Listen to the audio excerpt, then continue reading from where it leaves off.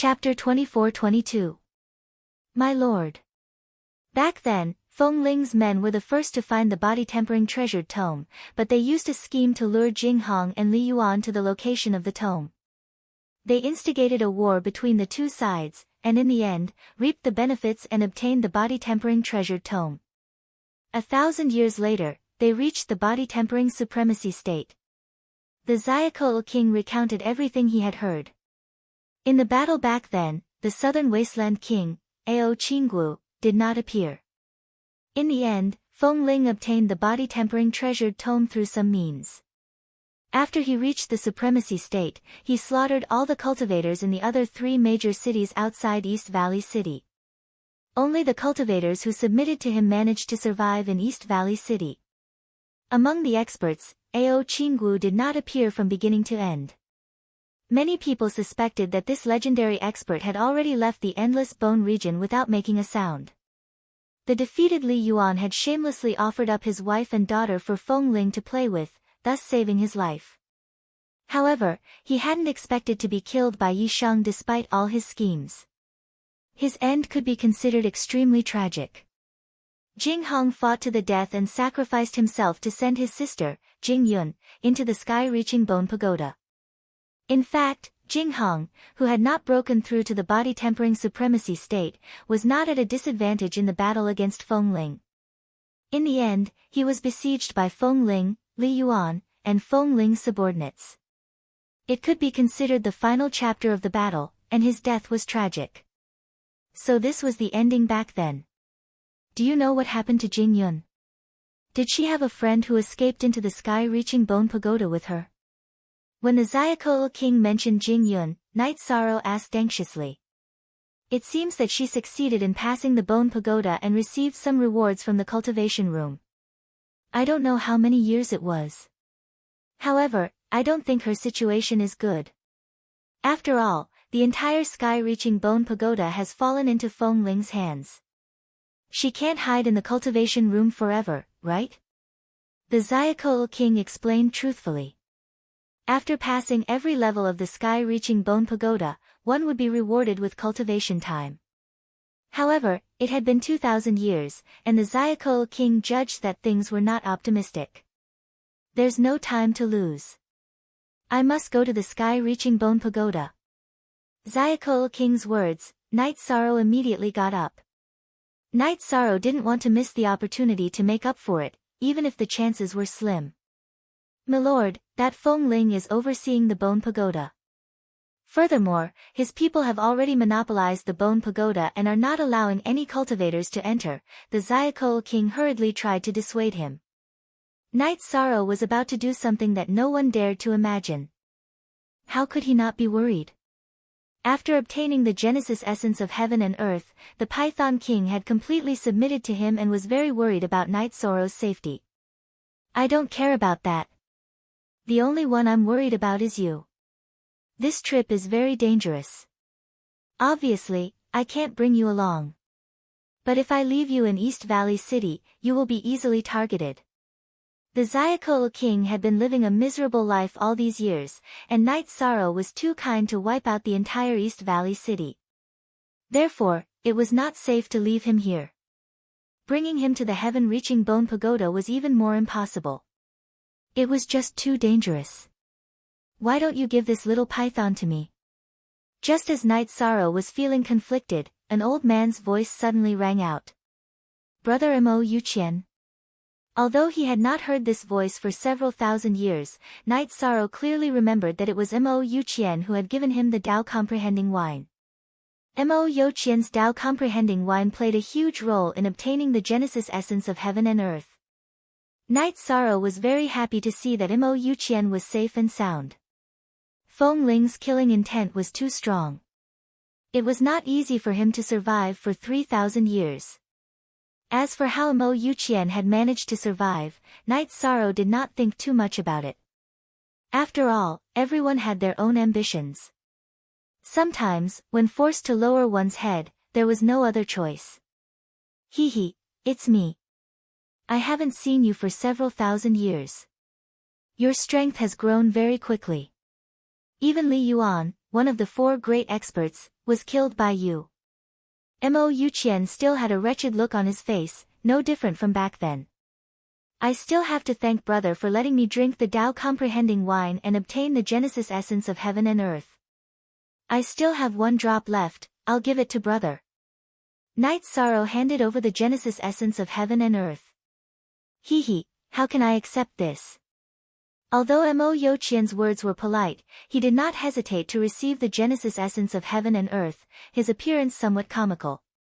After receiving the Genesis essence of heaven and earth, Mo Yuqian handed Knight Sorrow a wine gourd and said seriously, brother is about to do something big. Brother doesn't have anything to help you with, so I'll treat you to a drink. Alright. Then I'll thank brother for your kind intentions. Knight Sorrow thanked Mo Yuqian as he received the wine gourd and lifted his head to drink without the slightest hesitation. The taste of the wine was somewhat different from the Tao comprehending wine. It was very strong and spicy, making it very suitable to drink in such an atmosphere. Alright, straightforward. A smile appeared on Mo Yuqian's face, but he did not say anything else. Mo Yuqian then pointed at the Python King and said to Knight Sorrow, brother Knight Sorrow, take care. I'll be taking him away. Alright. Then I'll have to trouble brother. Knight Sorrow felt that the little old man Mo Yuqian was a little mysterious. However, he did not think too much about it and left East Valley City, heading straight for the sky-reaching Bone Tower.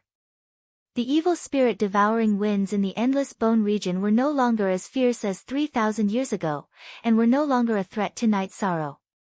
The only things that could threaten him were the giant wind pillars. As long as he avoided them, there would be no danger on his way. However, as he watched Yi Shang's figure disappear into the horizon step by step, the Python King suddenly felt as if he was a hero who had left and would never return. After all, he did not only have to face Feng Ling alone, but also all of his subordinates. After Feng Ling and his subordinates gained power, they had used bloody methods to suppress the entire endless bone region and even took the sky-reaching bone tower for themselves, not allowing anyone to approach. The upcoming battle would be Knight Sorrow taking on Feng Ling and his several tens of thousands of elites by himself. Didn't you guys forbid anyone from entering? Then I'll kill my way in. Don't you like to massacre cities? Today, I'll give you a taste of your own medicine. Knight Sorrow exuded a monstrous killing intent. From East Valley City, he could reach the sky-reaching bone tower as long as he walked straight. Since he was familiar with the route, he quickly returned to the area where he had fought before. Who are you? How dare you approach the sky-reaching bone tower? Do you have a death wish? Don't you know the rules set by Lord Feng Ling? Knight Sorrow was still thousands of miles away from the sky-reaching bone tower when one of Feng Ling's patrol teams discovered him. The leader of the team, the high-ranking feather god Zhurong, was a burly man. When he saw a cultivator approach, he immediately scolded him with an unruly expression. Other than Feng Ling's direct subordinates, no cultivator had dared to approach the sky-reaching bone tower for almost 2,000 years. The rules set by Feng Ling. The rules set by Feng Ling are nothing. Why should I follow them? Do you really think the endless bone tower is his dharma treasure? If you don't want to die, scram. Otherwise, don't blame me for being merciless. Knight Sorrow, who was holding the 1,000-ton demon subduing spear, said with a gloomy expression. The battle intent around him had already begun to condense, and he was ready to start a massacre. No matter what, he was going to kill his way into the sky-reaching bone tower today. Bastard! How dare you insult Lord Feng Ling? Brothers, charge! Tear this madman to shreds. Seeing that Knight Sorrow's tempered body was only at the middle-rank feather god level, Zhurong did not do it himself. Instead, he let a few middle-rank and low-rank feather gods do it. I've seen arrogant people, but I've never seen someone as tired of living as you. How dare you provoke Lord Feng Ling? You overestimate yourself. I've never seen someone as reckless as you. You're like a mayfly trying to shake a tree. At Zhurong's command, his subordinates immediately surrounded Knight Sorrow. In their opinion, the Southern Wilderness King, Ao Qinggu, had gone missing, Jing Hong had died tragically in battle, and Li Yuan had surrendered. There was no one in the Endless Bone region who could threaten Feng Ling. Their forces were completely invincible. If anyone dared to provoke them, they would be courting death. You're the ones who are tired of living. Now, you'll understand what it means to overestimate yourself. Facing the siege of more than 10 cultivators, Knight Sorrow let out a low growl. He directly used the 1,000-ton demon subduing spear to launch 10 simple strikes. After his strength had increased, Knight Sorrow's 10 spears had become even more terrifying. It was not something the patrol team could withstand. In the first exchange, 10 cultivators had their bodies blown apart. Oh no! This person is very strong. Captain, call for help. The other cultivators saw that something was wrong and immediately shouted for Zhurong to call for help. Chapter 24-23. A simple spear attack had the power to destroy heaven and earth. After killing 10 people in a row, the remaining cultivators were almost scared out of their wits. Someone is trying to break into the pagoda in the east. I need reinforcements, I need reinforcements. Seeing the situation in front of him, Zhu Rong immediately used a voice transmission Dharma treasure to call for help. There were nearly 100,000 people from Feng Ling near the sky-reaching bone pagoda. Under Zhu Rong's call for help, hundreds of immortal body refinement cultivators rushed to the scene. Oh, there are really people who don't care about their lives. After some people arrived and saw that there were really people fighting, they immediately laughed. Feng Ling had been too invincible these years. Apart from hunting skeletons, they had not fought for many years. Many people were itching to participate in the battle. In the Endless Bone realm, being surrounded by hundreds of immortal body refinement cultivators, if it were anyone else, they would have been scared out of their wits. However, Knight Sorrow was not afraid because these people could not break through his defense at all. Soon, Knight Sorrow killed hundreds of people in a row. At the same time, he advanced thousands of miles and was less than 10,000 miles away from the sky-reaching bone pagoda. This person is a little too strong. I'm afraid this strength is not something we can deal with. Many cultivators who did not take Knight Sorrow seriously had already put away their sense of superiority. They gradually understood that things were not that simple. However, this also completely alarmed Feng Ling's people. In the process of fighting, more experts rushed over to help. Not long after, Feng Jiu arrived with people. Behind him was the fire attribute Bone Dragon, the tiger-shaped demon beast that had been fierce in the formation, and 3 other demon beasts that were infinitely close to immortal body refinement. These 3 demon beasts were the 8-clawed fire centipede, the mammoth ant, and the Zhuyan. They all had monstrous auras, but their eyes were full of flames. Clearly, they did not have any intelligence. Feng Ling must have obtained an opportunity in the formation and found a way to control them. Knight Sorrow, it's you. You're really courting death. I let you escape the first 2 times. This time, I'll kill you no matter what. Don't even think about escaping again. After observing Knight Sorrow for a while, Feng Jiu raised his eyebrows and ordered, "You're no match for him. Hurry up and retreat." Escape? Why should I run? Forget about you, even Feng Ling can't stop me from entering the heaven-reaching bone pagoda today. Your ban is a joke. Knight Sorrow, who had transformed into a god of death, continued to move forward. It was as if he was in a state where he could kill a person every 10 steps. Under Feng Jiu's command, many cultivators began to hide, but some along the way were continuously slaughtered by Knight Sorrow. He was only a mid-level body-refining feather god, but he had killed an upper-level body-refining feather god as easily as killing a chicken. This made many of Feng Ling's subordinates shudder. Many people felt that even Feng Ling did not have such a terrifying killing intent that pressed forward courageously. How did his strength increase so quickly? Could it be that he obtained some kind of opportunity? Seeing Knight Sorrow's state, Feng Jiu knew that she couldn't let her guard down. She continued to order, "You 5 bastards, tear him apart." Roar. Awoo. After Feng Jiu gave the order, the fire attribute bone dragons, tiger-like fierce beasts, 8-clawed fire centipedes, mammoth ants, and Zhuyan all roared. The fire attribute bone dragon in the air suddenly spat out a mouthful of red flames. This flame covered the sky and covered the earth as it attacked Night Sorrow. It was the dragon breath that had burned his robe and the robe of nothingness back then. Good timing. Let's settle the matter of the past together. After Night Sorrow left the array, he found an ordinary green robe and changed into it. Now the green robe had been stained red with blood, and the smell of blood was very strong.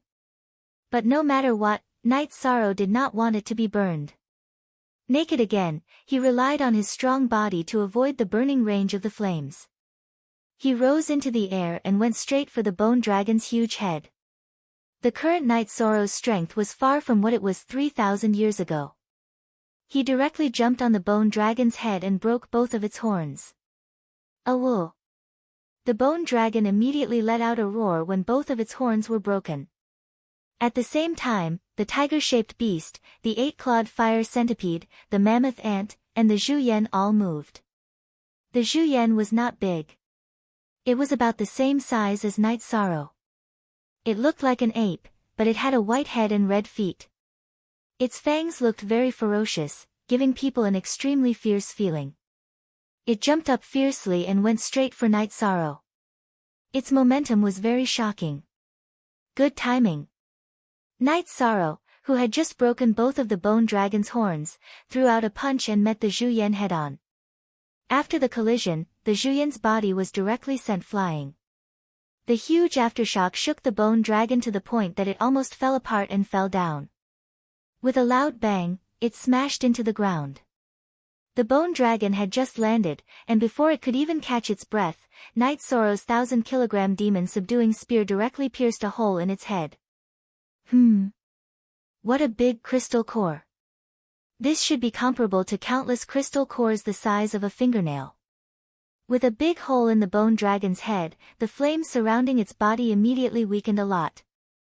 The crystal core in its head was also exposed.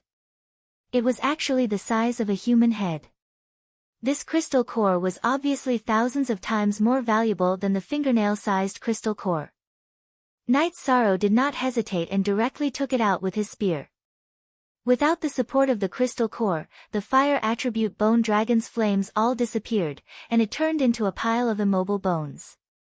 He actually became so strong. Feng Jiu was dumbfounded when she saw Night Sorrow easily defeat the scarlet ape and kill the fire attribute bone dragon. He immediately took out the twin shells and transmitted his voice to Feng Yi, "Big brother. Help. Hurry up and get Sir to come out of seclusion. Someone is forcing his way into the sky-reaching bone tower. I can't stop him at all." "You can't stop him, but there are still the 5 great monsters left behind by Sir. What are you panicking for?" Feng Yi quickly responded impatiently. "Cough. If the 5 great monsters could stop him, why would I be in such a hurry to transmit my voice to you?" Feng Jiu's expression changed greatly. He said anxiously, "I'm afraid that it won't be long before everyone, including me, is killed by him. This person is too ferocious." Night Sorrow's combat power had completely scared Feng Jiu out of his wits. What?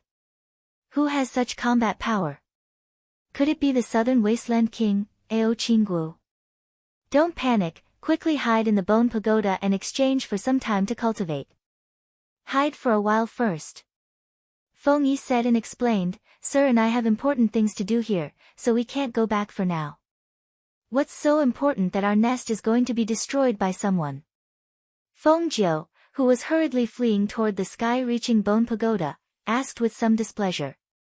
The pressure from Night Sorrow was too great, and he could not calm down at all. "Why are you panicking? If those trash die, then so be it. Sir is planning to seize Jing Yun's bloodline. If he can successfully merge with it, he will have a chance to make the sky-reaching Bone Pagoda recognize him as its master. At that time, not to mention the endless bone region, even High Bay City will be in our pocket." Feng Yi said solemnly. "How long will it take for Sir to complete the merging?" At this time, I don't have many crystal cores in my hands, and I don't have time to go to Sir's treasury to get them, so I shouldn't be able to exchange for too long of a time to cultivate. Feng Jiu asked in a panic as he fled. Chapter 24-24. It won't take long. Master is now in the cultivation room, helping Jing Yun improve her body strength. As long as her body refinement reaches the level of an upper-level feather god, the bloodline will be transferred smoothly. Then the bloodline transfer can proceed smoothly. Feng Yi's tone was filled with worship and madness, as well as some demonic nature. How long will that take? How many years? Feng Jiu, who was running away frantically, was about to explode. He wondered what was wrong with Feng Yi. Why didn't he get to the point? Was he trying to kill him? She should succeed in about 1,000 years. Master is now consuming a lot of resources to improve her body strength. 1,000 years later, not only will the sky-reaching bone pagoda be subdued by us. High Base City will also be slaughtered by us. We will soon take revenge for being exiled. Feng Yi said coldly. What? 1,000 years? Hearing this, Feng Jiu immediately lost his composure. At this moment, he could escape into the sky-reaching bone pagoda and exchange for some time to cultivate. But with his financial resources, it was impossible to exchange for 1,000 years. At most, it would be about 100 years. For a moment, Feng Jiu was in a mess. He knew Feng Ling's character. It was impossible for him to give up on becoming stronger and come out of seclusion just because of Night Sorrow's massacre. At the same time, Night Sorrow, who had just killed the fire attribute bone dragon, blew up the 8-clawed fire centipede's body with his spear. Only the tiger-shaped beast, the mammoth ant, and Zhu Yan were left fighting with him. These three beasts did not have much spiritual intelligence, but they were ferocious and fearless. They kept charging at Night Sorrow. Although the tiger-shaped beast was fast and the Zhu Yan was brave, it was not difficult to deal with them.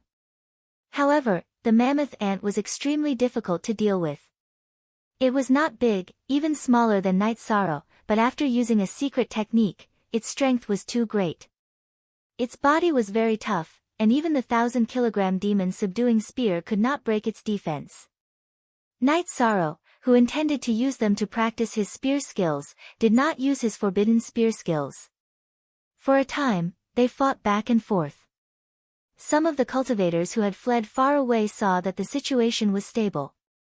They thought that Night Sorrow had been pinned down by the three beasts and immediately breathed a sigh of relief. This included Feng Jiu, who had returned. Knowing that it was useless to run away for the time being, he braced himself and turned back. He immediately ordered his men to cooperate with the three great beasts to attack Night Sorrow again. In fact, Feng Ling was the young master of a large family outside. Feng Yi and Feng Jiu were his servants. In the endless bone domain, these two people were equivalent to his left and right arms. They had a lot of authority. However, Feng Jiu's cultivation talent was average, so she had never been able to reach the half-step upper god realm. Kill. He's already at the end of his rope. Feng Jiu commanded the cultivators to rush forward. With tens of thousands of cultivators attacking together, even Night Sorrow felt a bit of pressure. Without any hesitation, he directly shot out his forbidden spear technique towards the direction of the crowd. Boom! The dark green light streaked across and instantly, dozens of cultivators were blasted into smithereens. The ground also collapsed from the impact. It was a majestic and thunderous attack. So strong. What kind of technique is this?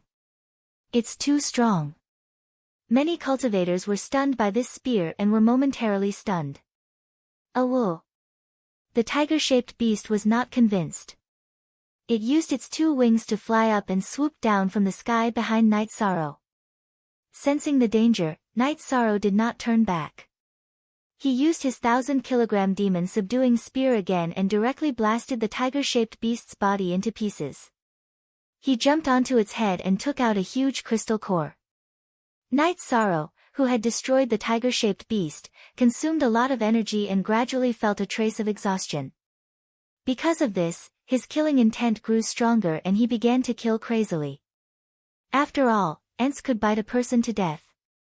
No matter how strong a person was, he would only be exhausted at the end of the day. Night Sorrow did not want to be beaten up by Feng Ling's group after he exhausted his energy. How can we fight? Feng Jiu was completely dumbfounded when she saw Night Sorrow shuttling through the crowd of cultivators as if there was no one around. Helpless, she ordered loudly, "No one is allowed to take a step back. Go, all of you, go. Exhaust him to death even if you have to." "I don't believe he's not exhausted at all." "You're very jumpy, aren't you? You're jumping around." The other cultivators were all fighting and Feng Jiu was the only one commanding outside the crowd. Naturally, he was noticed. Night Sorrow looked up and muttered coldly. They were a little far away and Feng Jiu could not hear Night Sorrow's words clearly. However, she was so frightened by Night Sorrow's cold gaze that her body trembled. She immediately roared, "Stop him, stop him. Don't let him get close to me. You want to stop me? Do you think that's possible?" Night Sorrow, who heard Feng Jiu's roar, sneered and charged in her direction. Like a tiger entering a flock of sheep, she closed in rapidly. "Go on, all of you. Otherwise, all of you will die when the master comes out of seclusion. I'm from the same family as the master." Night Sorrow was truly way too ferocious. Apart from the mammoth ant and Zhu Yan that were pestering him, the others seemed to be charging forward but maintained a certain distance from him. There were cultivators who were fearless of death, but they were in the minority after all. These people were not as united as a single piece of metal. Is Feng Ling in seclusion? No wonder she's so obedient. She didn't appear even after I killed her to this extent. Upon hearing Feng Jiu's words, Night Sorrow, who initially wanted to kill her directly, decided to capture her first and see if he could get some useful information out of her. After all, the main purpose of his trip was to find out the whereabouts of Jing Yun and the others, not to kill blindly. "How dare you stop me?" Although the mammoth ant and Zhu Yan were severely injured, they were still attacking relentlessly. Night Sorrow was completely enraged and stopped in his tracks, preparing to deal with the two of them first. He swept his spear horizontally. Night Sorrow took the lead and stabbed the Zhu Yan that had leaped into the air once more. This time round, Night Sorrow used the power of merit and the 1,000-kilogram demon subduing spear became even more terrifying. When the spear struck the Zhu Yan's head, not only did it shatter its head, even its crystal core was shattered into dust. Night Sorrow did not feel the pinch and turned to deal with the most troublesome mammoth ant. This giant ant had caused him a lot of trouble and Night Sorrow did not want to give it another chance to jump. Not only did he use the power of merit, but he also used the Forbidden Spear technique again to shatter it directly.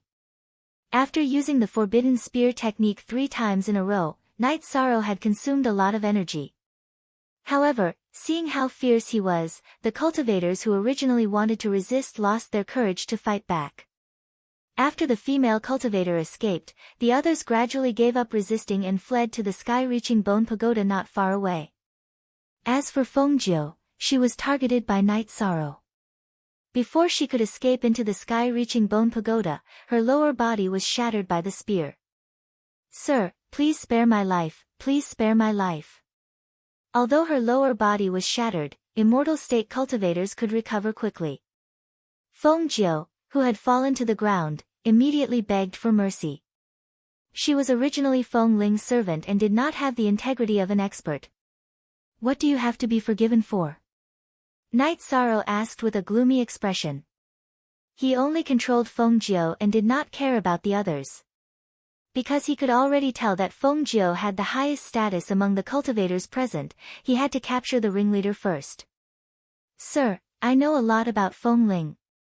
I can tell you everything. Also, I have a way to help you exchange for at least a secret technique." The vitality of a immortal state cultivator was extremely strong. Feng Jiu, whose lower body was completely shattered, was not affected much when she spoke. You can help me exchange for a secret technique?" Hearing this, Night Sorrow's heart skipped a beat. However, He continued to say calmly, "Tell me everything you know. If you can get information that is useful to me, perhaps I will spare your dog life." I'll talk. Sir, listen to me slowly. Chapter 24-25. Oh. You have news of Jingyun. Upon hearing this, Night Sorrow's eyes lit up. If Feng Jiu didn't know about Jingyun, why would she bring this up? She obviously knew some inside information. "My lord, I know some things about Jingyun and some news about her friends. If I tell you everything, can you spare my lowly life?" After confirming that Night Sorrow was really related to Jingyun, Feng Jiu immediately bargained. However, this obviously angered Night Sorrow. He said coldly, "Do you think you have the right to negotiate with me? If you have time to talk nonsense, why don't you tell me more?" "Yes. My lord. Please don't be angry. Please don't be angry." Feng Jiu was a servant and was very servile. After begging for mercy, she continued, "To be honest, Feng Ling has already controlled Jingyun. He is also helping her improve her physical strength in the cultivation room. In less than 1,000 years, he will definitely improve Jingyun's physical strength to that of an upper-level feather god. Feng Ling is so kind. Could it be that he likes Jingyun and wants to marry her?" Night Sorrow asked with a frown. Feng Jiu shook her head and said, "That's not the case. Feng Ling has the heavenly phoenix bloodline, but it's not pure. Jingyun has the pure true phoenix bloodline. He wants to improve Jingyun's physical strength to a certain level and then use a secret technique to steal her bloodline. If he succeeds, he will become the #1 expert in both the Endless Bone region and High Bay City." "What? He's actually so vicious." Hearing Feng Jiu's words, Night Sorrow asked angrily, "Where is Feng Ling now?" "My lord, I don't know which cultivation room he is in. Even if I knew, it would be useless because the cultivation room in the sky-reaching Bone Pagoda is impossible to break into. If you do, you will be attacked by a high god. However, I do know where Jingyun's 3 friends are." Feng Jiu replied and continued, "They seem to be called Zhu Yunxia, Ho Lai, and Geng Chen. The one called Zhu Yunxia is quite pretty." Feng Jiu then explained that Jingyun, Zhu Yunxia, Ho Lai, and Geng Chen were sent into the sky-reaching Bone Pagoda by Jinghong. Back then, Jingyun had witnessed her brother's tragic death. She had been filled with pain and indignation. She had directly exchanged for a high-tier feather god's lightning cultivation room in the sky-piercing Bone Pagoda. She had wanted to quickly increase her strength and avenge her brother. It was also because of this that although Jinghong had left her a large number of crystal cores, she had only exchanged them for 2,000 years of cultivation time. A few days ago, she had been kicked out of the cultivation room. In the past 2,000 years, she had advanced to the level of a mid-level feather god, but she was no match for Feng Ling. She was caught on the spot.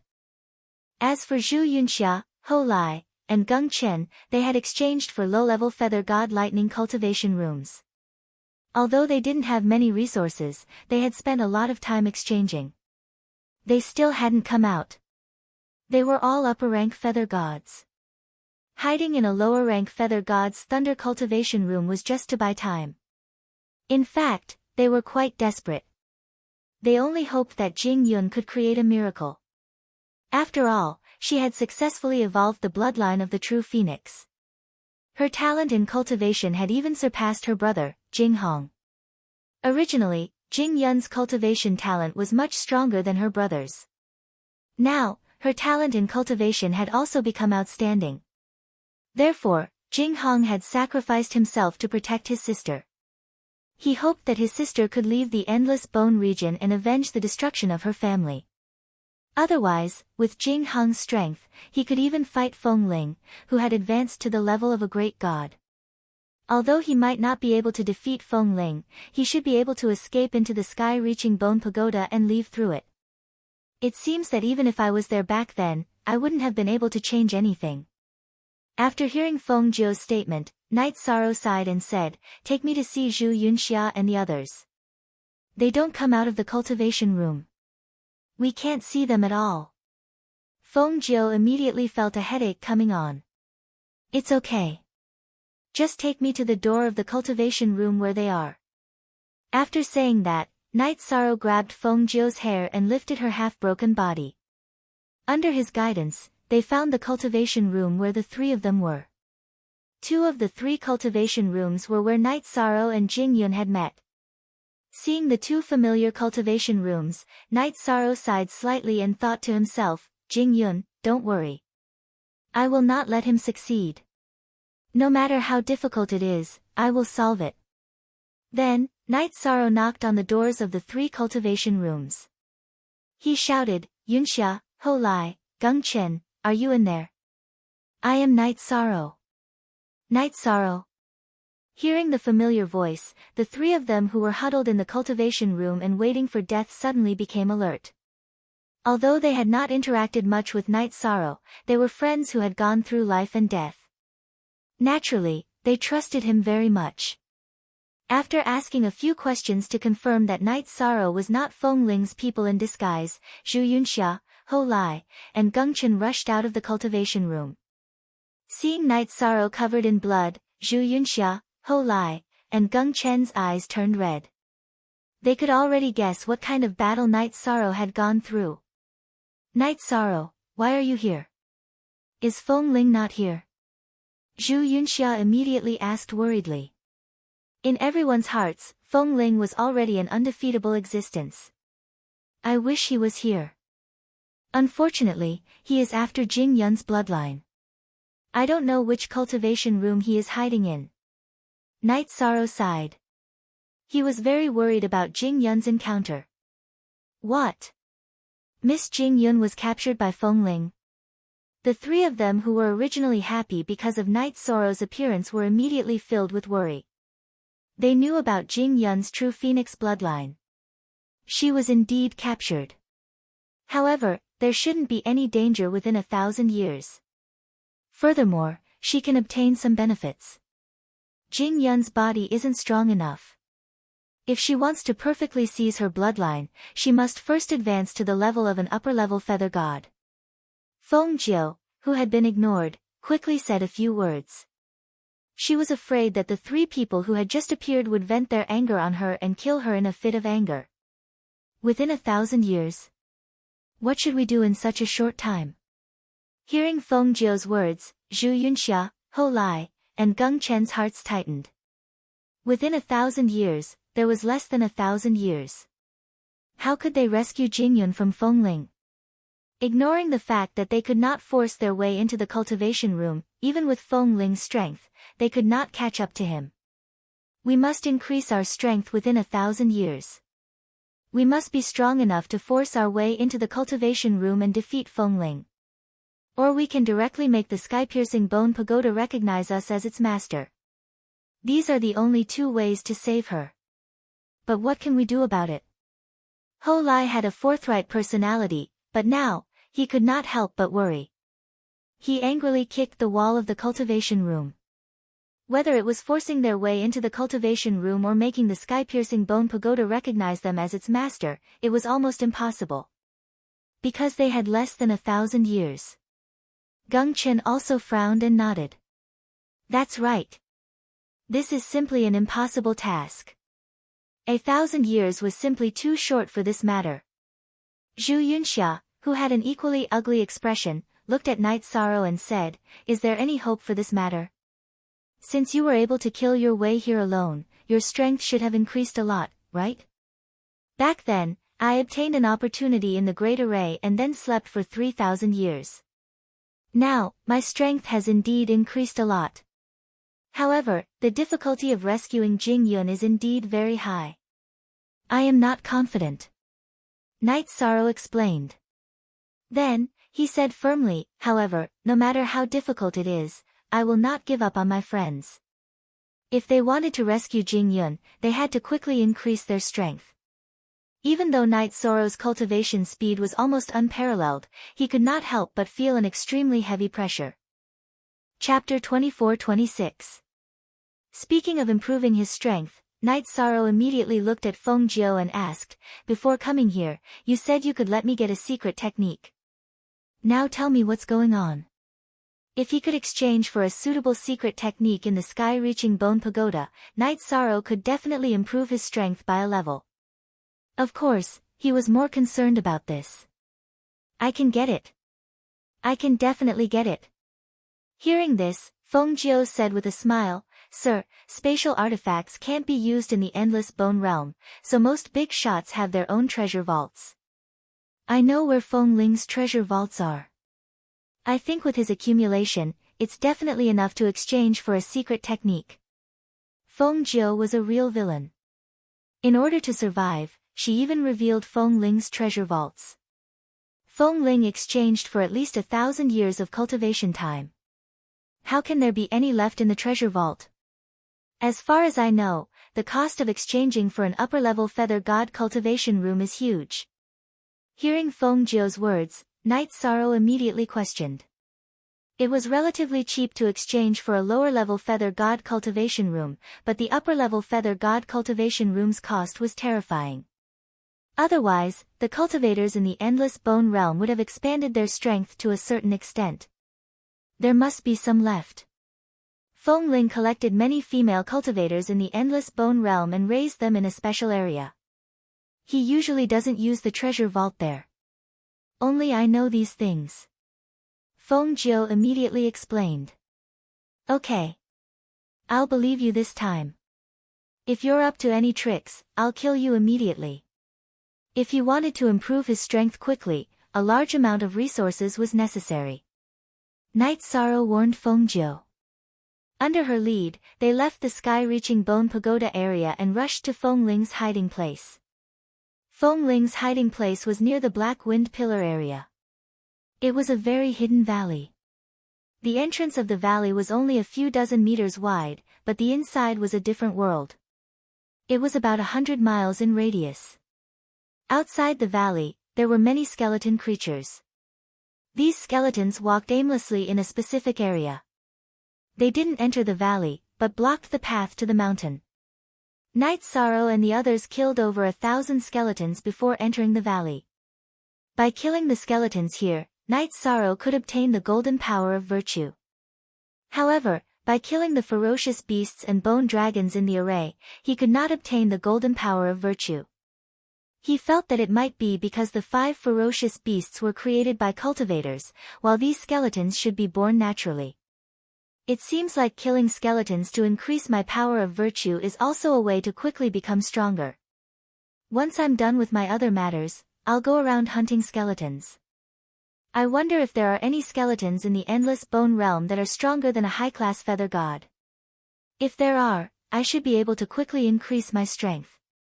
Knight Sorrow pondered as he made his way into the valley. The endless bone realm was huge, and there were many regions that the cultivators had yet to explore. Damn it! Feng Ling is simply a beast. He really deserves to die. As soon as the group entered the valley, Zhu Yunxia cursed angrily. In this valley with a radius of 50 kilometers, there were hundreds of naked women. Their ankles were heavily shackled, and each of them had obvious whip marks on their bodies. They all looked pitiful. As cultivators, it was too tragic for them to end up like this. It was no wonder that it was rare to see beautiful female cultivators in the endless bone realm. It seemed that most of them had been collected by Feng Ling and brought to this valley. I wonder how Jing Yun is. After seeing what these female cultivators had encountered, Knight Sorrow naturally became worried about Jing Yun. In fact, Jing Yun was beautiful and had the bloodline of the true phoenix. Her temperament was extremely outstanding, so Feng Ling naturally missed her. However, Jing Yun was soft on the outside but tough on the inside. If he used force, it was very likely that she would self-destruct. Feng Ling was afraid that it would ruin his plans, so he did not do anything in this aspect. Jing Yun knew that Feng Ling did not have good intentions in helping her improve her body tempering strength. However, in order to take revenge, she still cooperated with him to cultivate. This is really, a beast. Zhu Yunxia walked to the side of a young girl with a face full of sympathy. She wanted to help her cut off the shackles on her feet. The girl had countless whip marks on her body and had not recovered yet. She had obviously been abused by Feng Ling. However, Zhu Yunxia's attack did not cut off the shackles. Hou Lai and Geng Chen could not do it either.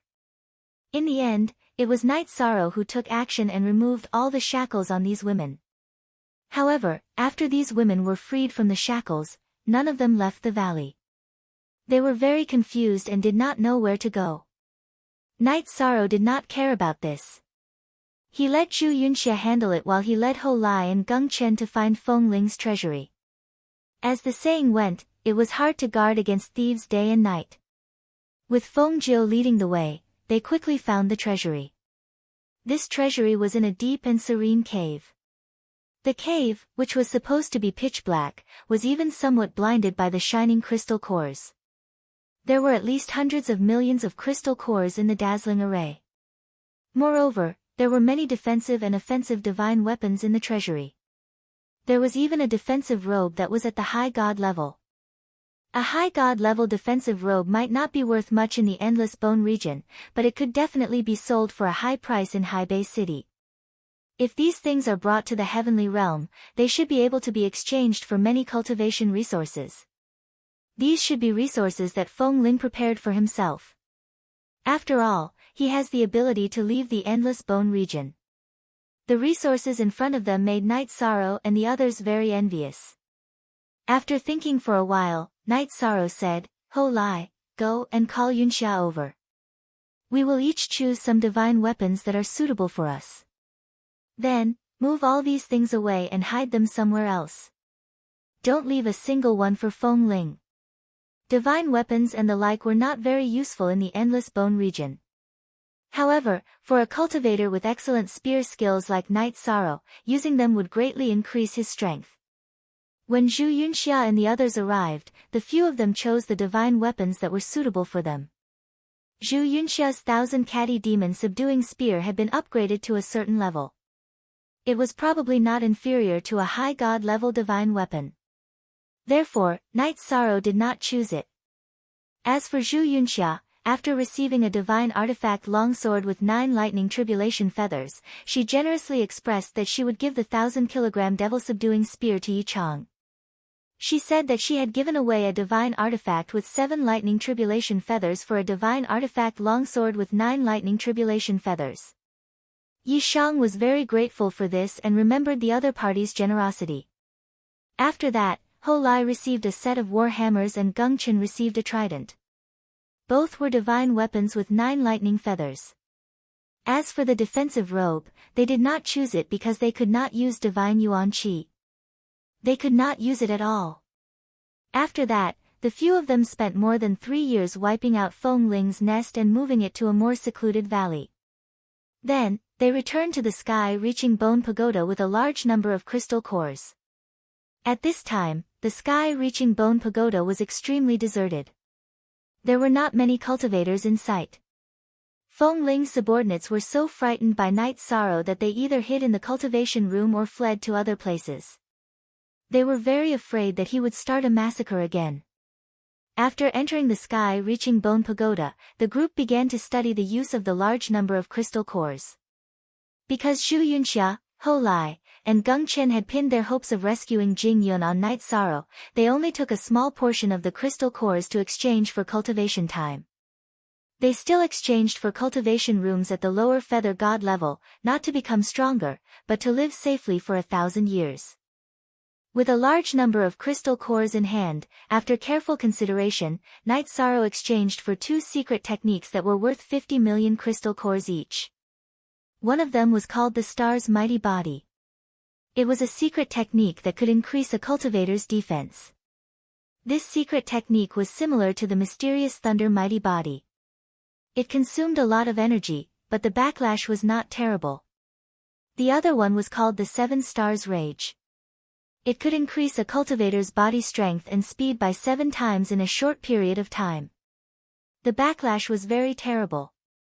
After using the secret technique, the cultivator would be weak for a long time.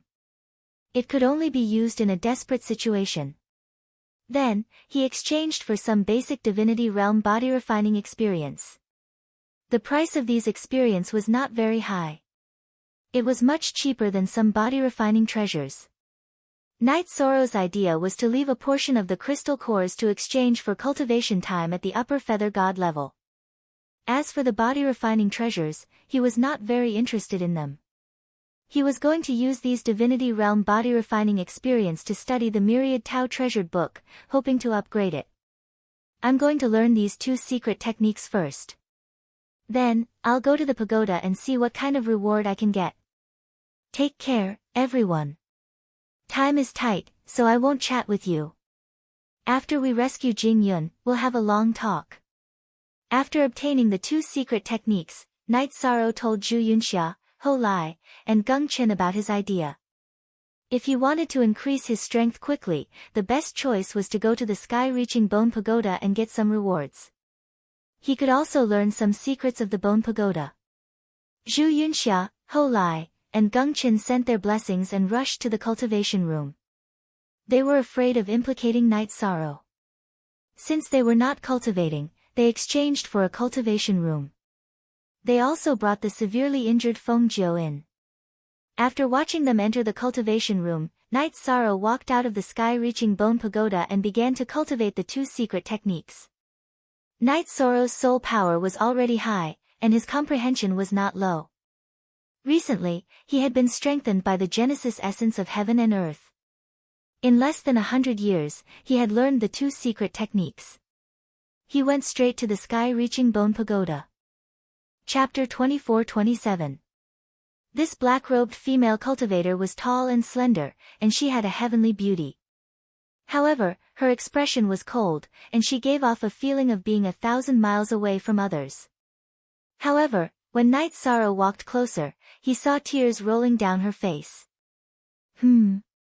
Body tempering level of a supreme deity. Knight Sorrow finally noticed that the female cultivator was a supreme deity. He didn't want to waste time, so he stopped and asked, "What's wrong?" Knight Sorrow suddenly felt that the female cultivator was familiar, but he couldn't remember where he had seen her before. Sigh.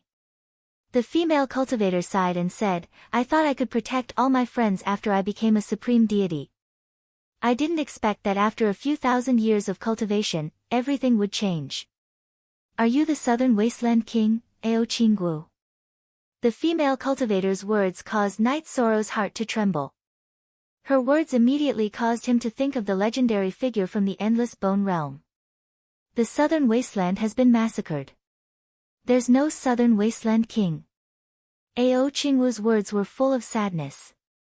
She didn't get any body tempering techniques, but she broke through to the supreme deity level with her own understanding. However, fate made fools of people. She only wanted to protect all her friends, but when she came out of seclusion, she found that all her friends were killed by Feng Ling. The entire southern wasteland city was massacred. Except for the traders, no one survived. The dead are gone. My condolences. Knight Sorrow sighed and comforted her. The realm of the gods was too cruel. Sometimes, the lives of cultivators were worse than grass. Is there anyone you want to protect? Ao Qinggu murmured. She didn't look at Knight Sorrow. I have family and friends to protect. This is also the biggest motivation for me to become strong. Yi Shan could feel the other's sadness, so he answered truthfully. This is where I met my friends. At that time, I had just entered the Endless Bone region, and my body tempering level was not strong. I was not bullied by other cultivators because they took care of me. Otherwise, not only would I lose my virginity, but I would also lose my life. Ao Qinggu slowly told her story and said with hatred, they were all killed by Feng Ling, but I can't find Feng Ling. I can't avenge them. I do know that Feng Ling is residing in the cultivation room, plotting to seize my friend's true phoenix bloodline within 1,000 years. If he seizes the true phoenix bloodline, I'm afraid that his strength will have a very terrifying increase. Since the other party had the same enemy as him, Knight Sorrow did not hide Feng Ling's matter. Knight Sorrow did not doubt Ao Qingwu's identity at all. Because in the Endless Bone region, other than her, no one else could break through to the body-refining upper god stage. Which cultivation room is he in? Take me there. I'm going to kill him and avenge all the dead. Ao Qingwu's gaze sharpened when she heard Night Sorrow's words. Her aura was no longer as pitiful as before. You might be a high god in body refinement, but I advise you not to be impulsive. If you go into the cultivation room now, you will be attacked by the Bone Pagoda. If you fight Feng Ling while enduring the Bone Pagoda's attack, you will definitely be killed. Seeing that Ao Qingwu was a little dizzy from hatred, Night Sorrow hurriedly tried to persuade her. Why don't you wait for me to increase my strength, and then we can go and kill Feng Ling together? You're just an intermediate god in body refinement. What can you do? Quickly tell me where Feng Ling is hiding. Ao Qingwu began to seriously size up Night Sorrow. When she saw Night Sorrow, she could not help but be taken aback. Then, she raged, "Thief! So it's you. If you hadn't stolen 3 drops of Genesis essence from me back then, why would I have been delayed for 3,000 years before coming out of seclusion?" As she spoke, Ao Qingwu angrily struck out with her palm, aiming straight for Night Sorrow's head. What? You're that black dragon in the underground river. I remember that your aura was very powerful back then. You must have reached the body refining upper god stage. How could I have delayed your time? Hearing Ao Qingwu's words, Night Sorrow suddenly remembered why she looked so familiar. Ao Qingwu was the black dragon who had attacked him in the underground river. Night Sorrow did not dare to be careless in the face of a high god's attack. He condensed his power of merit and used the star's hegemonic body and the forbidden spear to resist with all his might. The backlash from using the secret technique, 7 Stars Rage, was too great, so Night Sorrow did not use it. Boom! Although Ao Qingwu had only casually attacked, it was still an attack from a high god. Night Sorrow had to use many of his trump cards to be on par with his opponent. Ao Qingwu's attack did not cause any harm to Night Sorrow, but she did not suffer any backlash either. You're pretty strong. But quibbling won't let you live. I had reached the high god stage back then, but my body had some hidden injuries that required the Genesis essence of heaven and earth to heal. It's all your fault for stealing 3 drops, so I was delayed for 3,000 years. You're going to die today. Ao Qingwu was a little surprised that her attack did not succeed, but she did not hesitate to attack again. This time, she attacked with all her might, but she did not use her secret technique. Rare treasures of heaven and earth belong to the fated. If it belonged to you, why didn't you keep it back then? Your friends were killed, but you didn't think of a way to take revenge. Instead, you tried to make your presence known to me. It's not that easy to kill me. Night Sorrow could not help but feel a little angry that Ao Qingwu had implicated him for no reason. I remember that you called me a worm and said you wanted to kill me. It's normal for me to kill you now. You have nothing to defend yourself. Die. Pay with your life for all my friends. Ao Qingwu's body was full of hostility. She used her palm as a knife and went straight for Night Sorrow's chest. If he was caught, his entire heart would be dug out. In that case, there's nothing to say. Night Sorrow did curse when he was attacked, but he did not want to defend himself. He thought to himself, since you're attacking, I'll take it. In an instant, the god-level essence smoke that he had comprehended 3,000 years ago appeared on Night Sorrow's body again. He used the power of merit and the forbidden spear again. With the god-level essence smoke and the astral body, the forbidden spear was many times more powerful than before. The golden fire of merit burned on the surface of the 1,000-ton demon spear, and it pierced toward Ao Qingwu's palm. Seeing Night Sorrow's spear, Ao Qingwu's palm turned into a dragon's claw. The two collided, and there was a loud rumble in the Sky Bone Pagoda. The ground shook as if there was an earthquake. However, the Sky Bone Pagoda was obviously made of high-quality materials. It did not have a single crack after such a huge impact. Just like the Sky Bone Pagoda, Night Sorrow and Ao Qingwu were not injured. It was a tie again. What? You're just a mid-level feathered god human cultivator, and you can block my attacks twice. Ao Qingwu was clearly stunned when she saw that Yi Shang was completely unharmed. The situation before her eyes had already exceeded her imagination. A few thousand years ago, she had not reached the body refinement realm, but she could easily kill a mid-level feathered god in a second. Now, she had failed twice. It was unbelievable. There are many things you can't imagine. If your vision is forever stuck in the endless bone region, your achievements will probably be limited to this. Just as she was stunned, Night Sorrow took the opportunity to enter the Sky Bone Pagoda. He knew that if the stalemate continued, Ao Qinggu might use a secret technique or transform into her original form to fight. If that happened, Night Sorrow would not be able to take it. Thief! You're lucky to have escaped. Ao Qinggu muttered unwillingly. She had let Night Sorrow escape into the Sky Bone Pagoda. However, at the same time, she was also shocked by Night Sorrow's ability. As a mid-level feathered god human cultivator, not only could he block her full-strength attack, but his speed was also close to that of a body refinement high god. This was simply shocking. After all, the difference in cultivation level between the two was huge. Could it be that he obtained a large amount of Genesis essence? Completely changed his body. That must be it. Otherwise, no matter how strong his body refinement talent is, he can't be so outstanding. Ao Qinggu thought to herself. Human cultivators had always been the weakest in terms of physical strength. Demon beasts had a unique advantage in terms of physical strength. As a dragon, her body was even more abnormally strong. In the endless bone region, she was almost invincible in the same cultivation level. A human cultivator with a terrifyingly strong body like Night Sorrow was simply an existence that defied common sense.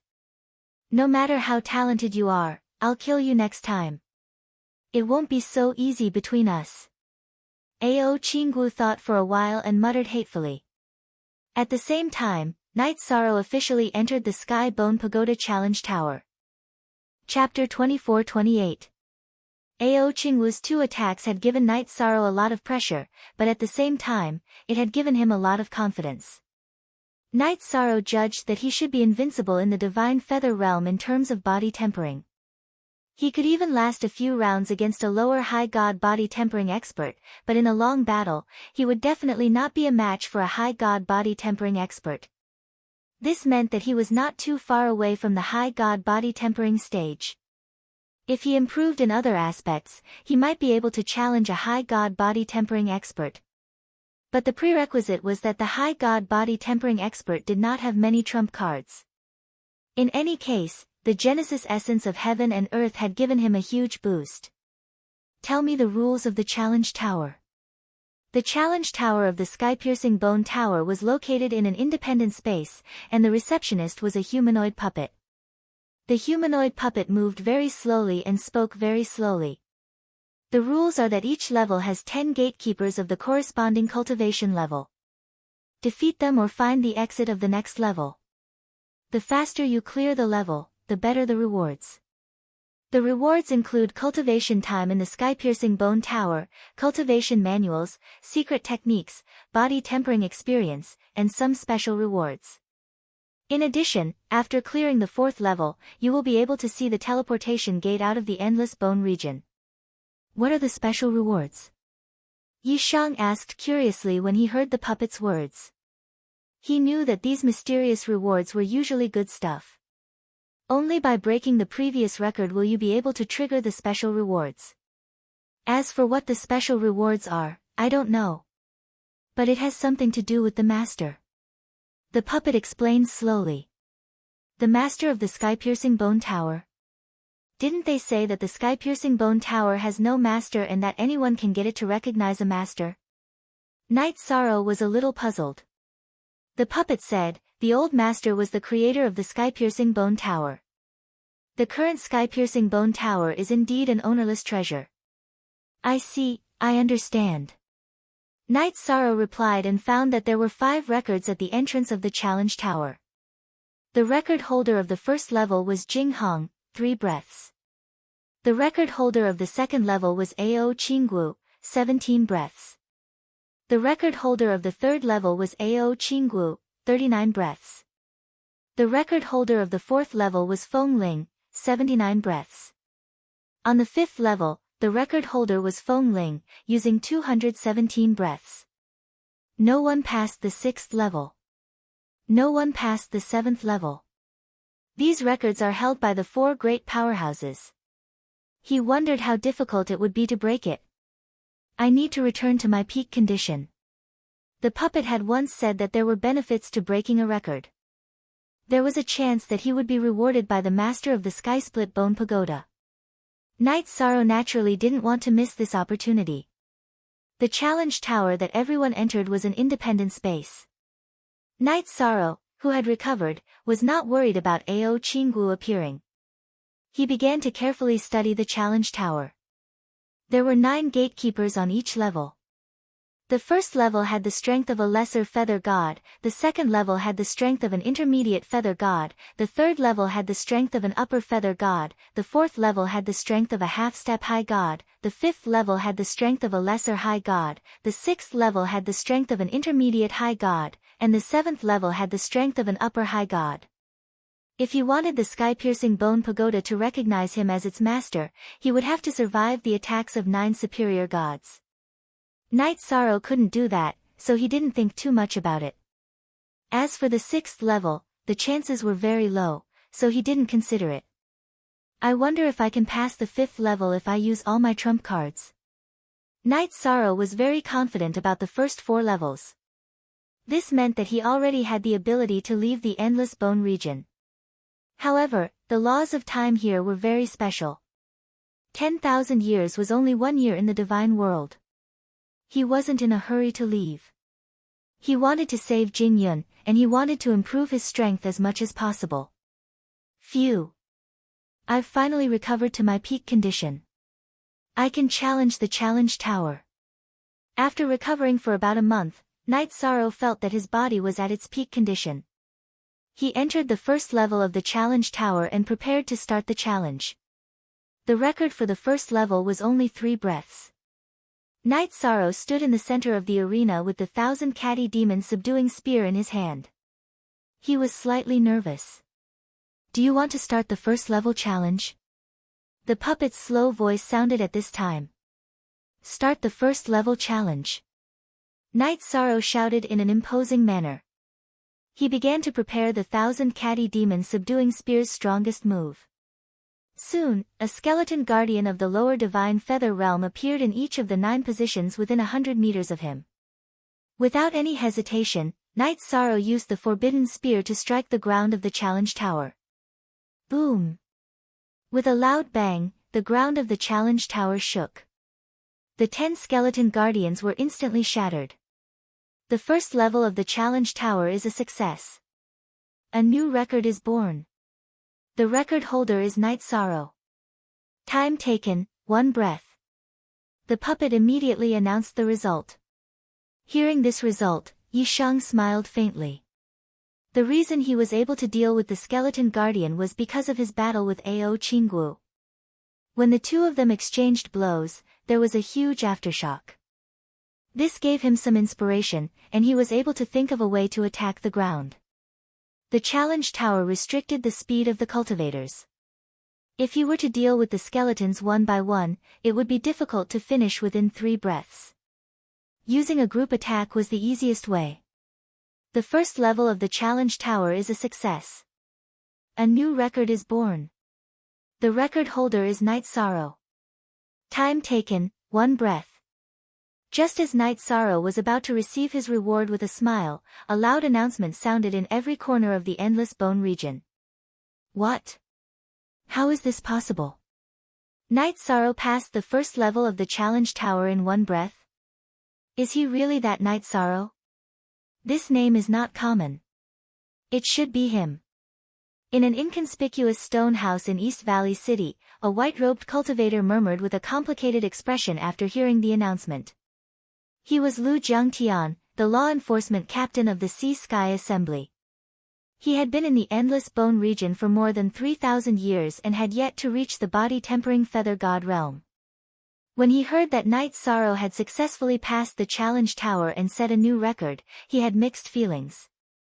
Firstly, he was happy that Night Sorrow had also been exiled to the Endless Bone region. Secondly, he was shocked by the speed of his growth. After all, anyone who could set a new record was a legendary figure. Brother Night Sorrow is indeed extraordinary. He broke boss Jing Hong's record in one move. When he heard the news, Ho Lai, who was in the cultivation room, shouted happily. He had a good impression of Night Sorrow. Of course. Back when he was a low-level body-tempering feather god, he was able to kill Ling Tian in one move. If he advances to the mid-level body-tempering feather god realm, his strength will increase by leaps and bounds. Zhu Yunxia was also very happy and smiled. Geng Chen, who was sitting to the side, looked at the two excited people and smiled slightly without saying anything. Night Sorrow, you have appeared. Jing Yun, who was improving her strength in the high-level feather god cultivation room, was clearly shocked when she heard the news. Do you know him? Feng Ling, who was sitting cross-legged with his eyes closed, asked coldly when he felt Jing Yun's body tremble in the lightning. He was dressed in white and had an extremely handsome face. His eyes were long and narrow. Even though they were not open, he gave off a very strong pressure. He is more outstanding than you and more open and aboveboard, Jing Yun said bluntly. Ha ha. What's the use of being open and aboveboard? In the realm of the gods, only the strong are respected. Feng Ling smiled noncommittally at Jing Yun's answer. That's why you will never have the chance to become the master, but he will. This is the difference in your breadth of mind. It will decide your future path. As she spoke in the lightning, blood flowed from the corner of Jing Yun's mouth, but a smile appeared on her face. It's not too late for you to say this after he breaks my record on the 4th and 5th levels. The first 3 levels were just because I was too lazy to break them after I became a deity. Feng Ling did not care about Jing Yun's words at all. It was obvious that he did not take Night Sorrow seriously. The challenge on the 4th level of the challenge tower is successful. A new record has been created. The record holder, Ao Qinggu, took 10 breaths. At this moment, a loud announcement sounded in the Endless Bone region again. Ao Qinggu had also made a move to break the record. Hearing this voice, Feng Ling, who was originally sitting cross-legged with her eyes closed, immediately opened her eyes and stood up. Chapter 24-29. Ao Qinggu appeared and broke the record of the 4th level. She must have become a body-tempering superior god. The record of the 4th level was set by Feng Ling before he became a superior god. He judged that it was definitely a superior god who broke the 4th level in 10 breaths. Feng Ling, who originally thought that he was invincible with only one body-tempering superior god in the Endless Bone territory, had mixed feelings. Among the 4 masters, his bloodline talent was the worst. He had no advantage in a battle between masters of the same level. At the same time, hearing the news of Ao Qinggu breaking the record, the entire Endless Bone territory became lively. A legendary figure had appeared after a few thousand years of silence and directly broke the record of the challenge tower. It was the return of the king. That was not all. The key was that she and the new master, Night Sorrow, appeared at the same time. Had the two of them joined forces? If they joined forces, even Feng Ling would not be a match for them. So soon, the Endless Bone territory had changed again. After all, the cultivators of East Valley City had seen Night Sorrow kill Li Yuan, one of the 4 masters. Feng Ling's scattered subordinates had also seen Night Sorrow's ferocity. They had seen him kill the 5 ferocious beasts with their own eyes. In their minds, there were no more 4 masters in the Endless Bone territory. There were only 3 masters, Feng Ling, Ao Qinggu, and the new master, Night Sorrow. If Night Sorrow heard others talking about him and Ao Qinggu, he would be speechless. The two of them were at daggers drawn. There was no such thing as cooperation. The next time they met, there would be a big battle. The current situation was that he, Feng Ling, and Ao Qinggu were in a triangular confrontation.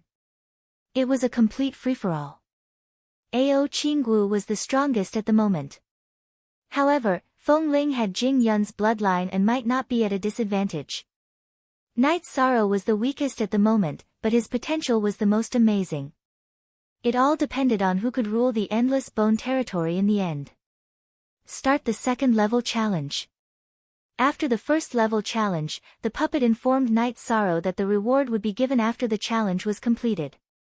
He did not hesitate to start the challenge. The record holder of the second level was Ao Qinggu, who took 17 breaths. This time, after the guarding skeletons were refreshed, Knight Sorrow changed his strategy and did not use the forbidden spear. Instead, he used the 1,000-kilogram demon spear and stabbed 9 times consecutively. He killed one of them in a breath's time. In the end, it took 11 breaths. The challenge tower greatly suppressed the speed of cultivators. If not for this, many experts would have been able to pass the trial in a single breath. Begin the third floor challenge. The record holder of the third level was Ao Qinggu, who used 39 breaths of time. This record should have been set by Ao Qinggu several years ago, and her results were not very outstanding. Now, Knight Sorrow could kill a skeleton at the Feather God Body Tempering Realm with a single spear strike. In the end, the time taken for the third level was exactly the same as the second level. It also took 11 breaths. The announcement of the record-breaking second and third levels rang out continuously in the Endless Bone Realm. Many cultivators simply did not know what to say. He thought to himself that a person like Yi Shang could only be described as a monster. This was especially true for the cultivators who knew Knight Sorrow. They knew exactly how long he had been in the Endless Bone Realm, and were even more shocked. Feng Ling, who was originally dismissive of Knight Sorrow, could not help but worry. He judged that Knight Sorrow's strength was at least on par with his before his breakthrough. If he and Ao Qinggu really join forces, I will definitely be no match for them. Feng Ling's expression was very dark, but after a moment, he was relieved and thought to himself, as long as I obtain the true Phoenix bloodline, everything will not be a problem. Moreover, I have Feng Yi to help me. Victory should be in my grasp. Obtaining the bloodline was a secret technique unique to the Feng Ling family. The stronger the person being robbed was, the greater the increase in his strength. This was also the reason why he had been helping Jing Yun to increase her strength. However, no one, including Feng Yi, knew about it. At this moment, Feng Yi had obtained the body tempering manual from Feng Ling and was trying to break through to the upper god body tempering realm in the cultivation room next door. If he succeeded, he would be a great help to Feng Ling. Even if I die, I won't let you succeed in obtaining the bloodline. Jing Yun, who was still strengthening herself in the lightning, was not clear about Feng Ling's specific plot, but she knew that he definitely did not have good intentions. As if knowing what Jing Yun was thinking, Feng Ling looked up at her and did not say anything. Just a glance from him made Jing Yun have an ominous premonition. She thought to herself, since Feng Ling is doing this, he must be prepared. In the end, will I not even have the chance to self-destruct? Forget it. I'll take it one step at a time. Anyway, I won't give up without a fight. Facing the desperate situation, the image of Knight Sorrow, who could not even stand steadily, killing Ling Tian with one shot flashed across Jing Yun's mind. She felt that she should not give up hope. The challenge of the 5th level of the challenge tower is successful. A new record is born. The record holder, Ao Qinggu, used 162 breaths. At this moment, the announcement attracted everyone's attention once again. Ao Qinggu actually broke the record of the 5th level, overshadowing Knight Sorrow's limelight. After all, she had succeeded in challenging the 5th level. This meant that she was now the strongest person in the Endless Bone region. The highest combat power. We are actually so far apart. Talent and bloodline are indeed important. The others did not know Ao Qinggu, but Feng Ling did. They had fought several times before, and he did not have the upper hand each time. In the previous body tempering manual battle, if Ao Qinggu had appeared, it was really hard to say who would have gotten the manual. Hearing this announcement, Feng Ling's heart trembled. The strength of the upper god is indeed amazing. If she did not appear, I could have easily broken the record of the first 4 levels. Hearing that Ao Qinggu had broken the record of the 5th level, Night Sorrow, who was preparing to challenge the 4th level, could not help but think of a way to break the record. The original record was 79 breaths, which he could break in a normal battle. Now, it had become a short 10 breaths. On average, it was a little difficult to kill a skeleton that was half a step to the upper god state in 1 breath. After all, the vitality of a skeleton that was half a step to the upper god state was very strong. Even if Night Sorrow could use the Forbidden Spear technique 10 times in a row, he might not be able to kill all of them in 1 breath. If I want to break the record of the 4th level, I must break through the encirclement and go through the levels. I can't rely on the 1000 Catty Demon Spear. The record that Ao Qinggu had set was really insane. Before Night Sorrow officially started the challenge, he could not help but look at the layout of the 4th level. In the first 3 levels, he had used the 1000 Catty Demon Spear to kill the skeletons guarding the levels. He did not pay attention to where the entrance was. After looking at the 4th level, Night Sorrow realized that he was on a round platform. The platform was not big, but it was connected to 9 passages. The 9 passages extended into the distance and should be connected to 9 doors. Looks like this is where the difficulty lies. I have to figure out the rules as soon as possible. If Night Sorrow activated the power of merit in Star's mighty body, his speed would be similar to that of a body-tempering exalted god. Although the 9 skeletons that were half a step to the upper god state could slow him down, they could not stop him. The problem that Night Sorrow was facing was how to find the exit. Let's start the challenge of the 4th level. No matter how much he thought about it, he might as well give it a try. When the challenge of the 4th level began, the 9 skeletons that were half a step to the upper god state appeared and surrounded Night Sorrow. After activating the power of merit, Star's mighty body, and essence smoke, Night Sorrow used all his strength and rushed out of the encirclement of the skeletons in about 3 breaths. Let's leave it to fate. The skeletons behind him chased after him. Night Sorrow ran directly to the passage closest to him. However, after about 1 breath, Night Sorrow ran to the end of the passage and saw another 9 passages. What's going on? Do I have to go through 9 passages in a row? In the end, Night Sorrow realized that there were 81 passages. This was because he had to choose 9 times and each time, he had to choose one of the 9. This time, he chose randomly and didn't find the exit in the end. Many breaths of time had passed. Helpless, Yi Shan could only choose to give up. At this time, the puppet reminded him, if you want to find the exit, you have to make 9 choices in a row.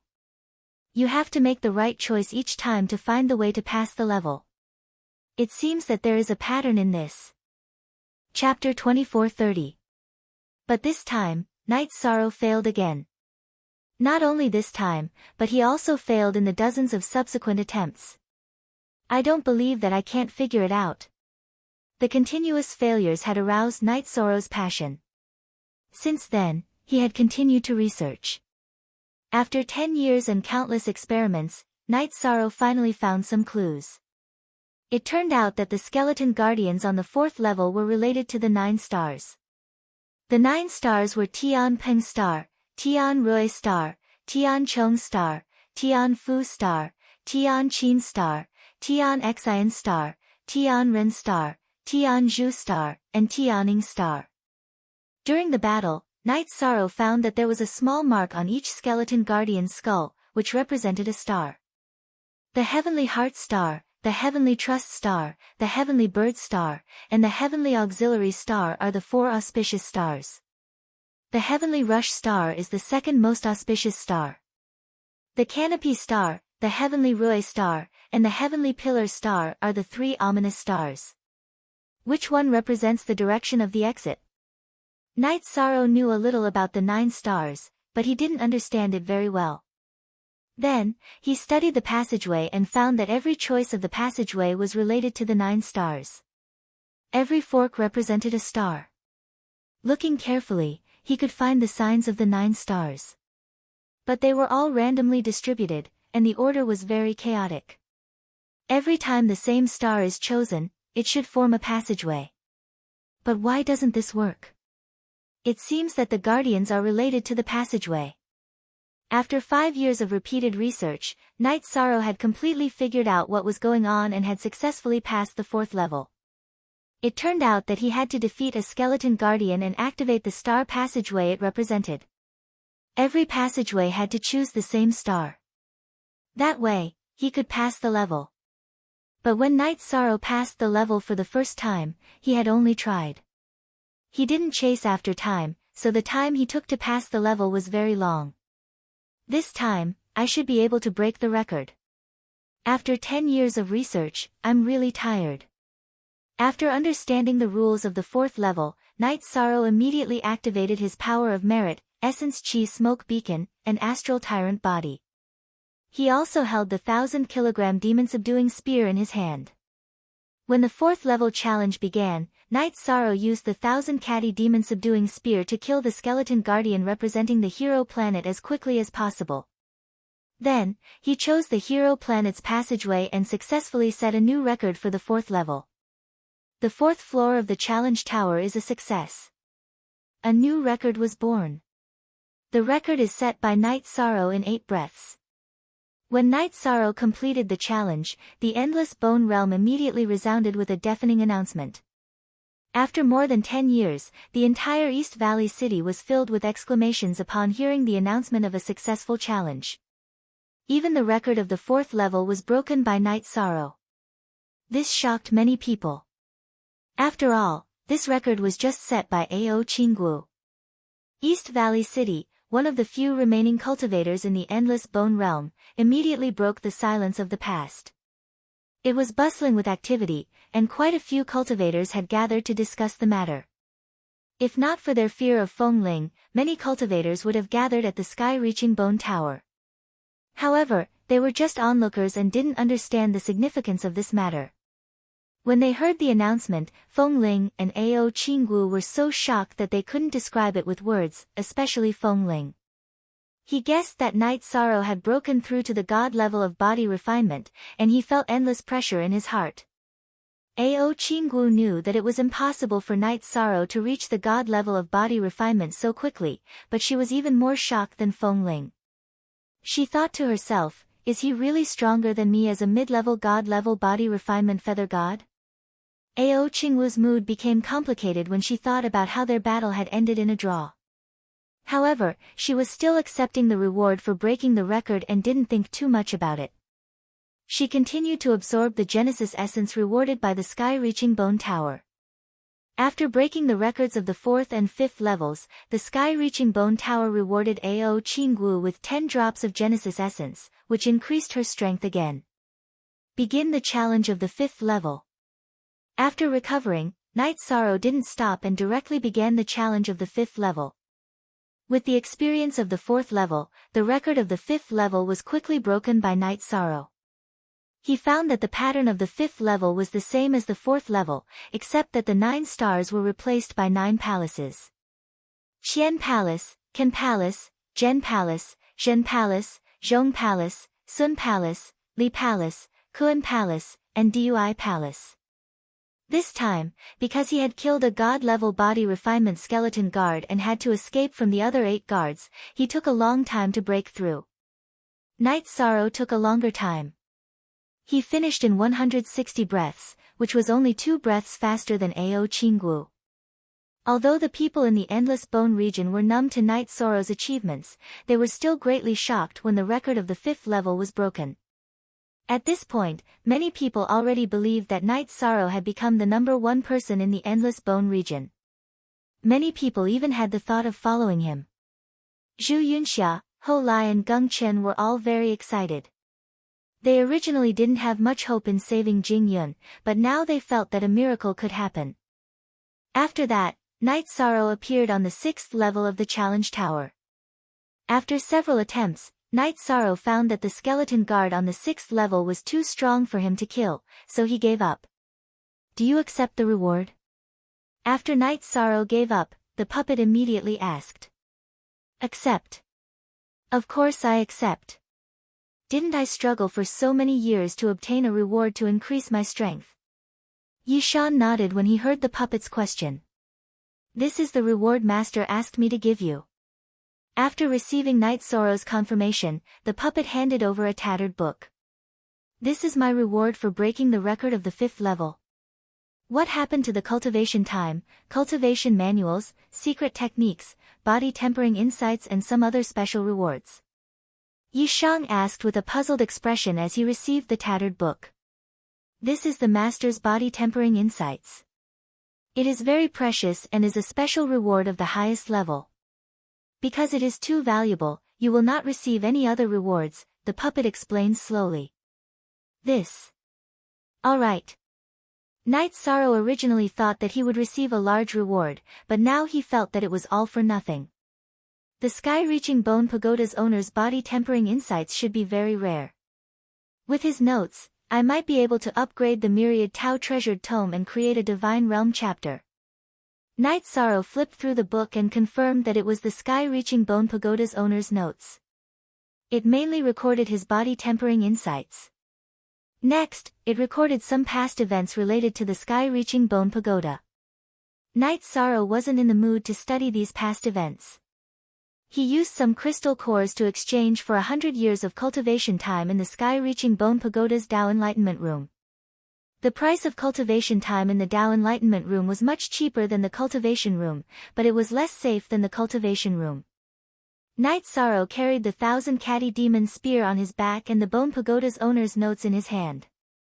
When he walked into the Tao Enlightenment Room, he smelled a fragrance. It was the smell of the Tao Enlightenment wine. It could refresh the mind and calm his mind. It would be great if I could drink some of Chu Yu's calming tea. Night Sorrow smiled when he thought about his wife and tribesmen on Night Moon Island. He was no longer the rookie who was at the mercy of others when he had just arrived in the realm of the gods. The Myriad Tao Treasured Tome, my old friend. It is time for us to become stronger together. Night Sorrow cleared his mind and started to study the Bone Pagoda's owner's notes. He wanted to create a Divine Realm chapter of the Myriad Tao Treasured Tome. Now, among his trump cards, there were the God-level Essence Chi Smoke Beacon, the 1,000-kilogram Demon Spear, the Astral Dominating Body, and the 7 Stars Rage. Chapter 2431. The first level of the Myriad Tao Treasure Tome was called the Blood Refining Realm, which was equivalent to the Chi Refinement Realm. The second level was the Muscle Strengthening Realm, which was equivalent to the Chi Refinement Realm. The third level was the Bone Tempering Realm, which was equivalent to the Core Formation Realm. The fourth level was the Spirit Consolidation Realm, which was equivalent to the Spirit Severing Realm. The fifth level was the Tao Querying Realm, which was equivalent to the Void Inquiry Realm. The sixth level was the Spirit Refinement Realm, which was equivalent to the Clear Heaven Realm.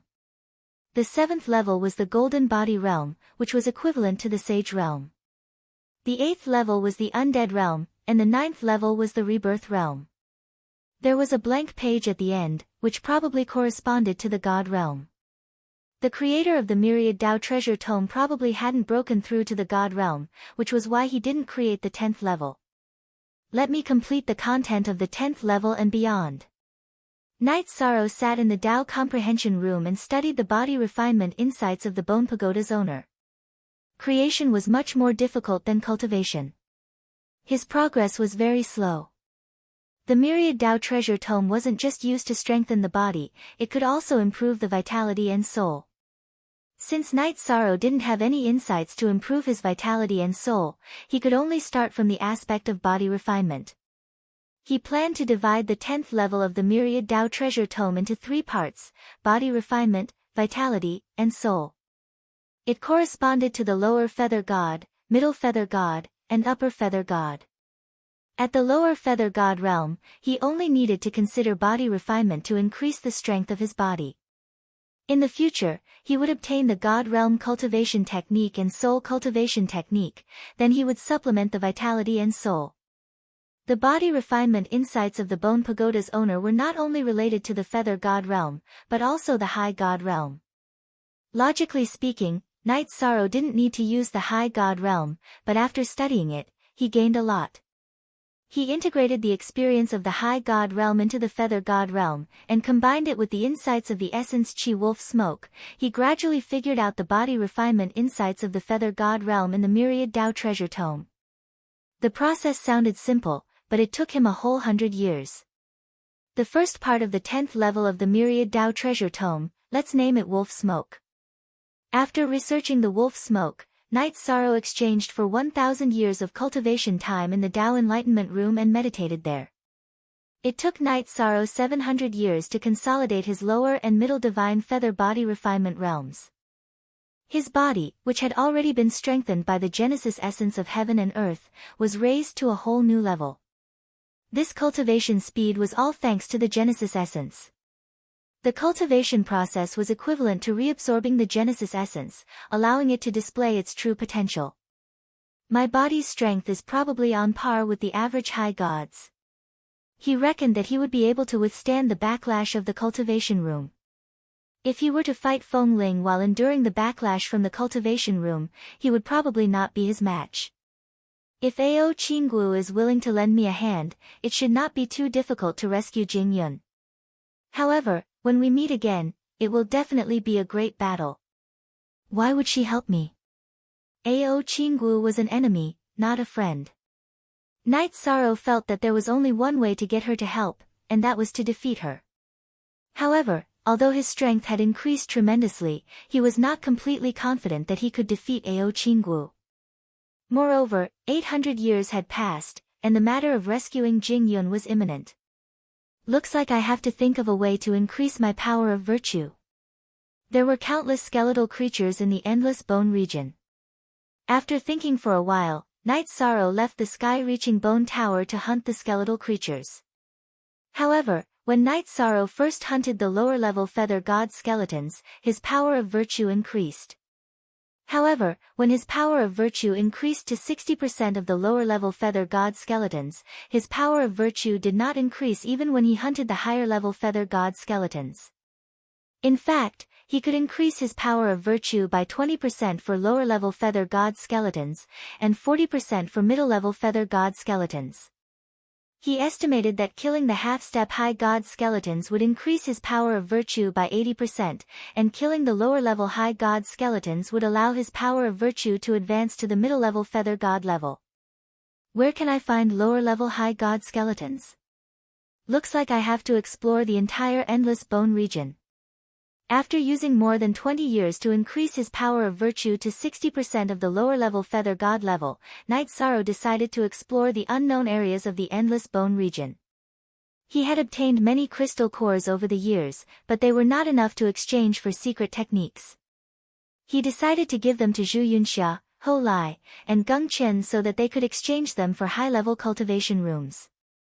The three of them had been cooped up in the lower-level feather god cultivation room, staring at each other. It was too awkward. In fact, they had been very depressed over the years. They even vented their anger on Fengjiu. Their greatest expectation was to hear Knight Sorrow's record-breaking broadcast. However, the broadcast had not appeared for hundreds of years. Brother Knight Sorrow, it's so good to see you again. When he opened the door and saw Knight Sorrow, Ho Lai excitedly gave him a hug. All these years, they were no different from being imprisoned. Zhu Yunxia was more thoughtful.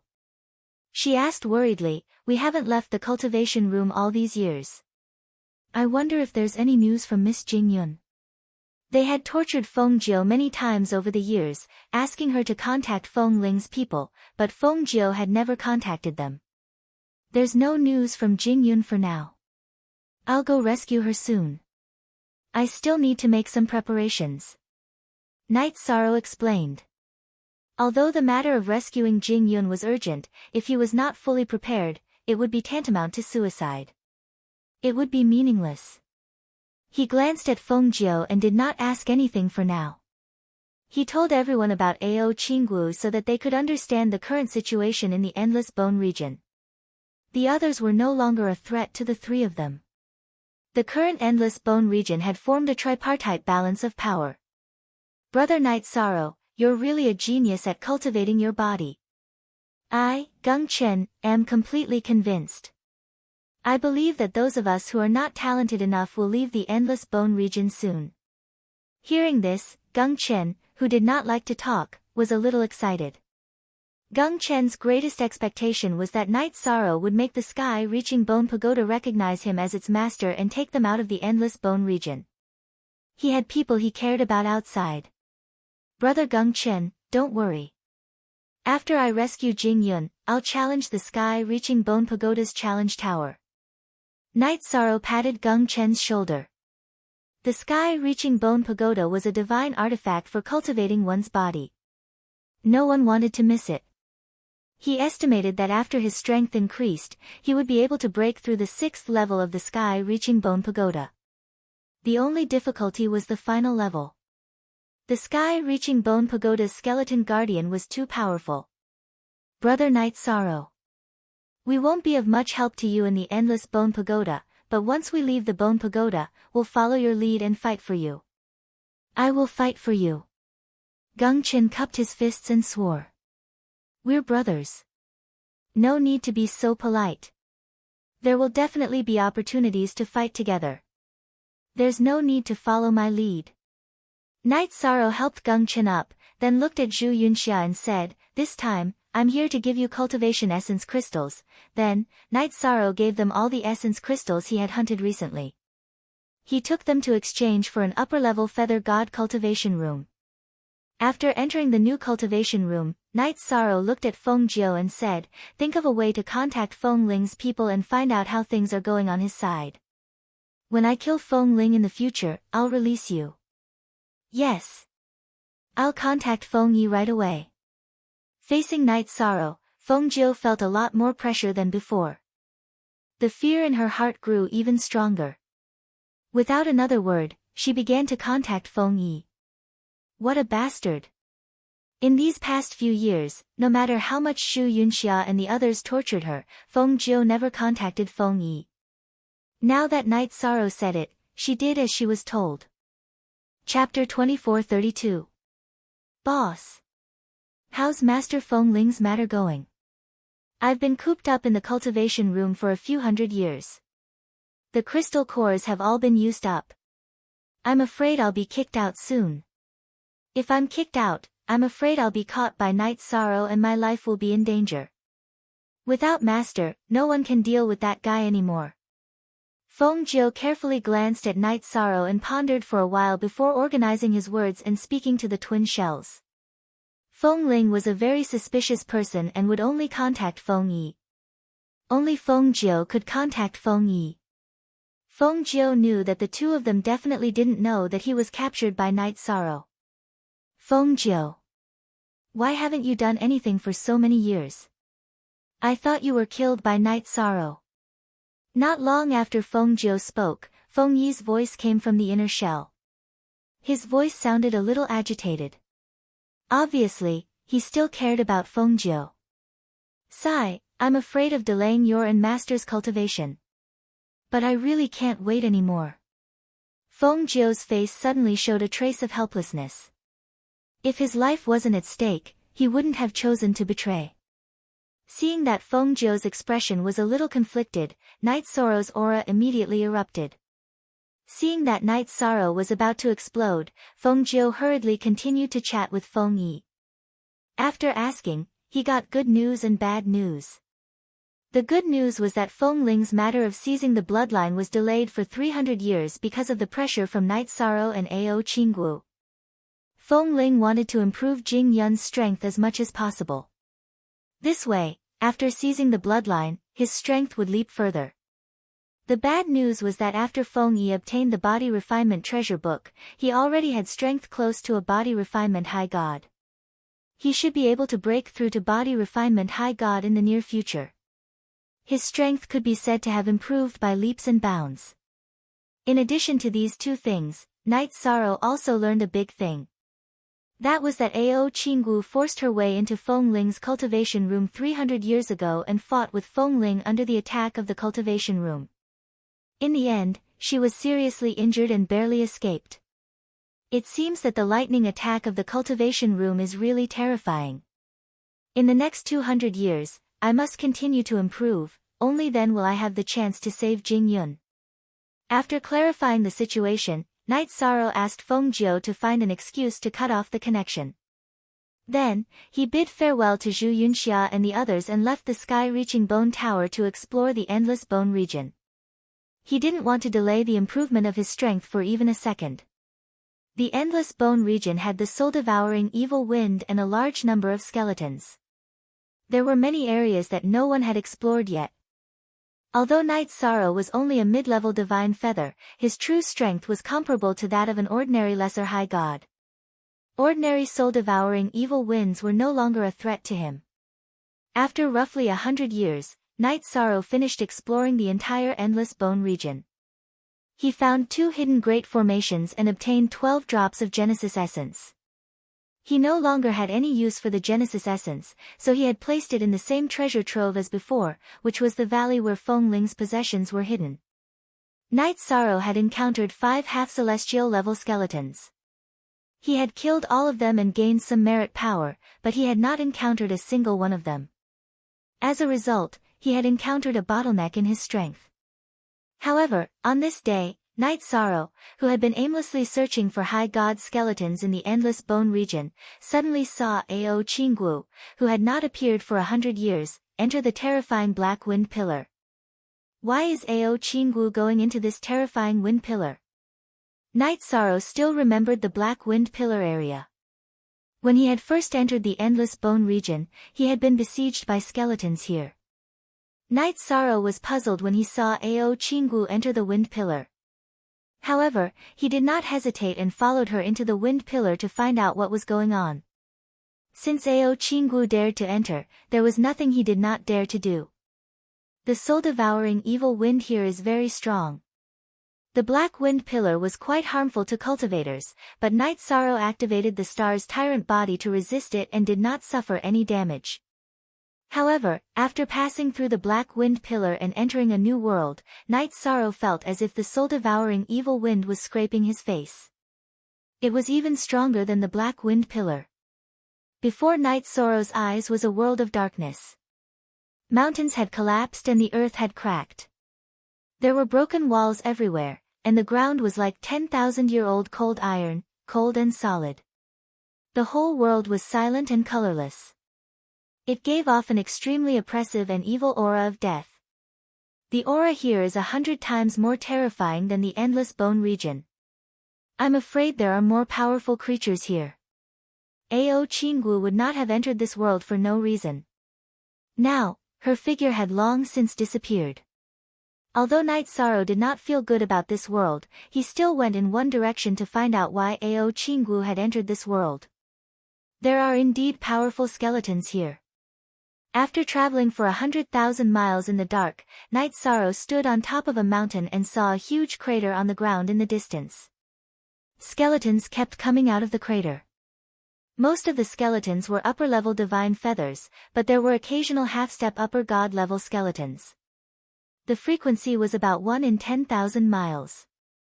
After these skeletons walked out of the cave, they would wander aimlessly and eventually disappear into the darkness. There must be something strange in the crater. Although it was dangerous to enter the crater, Night Sorrow did not hesitate. He jumped down from the mountain and ran toward the place where the skeletons kept coming out of. There were too many skeletons. A battle was inevitable. Night Sorrow, holding the 1,000-kilogram demon spear, turned into a ray of light and went straight for the skeletons. Soon, he started killing. There were too many skeletons, including half-step upper god-level skeletons. Besides, the soul-devouring evil wind was very violent. Night Sorrow used up a lot of energy in the battle. However, every time he killed a half-step upper god skeletons, he would receive golden merit power. It was not a loss. However, there were too many upper-level divine feathers skeletons and they were too much of a hindrance. I wonder if the upper-level divine feathers skeletons will retreat if I use the merit power to protect myself. When Night Sorrow was in the endless bone region, he was only a lower-level divine feathers body refinement cultivator. When he used the merit power to protect himself, the low-level skeletons would retreat. Now, he was a middle-level divine feathers body refinement cultivator. When he tried to use the energy shield, he found that all the upper-level divine feathers god skeletons would retreat. Only the half-step upper god skeletons would continue to attack. This way, not only was the pressure less, but the efficiency of collecting merit power also increased. If he stood at the edge of the crater and killed the half-step upper god skeletons, in 20 years, Knight Sorrow's merit power would increase to 80% of that of a lower-level divine feathers body refinement cultivator. However, he did not stay for long. He walked along the edge of the crater and kept going. With the merit power protecting him, he could save a lot of trouble. He only needed to kill the half-step upper god skeletons. He walked along the slanted and narrow crater and kept going underground. After about 30,000 miles, Knight Sorrow gradually felt that the strength of the soul-eating evil wind had increased to a level that was unbearable for him. At the same time, his perception in the dark was further reduced. He could not even see things 100 meters away. This caused an indescribable pressure to rise in Yishang's heart. He thought to himself, will there be endless darkness if I keep going? Clang! At this moment, a figure in the darkness suddenly attacked and slammed into Yishang's chest. Knight Sorrow, who was leaning against the wall, was directly smashed into the mud. It's a sneak attack with the strength of a superior god. Knight Sorrow, who was attacked by the sneak attack, felt that his chest was almost broken. He knew that this sneak attack was from a superior god. Chapter 2433. If an ordinary person was ambushed by a powerful enemy in such a depressing environment, they would definitely be frightened. However, Yishang had been through too many storms, and his mental state had been polished to perfection. Therefore, he wouldn't be alarmed even if the sky collapsed or lightning struck his head. Great! I was just worried about meeting an opponent of the upper immortal state to hone my combat skills. Yi Sorrow, who had shouted in the darkness, used the strength of his body to break out of the ground. However, before he could attack, the shadow that had ambushed him disappeared into the thick darkness again. In the pitch-black darkness, there were only the occasional footsteps of the moving skeletons. You have the strength of an upper immortal, but you have to sneak up on me. In the dark, Knight Sorrow needed to support the power of merit to fight against the soul-eating evil wind. His body was glowing with golden light, which was quite eye-catching. He simply continued to move forward. From time to time, he would kill skeletons that were half a step away from the upper immortal state to increase his power of merit. He continued to move forward, but the shadow did not appear. However, Knight Sorrow could sense danger. He had a feeling that he was being watched. This kind of feeling was very uncomfortable. If you still don't come out, I will continue to move forward and explore the bottom of the giant pit. I will see what is there and then leave. In the dark underground world, there were too many barriers to perception. Knight Sorrow had no way of finding the black shadow that had ambushed him, so he could only continue to move forward. Here it comes. This time, Knight Sorrow had not walked for more than 1,000 miles when he encountered a skeleton that was half a step away from the upper immortal state. He had just swung his 1,000 demon spear when he felt a gust of wind behind his head. Knight Sorrow's hair stood on end. He quickly turned his spear and fired. Boom! This time, the 1,000-kilogram devil-vanquishing spear collided with a long, hard rock. Countless sparks flew out from the collision, lighting up the surroundings. With the help of the dim light, Knight Sorrow saw that the ambusher was a pale, ape-like creature. This ape-like creature was about the same size as a human cultivator, but its eyes were blood-red and its skin was sickly pale. Furthermore, it had no hair and its limbs were like suction cups that were sucking on the wall in midair. However, the moment Knight Sorrow saw it, it flashed and disappeared into the darkness. Although he's a high deity, he doesn't seem to be very strong. In the battle just now, Knight Sorrow noticed that these hairless monsters were only slightly stronger than half-step skeletons. They were barely at the level of lesser gods in body refinement, but they weren't particularly strong. But why did I feel that the opponent's aura was so terrifying the first time I was ambushed? Could it be that there was more than one hairless monster here? If there are too many celestial tier monsters, it will be dangerous. Night Sorrow was bold but meticulous. He quickly figured out that something was wrong. Although the two ambushers had the same aura, their strength was different. No. I can't go any deeper. Although Night Sorrow was confident in his own strength, he wasn't so arrogant as to think that he could defeat several high god-level monsters. Now, there were at least 2 high god-level hairless monsters. Sensing that something was wrong, he immediately turned and retreated to the entrance. However, Night Sorrow had noticed it a little too late. As soon as he turned and retreated, a black shadow attacked him head-on. Night Sorrow was very familiar with this aura. It was the black shadow that attacked him the first time. It was very fast and ferocious. Again. Don't even think about it this time. Although his perception was still weak in the dark, he could only see up to 100 meters away. The black shadow's sneak attack was also very fast. However, Night Sorrow was prepared at this time. Naturally, the sneak attack wouldn't succeed. The moment the black shadow appeared, Night Sorrow directly raised his spiritual essence smoke, combined with the power of merit and the stellar body. He used the 1,000-ton demon subduing spear to launch a forbidden attack. Clang! With a loud bang, the tip of Night Sorrow's spear collided with the black shadow. In the light of the collision, Night Sorrow saw that this was a larger hairless monster, twice the size of the previous one. Its strength was also much stronger than the previous one, but it was still sent flying by Night Sorrow's full-strength attack. Although Night Sorrow's body refining level wasn't very high, his true body refining strength was not inferior to that of an ordinary lower deity tier body refining. Coupled with the use of various means, although he didn't kill the hairless monster in a second, he still sent it flying into the wall. How dare you sneak attack me? I'll kill you. Night Sorrow, who had succeeded in his attack, suddenly spread out some of the power of virtue around him, illuminating the surroundings. He was ready to continue attacking and kill the injured hairless monster.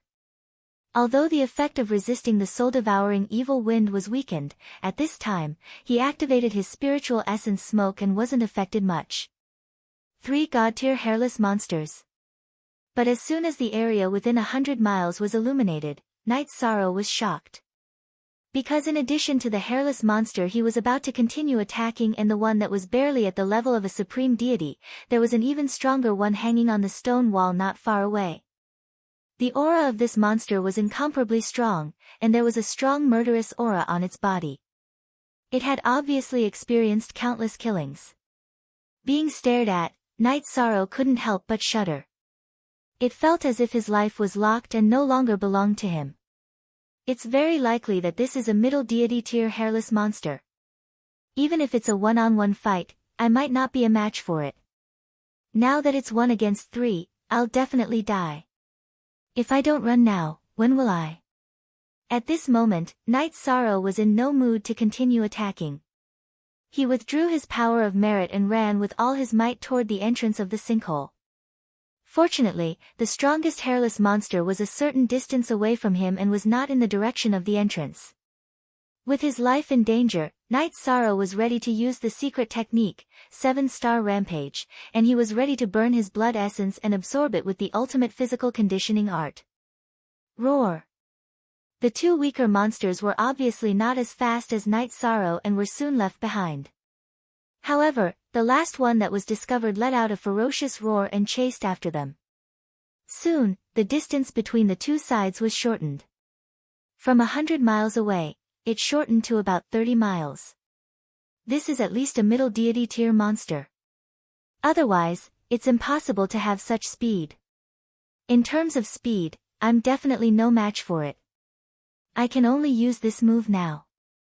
At this critical moment, Night Sorrow had an idea. He turned all his power of merit into a dragon of merit and attacked the monster that was chasing after him, hoping to slow it down. In the celestial realm, Night Sorrow had been using his power of merit to defend himself. But the fire of merit was effective against all kinds of dark creatures. Otherwise, some of the skeletons in the endless bone realm would not have retreated when they saw him activate his power of merit. Roar! The hairless monster that was chasing after Night Sorrow with all its might did not expect Night Sorrow to have such an attack. It could not dodge in time and was burned by the fire and screamed in pain. However, Knight Sorrow's power of merit was relatively low in level. The hairless monster was only delayed for a moment before it caught up with him again. Its aura was even more ferocious than before. Chapter 24-34. 30,000 miles was not far for Knight Sorrow, whose body had reached the level of a high god. However, the ferocious hairless creature behind him was too fast. As it chased after him, Knight Sorrow felt immense pressure. In terms of absolute speed, I don't have the advantage. It's not realistic to try to escape with speed.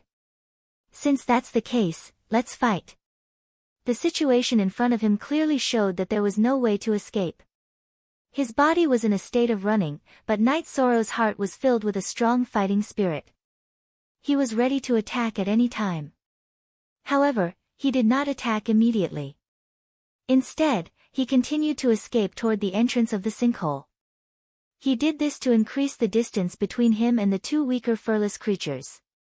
If he defeated them one by one, he might have a chance of winning. If it was 1 against 3, he would definitely die miserably. At this critical moment, Knight Sorrow gradually calmed down and waited for an opportunity to come. This had always been his fighting style. Close. When he was 20,000 miles away from the sinkhole's entrance, the distance between the two sides was reduced to only 20 miles.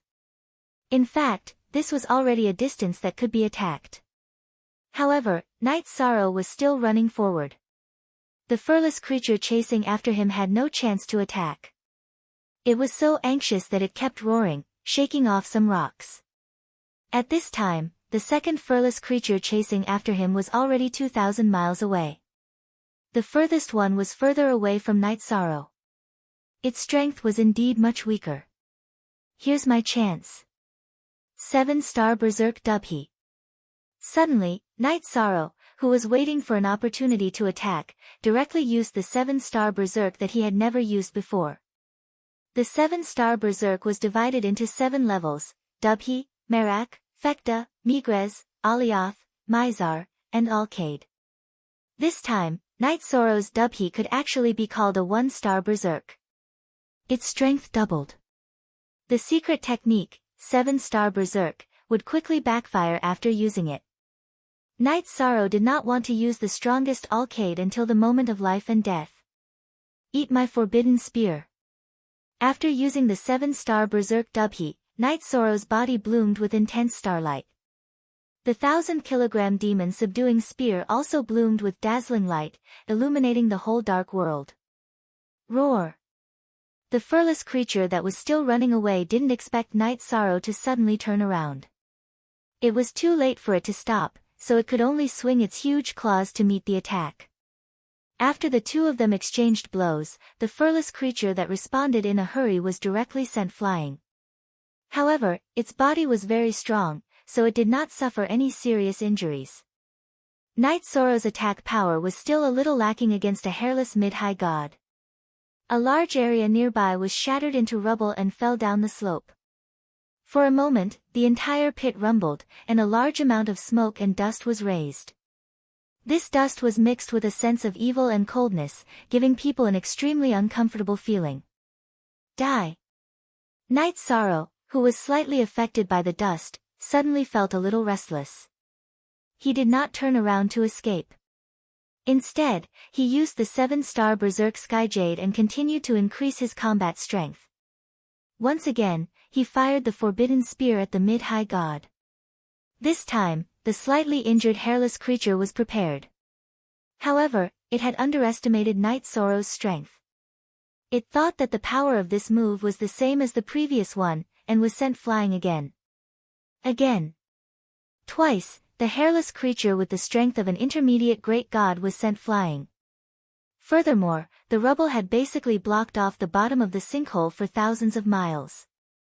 Knight Sorrow became more and more courageous as he fought. As he roared, he tripled his strength and thrust out his spear once more. The hairless creature that had just gotten up was blasted away again. Roar! Suffering consecutive losses and suffering heavy injuries, the hairless creature's manic blood was stimulated. It roared at the sky, and its body suddenly became 10 times larger. Its originally pale body glowed with an evil black light, and its scarlet eyes were completely black. In an instant, the furless creature's evil aura soared to the sky. That dark, evil aura made people feel very uncomfortable. Even Knight Sorrow felt like his mind was being affected. He shook his head and used the power of virtue to dispel the dark aura around the furless creature. This evil aura has the effect of confusing one's mind. If not for the power of virtue protecting him, Knight Sorrow would have been at a disadvantage despite his strong willpower. After dispelling the evil aura, he felt a lingering fear. If an ordinary cultivator encountered this dark aura, they would not be able to withstand it. Just as Knight Sorrow was momentarily stunned, the enlarged furless creature suddenly roared and attacked him. The dark furless creature looked like an ape, but it was not at all. Its movements were extremely agile, like a ghost. In an instant, it was in front of Knight Sorrow. Its attack was not only physical, but also came from the dense dark aura. As it approached, Knight Sorrow felt his soul begin to corrode. Using the power of virtue to continue dispelling the dark aura, Knight Sorrow's counterattack was a little slower, and he was sent flying by the claw. Even with Knight Sorrow's strong body, he was still dizzy from the slap. Before he could react, the furless creature roared and attacked again. Then, the two of them fought back and forth for a few rounds. However, after a few rounds, although Knight Sorrow did not suffer any losses, the two behind him caught up. He could even hear the sound of them breaking stone. This can't go on. I can only go all out and see if I can kill this monster. If I can't, I'll escape with all my strength. Although the previous few attacks had injured the furless creature, they did not cause any substantial damage. This time, Knight Sorrow went all out. Not only did he activate the power of virtue, essence chi smoke, and Star's tyrant body to the limit, but he also used the 7 stars berserk alcade, directly increasing his strength by 7 times. At the same time, his battle intent had also been refined to a new level. Once again, he shortened his left arm and used the limitless body forging art to absorb it. After that, he used the 1,000-kilogram demon subduing spear to display the strongest forbidden spear move. This forbidden spear move was different from the usual. It fused the essence of the simple 10 spear moves. With the support of his strong body, he directly stabbed out 10 forbidden spear shadows. In an instant, the void was torn apart. The 10 forbidden spear shadows were like shooting stars, incomparably bright, all bombarding the furless creature's body. This time, the furless creature's body was not sent flying. Instead, it directly exploded, turning into a black blood fog. Not good. This black fog is so corrosive. Knight Sorrow, who was very close, was surrounded by this black blood fog in an instant. His body was completely enveloped by the black blood fog. Knight Sorrow's soul trembled, feeling a huge impact. Extremely violent thoughts rose in his heart, and he had a feeling of wanting to escape into the darkness. I want to return to the endless bone region and kill all the cultivators. I want to become the ruler of darkness. I want to return to High Base City and slaughter billions of people.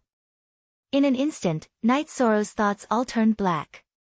However, the backlash of the 7 stars berserk secret technique came quickly. He directly collapsed to the ground, completely losing the ability to get up. If not for this, Knight Sorrow was afraid that he would directly rush back to the endless bone region and start a bloody massacre. At the same time, the 2 furless creatures chased after him one after another. Chapter 24:35. In the dark sinkhole, the skeletons that kept walking out from the depths were temporarily blocked by the falling rubble. Knight Sorrow's soul was corroded by the evil aura and the backlash from the 7-star berserk. He was paralyzed on the ground. The 2 furless high celestial beasts saw that Knight Sorrow was surrounded by the black aura and did not immediately attack. They knew that although the middle high celestial hairless creature had been reduced to a bloody mist, it had not failed. It had turned into dark aura and corroded Knight Sorrow's soul. If it succeeded, it would be able to control Knight Sorrow's soul and thoughts, and Knight Sorrow's soul would be completely suppressed. In that case, he would only exist in name. Who am I? I am the ruler of slaughter. I am the harbinger of darkness. I am Dark Demon Divine Lord's spokesperson. Night Sorrow's mind was filled with all kinds of dark thoughts. These were actually the thoughts of the hairless creature. The aura of darkness could affect a person's mind. Dark Demon Divine Lord spokesperson. Who is Dark Demon Divine Lord? How can I be his spokesperson? Night Sorrow, who felt that he had lost control of himself, trembled when this name appeared in his mind. No. I am Night Sorrow, I am the feather god of merit, I am not anyone's spokesperson. I am me, I am the future sovereign. Demons and monsters, disperse. Boom. Yi Shang's body, which had been enveloped by the black blood mist, suddenly exploded with endless golden light. After a short moment of silence, the power of virtue erupted completely. The light seemed to have turned into a sharp sword. No, I will not accept this. Dark Demon Divine Lord, my master, save me. With the support of the power of merit, Night Sorrow's soul completely recovered. The black mist quickly receded. The moment the black fog dissipated, a roar of unwillingness rang out from the sinkhole. This voice made one's heart palpitate, giving one an incomparably evil feeling of oppression. Then, the hairless creature turned into golden light and turned into power of merit that entered Night Sorrow's body. Night Sorrow's power of merit, which was around 70% of his power of merit, rose to the middle celestial level. He exuded a sense of holiness. I can't believe I got so much power of virtue from killing a hairless mid-level high god. Although Night Sorrow was mentally prepared, he was still surprised by the sudden increase in power of merit. However, before he could rejoice, he realized a serious problem. He was now at the end of his rope. Although his power of merit had increased, he had basically used up all his other energy. It would take many years for him to recover. He had completely lost the ability to fight. It was impossible for him to fight two lower high celestial furless beasts with just the power of virtue. After Night Sorrow successfully destroyed the furless creature's invasion and obtained the power of good karma, the two lower high celestial furless monsters went completely berserk. His aura soared as he prepared to tear Night Sorrow apart. Am I going to die here like this? The backlash of the Seven Stars' rage is indeed terrifying. He had no strength left in his body and was as limp as mud. Yi Shang felt rather helpless. However, if he had not attacked with all his might, he would not have been able to kill the middle celestial level hairless creature. If he had delayed for a while and allowed the other two to come, he would have been in a worse situation. Now, he could only use the power of merit that he had just obtained. However, the power of merit of a middle celestial level was not enough to burn the two upper celestial level hairless creatures to death. At most, it could only delay their attacks. Get lost. He's my prey. At this moment, a half-male, half-female voice suddenly came from the entrance of the crater. A moment later, a slim figure appeared on the spot. She was Ao Qinggu. After being scolded, the two hairless creatures seemed to have encountered a great disaster. They were so scared that they quickly ran toward the depths of the crater. Ao Qinggu. Why is your voice like this? It was Ao Qinggu, but her voice was half male and half female. Hearing this voice, Night Sorrow shivered awkwardly. Soon, he saw some clues. At this moment, Ao Qinggu was very close to him. Under the light of the power of merit, he could see that there was an endless evil black aura on her body. Her eyes had turned completely red, and there was an extremely evil look in her eyes. She must have fought with these dark creatures and had her soul eroded. If I had failed just now, I would have ended up like her. How terrifying! Night Sorrow was scared. However, he soon laughed at himself. He thought that his current situation was not much better than Ao Qinggu's. He did not know what was waiting for him. At this point, Night Sorrow understood that he had been deliberately led here by the other party. Ao Qinggu should have been controlled at that time. Hee hee. Ao Qinggu. She has been completely suppressed by me. There will be no such person in the future. I am the Dark Demon Divine Emperor's subordinate, exalted God Angru. Ao Qinggu had a cold temperament, but there was an evil look on her face that made one's heart palpitate. She continued with an evil smile, I have led you here today because I want to subdue you and make you the spokesperson of the Dark Demon Divine Emperor. Cooperate with us to close the Endless Bone region and let the Dark Demon clan see the light of day again. Close the Endless Bone region. What's going on? Knight Sorrow would not give in if the other party wanted to subdue him, not even if he had to die. However, he wanted to figure out what was going on, so he calmly asked in return. The name Dark Demon Divine Emperor gave him a lot of pressure.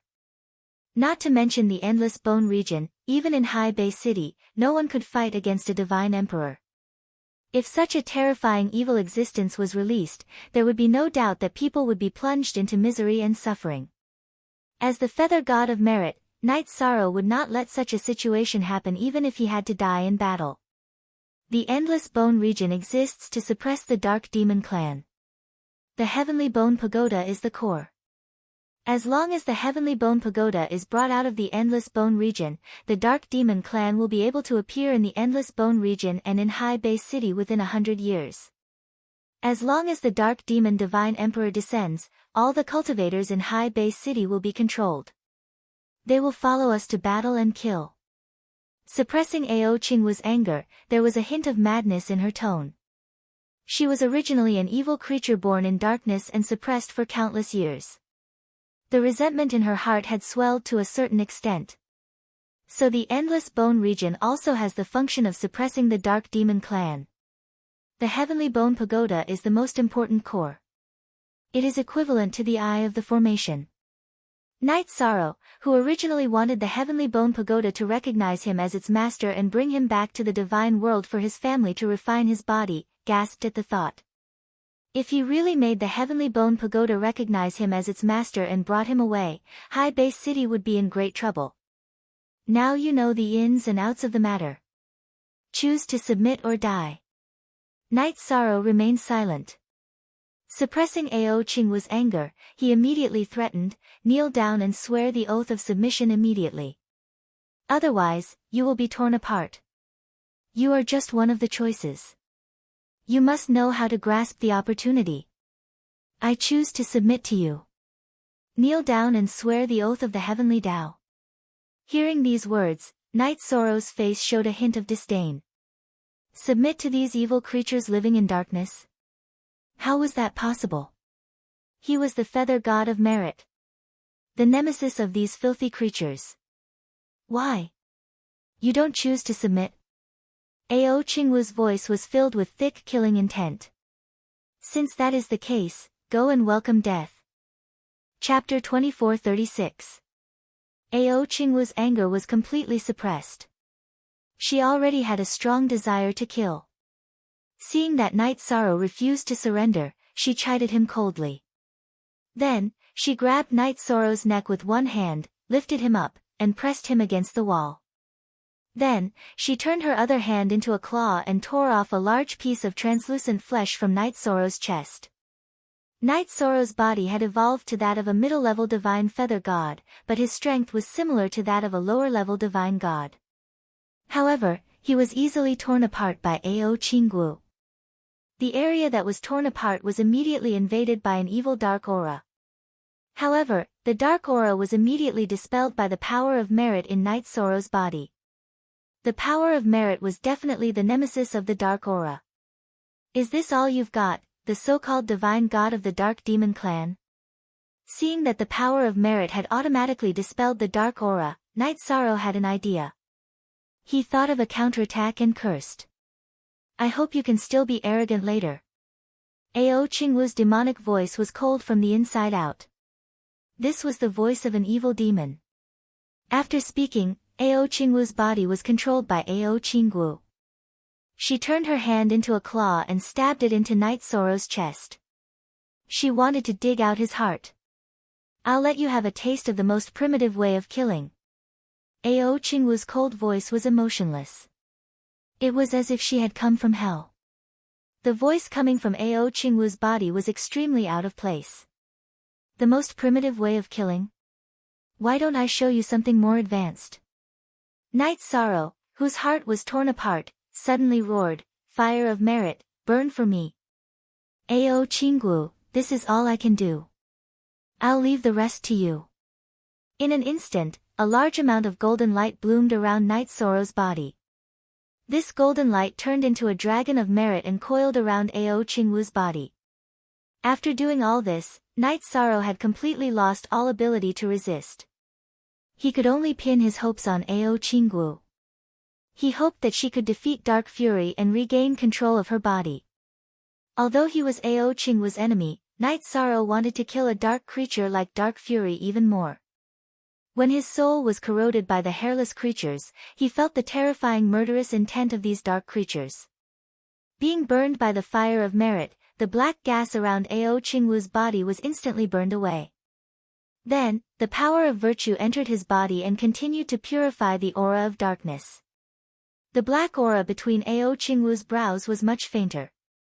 A bright light slowly rose up in his eyes. It was clear that she, who had been completely suppressed, suddenly felt a trace of life force and was desperately resisting.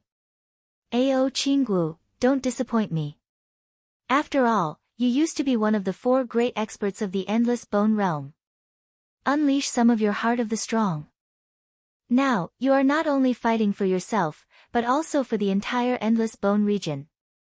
Night Sorrow, who was completely powerless, could only shout, hoping to stimulate Ao Qingwu's inner blood. She was a dragon. Her body and soul were strong to begin with, but now she was completely suppressed. Ah! Ah! Ao Qingwu continued to battle with Dark Fury. Her soul even felt like it was being torn apart, causing her to howl incessantly. This kind of roar sounded very scary, and it shattered the surrounding stone walls. It was very powerful. Her palms had completely turned into dragon claws, and she clawed at her surroundings continuously, completely out of control. It's not that easy to break free from my restraints. Ao Qingwu, you will forever be my servant. Don't struggle, it will only make you more painful. Then, Ao Qingwu spoke as if she was talking to herself. It was clear that Dark Fury was still in control now. Ao Qingwu. You are a dragon. You have a noble soul. Defeat it, kill it. Don't give it any chance. Even if Ao Qingwu won, she might not let him go, but Night Sorrow still hoped that she would win. At this moment, Night Sorrow noticed that the blood in Ao Qingwu's eyes had faded a lot, and her pupils had returned to black. It looked like she was recovering her lost ground. I said it's not that easy to break free from my restraints. However, after a while, Ao Qingwu's eyes turned blood red again, and she looked even more evil. No! When her eyes turned completely blood red, Ao Qingwu suddenly screamed. The situation was reversed once again, as if the wind and clouds were changing. Darkness descends.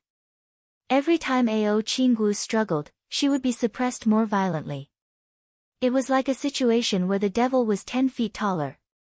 Very soon, she was suppressed again. Dark Fury seemed to be invincible, and it could regain the upper hand every time. It was much more powerful than the hairless creature that Night Sorrow killed. They were not the same creature, and the strength of the dark aura was very different. I must do something. The battle between Ao Qingwu and Dark Fury had obviously entered the climax. Both of them had a chance of winning, but Dark Fury had a greater advantage. Night Sorrow was now under a few pieces of gravel, but he could see Ao Qingwu waving her claws crazily not far away. Ao Qingwu was facing Night Sorrow, and her eyes and facial expressions were all seen by him. Seeing that she was suppressed, Night Sorrow could not help but worry. He sent some of the power of merit that he had recovered into her body again. Activate. Bloodline of the True Dragon. The golden power of merit entered her body again, and Ao Qingwu's eyes became much clearer. Taking advantage of the short moment of clarity, she roared into the sky and activated the power of her bloodline. Although she was still in human form, her aura was many times stronger, and so was her soul. Her aura was completely different, and it gave people a sense of invincibility, as if she was a sacred ancestral dragon from ancient times. Oh no! She has activated the power of her bloodline, and it's very difficult to suppress her. Dark Fury sensed the change in Ao Qingwu's aura, and he immediately felt himself being suppressed. The situation that he originally had the upper hand had obviously changed. You want to reverse the situation? It's not that easy. Dark Fury, who had temporarily gained the upper hand and controlled Ao Qingwu's body, revealed an extremely evil smile. Then, he reached out and untied Ao Qingwu's robe, turning her into a little lamb in an instant.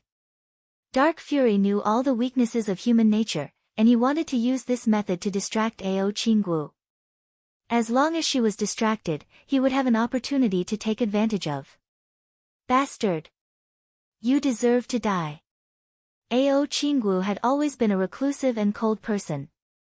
Even when interacting with friends, she had always maintained an appropriate distance, and had never acted intimately. Now, her body was being controlled by Dark Fury, and she had taken off all her clothes, allowing Night Sorrow to see through her. This made her cheeks burn, and the anger in her heart completely exploded. She, who had already activated the power of her bloodline, instantly gained the upper hand, and this made Dark Fury feel even more pressure. At this moment, Night Sorrow maintained his see no evil mode and turned his head to the side. Just now, he did not expect Dark Fury, a great deity, to use such a despicable method to distract Ao Qingwu. Thus, he accidentally saw her naked, and it was very awkward. Ao Qingwu was from the Black Dragon clan, but she had already cultivated into a human body, and was no different from a human cultivator. You're really not easy to deal with. But do you think this is the end? Impossible. Dark Fury, who had used his evil trick, felt that Ao Qingwu had become even more difficult to deal with under her anger. The next time he regained control of the body, for a short moment. Controlling Ao Qingwu's body, he directly removed the rocks on Night Sorrow's body, pounced on him, and started to rub against him crazily. What is this? You two are fighting, why are you using me? At this moment, Night Sorrow felt rather depressed. He had exhausted too much of his body, and he had no ability to resist at all. If he had the slightest ability to resist, he would not have allowed Dark Fury to do whatever he wanted. Chapter 2437. Ao Qingwu's personality was extremely cold, but she was rubbing herself against his body passionately. This made Night Sorrow very awkward. He thought to himself that he might have been let off by Ao Qingwu after he saved her. Now that something like this had happened, even if Ao Qingwu won in the end, she would definitely kill him. As for Dark Fury's victory, he would not have a good ending either. He was in a dilemma now. How can I turn the tables in such a hopeless situation? Night Sorrow would not let anyone take advantage of him, and he kept thinking of a solution. At the same time, Ao Qingwu, who had regained control of her body, realized that she was rubbing herself against Night Sorrow's body naked. She looked extremely flirtatious, and there was no trace of coldness left. She was so angry that smoke rose from her head, and she roared crazily. This dragon roar directly caused the sinkhole to collapse, burying all of them inside. When Ao Qingwu went crazy for a short while, Dark Fury seized the opportunity to compete with her again. The competition between them had completely entered a state of life and death. Ao Qingwu was still in control a moment ago, and Dark Fury was in charge the next moment. When he was in charge, Dark Fury was really unscrupulous. Not only did he control Ao Qingwu's body, but he also molested Night Sorrow even more deeply. He even used words to seduce Night Sorrow, and his hands did not stop touching Night Sorrow's body. F***ck. Dark Fury, you are really courting death. In the process, Night Sorrow, who had recovered some power of merit, injected it into Ao Qingwu's body again without hesitation. Dark Fury was once again suppressed by Ao Qingwu, and he did not have the upper hand for a long time. You reap what you sow. Feeling that Ao Qingwu's body was getting colder and colder, Night Sorrow knew that she should have won and become herself again. Congratulations, you have become yourself again, Ao Qingwu. Ao Qingwu's victory came very suddenly. At this moment, she was still entangled with Night Sorrow. The situation was quite awkward. Night Sorrow felt that if he did not say anything, he might be killed by Ao Qingwu instantly. After all, he did not have any ability to resist at this moment. Moreover, he had so many family members to protect, and he did not want to die here. Do you think that you won't die just because you said a few words and helped me? It would have been better if Night Sorrow had not spoken. Ao Qingwu immediately exploded when she heard what he said. After putting on his clothes, he carried him out of the crater and returned to the Endless Bone domain. Carrying Night Sorrow back to the Endless Bone region, he threw him on the ground and stepped on his chest. Although you saved me, I should thank you. However, you have already become my inner demon. Today, you will definitely die. Tell me, do you have any last wishes? I'll help you fulfill them. It can also be considered as repayment for saving my life. You don't have the ability to fulfill my last wish. Just kill me. Night Sorrow did have a lot of things to do. He didn't want to die, but he was like a fish on a chopping block. He didn't have the ability to resist and could only be slaughtered. The only thing to blame was that he had accidentally fallen into Dark Fury's trap today. If he had not been curious and followed Ao Qingwu into the dark area, none of this would have happened. Since that's the case, then go to hell. Ao Qingwu, who was gasping for breath, had a face as cold as 10,000 years of ice, without a trace of blood. With that, he slapped Yi Shang's head with his palm. Night Sorrow didn't have the ability to resist at all. He could only take Ao Qingwu's slap. Ao Qingwu was a true god of body tempering. After being hit by this slap, Night Sorrow's body had already reached a certain level of strength, but he still felt like his head was about to explode. Looks like it's really a disaster today. In the Endless Bone region, there were only him, Ao Qingwu, and Feng Ling. Night Sorrow felt that there was no one who could stop Ao Qingwu from attacking him. There was no point in saying anything more. He might as well not say anything more. The current Ao Qingwu gave off an aura that wouldn't stop until she killed someone. Go to hell. Ao Qingwu, who didn't kill Night Sorrow, was a little stunned. However, she didn't hesitate and slapped again. She was prepared to completely smash Night Sorrow's head. Stop! You can't kill him. However, at this moment, a voice suddenly rang out. Mo Yuqian, who looked slightly wretched, suddenly appeared. In a flash, he carried Night Sorrow away and dodged Ao Qingwu's slap. Who are you? How dare you interfere in my business? Aren't you afraid of being killed? He's my inner demon. Don't be a busybody. Seeing that Night Sorrow was about to be killed but was saved, Ao Qingwu immediately questioned him furiously. Haha, your inner demon is yourself. It has nothing to do with anyone else. Even if there was no Night Sorrow, there would still be Night Black and Night White. You can only blame yourself for not having enough willpower. Mo Yuqian, however, had a smile on his face. He didn't seem to care at all and didn't seem to be afraid at all. Brother, run quickly. Don't worry about me. You're no match for her. She's already a god of body tempering. Seeing that Mo Yuqian had saved him, although Night Sorrow was grateful, he was worried about Mo Yuqian's safety. He remembered that when he saw Mo Yuqian before, he was still far from a god of body tempering. He couldn't possibly be Ao Qingwu's match. Run. No one can escape today. Ao Qingwu's face darkened.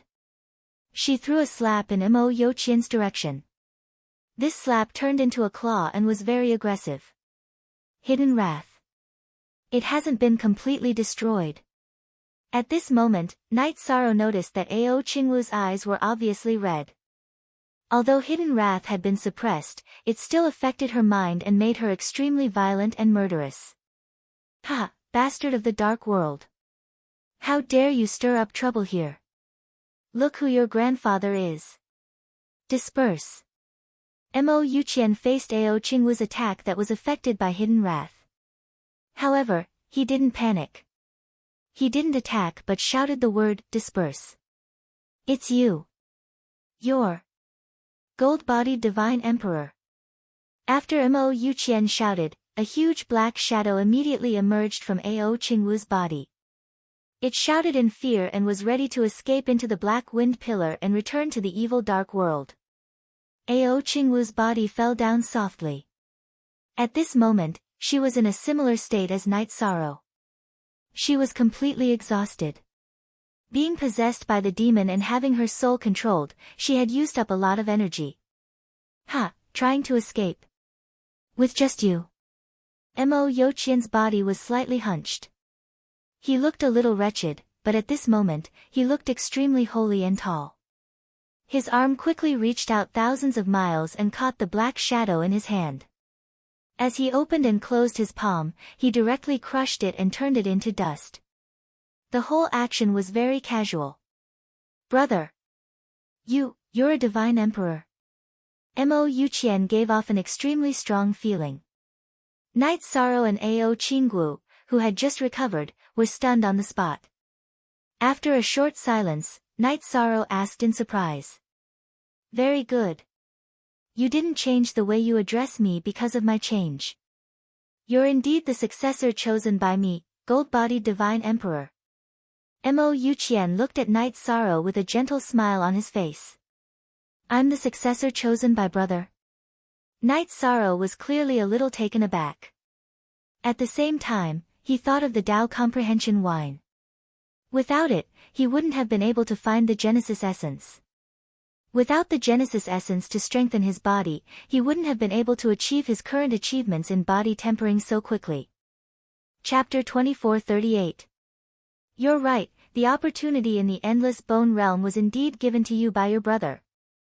Mo Yuqian smiled faintly and continued, however, there are many things that I will tell you after I save Qingwu. After saying this, Mo Yuqian brought Night Sorrow and Ao Qingwu to a majestic cultivation room on the top floor of the sky-reaching bone tower. He gave Night Sorrow a drop of Genesis Essence and told him to heal his body while he used a secret technique to save Ao Qingwu. In truth, Night Sorrow was only exhausted, and would recover with enough time. Ao Qingwu was not only exhausted, but her soul had also been seriously injured. If no one treated her, she might not be able to recover for the rest of her life, leaving a shadow in her heart that would be extremely detrimental to her cultivation. Time flew by, and 30 years passed in the blink of an eye. On this day, Night Sorrow let out a deep breath and slowly opened his eyes. He saw Mo Yuqian looking at him with a smile, and Ao Qingwu, who had already recovered, standing beside him. Night Sorrow, who had completely recovered, felt that his condition was even better than 30 years ago, perhaps because of the uniqueness of this cultivation room. His strength had increased slightly. He stood up and walked towards the two, ignoring Ao Qingwu and bowing to Mo Yuqian. Thank you for saving me this time. Otherwise, I would have already died. The gratitude he felt towards Mo Yuqian was not fake. As for Ao Qingwu, he did not have a good impression of her and felt that she was unreasonable. He. Brother Night Sorrow, you don't have to be so polite. Actually, I have my reasons for saving you. The smile on Mo Yuqian's face vanished as he said solemnly, actually, it's not just you. Qingwu is also the person I chose. Your friend Jing Yun is also the same. It's just that my expectations for you are different, so the strength of my support is also different. Following Mo Yuqian's explanation, Night Sorrow and Ao Qingwu understood that the opportunities they had obtained were intentionally given to them by the other party. Of course, they had also experienced some trials in the process. In the end, Night Sorrow obtained a large amount of Genesis Essence to strengthen his body, allowing him to advance from a low-level feather god to an intermediate-level feather god, greatly increasing his strength. Ao Qingwu had obtained a small amount of Genesis Essence of heaven and earth, but she had also obtained some opportunities at the bottom of the underground river and successfully became a high god of body refinement. As for Jing Yun, after receiving the baptism of the Tao comprehension wine, her comprehension ability had greatly increased, and she had successfully awakened her true phoenix bloodline. Everyone's gains were not small. "Senior, why are you doing this?" Upon hearing his words, Ao Qinggu asked with a cold expression. She never looked at Night Sorrow. Sigh. "I'll have to start from when I fought against Dark Demon Divine Monarch." Mo Have Money sighed and said, "That was a matter of more than 10 reincarnations ago." At that time, High Base City was very prosperous. At the same time, 3 monarchs, me, Zhen Yuan, and Ao Fang, appeared. "I specialize in body refinement. Zhen Yuan has a powerful soul force, and is good at artifact forging, alchemy, and formations. Ao Fang is the most talented in cultivation, and his bloodline is unique, and his combat strength is the strongest." With a gloomy expression, Mo Have Money recounted the events of that year from beginning to end. At that time, 3 cultivation geniuses of the same age suddenly appeared in High Bay City. They all had the opportunity to break through to the Divine King realm, and constantly improve through competition. But before they could fully mature, a shocking crisis erupted in High Bay City. The Dark Demon Clan, the Soul-Devouring Beast Clan, and the Dark Murloc Clan that were originally hiding in the dark erupted at the same time and attacked High Bay City together. These 3 clans each had 2 or more monarchs, and their methods were extremely special. They had the ability to confuse the souls of cultivators. In a few decades, nearly half of the cultivators in High Bay City were lost. The numbers of the 3 evil clans were increasing day by day. If this situation continued for a long time, High Bay City would sooner or later become the base of the evil clans. At that time, City Lord Ao Fang found Mo Have Money and Divine Monarch Zhen Yuan at the critical moment to discuss countermeasures. They decided that the 3 of them would each suppress a clan. In the end, City Lord Ao Fang killed his way to the bottom of the sea and found the nest of the Dark Murloc clan. He fought against 2 and killed the 2 monarchs of the Dark Murloc clan. He also died because of this. Divine Monarch Zhen Yuan, who was supposed to marry his fiancée Long Tianqing, also died in battle. Although he did not kill the monarchs of the Soul-Devouring Beast clan, he refined his own Dharma treasure into a cave residence and completely suppressed the Soul-Devouring Beast clan in a crack in the east of High Bay City. Mo Have Money, the Golden Body Divine Monarch who was famous for his body refinement, fought until the end and killed the monarchs of the Dark Demon clan. He used the sky-reaching Bone Pagoda as the eye of the formation and used the Endless Bone Realm to suppress the entire Dark Demon clan. The price he paid was that his body was forcefully shattered. In order to prevent his soul from being corroded, he fused his soul into the sky-reaching Bone Pagoda and became an artifact spirit. The Dark Demon clan and the Soul-Devouring Beast clan were all suppressed. The Dark Murloc clan, which had lost 2 experts, did not dare to cause trouble. They retreated back into the deep sea and did not dare to come ashore for a few rounds. It could be said that Mo Have Money, Zhen Yuan, and Ao Fang sacrificed themselves in exchange for the peace of High Bay City. "Old brother, you refined yourself into an artifact spirit?" Hearing Mo Have Money say that he had become an artifact spirit, Night Sorrow's heart ached. He wanted to say something but could not. Hee. "Old brother is fine. Aren't I living well? As long as the sky-reaching Bone Pagoda is here, old brother will not die." Mo Have Money was carefree and said, "Old brother brought you guys this opportunity because the Dark Demon clan is starting to stir again. It should be because the Dark Demon Divine Monarch that I injured back then is showing signs of recovery. Old brother hopes that you guys can sneak into the Dark Domain and do some things. Originally, I had high hopes for Wuxia. Unfortunately, 3 years ago, he obtained an opportunity and left." Wuxia. The legendary Wuxia Divine King. Hearing Mo Have Money's words, Night Sorrow was clearly stunned. He thought of the most famous genius of High Bay City, the Wuxia Divine King. He was the only one who had become the Divine King in High Bay City's last 10 reincarnations.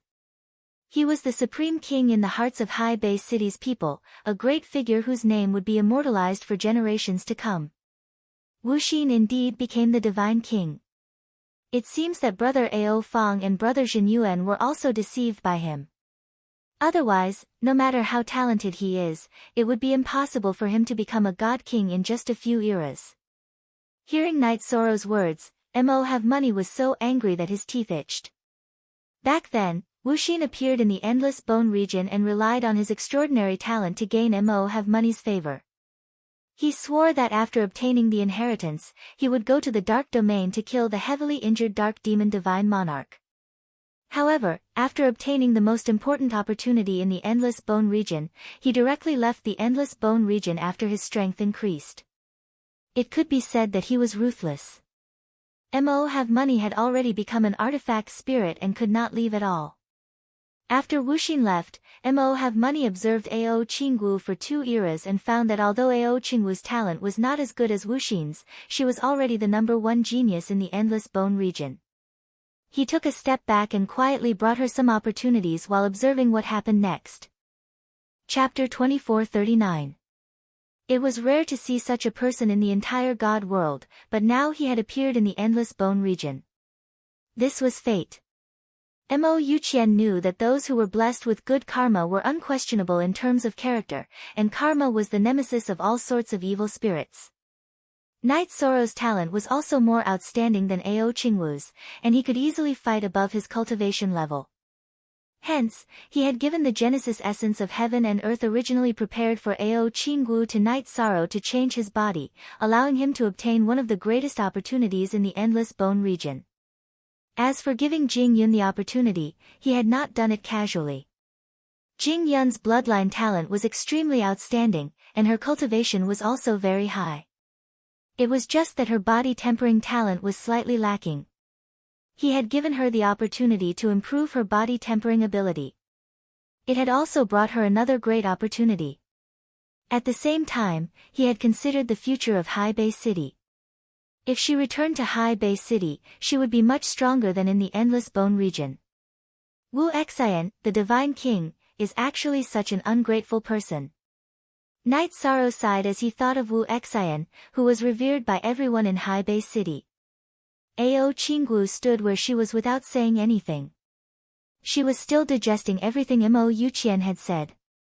Wu Xian took away the most important opportunity in the Endless Bone region, but did not bear the responsibility he should have.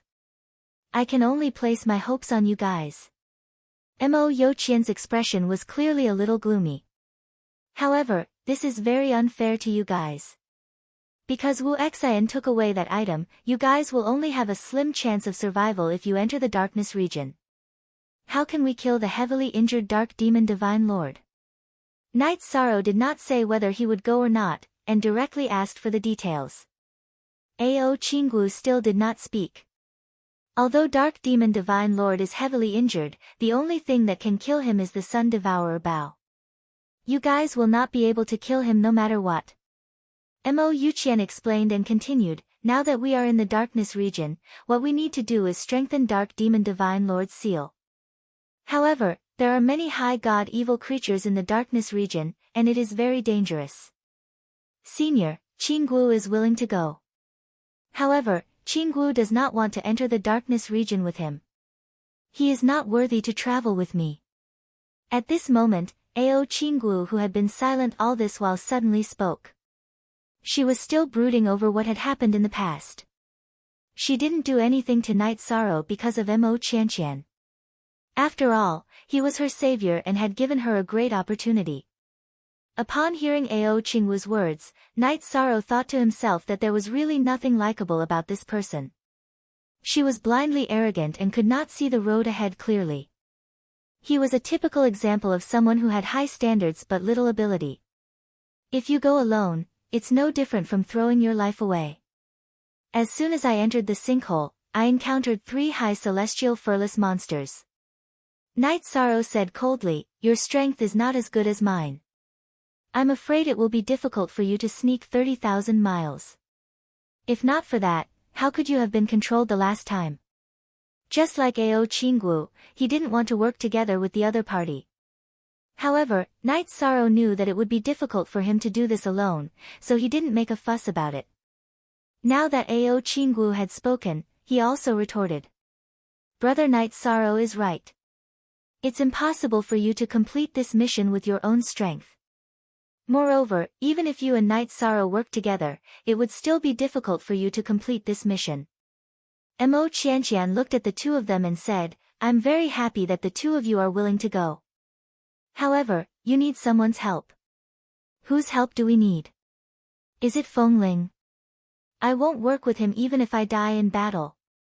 Upon hearing this, Ao Qingwu's expression turned even worse. She hated Night Sorrow and hated Feng Ling. According to her analysis, in the Endless Bone region, other than her and Night Sorrow, only Feng Ling had the strength to participate in this mission. Anyone else would be courting death. I'm very worried about working with an idiot like you. The person you're talking about must be Jing Yun. Upon hearing this, Night Sorrow shook his head helplessly. Mo Qianqian had just mentioned that he would give the opportunity to him, Ao Qingwu, and Jing Yun. It was obvious that Jing Yun was the other key person. If it was Feng Ling, Mo Qianqian would have given the opportunity to him long ago. However, Ao Qingwu mentioned him immediately. This was a little ridiculous. Jing Yun. What's her strength? I've never heard of an expert called Jing Yun in the Endless Bone region. Jing Hong is not bad, but he's already dead. Ao Qingwu said faintly. Night Sorrow is right. The person who will go with you is Jing Yun. Although she's not strong, she can play a very important role. At this point, Mo Qianqian frowned and said, however, she needs to get through the calamity in front of her first. Or rather, it's an opportunity. As for Feng Ling, his character is not good enough, and his talent is not enough. I know the calamity. It's from Feng Ling. Why do you say it's an opportunity? Night Sorrow did not understand this at all. I don't have time to say more about this.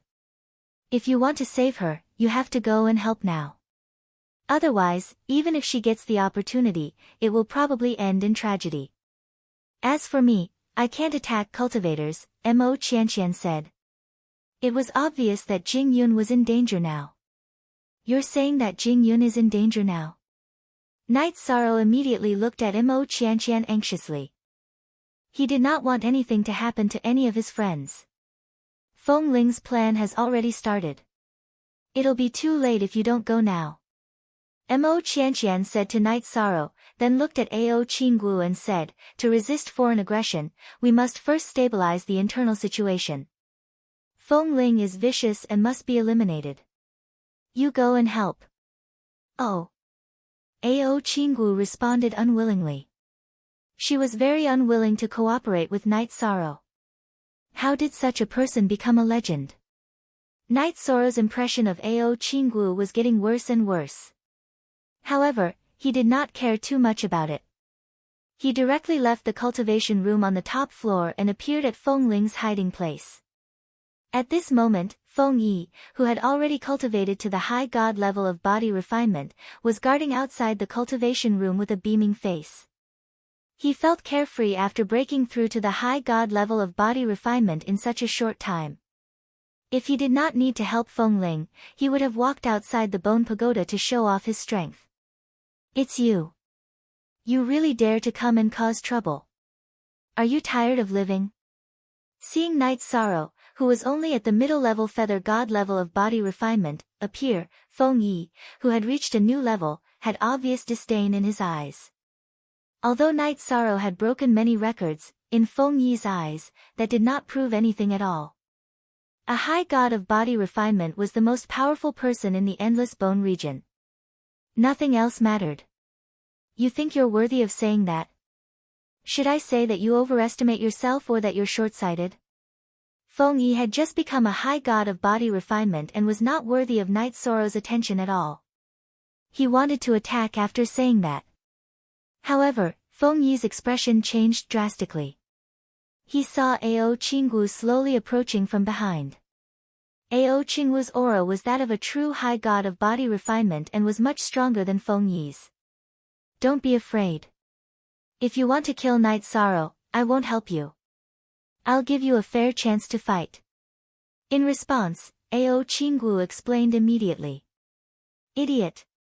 Seeing Ao Qingwu's reaction, Night Sorrow scolded her for being an idiot. Ao Qingwu's friends were killed by Feng Ling's men and Feng Yi must have been involved. At this time, she did not rush forward to take revenge but pointed the blame at him. How brainless was she? There was no logic to speak of at all. Who did you say? Ao Qingwu, who was scolded, glared at him. I said that you're an idiot and an idiot. I really don't know how you cultivated to your current strength. If you still throw a tantrum after we enter the dark shadow domain, I will kill you immediately. Night Sorrow said coldly as he looked at Ao Qingwu. You want to kill me? Dream on. Ao Qingwu was furious and the aura around her became several times colder.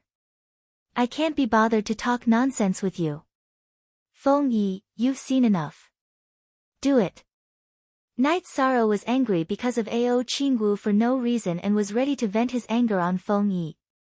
Chapter 2440. For the sake of the Sir Divine Lord, I won't kill you, but I will teach you a lesson. But at this moment, Ao Qingwu moved closer, preparing to attack Yi Shang to teach him a lesson. Her behavior was very disgusting. Ao Qingwu, do you know the purpose of my trip? Night Sorrow asked coldly. Of course I know. However, you caused me to delay for 3,000 years and I lost all my friends. If you want to save your friends today, you have to go through me. This is the cycle of karma, Ao Qingwu said with a hint of mockery. In the end, she just wanted to make things difficult for Yi Shang. Good, good. Very good. You are very good. Very good. Ao Qingwu had tried to kill him several times, but Night Sorrow had temporarily let it go for Mo Qianqian's sake. At this moment, he was in a hurry to save Jing Yun, but she tried to stop him. She was asking for death. Yi Shang said, good, a few times in a row and said coldly, I won't take the initiative to attack you today. However, I am in a hurry to save Jing Yun. If you dare to stop me, I will kill you. There will be no reconciliation. Night Sorrow hated people like Ao Qingwu who didn't know what was important. At this moment, he had made up his mind. If she continued to provoke him, he would kill her. The most important thing for Night Sorrow now was to save Jing Yun. Whoever tried to stop him would die. There was no reconciliation. His family and friends were his scales of wrath, and no one could touch them. You want to kill me? Then I will fulfill your wish. Let's fight. At this moment, Ao Qingwu's hands turned into two dragon claws and attacked Night Sorrow fiercely. In this regard, Feng Yi was dumbstruck as he watched from the side. He thought in his heart, these two people came together, so why did they start fighting? However, he was happy to be at ease, and watched the show with a smile on his face. Now that Feng Yi was a body-tempering superior god, he felt that he was the highest existence in the endless bone region and had more courage. You are courting death. After Night Sorrow had achieved something, he was no longer easily angered. However, at this moment, he was completely enraged by Ao Qingwu. He took down the 1,000-kilogram demon-subduing spear from his back and unleashed the forbidden 10 spear strikes that he had recently comprehended. 10 spear shadows with extremely powerful auras met Ao Qingwu's dragon claws and attacked at lightning speed. Boom! As the two of them collided, Ao Qingwu was directly sent flying. There were several wounds on her chest, and every spear strike brought out flesh and blood. The power of Night Sorrow's furious attack was no small matter. At the same time, Ao Qingwu, who had made the first move, was attacked by lightning. The area where the fight took place was not in the cultivation room, but in the corridor of the sky-reaching bone pagoda. The attack was not particularly fierce, but it put her in a very difficult situation. I've underestimated you. But don't think that you've won. I will definitely kill you today.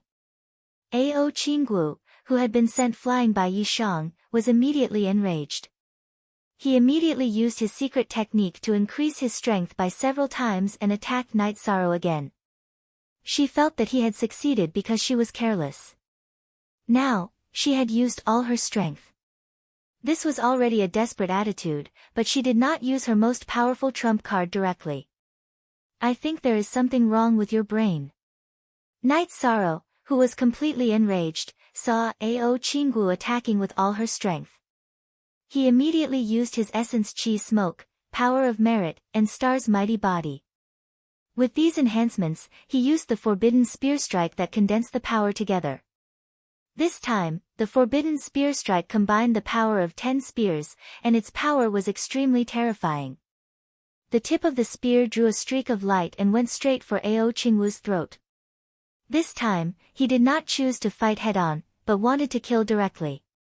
She attacked in such a dangerous situation, no matter what she said, it was unforgivable. Real Dragon Bloodline. Activate. Seeing that the situation was not right and that she could not withstand Night Sorrow's attack, Ao Qingwu immediately activated her Real Dragon Bloodline. Even so, Ao Qingwu's neck was pierced by the spear.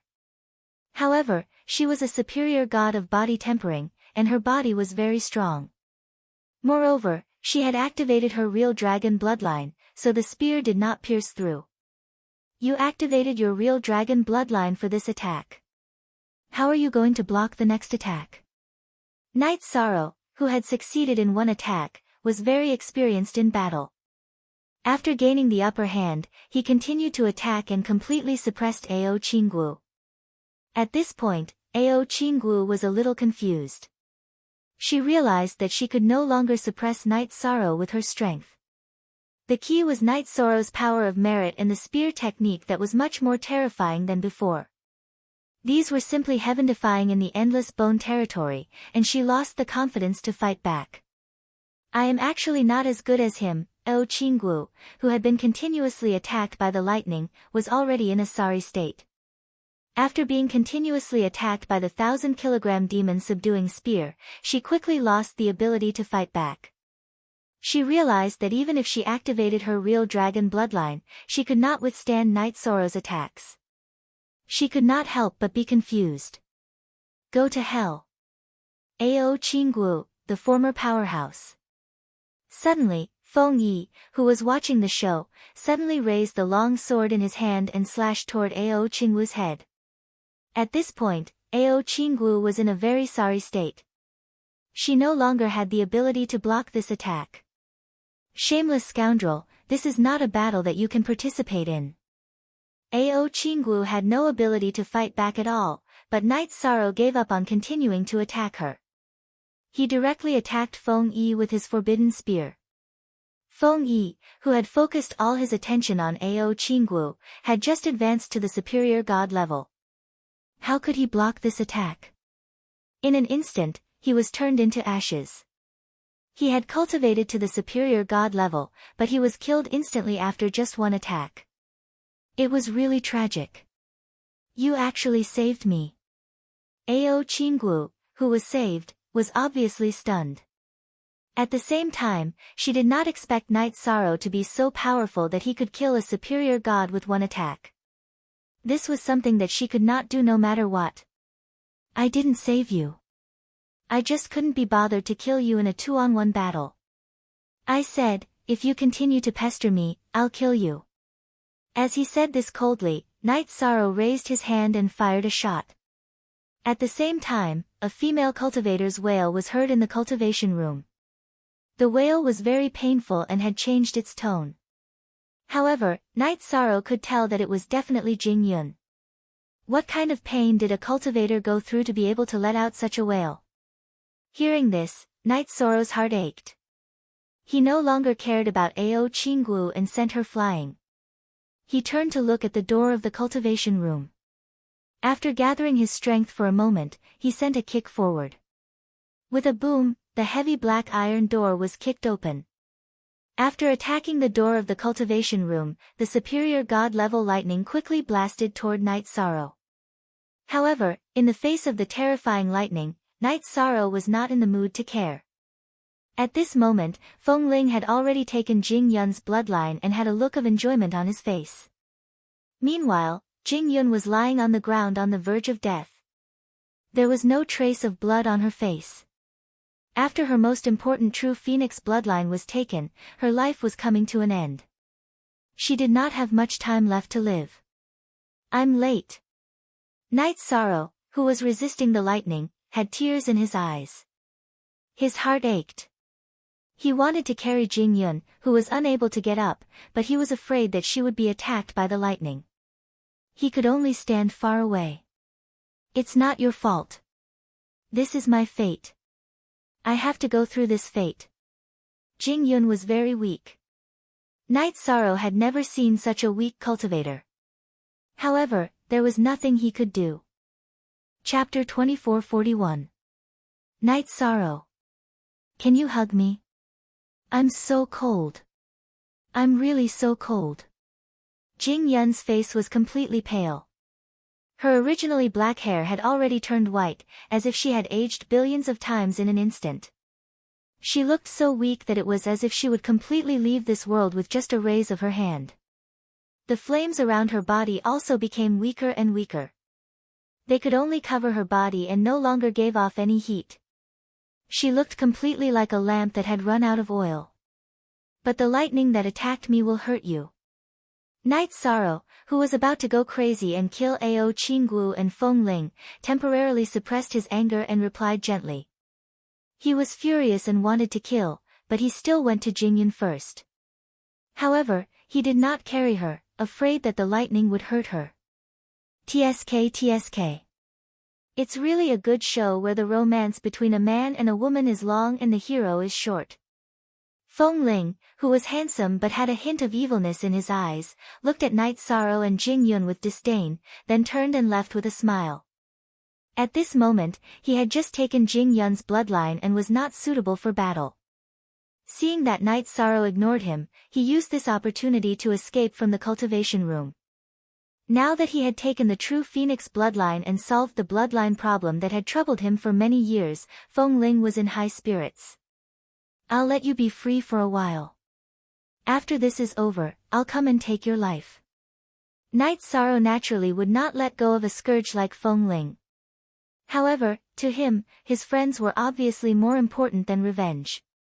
He looked at Jing Yun with pity. Jing Yun, who was lying on the ground, looked up at Knight Sorrow and forced a smile. I'm already like this. Why should I be afraid of lightning? Even if it's an attack from the Divine King or the ruler, I'm not afraid. Knight Sorrow, who had never experienced life and death, felt indescribable. He felt that he was in so much pain that he could not breathe. Withstanding the pressure of the lightning, he hugged Jing Yun in his arms. The corners of his eyes were wet. Jing Yun, who was in Knight Sorrow's arms, showed a gratified smile. However, she was quickly attacked by the lightning. Not long after, the flames on his body completely disappeared, and his life aura became weaker and weaker. In the end, she completely lost her sense of existence and aura, and her life came to an end. Everything happened too quickly and too suddenly. Jing Yun. In his arms, Jing Yun's fingers gradually drooped down. Knight Sorrow murmured. He still had many things he wanted to say, but at this moment, he couldn't say anything. Recalling everything that had happened between the two of them after they met, she felt an inexplicable sadness. Although they hadn't interacted much, Knight Sorrow had a good impression of Jing Yun. He felt that she had a good personality and gave people a comfortable and gentle feeling. If I had come earlier, things wouldn't have turned out like this. At this moment, Knight Sorrow was feeling very bad. His heart was filled with boundless regret and self-blame. If he hadn't used 30 years to recover, how could things have developed to this point? Why did it have to be this little bit of time? Knight Sorrow bit his lips and hammered the ground unwillingly.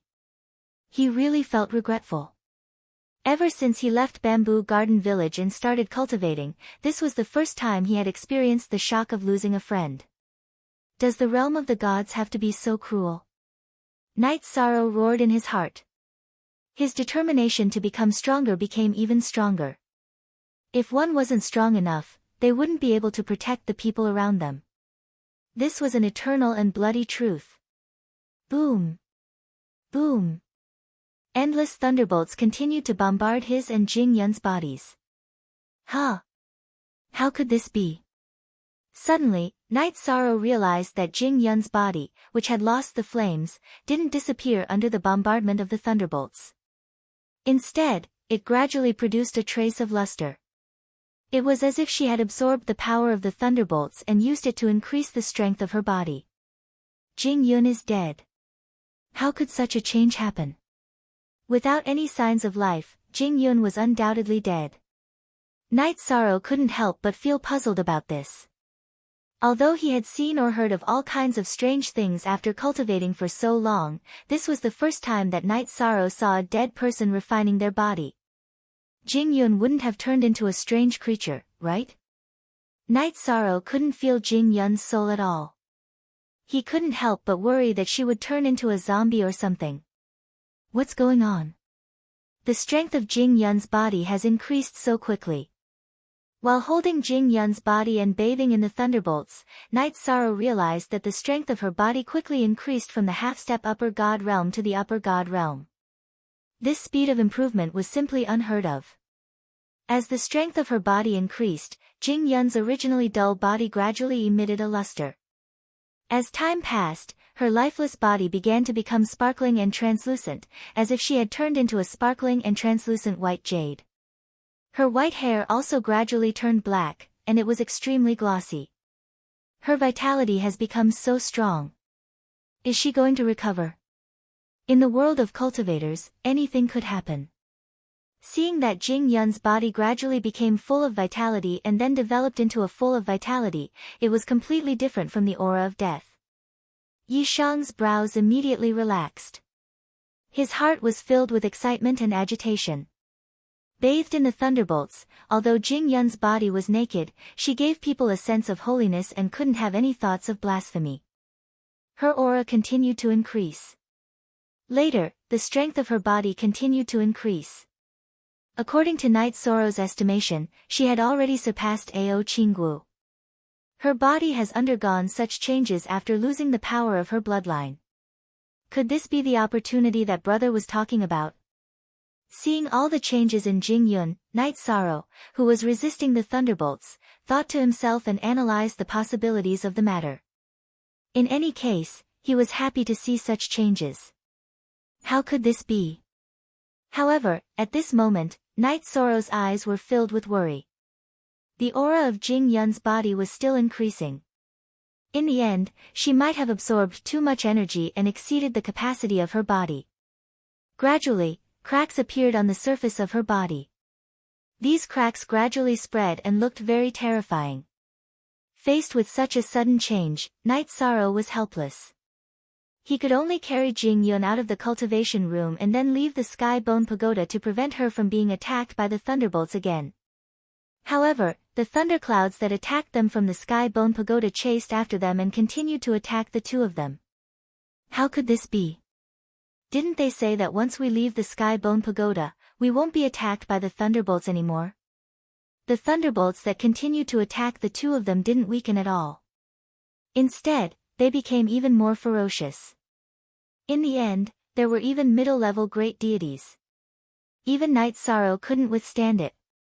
Needless to say, Jing Yun's body was bathed in the thunderbolts and was quickly broken into pieces. It was very miserable.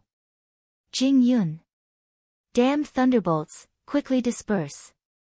Seeing that Jing Yun's body was broken into pieces and the vitality that was originally produced was also dissipating bit by bit, Night Sorrow roared in anger. However, the thunderbolts didn't stop and continued to attack the two of them. Most of them bombarded Jing Yun's broken body and directly turned it into dust. In the end, there was no trace of her left in the world. Not even a speck of dust was left. Only Night Sorrow stood between the heavens and the earth, staring blankly at the thunderbolts above his head. How could this be? She clearly produced vitality, so why? Night Sorrow was speechless. He had endless doubts in his heart, but no one could say anything. He had been happy just a moment ago, but now he was suffering another blow. This was too cruel. Even if Night Sorrow's heart was like a boulder that couldn't be moved by wind, it was still very difficult for him to bear. Screech! At that moment, the thunderbolts in the sky suddenly let out a high-pitched screech. Then, a flame full of vitality completely burned in the thunderbolts, dyeing the entire sky red. Could it be that Jingyun isn't dead? Knight Sorrow's heart skipped a beat when he heard the birds screech. He knew that the Phoenix clan was very special, so he stood in place and observed. The latter's flames completely burned, burning the entire sky. Screech. After burning for a total of 49 years, a phoenix cry came from the sky once again.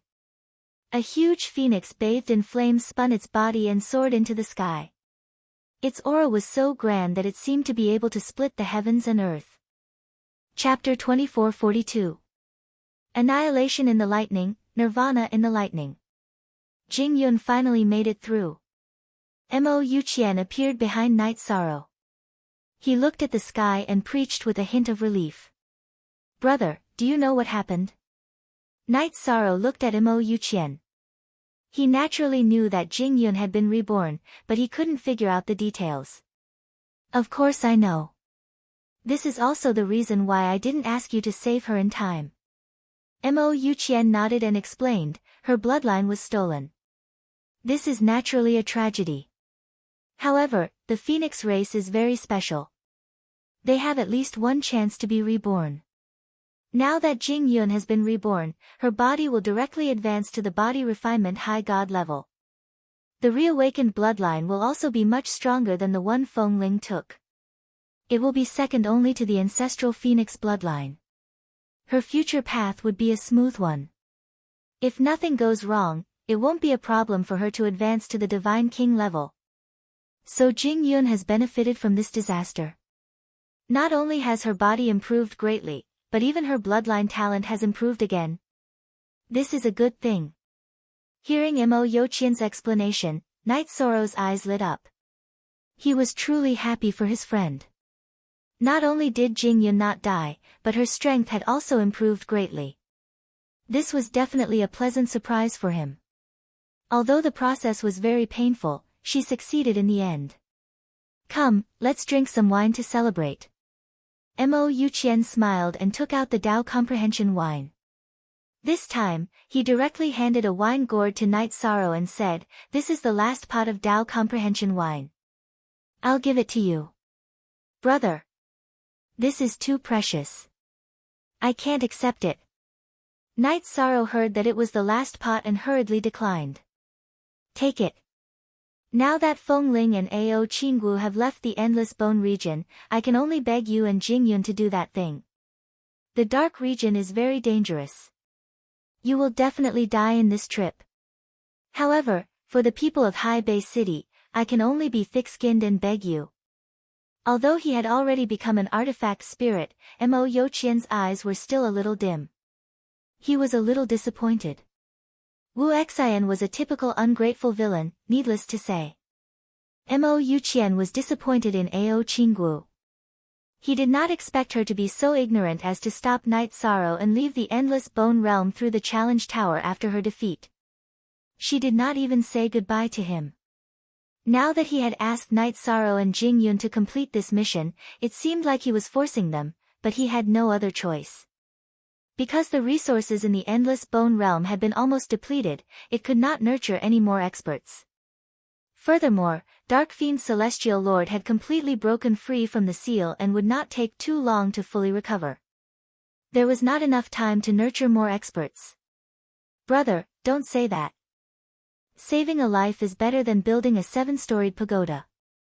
For the sake of so many cultivators in High Bay City, I, Night Sorrow, am willing to take this risk. Since that's the case, I won't reject the Tao Comprehension wine. Night Sorrow also understood that the dark dimension was very dangerous, and there were evil creatures everywhere that could corrode souls. The Tao Comprehension wine could ensure the clarity of one's soul, which was extremely important for this trip. After receiving the wine gourd, Night Sorrow raised his head and drank a mouthful. He praised, "This is really good wine." After drinking it, his soul became much clearer, and his comprehension increased by a lot. Ha, good wine deserves a hero. Mo Yuqian laughed. At this moment, the fire phoenix circling in the sky turned into a human figure and flew in front of the two of them. Thank you for saving my life, Master. Jing Yun was wearing a set of armor formed by flames. The armor flickered with lightning constantly, looking very dazzling. She flew to the two of them, smiled at Night Sorrow, and then knelt down to Mo Yuqian. In fact, after being captured by Feng Ling, Jing Yun's heart had been filled with despair. It was Mo Yuqian who had appeared and analyzed the situation for her. Only then did Jing Yun understand that her bloodline being snatched was actually a great opportunity for her. As long as her will to live was strong enough, she would be reborn and become stronger. Now, not only did she become a body-tempering immortal after being resurrected, her bloodline talent was also close to perfection. Jing Yun was very grateful for Mo Yuqian's reminder. Ha! There's no need to call me master. You and Night Sorrow can just call me elder brother. I'm just doing what a senior should do. Mo Yuqian smiled and helped Jing Yun up. He continued, now, not only do you control the power of fire, but you can also control the power of lightning. These two powers are the bane of evil. It is Night Sorrow's fortune to have you as a helper on this trip.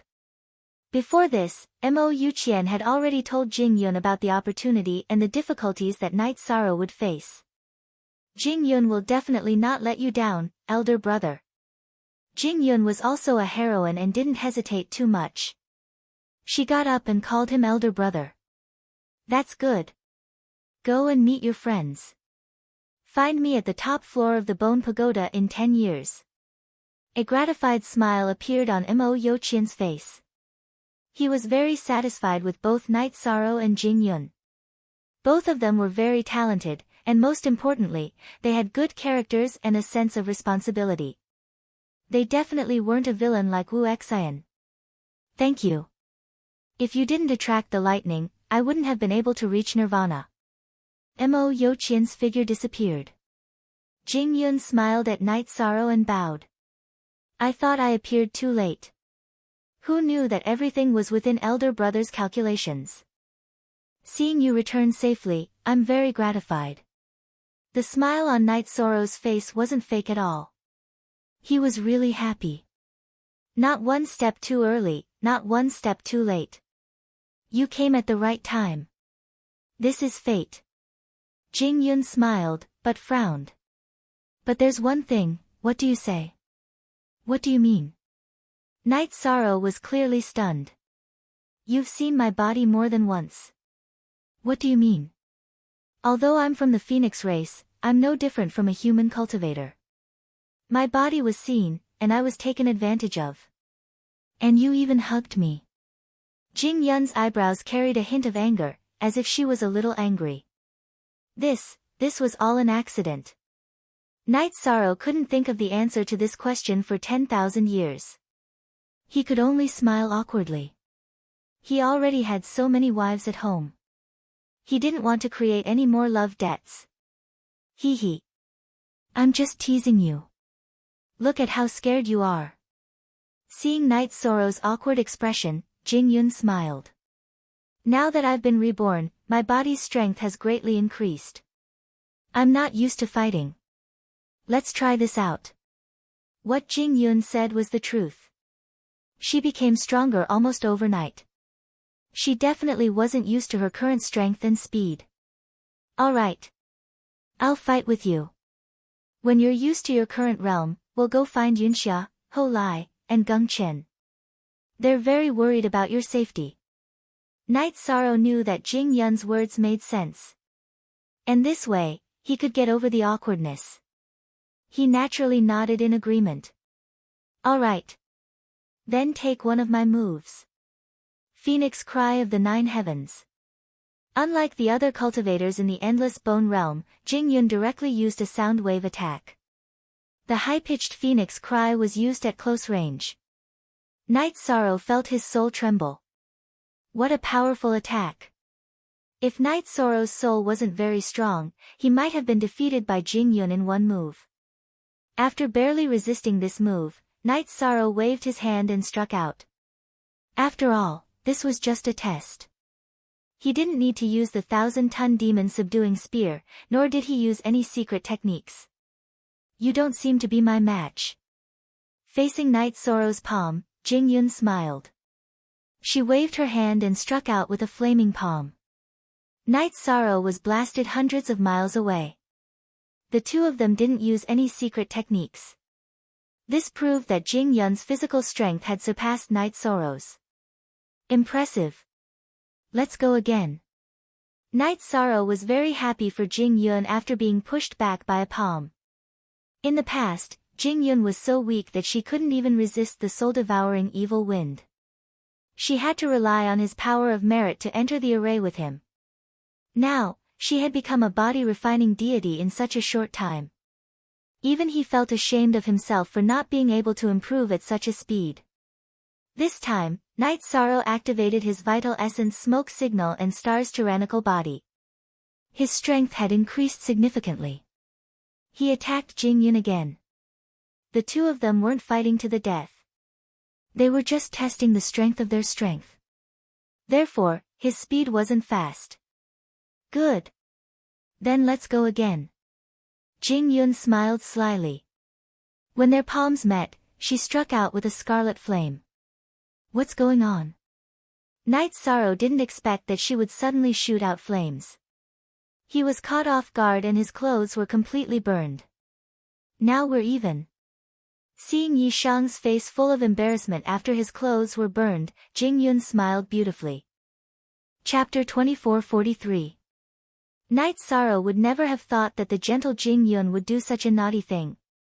He was caught off guard and had his clothes burned. He was so embarrassed that he didn't know what to do. Ha! Just kidding. Look at you. Jing Yun chuckled and shot out a flame.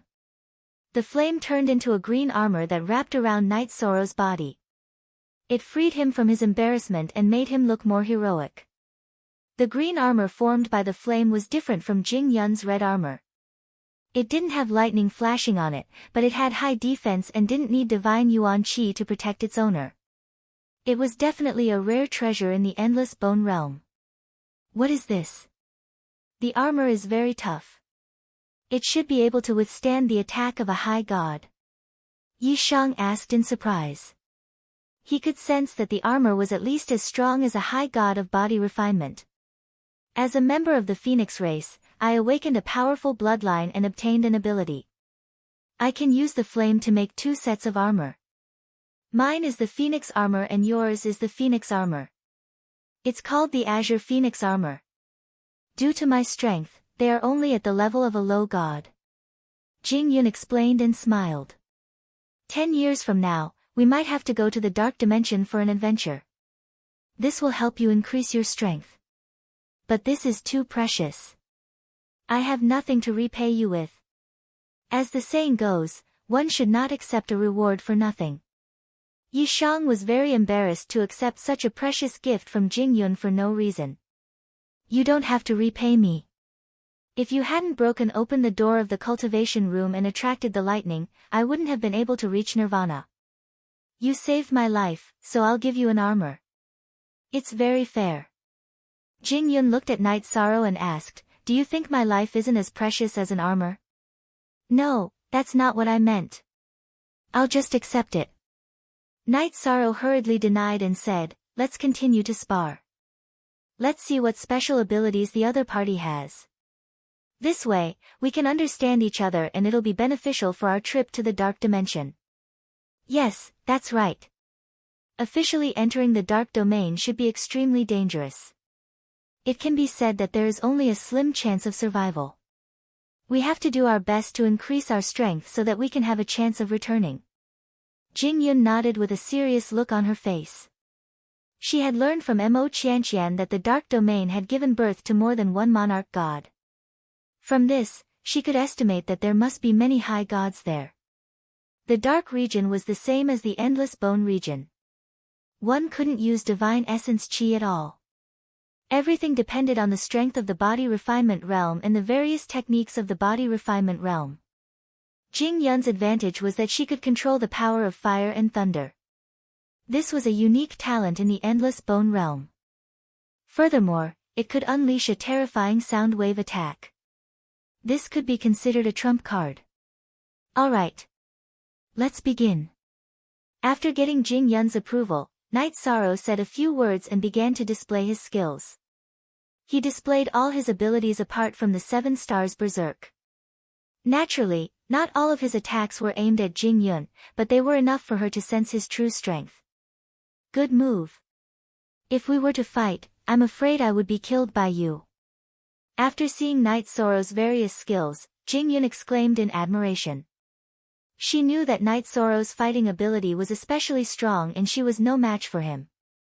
However, after Jing Yun's demonstration, Night Sorrow realized that her abilities were indeed not weak. The power of fire and thunder were extremely terrifying when used. In the past, Jing Yun was much weaker than Night Sorrow. However, after such a short period of time, both of their strengths were about the same. It could be seen that the opportunities she had obtained were not inferior to Night Sorrow's. Let's go and see Wuxia and the others. After both sides understood each other, Jing Yun suggested. Alright, I'll lead the way. Night Sorrow naturally agreed. He knew that Zhu Yunxia, Ho Lai, and Geng Chen were also very worried about Jing Yun's safety. After that, the two of them went to the cultivation room where the others were. Seeing that Jing Yun had returned in one piece, Zhu Yunxia immediately shed tears. She gave her a hug and said emotionally, "It's great that you can return in one piece." Was Feng Ling killed by Night Sorrow? She did not know that Jing Yun had actually died once. Now that she had returned from Nirvana, she would probably cry even harder if she knew. No. Feng Ling has already escaped from the Endless Bone region. However, I will personally take revenge this time. He won't be free for a few more years. Thinking of the persecution that Feng Ling had brought to her, a trace of killing intent flashed through Jing Yun's watery eyes. She released her sharp aura. Zhu Yunxia, Ho Lai, and Geng Chen immediately felt her strength. This is the body-tempering strength of a high god. Young mistress, when did you become so strong? Ho Lai immediately asked, dumbfounded. The three of them had once been Jing Hong's subordinates and respected Jing Yun very much. However, the Jing Yun of the past was definitely a burden. Now that she had become a high god in body tempering, their jaws dropped. Ha! I obtained some opportunities. However, my strength is still a bit weaker than Night Sorrow's. Jing Yun glanced at Night Sorrow and said faintly. To anyone, Night Sorrow's strength could be described as abnormal. He was only an intermediate divine feather, but his combat strength was already stronger than most lesser high gods. This kind of person could be compared to the legends. He's an anomaly. Ho Lai admired Night Sorrow's strength even more. There was no need to measure it by body tempering level. Now that Feng Ling and the others have left the Endless Bone region, the three of you can move freely and increase your strength. Seeing that Ho Lai had brought the topic to himself, Night Sorrow smiled and said confidently, "If nothing unexpected happens, Jing Yun and I will be able to take you out of the Endless Bone region when we return." Really? We can leave this place soon? Geng Chen asked excitedly. The three of them really did not want to stay in the Endless Bone region for another day. When they heard Night Sorrow's words, they immediately jumped for joy. It's true. I'm confident. Night Sorrow said confidently. He could not make the sky-piercing bone tower recognize him as its master, but he knew the rule maker, Mo Yuqian. As long as he said a word, they could leave at any time. However, now that Feng Ling had left the Endless Bone region, the three of them would be in danger if they left rashly. It was best to wait for him and Jing Yun to return. Of course, he would set a time with Mo Yuqian. If they did not return by the time, he would let them leave. After that, Night Sorrow and Jing Yun chatted with Zhu Yunxia and the others for a while. They went to see Mo Yuqian together. 10 years was too long. They did not want to wait. I'm very happy that the two of you have arrived so quickly. Mo Yuqian had originally given them 10 years, but the two of them had arrived in just a few days. This proved that they were very determined. Every day we delay increases the chances of Dark Demon Emperor breaking the seal. We can't waste any time. Now that Night Sorrow had experienced Jing Yun's nirvana, he was especially concerned about time. Yes, you're right. You are people who will achieve great things. However, there are many high gods in the dark dimension. There might even be upper gods or half-step divine lords. Going like this is no different from courting death. Mo Yuqian looked at the two of them and said, I will use 1,000 years to change your auras. Back then, I used this method to sneak into the dark dimension, ambush Dark Shadow Divine Lord, and kill him. After that, I injured Dark Demon Emperor and sealed him under the 1,000 Cave Mountain. Change our auras? You want us to disguise ourselves as dark creatures? Night Sorrow had an impression of the hairless dark creatures in the sinkhole. Yes, there is a hairless creature in the dark dimension called the gorillas. Their bodies are very similar to apes. You can transform into them. As for the change of auras, leave it to me. Mo Yuqian nodded and continued, come with me. There is a special place in the Endless Bone region that can help you do this. However, the prerequisite is that your souls are tough and strong enough to not be corroded by the dark aura. Is that dark aura very scary? Jing Yun, who had just experienced nirvana, asked. She was definitely someone with a strong will to be able to undergo nirvana and be reborn. However, she didn't understand the so-called dark aura. That aura is very scary. Even Ao Qinggu, who was once one of the 4 great experts and had successfully become a high god of body refinement, had her soul corroded and she lost control of her body. If it wasn't for some things that happened later, she would have been suppressed forever and become someone's puppet. Night Sorrow, who had been corroded by the dark aura, explained with a solemn expression. The corrosion of his soul back then wasn't very strong, but it made him lose his mind for a while. The corrosion of the dark aura that Ao Qinggu had experienced was obviously stronger than what he had experienced. Although she was later cured by Mo Yuqian, her personality had changed a lot. From this, it could be seen. Chapter 2444. Her soul was suppressed and she lost control of her body. She became a puppet controlled by the dark creature. That aura is so terrifying. Jing Yun knew Night Sorrow's character well. He would never exaggerate. If even he said it was terrifying, then it must be extremely terrifying. She felt a chill run down her spine. It's more terrifying than I imagined. You must not be controlled by that aura. It's like a maggot in your bones. If you can't get rid of it completely, you'll be affected even if you treat it. Mo Yuqian sighed. If I'm not wrong, Qingwu's personality has changed greatly even though she was successfully treated. She wasn't like this in the past. In the past, Ao Qingwu was incomparably beautiful. Although she had a cold personality and was somewhat arrogant, there was absolutely no problem with her character. Otherwise, Mo Yuqian would not have groomed her as his successor after suffering an unintentional blow. When Night Sorrow met her for the first time, he saw her crying for her friend. She must have been someone who valued relationships. But now, her personality was strange. She must have been affected by the dark aura. She had already left the Endless Bone region and no one knew what the future held. I see. Then there's a big problem.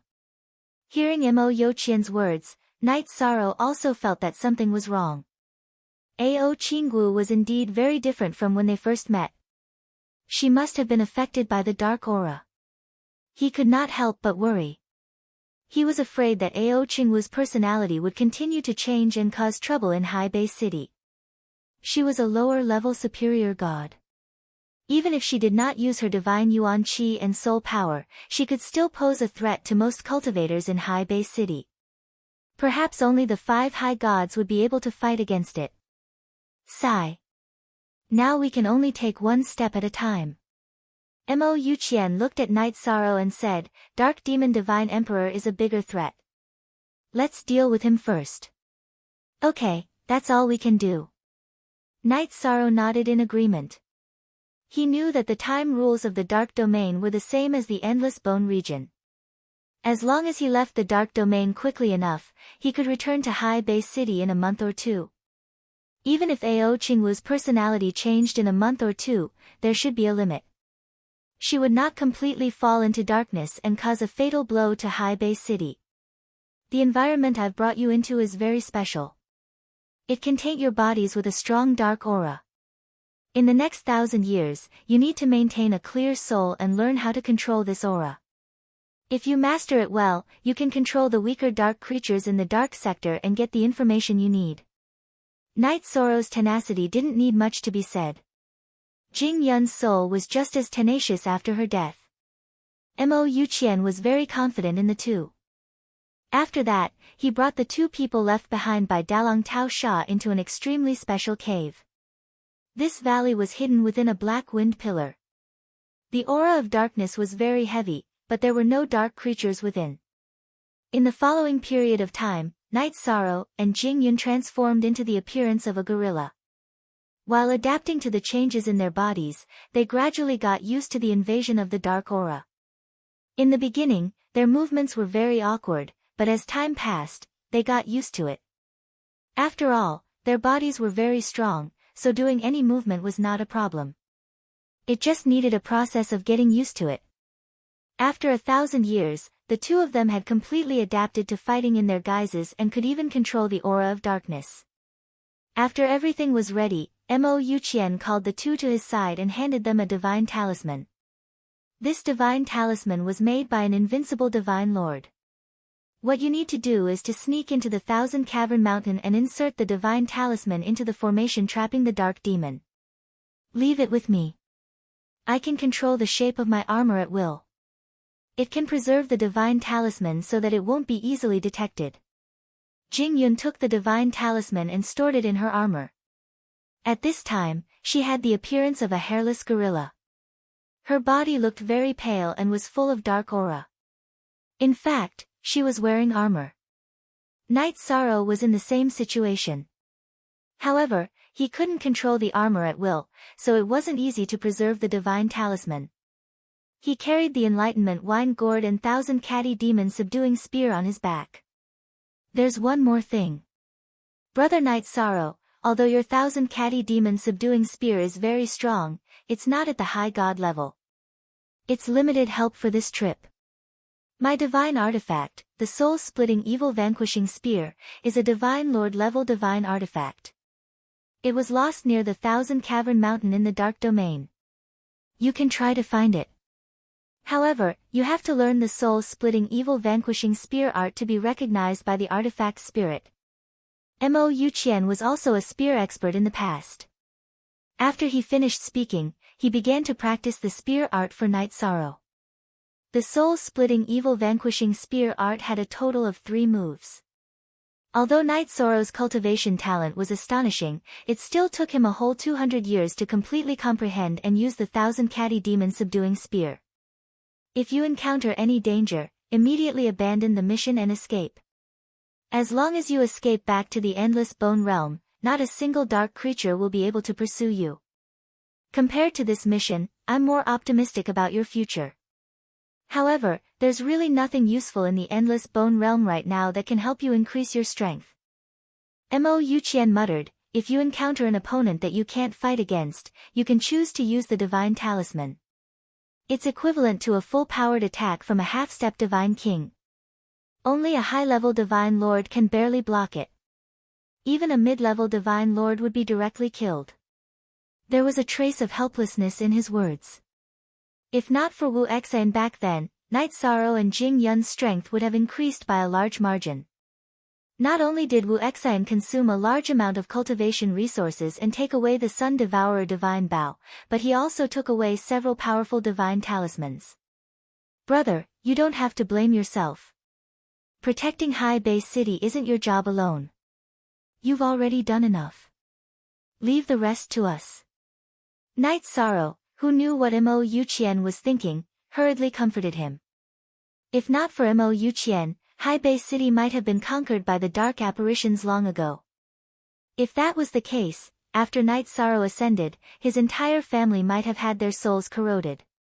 Now, it was time for Mo Yuqian to pay the price. However, Mo Yoqian's words also increased the pressure on Night Sorrow. This divine talisman was so powerful that it was equivalent to a half-step divine king's attack, but it could only be used to strengthen the seal.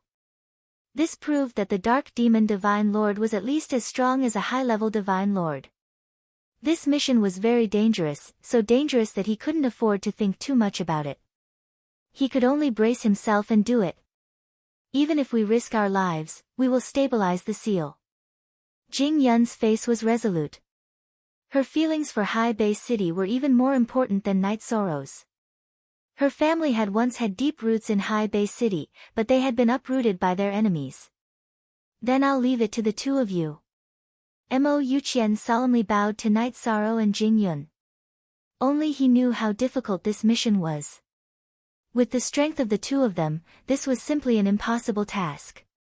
Brother, you don't have to do this. Night Sorrow and Jing Yun moved at the same time and hurriedly helped Mo Yuqian up. As a predecessor, Mo Yuqian had fought until his body collapsed and became an artifact spirit, but he still planned for the future of High Bay City. Such boldness made the two of them revere him. How could they accept such a big bow from him? Are you ready? Then, they came in front of the black wind pillar. Night Sorrow glanced at Jing Yun and asked. Yes. I'm ready for anything. Jing Yun nodded seriously. This time, they would have a slim chance of survival. She had thought of all the possibilities. Brother. We're going in. Chapter 411. Gu Fei is here. After Du Gufeng released the heaven and earth sleeve technique to hide Gu Fei in his sleeve, he didn't forget to shout. He was afraid that others wouldn't know that the person who flew out from his sleeve was Gu Fei. He quickly retreated and hid far away. Fight! Fight! Humph! The short and fat old man Du Gufeng knew that he was no match for Shen Hongshi and the fiend that was chasing him, so he immediately decided to watch the fight from a distance. Void-controlling realm cultivators were all extremely shrewd and experienced. They knew that they couldn't win, so they gave up without any hesitation. Gu Fei. Shen Hongshi's eyes immediately widened. He extended his hand and was about to grab the descending figure. He's mine. Suddenly, a strong vibration came from the void nearby. Ripples spread out like transparent water waves. Then, a black figure directly walked out from the void. It was unknown what kind of secret technique that person had used to hide in the void. If he hadn't come out himself, no one would have known where he was. Even the fat old monster Shen Hongshi didn't know where he was. The moment that person appeared, he also extended his hand and grabbed at Gu Fei. You're asking for death. Shen Hongshi was shocked. He then raised his hand and a golden light immediately shot out from his hand and pierced through the person in front of him. That golden light was Du Gufeng's natal flying sword that Shen Hongshi had collected. That flying sword had been refined by Du Gufeng day and night, nourished by his own sword energy day and night. It had long become a spiritual item. Once it left Shen Hongshi's hand, it immediately emitted a bright golden sword light.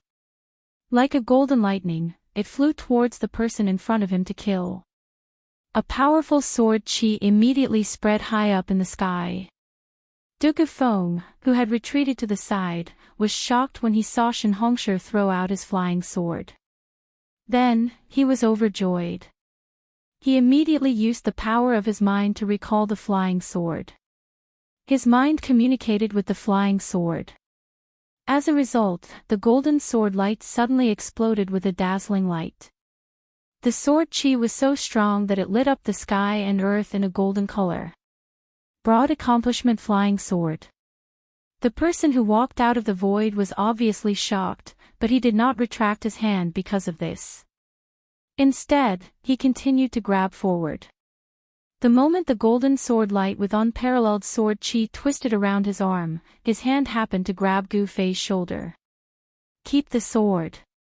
Just at this moment, Du Gufeng, who had retreated far away, let out a low roar. Swish! Then like a golden snake, it flew back towards Du Gufeng.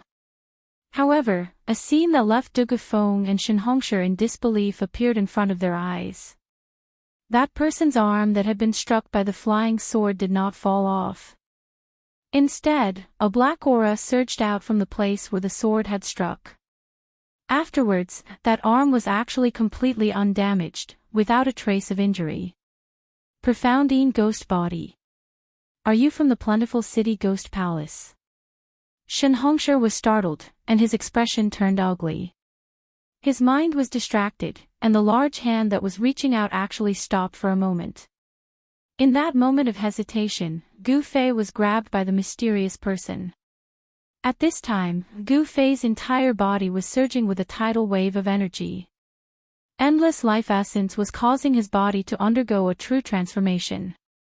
His eyes were tightly closed, and he was still maintaining his cross-legged posture. Rays of light flickered on the mountain.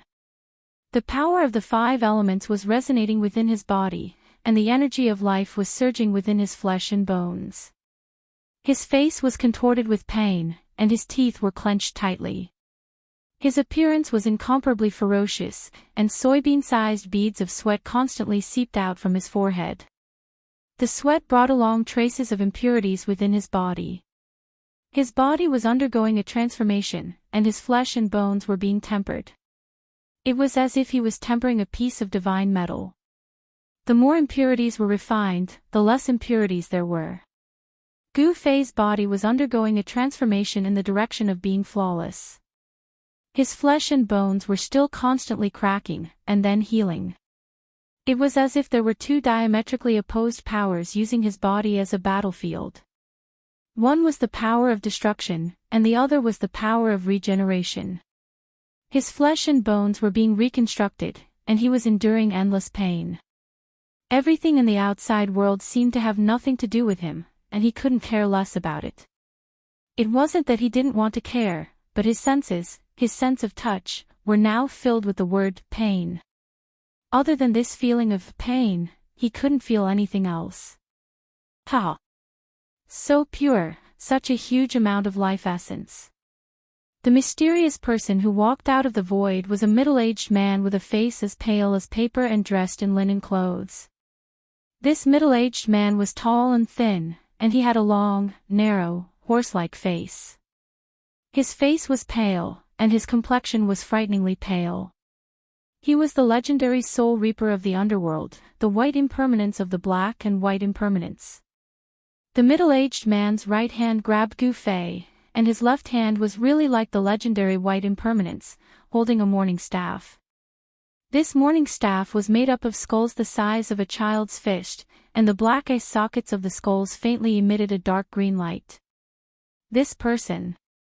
What's wrong with him? His body is very strange. The middle-aged man's face was full of surprise as he looked Gu Fei up and down. His pair of mung bean eyes flickered with an evil green light that was like a will-o'-the-wisp. True cultivators had already disappeared for countless years. Perhaps only the people from the ancient times knew what was happening to Gu Fei's body. You are the Qi Shan old ghost. Shen Hongshi looked at the middle-aged man and suddenly exclaimed. He had already seen through this person's background. Ha! The middle-aged man seemed a little surprised. His gaze left Gu Fei and looked at Shen Hongshi. He said with a smile, I didn't expect someone in this world to recognize me. Let me see. 1,500 years. No, it should be 1,800 years. I haven't left Mount Qi for 1,800 years. The middle-aged man pondered and muttered to himself. Hiss. When Shen Hongshi and Du Gufeng heard this, they both sucked in a breath of cold air. Even Shen Hongshi, the old monster of the Guangqing celestial sect, changed his expression.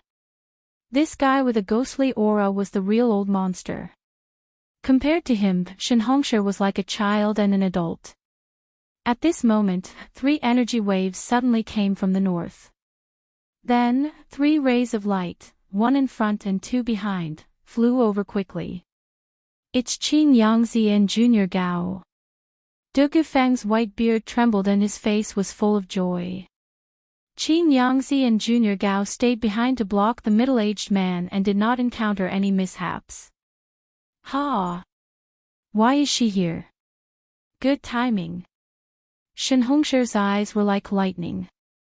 He immediately recognized the ray of light flying in front. That person was someone he knew. He was secretly happy. He was worried that he was not the opponent of the Qi Shan old ghost. Coincidentally, that familiar person came. If the two of them worked together, they might be able to fight the old ghost. Qi Shan old ghost, put that person down. The conveyance light was as fast as lightning, and a vast amount of transcendence energy rippled over. Before the person arrived, an old voice had already been heard. Humph, a group of flies that don't know life from death. So annoying. The Qi Shan old ghost said in disdain and annoyance. At the same time, he stretched out his hand and pulled the storage pouch on Gu Fei's waist. Then, he opened it to take a look. That horse-like white face was immediately startled and his expression became very ugly. Not in the storage pouch. The Qi Shan old ghost stuck the wailing skull stick on his waist. His right hand carried Gu Fei while his left hand searched Gu Fei's body. When Qin Yangzi's palm touched Gu Fei's shoulder, it was repelled by the vast and mighty power that came out from Gu Fei's body. However, the Qi Shan old ghost was as casual as grabbing a toy. The surging power in Gu Fei's body did not affect him at all. Whoosh! There was a flash of light, and there was a mighty surge of mana. A dazzling ray of light, like a divine rainbow, wrapped around a figure and flew close in an instant. An old Taoist woman holding a golden palm leaf fan appeared from the ray of light. The old Taoist woman angrily pointed at the middle-aged man and shouted, "Qi Shan old ghost, do you want to become enemies with the three Tao sects?" At this time, the middle-aged man had already searched Gu Fei's body, not even his socks and shoes. However, the thing he wanted did not seem to be on Gu Fei's body. Impudent. The middle-aged man couldn't help being enraged. His pale face darkened, and his green beady eyes swept over Shen Hongshi and Opo Qi. He coldly said, "You juniors, when I made a name for myself, your master was still drinking milk. You dare to use your Taoist gate to suppress me. Do you really think I don't dare to kill you?" Ghost Emperor Fingdu was fighting an ancient devil in his own land and was in the limelight. The Ghost Tao cultivators all felt proud and puffed out their chests. Qi Shan old ghost naturally felt proud as well. Moreover, the Qi Shan old fart was right. In terms of seniority, the Qi Shan old fart was truly on par with Shen Hongshi and Granny Qi's ancestors. He was already in a bad mood because he couldn't find that thing on Gu Fei's body, so how could he not be angry after being scolded by a junior? Whoosh! Whoosh! The sound of tearing through the air echoed once more. The other two rays of light also flew close and disappeared. Two figures appeared in the sky. These two were the dark-skinned youth, Qin Yangzi, and the tall and thin old man surnamed Gao.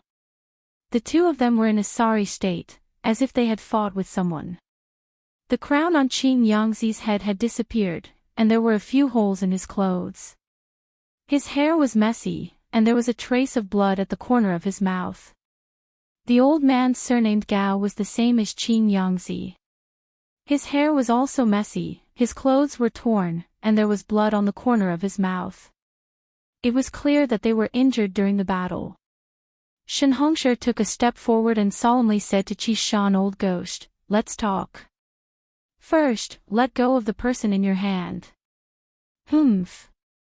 You want this person, but I won't give it to you. Old ghost Qi Shan seemed to be truly enraged. As he spoke, he suddenly opened his mouth. That mouth was like a bottomless black hole. Vast and mighty black gas surged out, instantly enveloping Gu Fei and then devouring him. Chapter 412. Old Ghost Qi Shan, everyone present was shocked to the extreme.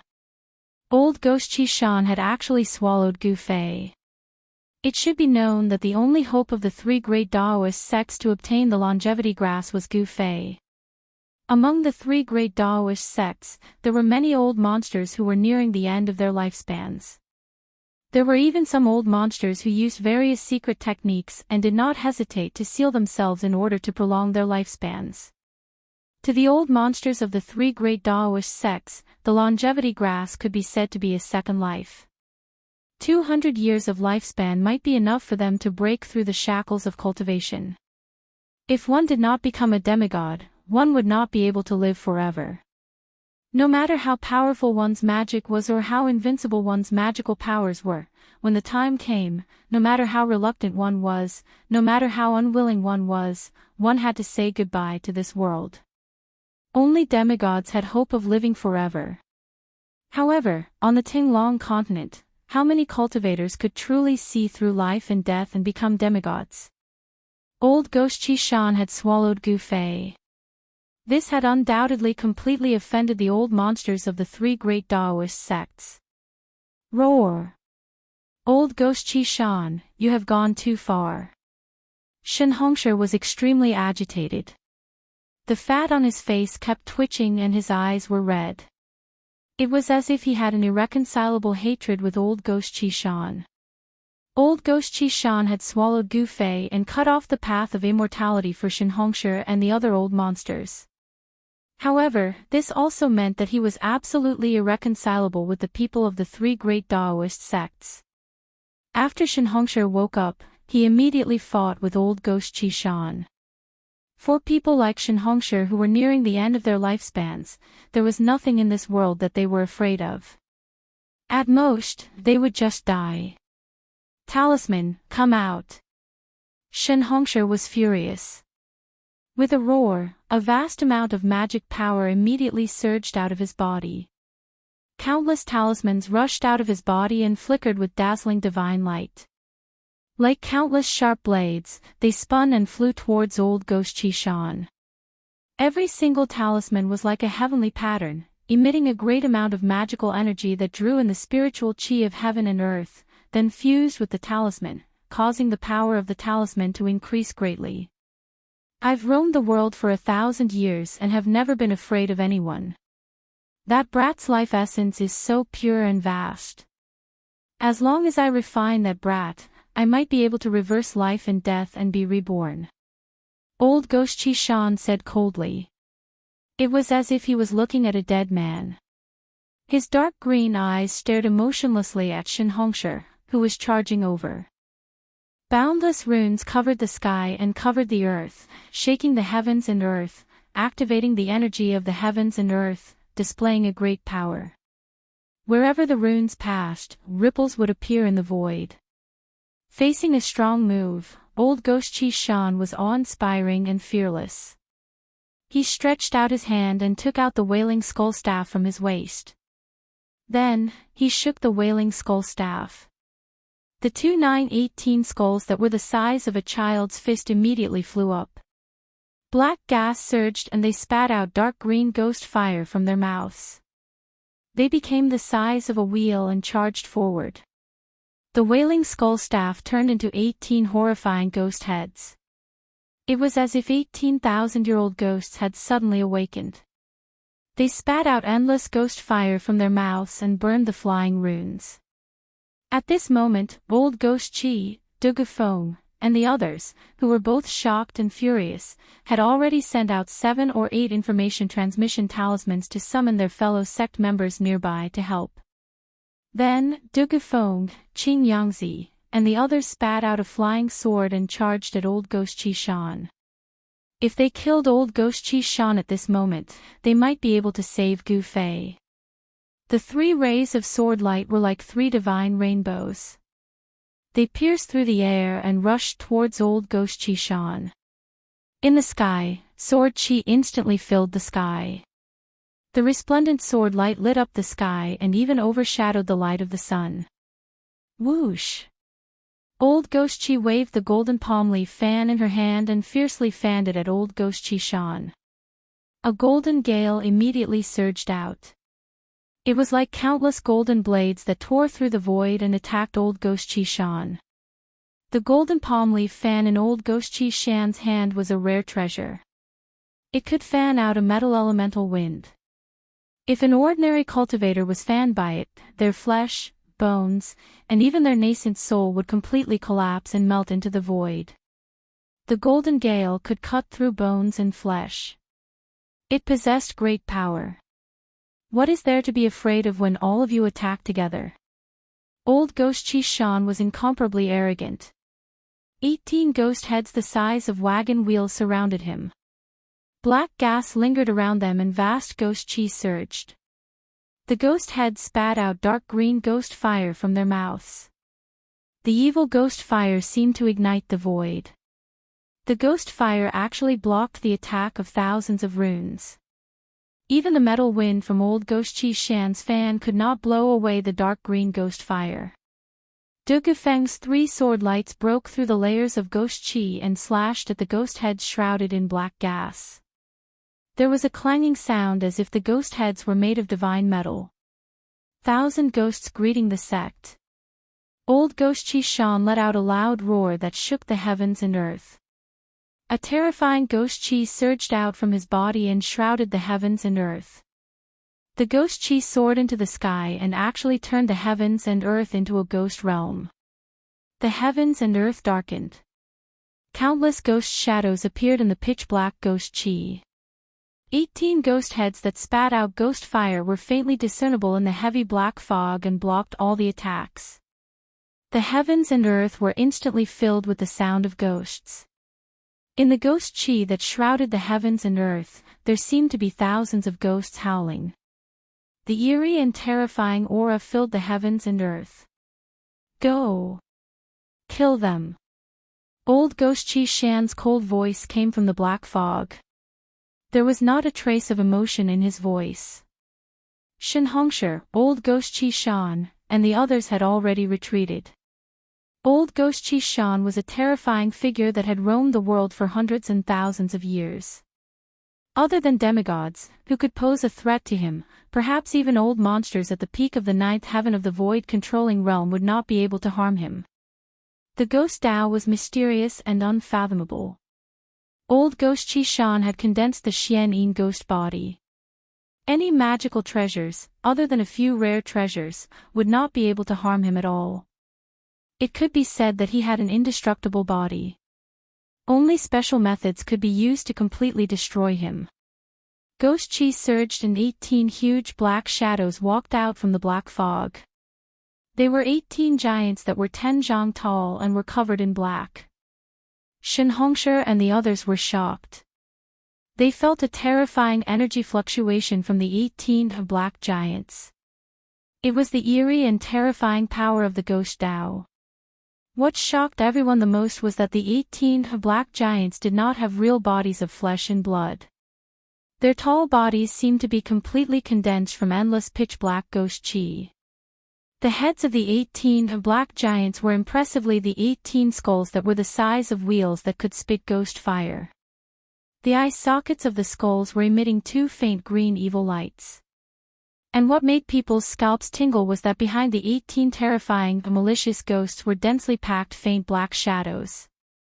It was as if old Ghost Chi Shan had opened the gates of hell and released countless ghosts and malicious ghosts from the underworld. 10,000 ghosts paying homage.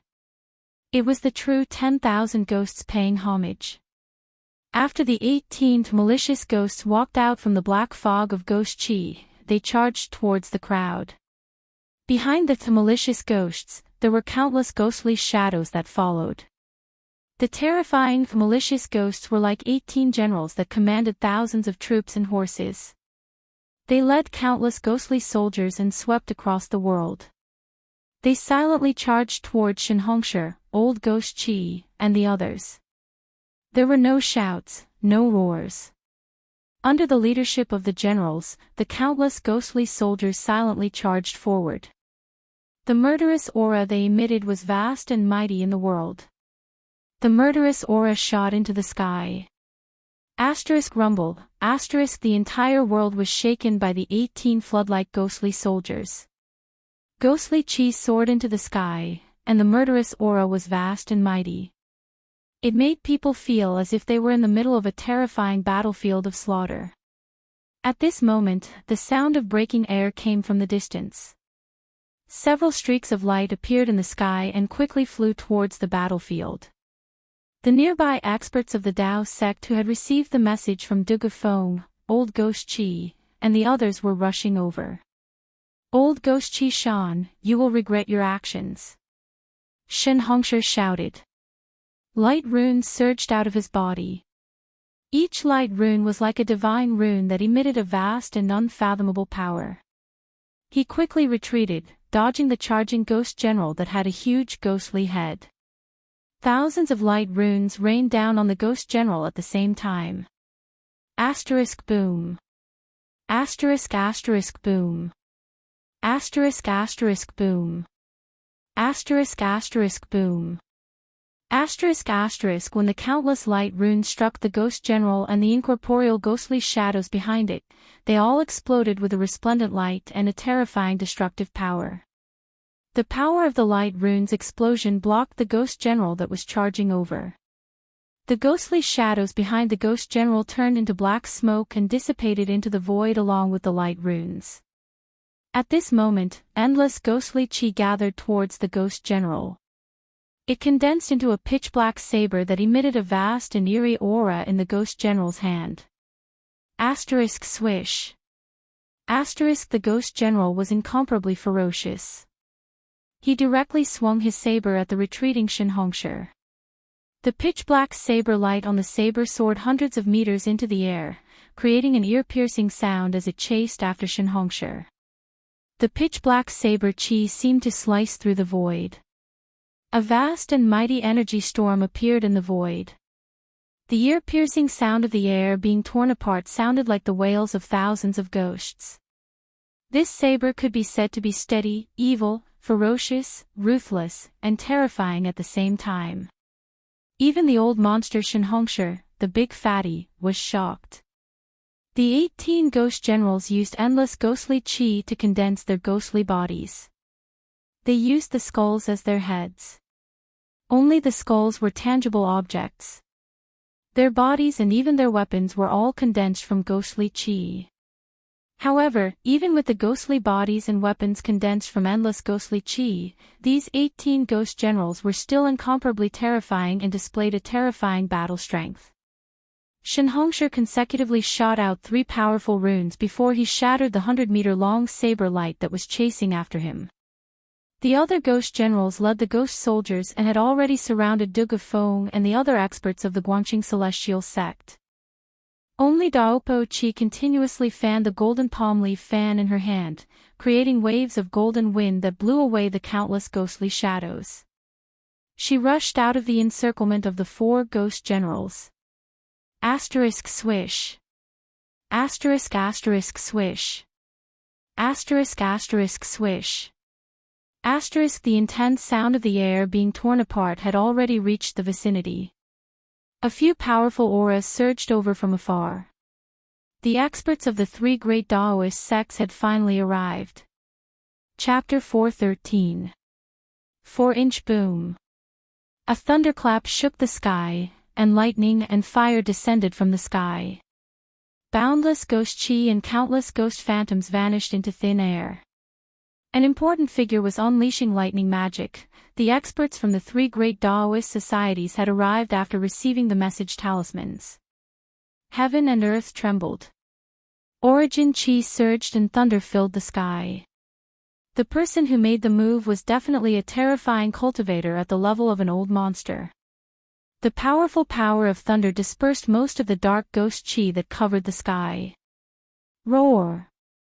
A furious roar was emitted from within the churning and surging ghost fog. A frightening energy ripple that was as heavy as a mountain and as vast as the ocean surged out from within the ghost aura. The pitch-black ghost fog seemed to possess intelligence as it pounced towards the lightning fire that had yet to dissipate and annihilated it within the ghost fog. Several powerful auras appeared nearby. The dark and gloomy ghost chi covered the sky again in an instant, turning the day into night. Old Ghost Chi Shan was too powerful. Even the thunder and fire that filled the sky could not disperse the gloomy and terrifying Ghost Chi. The countless ghost shadows that had been dispersed once again appeared from the black Ghost Chi. Under the leadership of the 18 ghost generals, they charged at all the cultivators present. The tens of thousands of evil spirits seemed to be indestructible.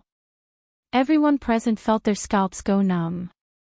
It seemed that if they did not kill old Ghost Chi Shan, these evil spirits would not truly disappear. Boom! Boom! Boom! Thunderous booms rang out one after another, as though an ancient god of thunder was performing a spell. Boundless lightning and fire exploded out, causing the 18 ghost generals to tumble back in retreat. The ghost bodies formed by the boundless Ghost Chi were constantly being torn apart, but it was difficult to break them apart. Eventually, they reformed again. The 18 ghost general skulls, which were as large as wheels, continued to spit out dark green ghost flames that burned toward Shen Hongshi and the others. They looked extremely ferocious. The moment the thunder and green ghost flames came into contact, they cancelled each other out and dissipated in the void. The power of thunder and fire was of extreme yang. It was the nemesis of the netherworld ghost flames that the 18 ghost generals spat out. The netherworld ghost flames were of extreme yin and cold, and the power of thunder and fire were polar opposites. Streaks of light constantly rushed over from all directions. After a while, no less than 10 powerful cultivators had arrived nearby on streaks of light. Some were watching, and some were making a move. The people who were attacking were all elders from the 3 great Daoist societies. The experts from the other powers all had misgivings about what was happening. Not only did they not attack, but they were also unwilling to get too close to the battle. Instead, they hovered in midair and watched from afar. It was all because when the ancient devil came into being, Ghost Emperor Fingdu displayed a terrifying strength that could rival the ancient devil. No one was willing to provoke Ghost Emperor Fingdu, or even other people of the Ghost Dao. However, the old monsters of the 3 great Daoist sects did not have any misgivings. After all, their lifespans were nearing their end. Swoosh! Suddenly, a 3,000-meter-long golden sword chi descended from the sky. The extremely powerful and chilling sword chi seemed to be able to split the world in half as it slashed towards the black mist that enveloped the area. The golden sword chi, like a heavenly sword, directly broke through the layers of black fog and ghostly aura. Under the sword light, the incomparably evil black fog and ghostly aura dissipated in the void like snow under the sun. One could vaguely see countless ghosts dissipating under the sword light. Within the black fog and ghostly aura, old Ghost Chi Shan sensed the extremely powerful sword chi. He seemed a little surprised, and his expression finally changed. Under the golden sword light, the black fog and ghostly aura quickly dissipated. A figure sitting cross-legged in the void appeared. That person was a tall, thin, middle-aged man in linen clothes. When the golden sword chi suddenly appeared and slashed down, Shen Hongshi, Daopo Chi, and the others had already retreated. They had already recognized the origin of the golden sword light. When the golden sword chi slashed down, old Ghost Chi Shan, who was sitting cross-legged in the void, grabbed the air with his right hand. Then, the 18 skulls of the ghost generals instantly flew back into his hand. The skulls that were the size of wheels quickly shrank. Then, they connected together and formed an evil morning staff made of 18 skulls the size of a baby's fist. Clang! There was an extremely ear-piercing sound of metal colliding and rubbing. The extremely sharp golden sword light was actually blocked by the morning staff in old Ghost Chi Shan's hand. A circle of ripples that could be seen with the naked eye spread in all directions with old Ghost Chi Shan as the center. It was a terrifying vibration of the void that could tear everything apart. Wherever the circle of ripples passed, the endless ghostly aura around old Ghost Chi Shan, along with the countless ghost soldiers that appeared in the ghostly aura, instantly dissipated in the void. As the ghostly aura and black fog that shrouded the world dissipated, the surrounding sky became bright again. Rumble, the void shook violently. Old Ghost Chi Shan, who was sitting cross-legged in the void, was struck by the 1,000-foot-long sword light and sank 100 feet before he stopped sinking. Then, he shook the morning staff in his hand. Bang! With a bang, the 1,000-foot-long golden sword light that emitted endless sword aura was shattered by the Xian Yin ghost power that came out of the morning staff. It turned into countless golden spiritual lights that shot in all directions. Shen Hongshi, Daopo Qi, and the others immediately cried out in alarm as they retreated. These golden rays of light that exploded out still possessed a powerful killing power. They were like rays of destructive divine light that pierced through the void. Old Ghost Chi Shan, a loud shout came from the distant sky. Then, everyone saw a white-haired young man flying over from afar on a golden sword light. His sleeves fluttered in the wind. It's old monster Xianyuan from the Guangqing Celestial sect. I didn't expect him to come to the north. Among the peerless experts who were watching from afar, someone recognized the white-haired young man. The white-haired young man came very quickly. In the blink of an eye, he had already arrived near them on the sword light. When Duke Feng and the others from the Guangqing Celestial sect saw the young man, they immediately revealed a look of joy. Sigh. It's impossible to refine that brat now. Old Ghost Chi Shan stood up from the void and looked at the white-haired young man with interest. He wanted to refine Gu Fei, who had been swallowed into his body. However, there were already several powerful experts from the three great Daoist sects, so he had no choice but to take this seriously. Ancestor Xianyuan. Gu Fei. Gu Fei has been swallowed by Old Ghost Chi Shan. Duke Feng, Qing Yangzi, and the others immediately went to meet the white-haired young man. Duke Feng said excitedly. What? Old Monster Xuanyuan's eyes immediately widened and his expression changed. Swallowed, the longevity grass. Thinking of this, even someone like Old Monster Xianyuan felt his hands and feet go cold. Duke Feng's words also caused the other 7 or 8 elders of the three great Daoist sects to be dumbfounded. They were extremely shocked. This time, the elders of the three great Daoist sects who had entered the northern lands were all old monsters who did not care about worldly affairs. They only focused on cultivation, hoping to break through to the demigod realm before their lifespans came to an end. These old monsters had pinned their hopes of prolonging their lifespans on the longevity grass on Gu Fei's body. Now, they suddenly heard that Gu Fei had been swallowed by Old Ghost Chi Shan. How could they not be shocked, angry, and excited? After learning that Gu Fei had been swallowed by Old Ghost Chi Shan, the old monsters of the three great Daoist sects were immediately enraged. Their eyes turned red. Kill him. Refine his soul so that he can't even be a ghost. What's the point of saying so much? Do it. The old monsters of the three great Daoist sects all took out their magic treasures and rushed toward Old Ghost Chi Shan with murderous intent. They wanted to tear Old Ghost Chi Shan to pieces and then kill him.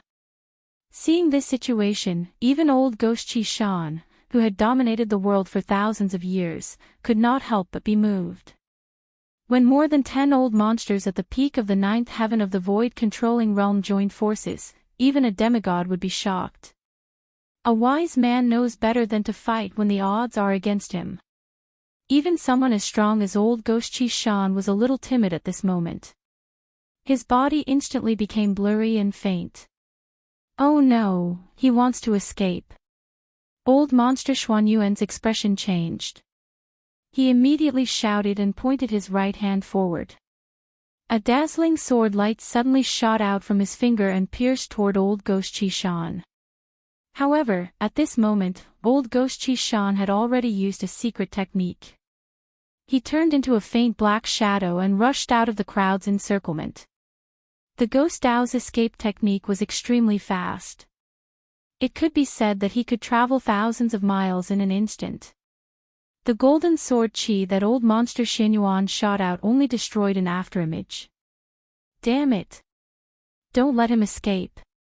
If I don't kill him, I will not be able to dispel the hatred in my heart. The old monsters of the three major Dao sects all controlled their escape lights and chased after the black shadow. Old Ghost Chi Shan had destroyed their last hope. Old monster Xianyuan and the others simply wanted to skin him alive. Swoosh! Swoosh! Swoosh! A vast amount of magic power surged in the sky. Powerful auras burst out without the slightest bit of concealment. For these old monsters who were at the end of their lifespans, there was no longer anything to worry about at this moment. Even if Ghost Emperor Fingdu came personally, they would still dare to attack him. Among the dozen old monsters of the three major Dao sects, there were a few people with extremely terrifying cultivation. They were only a step away from the demigod realm. 3 or 4 dazzling escape lights flew in the front. One of the escape lights wrapped around a white-haired young man. Old monster Xianyuan hated old Ghost Chi Shan to the core. He used all his strength to control the sword light and chased after old Ghost Chi Shan. The Guangxing celestial sect's flying sword technique was unparalleled in the cultivation world. Out of all the flying techniques, it was the fastest. At this moment, the speed of the escape lights was revealed. The people of the Guangxing celestial sect were in the front while the people of the Shangqing sect and the Taishian sect were lagging behind. However, even though the Guangxing celestial sect's flying sword technique was incomparably fast, they were still gradually left behind by old Ghost Chi Shan. The Ghost Dao's escape technique seemed to be even better than the Guangxing celestial sect's flying sword technique.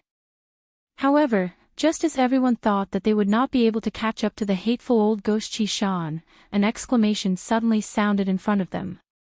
After that, the fleeing light that old Ghost Chi Shan had turned into fell from the sky like a black meteor. This book.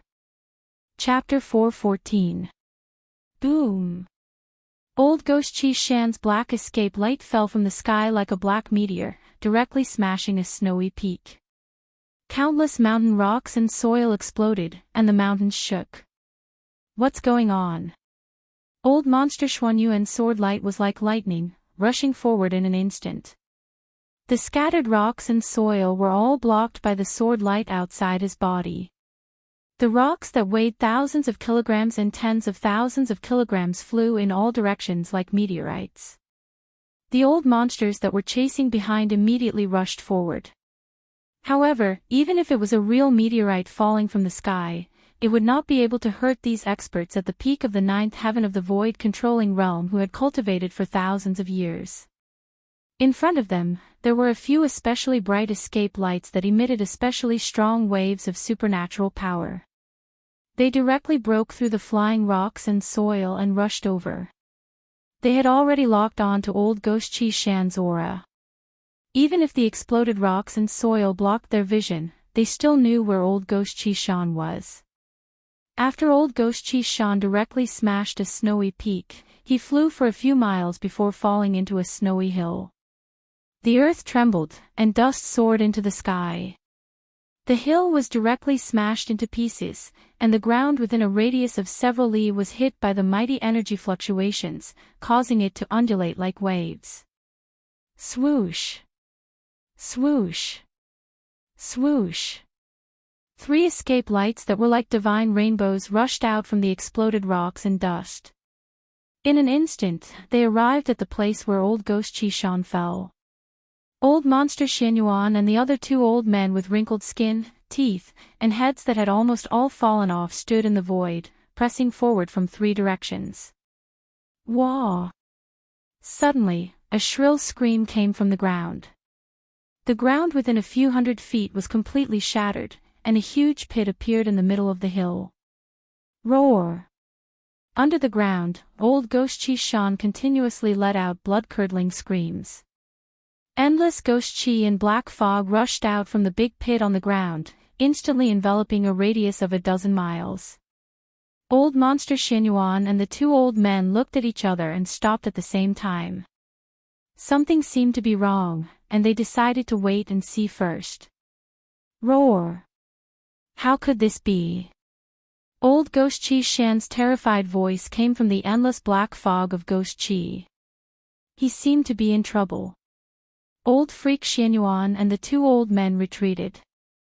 At that moment, Daoist Chi, with her golden palm leaf fan in hand, arrived in the vicinity, followed by the other old freaks from the three great Daoist societies. When the light dissipated, more than a dozen figures exuded powerful fluctuations like mountains stood in the void. Everyone stared in shock at the churning black fog of Ghost Chi below. The ghostly black fog emitted an incomparably powerful and eerie aura. This aura caused one to feel very uncomfortable, and it made one feel a chill down one's spine. No one knew what had happened to old Ghost Chi Shan. The experts of the three great Daoist sects were all watching. However, they had sealed off an area to prevent old Ghost Chi Shan from escaping. Old Ghost Chi Shan's terrified roar reverberated through the world. Something terrifying seemed to have happened to him, causing him to be terrified to the extreme. In the distant sky, there were flashes of light. The experts of the other forces had also caught up, but they did not approach. For the peerless experts of the other forces, whether it was the Ghost Palace of Plentiful City or the three great Daoist societies, they were not willing to provoke them. They had some misgivings, so they did not want to get too close. Roar! Stinking brat, there is no need to struggle. Just let me refine you. Old Ghost Chi Shan's panicked and furious voice came from the eerie black fog of Ghost Chi Shan. Damned old ghost, we still don't know who will be refining who. Another voice came from the churning black fog of Ghost Chi Shan. When the old freaks outside heard this voice, they could not help but be stunned for a moment. Then, they were overjoyed. Gu Fei, who had been swallowed by old Ghost Chi Shan, was still alive. This group of old freaks was truly overjoyed. They all thought that Gu Fei had been killed by old Ghost Chi Shan and had been swallowed and refined. Who would have thought that things would take a turn for the better? The hope of immortality had not been completely cut off. Ah ah ah. You little brat, I am so angry. Old Ghost Chi Shan roared again and again. The vast and boundless power of the Ghost Dao surged out from the black fog of Ghost Chi Shan.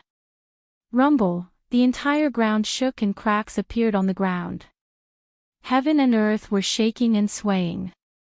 Old Ghost Chi Shan wanted to use force to refine Gu Fei. Not good. Old Ghost Xianyuan and the others were shocked. For the longevity grass, for the slim chance of survival, they would definitely not let old Ghost Chi Shan refine Gu Fei. Several of the most powerful cultivators immediately took action. Buzz! The sound of a sword resounded through heaven and earth. Then, Chi! There was a sharp whistling sound. It was like fine silk being cut by sharp scissors. A golden sword light soared for thousands of feet and slashed at the surging black fog of Ghost Chi Shan below. Wherever the sword light went, it seemed to cut through the void. There was nothing it could not break. Where the sword light pointed, the black fog of Ghost Chi Shan that covered a radius of a few miles was actually cut in half by the golden sword light.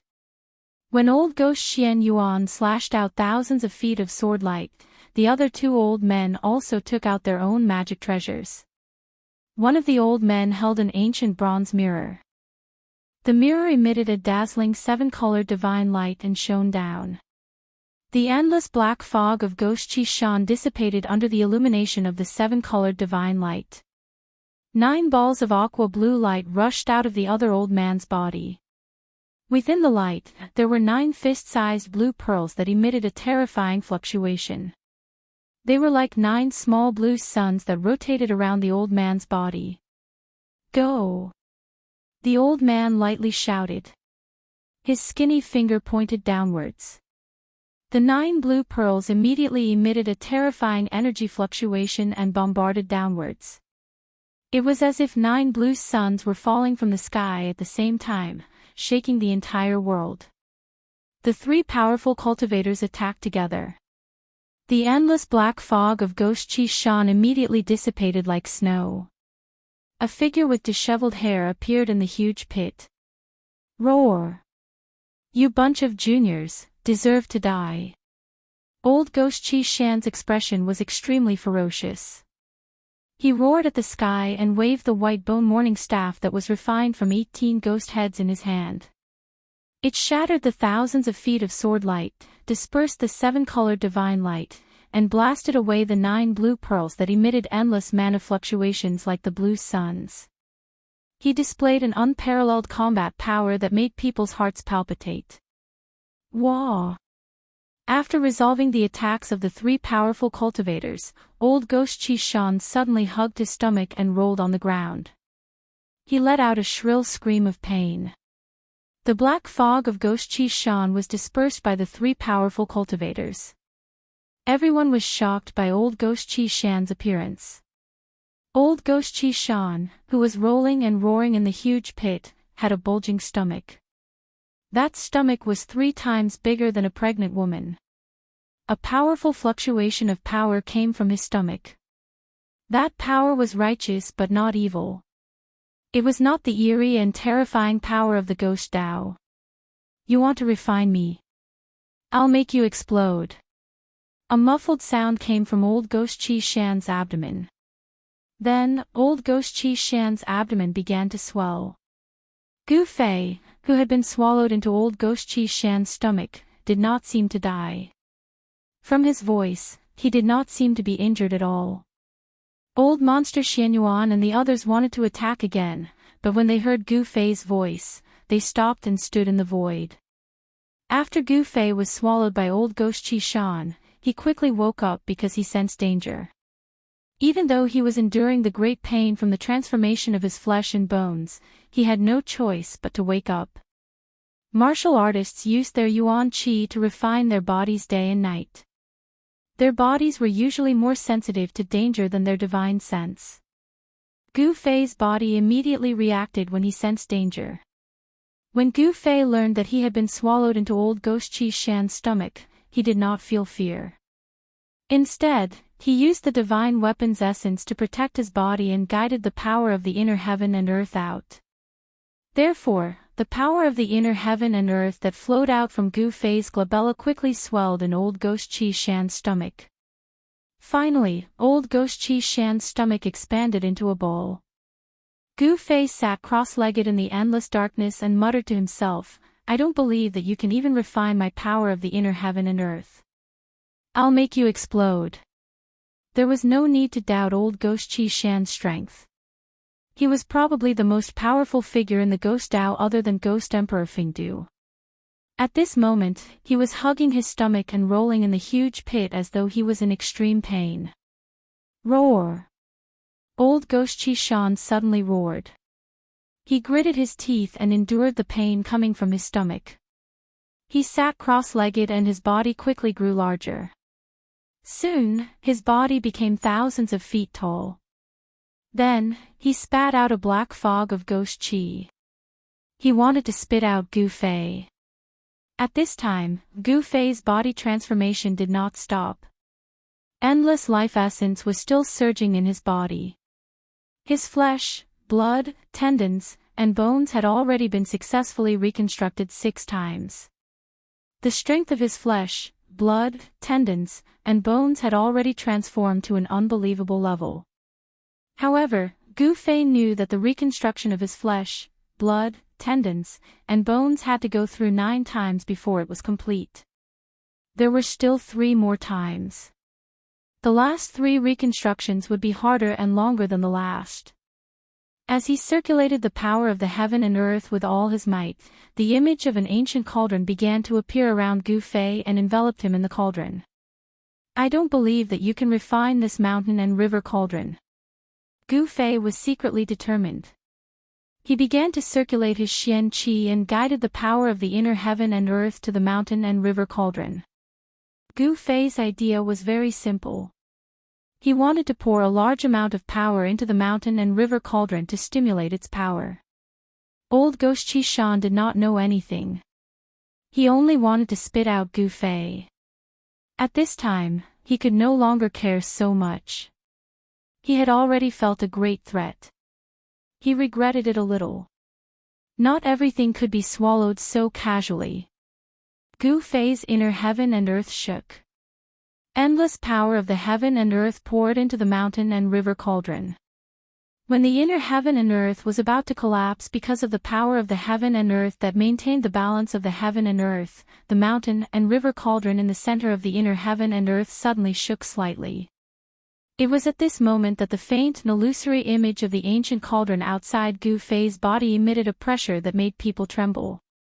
It was as if a terrifying beast that could destroy the entire world had been awakened from its slumber.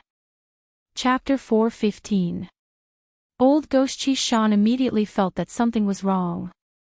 His 1,000-zhang-tall ghost body emitted boundless energy ripples. The terrifying Xian-yin ghost power condensed into rays of black light. Like black lightning, they circled around his body. He frantically condensed the source power of the ghost Tao and spat out a black fog of ghost Qi. A large amount of Xian-yin ghost power rushed out of his body, wanting to bring Gu Fei out with him. However, although the mountain and river cauldron did not truly appear from Gu Fei's inner world, even though it was an illusory shadow that enveloped Gu Fei's body, it was as heavy as a mountain. It was a world of its own. Even though old Ghost Qi Shan's stomach was surging with boundless ghost power, he still could not move the mountain and river cauldron. Roar! Old Ghost Qi Shan roared at the sky. He did not even care about the old monsters of the three great Tao sects. He naturally had extraordinary strength. He started to activate the Xian-yin ghost power without caring about anything, wanting to refine Gu Fei. However, the cauldron of mountain and river emitted an unfathomable power. This power was simply unstoppable. As it seeped out of his body, terrifying cracks began to appear on old Ghost Qi Shan's body. It was as if an exquisite porcelain had been shattered. There was no blood seeping out of the cracks. Instead, there were traces of ghost power that were as black as ink. Old Ghost Qi Shan's appearance was extremely ferocious and terrifying. Impossible. How could this be? Old Ghost Qi Shan was completely shocked. He had the urge to curse and shouted, "The mountain and river cauldron. It's the real mountain and river cauldron. How could it be in my stomach?" Old Ghost Qi Shan could be said to be one of the few true old monsters in the Tinglong continent. He started his cultivation early, much earlier than old monster Xianyuan and the others. Moreover, Ghost Emperor Fingdu and old Ghost Qi Shan were inextricably linked. Ghost Emperor Fingdu was an almighty from the ancient era and knew many ancient secrets. In the Fingdu Ghost City, there was a replica of the mountain and river cauldron. The Qi Shan old ghost naturally knew the origin of the mountain and river cauldron. However, the mountain and river cauldron was only a legendary treasure. It had disappeared since ancient times. The Qi Shan old ghost could not believe that the mountain and river cauldron was in the hands of a little cultivator. With the protection of the divine weapon and the cauldron of mountain and river, Gu Fei could be said to be absolutely safe. Unless a peerless demigod made a move and used a great technique to break the cauldron of mountain and river on Gu Fei's body, no one would be able to harm him. It was obvious that old Ghost Qi Shan's cultivation was still a little bit away from the half-god realm. It was this little bit of difference that caused him to be in danger. At this moment, more and more cracks appeared on old Ghost Qi Shan's ghost body that stood in the giant pit. His already pale face became even paler. His body trembled and he panted like a bull. He was going crazy. This is not real. Roar! The Qi Shan old ghost roared in anger. The faint and illusory ancient cauldron in his stomach gently vibrated. It had already expanded to the limit that Gu Fei could control. His ghost body expanded. The Qi Shan old ghost went crazy. His head that was like black mist started to dance wildly. His white dead face turned from white to green, then from green to blue, and finally black. His eyes revealed a murderous glint as he shouted. His huge body suddenly soared into the sky and rushed towards the dozen old monsters in the sky. The Qi Shan old ghost threw caution to the wind. If he was unlucky, then everyone would be unlucky. If he was going to die, then everyone would die together.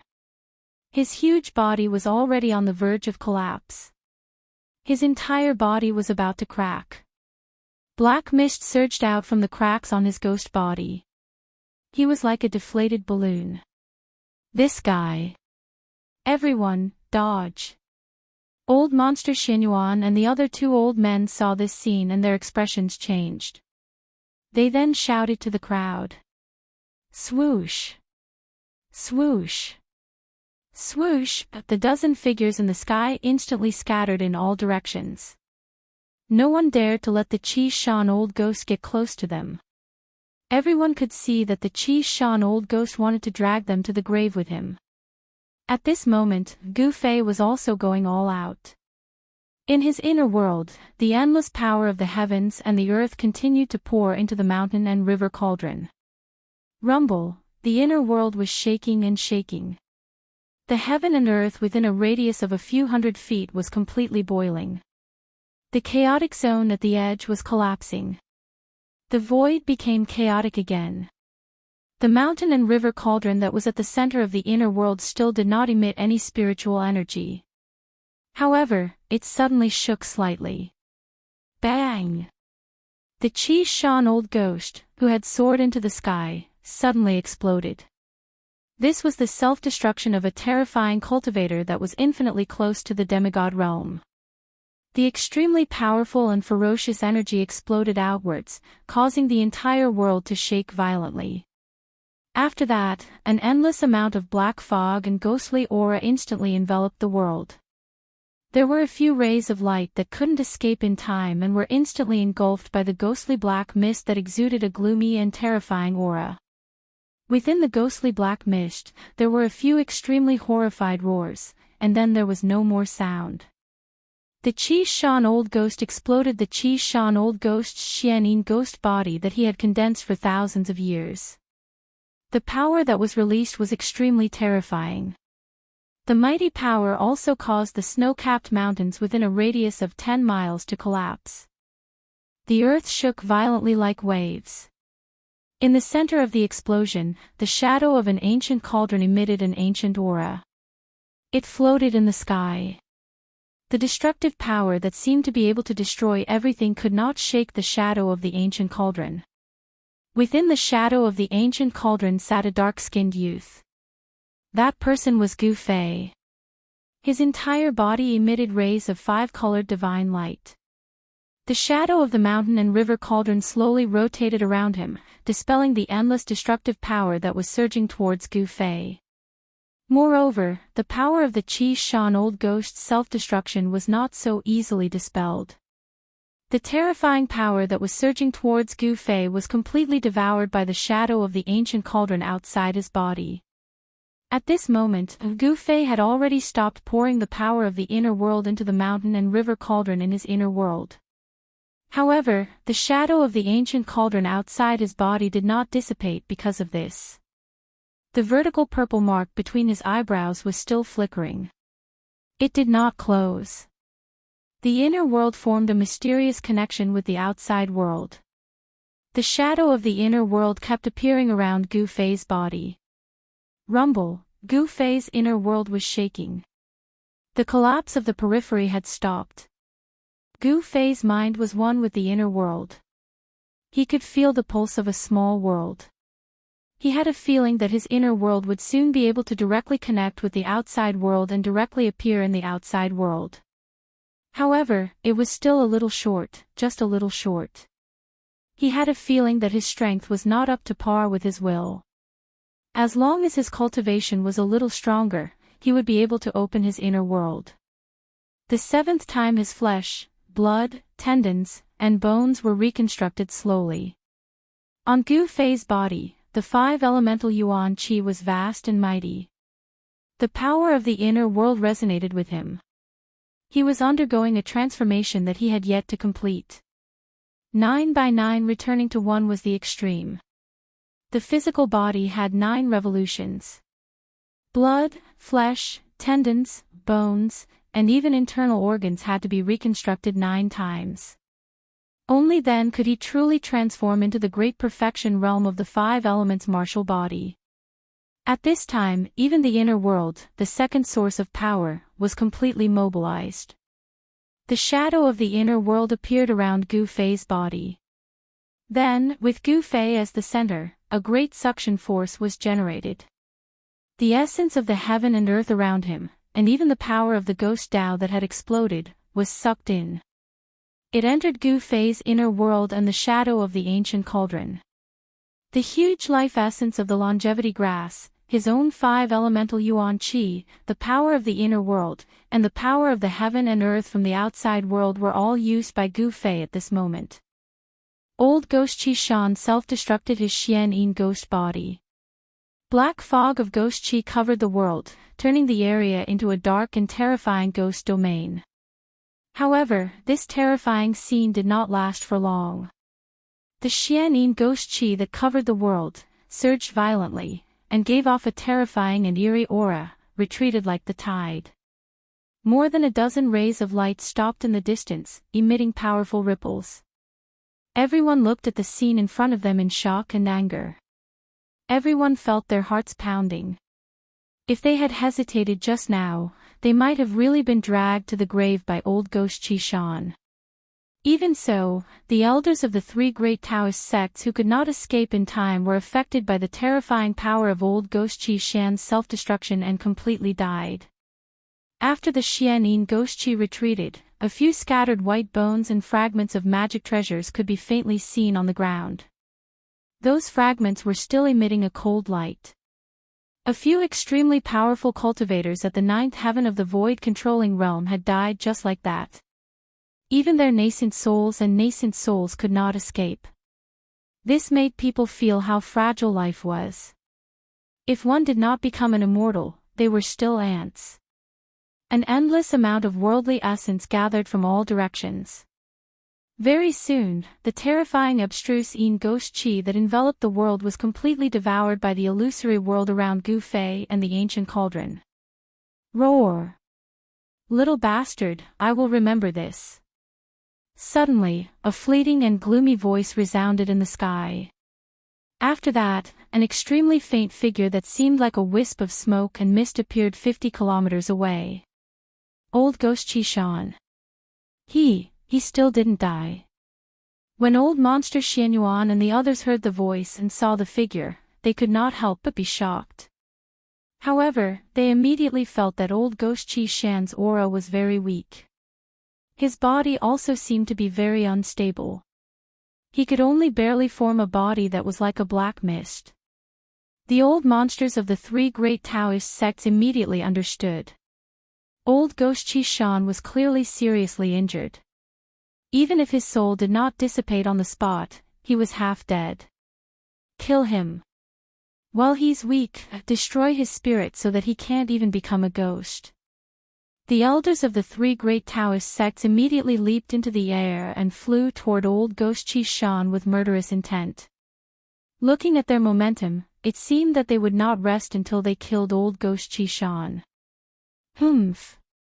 Want to kill me? You juniors don't have the qualifications. Old Ghost Qi Shan sneered. The next moment, his illusory figure that seemed like it could dissipate at any time disappeared into the void and disappeared without a trace. Chapter 4:16. No one could clearly see how he had escaped. He had clearly used some sort of secret technique to escape. However, everyone knew very well that this old Ghost Qi Shan would most likely not dare to step out of Mount Qi for the next few hundred years. The few elders who had rushed towards old Ghost Qi Shan were immediately startled when they saw this. They stopped in their tracks and stopped in the void. They used their divine senses to sweep in all directions. In the end, they found nothing. Old Ghost Qi Shan seemed to have really disappeared into thin air. Damn it! This is preposterous. The few elders were filled with hatred, but there was nothing they could do. The few experts who had just died in the Xian Yin Ghost Qi were their fellow disciples or good friends. Boom! At this moment, a violent tremor could be heard. An ancient aura that seemed to originate from the primordial world spread out and spread across the heavens and earth. All the cultivators who sensed this aura were shocked beyond belief, especially the old monsters of the three great Taoist sects. They were all dumbfounded. Everyone's gaze was attracted to an ancient cauldron. To be more accurate, it was not a real ancient cauldron, but an illusion of an ancient cauldron. Within the illusion of the ancient cauldron sat a dark-skinned youth. Vaguely, a hazy void appeared around the body of the youth in the cauldron. Gu Fei sat cross-legged in the illusion of the ancient cauldron. The power of the inner world, the essence of the heaven and earth that had gathered from all directions, and his own martial artist Yuan Qi, these three powers interacted and merged in his body.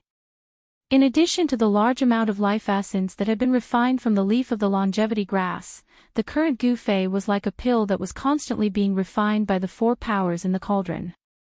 Using the mountain and river cauldron as a cauldron and using his own body as medicine to refine his treasured body, it could be said that no one had ever done such a crazy thing before.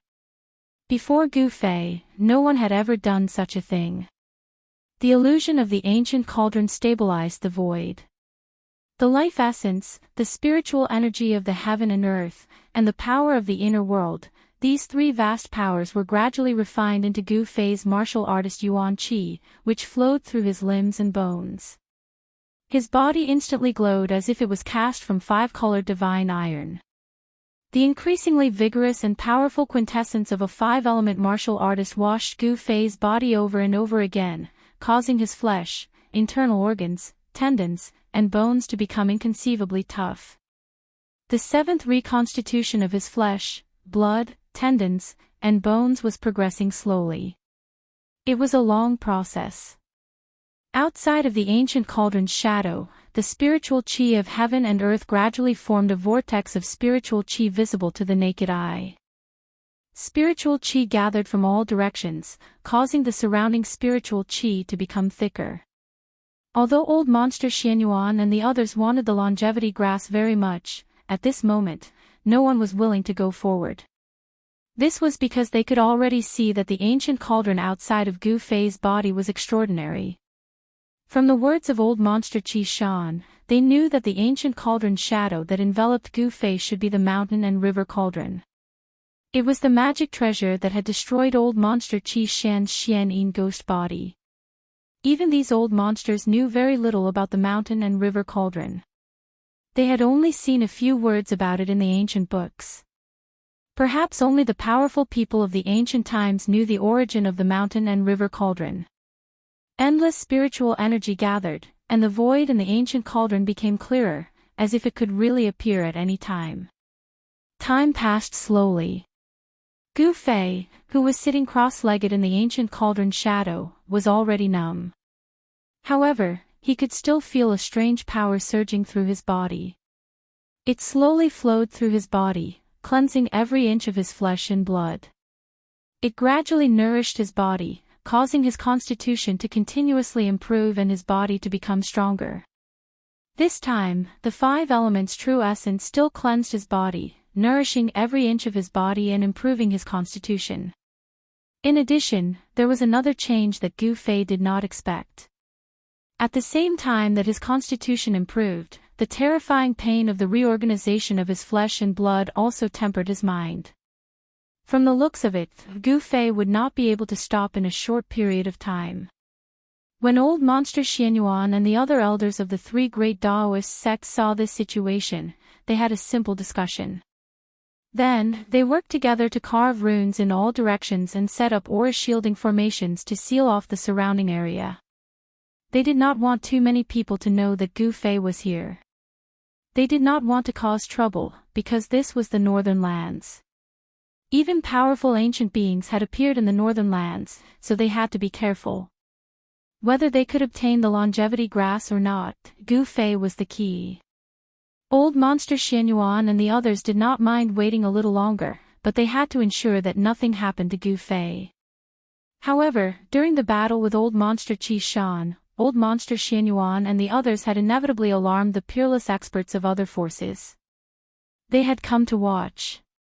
The news could no longer be completely sealed off. It was only a matter of time before others found this place. Old Monster Xianyuan and the others were not worried, because as long as it was not a peerless demigod expert, no one could do anything to Gu Fei in the mountain and river cauldron. Gu Fei was basically in seclusion, but he was under the protection of a group of peerless experts at the 9th layer of the void-controlling realm. With so many peerless experts protecting him, it was a very spectacular and proud sight. Time passed.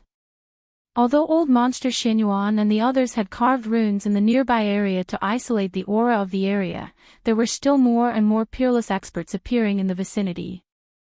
However, whether it was the experts of other forces or the rogue cultivators without a sect, none of them were willing to provoke the 3 great Tao sects. Especially when they saw the figures of Old Monster Xianyuan and the others in the 3 great Tao sects, these people became even more cautious and did not want to get close. 2 days, 3 days. 10 days had passed. Gu Fei had actually been continuously gathering the spiritual energy of the world for 10 consecutive days. The spiritual energy of the world that he had gathered had caused the spiritual energy of the surrounding area to be vast and mighty. The density of the spiritual energy was already comparable to a spiritual land. However, Gu Fei did not seem to have any intention of stopping. After absorbing the endless spiritual qi of heaven and earth, the shadow of the mountain and river cauldron that enveloped Gu Fei became more and more clear. During this period of time, one of the 3 elders with the highest cultivation levels of the 3 great Tao sects seemed to have become impatient and wanted to make a move to stop Gu Fei. However, when the old man took out 9 blue pearls and threw them at the shadow of the ancient cauldron around Gu Fei, the powerful blue pearls that shook the void didn't even touch the ancient cauldron's shadow before they were blown away. The old man suffered a great impact and spat out a mouthful of blood. Cracks actually appeared on the 9 aqua blue pearls. After the old man tried to test the waters, no one else made a move. Everyone knew that the old man was the same as Old Monster Xianyuan. He was only a step away from breaking through to the demigod realm and becoming a terrifying cultivator of eternal life. Such a cultivator was very powerful. He could be said to be an invincible expert below the demigod realm. Among those present, no one's cultivation level could beat the old man. Since even the old man was affected by the impact, his body was injured, and his magic treasure was almost destroyed, how could anyone else dare to make a move? Another 5 days passed. At noon on the 6th day, the void near Gu Fei suddenly collapsed. Then, a tall figure walked out of the shattered void. "I can feel the aura of the mountain and river cauldron," the person said after walking out of the void. When Old Monster Xianyuan and the others saw the void shatter and a person walk out of it, they were shocked. A person who could shatter the void was more terrifying than a demigod or even a real immortal god. When Old Monster Xianyuan and the others saw this person, they were shocked to the extreme. This person was no stranger to them. He was the terrifying extreme-grade warrior who had shattered the void when the ancient devil was born. Fresh blood seemed to be seeping out of the bloody hole in his chest. He was still full of domineering aura. As soon as he appeared, his domineering aura caused everyone to feel suffocated.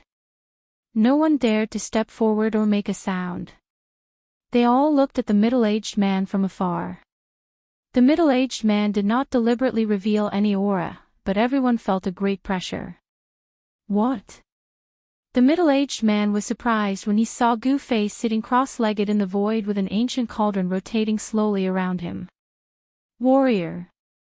There are actually real warriors in this world. It's really surprising. I'm not alone. The middle-aged man's eyes suddenly lit up. After saying that, the middle-aged man actually sat cross-legged in the void, closed his eyes, and remained motionless. He seemed to be talking to Gu Fei. Originally, the experts of the other forces were thinking about how to disturb Gu Fei's cultivation, so that Gu Fei could not continue cultivating. But now, they had no choice but to give up on this idea. This mysterious middle-aged man had the terrifying strength to fight against the ancient devil. Even a demigod might not be able to withstand a single blow from him. No one would go forward to die when they clearly knew that they were no match for him. Such a person was not brave, but stupid, and extremely stupid. Another 10 days passed. Gu Fei's flesh, blood, tendons, and bones surged with bursts of 5-colored divine light. His entire body's bones had been branded with 5 colors, sparkling and translucent like 5-colored divine jade. His physical body had undergone a complete transformation, and his soul consciousness had become even more condensed, almost able to materialize. Warriors were different from other cultivators. They did not refine their primordial spirit or nascent soul. Instead, they directly refined their divine soul, pointing directly to the origin of life. The stronger the spirit, the stronger the divine soul. Cultivators had primordial spirits, but warriors also had divine souls. The manifestation of spirit was a kind of external manifestation of the divine soul. In addition, Gu Fei's body, under the endless heaven and earth essence and the vast power of life, was transforming. His physique was improving, and his skin was glowing. The purple mark between Gu Fei's eyebrows gradually turned into a purple flame mark, imprinting itself on the skull beneath his skin. This purple flame mark, the size of a fingernail, emitted a powerful spiritual force. This was the divine soul mark, the flame of the soul. As long as the martial artist's divine soul was not extinguished, they would not truly die. After the mysterious middle-aged man arrived, no one dared to make the slightest movement, and no one dared to approach Gu Fei. The ancient cauldron revolved, and endless heaven and earth spiritual energy gathered. The last 3 reconstructions of his flesh and blood took a great deal of time. Another half a month passed. One evening, Gu Fei, who was sitting cross-legged in the void in the faint ancient cauldron phantom, suddenly trembled. His bones crackled, and his flesh, tendons, and bones constantly trembled. His internal organs were shaken, and his entire body was in excruciating pain. He clenched his teeth, enduring this purgatory-like torment. However, in a flash, he understood that this was the transformation of being reborn. The previous reconstructions of his flesh and blood were not essentially a new life. Only now, his flesh, internal organs, and bones were undergoing the final transformation. Gu Fei was about to completely shed his mortal body. This was a different kind of rebirth, a true rebirth. Chapter 4:17. The illusion of the mountain and river cauldron enveloped Gu Fei's body, gathering endless heaven and earth spiritual energy, the power of the heavens and the earth, the origin energy of his flesh and blood, and the vast essence energy of his life. All of these energies converged on Gu Fei's body, causing Gu Fei's body to enter the final stage of transformation. After his bones were washed by the endless energy, they became like 5-colored divine jade. His bones were hard to an unimaginable degree, comparable to a spirit treasure or divine weapon. His internal organs were also tempered until they were flawless, without a single trace of impurities. His skin and flesh were sparkling and full of luster, almost transparent, sparkling with a brilliant light. Rumble, rumble, rumble, the heavens and earth shook. Beams of spiritual light that could be seen with the naked eye gathered from all directions, causing the sky to seem as if it was filled with celestial energy. Gu Fei's body shined brilliantly. Strange psychic energy turned into a stream that entered the purple flame mark between his eyebrows, causing a purple divine light to shine. As his body transformed, Gu Fei's psychic energy also increased. It formed a soul flame that was branded into the skull between Gu Fei's eyebrows. Martial artists did not cultivate the nascent soul. They walked a different path. Essence energy tempered the soul, which was the source of life. What martial artists cultivated was the soul. Martial artists who cultivated successfully not only had extremely powerful bodies, comparable to a spirit treasure or divine weapon, but their souls were also incomparably powerful. As long as their souls were not destroyed, even if their bodies were smashed into millions of pieces, they could still be reborn. Only by using a special method to obliterate the soul could a martial artist be killed. Even if the soul was obliterated, the martial artist's body would not decay, and the martial body would not be destroyed. The mysterious man sitting in the void nearby had already opened his eyes when the void began to tremble. He stared at Gu Fei without any expression on his face. Even further away, the old monsters of the three great Taoist sects were watching. No one dared to approach. This mysterious middle-aged man was powerful to an unimaginable degree. He was a terrifying character that could compete with the ancient demon kings. No one was willing to provoke such a monstrous character. More and more cultivators were rushing over after receiving the news. Among them, the figures of the demon clan and demonic Dao cultivators began to appear in the distance. Everyone was watching. They did not know why the mysterious middle-aged man would pay attention to Gu Fei, a small cultivator who had not yet broken through to the realm of a peerless expert. However, regardless of whether it was the people from the three great Taoist sects or the other powers, regardless of what sort of feelings they all had one thing in common: they all had their own misgivings. After another 7 days, a rare phenomenon began to appear around Gu Fei. The illusionary figure of the mountain and river cauldron covering his body began to vibrate. Within the illusory figure, thunder rumbled, and at the same time, a 5-colored divine rainbow shot out. At this moment, Gu Fei's body was about to complete the final transformation. His flesh, blood, tendons, bones, and internal organs were all glowing. Every part of his body was surging with vast 5-elemental yuan qi. Within his flesh, blood, tendons, bones, and internal organs, beams of 5-colored light flashed like 5-colored divine lightning. Rumble. A sound like that of a tsunami, like that of thunder, rang out from within his body. The purple flame brand between his eyebrows emitted a brilliant divine light that connected to the outside world. Within the illusionary figure of the ancient cauldron, a hazy shadow in the void began to become clear. Gu Fei's inner world was actually showing signs of appearing in the outside world. Vast energy fluctuations caused the entire world to tremble. Finally, an endless 5-colored divine light shone from Gu Fei's body, illuminating the world. It was as if some kind of shackle within Gu Fei's body had been broken. Roar! Gu Fei threw his head back and let out a long roar. The endless 5-colored divine light was dazzling, as if a 5-colored sun had appeared between the heavens and the earth. At this time, it was nighttime, and the surrounding area was bathed in the 5-colored divine light. Energy fluctuations as vast as the sea spread out in all directions. The runes that the old eccentrics of the three great Taoist sects had carved in the surrounding area were also affected.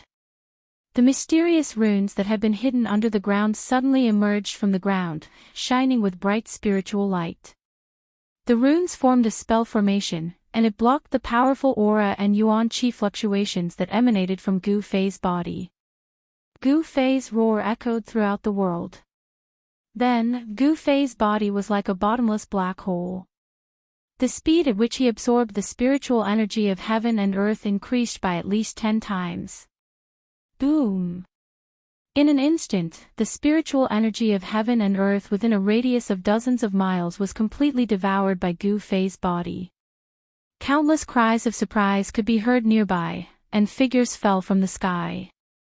Those who fell from the sky were the peerless experts who had been watching nearby. Even old monster Xianyuan and the other cultivators at the peak of the 9th heaven of the void-controlling realm felt that they could not borrow any strength and fell from the sky. In an instant, the spiritual energy of heaven and earth within a radius of dozens of miles was devoured by Gu Fei. It was as if the surrounding dozens of miles had suddenly become a spiritual energy vacuum. The peerless experts who were watching nearby could not feel the existence of the energy drifting in the air, causing them to lose the ability to fly, and one by one, they fell from the sky. Only the mysterious middle-aged man was still able to sit cross-legged near Gu Fei, watching Gu Fei's every move. He was the closest to Gu Fei, but he did not seem to be affected in the slightest. The reason why the cultivators of the void-controlling realm could fly in the air was because of their perception of the heaven and earth, and their ability to merge with the spiritual energy drifting in the air. The relationship between the cultivators of the void-controlling realm and the spiritual energy of heaven and earth was like the relationship between fish and water. If they lost the water, could the fish still swim? The answer was simple: they could not. If they lost the spiritual energy drifting in the air, could the cultivators still fly in the air? The answer was, they could not.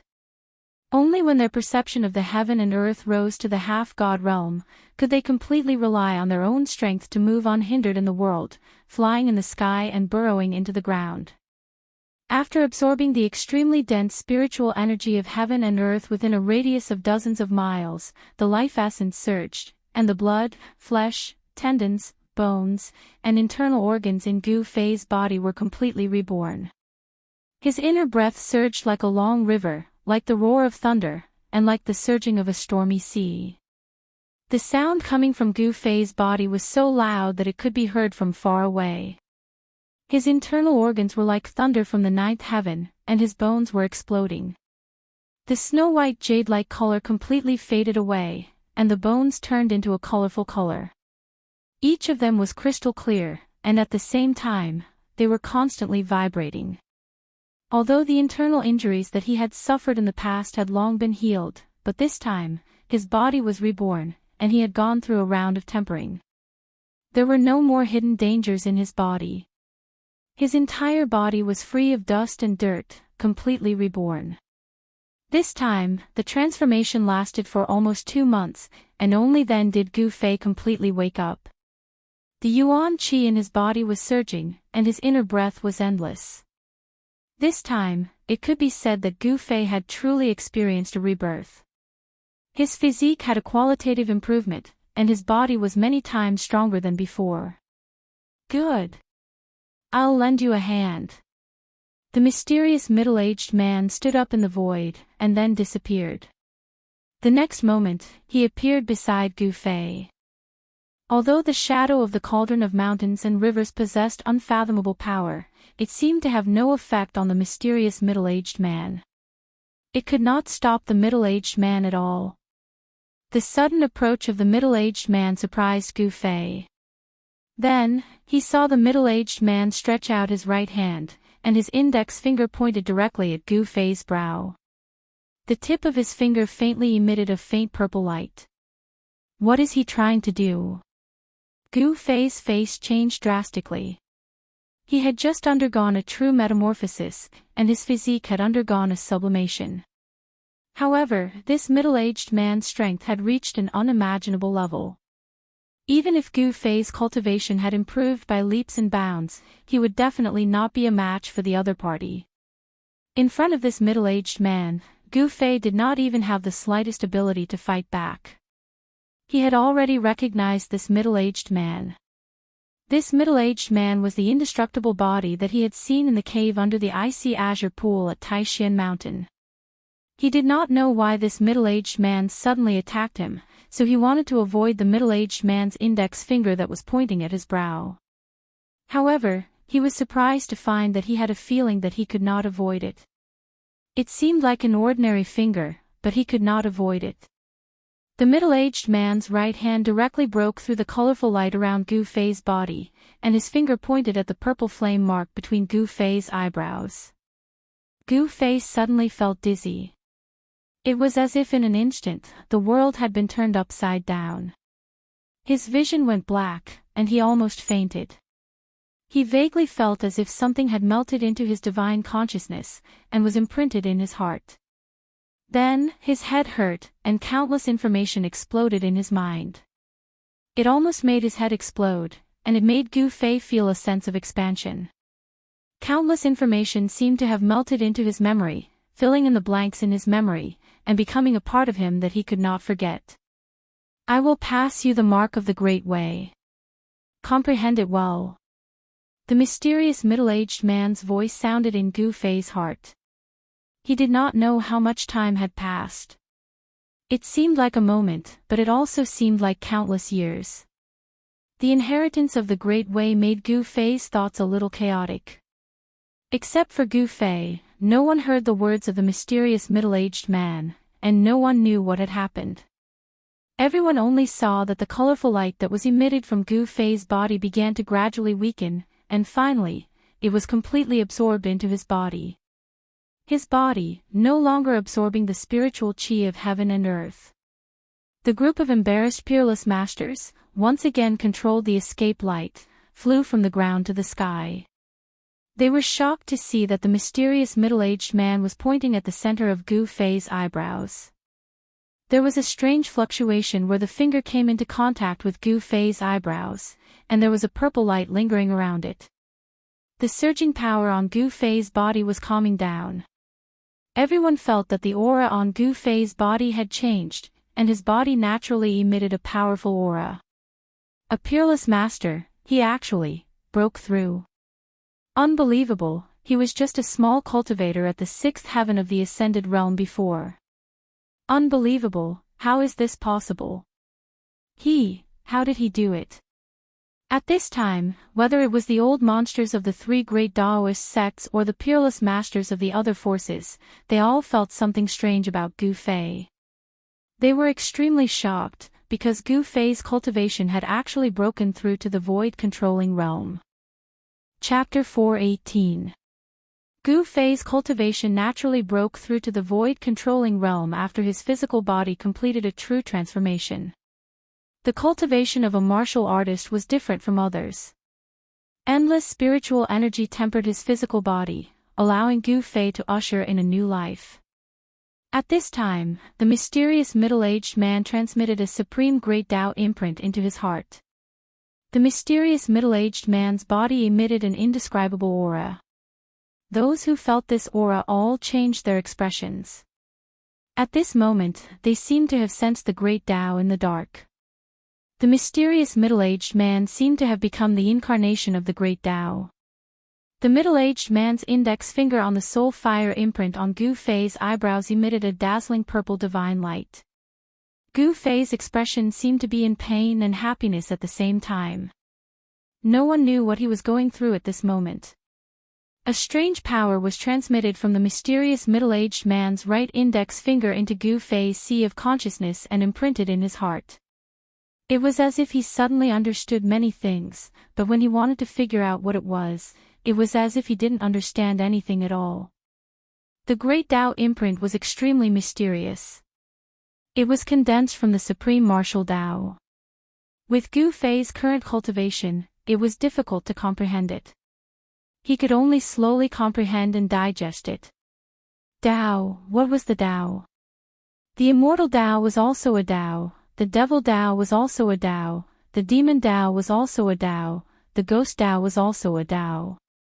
There were countless grand Taos, but cultivators that had truly condensed a brand of the grand Tao were existences that were as rare as phoenix feathers and Qilin horns even during the great era that was filled with experts during the ancient times. Such people were all extreme experts, the most powerful people in the world. The mysterious middle-aged man was inheriting the martial Tao. He directly imprinted the great Tao imprint on Gu Fei's heart. After an hour, the middle-aged man's index finger that was on Gu Fei's forehead gradually faded. At this time, he heaved a sigh of relief. However, the moment the middle-aged man's index finger left Gu Fei's forehead, boom, sound was heard. The void above his head suddenly collapsed, and endless demonic qi surged out. A devil well appeared within the devil qi, exuding boundless devil might that shook the heavens and earth as it descended toward the middle-aged man and Gu Fei. That devil well was the evil devil well in primitive fire demon's inner world. Primitive fire demon's inner world was destroyed by the peerless expert who walked out of the Tai Chi yin-yang diagram, but that devil well rushed out and flew away. Die! Ha! The primordial fire demon's voice came from the well and reverberated between heaven and earth. The evil well exuded an unparalleled ferocious aura. Like 100,000 mountains crashing down, it instantly sealed a part of the world. Endless evil power spread out, and cracks in space spread out like a spider web. It was as if the void had been broken like a mirror. Everyone was stunned by this sudden turn of events. The ancient devil that had escaped from the earth fire vein was still alive. Roar! The mysterious middle-aged man was shocked and angry at the same time. He raised his head and roared. Then, he punched upwards with both fists. Rumble! The powerful force directly shattered the cracked void and turned into a mass of chaos, surging towards Jing-shi who was descending from the sky. Bang! The devil well directly shattered the chaos in the void, as if it was not blocked at all. It continued to descend toward the middle-aged man and Gu Fei. Gu Fei sensed great danger. He was suddenly awakened from his mysterious state of mind. Then, he saw the devil well descending like 100,000 ancient demonic mountains, and his expression changed dramatically. Even though he had broken through to the void-controlling realm, Gu Fei still felt as fragile as an ant under the devil well. If the devil well really descended, he would be smashed to pieces. Your body is not bad. I want it. Endless demonic chi surged out of the devil well. The voice of the primordial fire demon was heard from the devil well. Humph. The middle-aged man did not speak. He only sneered. He had survived through hundreds of trials and was only left with a strand of his soul to control his body. Even so, he did not panic in the face of danger and his expression did not change. He grabbed Gu Fei with one hand, then punched open the void that was sealed by the devil well and threw Gu Fei out. By the time he threw Gu Fei out, the demonic well had already arrived above his head. You want my body? The middle-aged man looked up at the evil devil well. Fine. Then I'll give it to you. Two beams of divine light shot out of his eyes, as if they could pierce through the void and look into the depths of the devil well. Then, his entire body began to shine with heavenly light. As if he was on fire, every inch of his skin and every piece of his bones began to shine with heavenly light. Terrifying energy began to pour out of his body. Boom! With a loud quake, the void around the middle-aged man was instantly shattered by the terrifying power and turned into a chaotic mess. He used all the power contained in his body without holding anything back. He shot up into the sky. Everywhere he went, the void shattered. He rushed directly into the devil well. The evil devil well shook violently. Arg! You! An angry roar came from the devil well. Rumble! Terrifying power waves came from the devil well. The devil well shook again and again as if there was a terrifying heavenly beast trying to break out of the devil well. When the crowd saw this shocking scene, they were all dumbfounded. No one had expected that the evil well would suddenly appear here. Gu Fei, who had been thrown by the middle-aged man, felt as if he was riding on a cloud. His body flew several miles away before he could stabilize himself. Boom! Another loud sound came from the devil well. Endless divine light penetrated the walls of the devil well, pierced through the void, and shot in all directions. Swoosh! In the distance, a snow-capped mountain that stood tall on the ground was swept by the divine light. Immediately, like snow under the sun, it silently disappeared from the world. A few unlucky fellows who were watching from afar were swept by the divine light. They didn't even have the chance to scream before their souls dissipated in an instant. Everyone turned pale with fright, and they hurriedly controlled their streaks of light to retreat into the distance. Arg! You want to perish together with me? Dream on. The devil well shook violently as if it could collapse at any time. Terrifying turbulence of energy spewed out from the well. Specks of divine light twinkled like billions of stars. The primordial fire demon's voice reverberated between heaven and earth. He seemed to be in great danger. Endless devil chi seeped out from the devil well and enveloped the world. The evil and terrifying aura made all the cultivators tremble with fear. The devil well was too mysterious and terrifying. No one knew where the pitch-black mouth led to. Waves of vast demonic essence erupted from the demonic well, gradually suppressing the power that erupted from the middle-aged man who rushed into the demonic well. The middle-aged man's aura was domineering. However, he was not at his peak. His body and divine soul had suffered unimaginable damage. He should have died back then. He was only summoned by the sound of the heaven-shaking war drum. A wisp of his soul that had yet to dissipate awakened and temporarily took control of his body to fight against the ancient demon. Even with the immortal flame body and the last burst of power from his body, it couldn't destroy the devil well. However, just as the primordial fire demon was about to completely destroy the middle-aged man's power with the devil's well, the surrounding space suddenly shattered. A few terrifying figures that resembled gods and demons walked out of the shattered space. Die, demon! Ghost Emperor Fengdu's voice resounded. Then, a pitch-black ghostly hand the size of a mountain condensed in the void and directly grabbed at the devil well in the sky. Then, a Tai Chi Yin and Yang diagram flew over from the north. A terrifying aura surged and shook the world. Damn it, using numbers to win, despicable. The primordial fire demon's angry and unwilling words came from the devil well. Then, he controlled the devil well and directly shattered the void, escaping into the void. Endless devil chi retreated like a tide. The terrifying evil aura was quickly fading. The ancient demon saw that the situation was not good and immediately fled. The pitch-black ghostly hand, which was as large as a mountain, directly tore apart the void.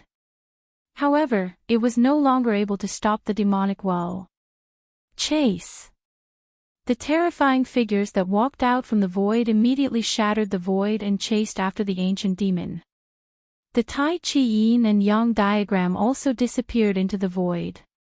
An ancient demon like the primordial fire demon was difficult to kill. Although the peerless expert that walked out of the Tai Chi Yin and Yang diagram destroyed the primordial fire demon's inner world and destroyed his body, the primordial fire demon's primordial spirit merged with the devil well and escaped. The terrifying experts all left, but the cultivators nearby could not recover from the shock for a long time. No one had thought that such a thing would happen. No one knew why the devil's well had suddenly appeared. That mysterious middle-aged man had rushed into the devil's well and was most likely already dead. That devil's well was simply too strange and evil. Gu Fei! Someone suddenly shouted. Then, the people of the three great Daoist sects immediately recovered and looked at Gu Fei, who was standing in the void. Swoosh! A sword light filled the sky. Old Monster Xianyuan was the first to use the sword light and rushed towards Gu Fei. He was extremely excited. He had to get the longevity grass from Gu Fei. All the old monsters of the three great Daoist sects looked at Gu Fei with excitement and fanaticism, as if they had seen the most precious treasure in the world. Swoosh! Swoosh! Swoosh! Swoosh! More than a dozen figures with powerful fluctuations rushed towards Gu Fei. Gu Fei, who had just woken up, was shocked. Before he could react, he was surrounded by those old monsters. Gu Fei, I am Taoist Qi of the Taishan sect. I am of the same generation as your Grandmaster's Grandmaster. Come back to the Taishan sect with me. Taoist Qi smiled happily.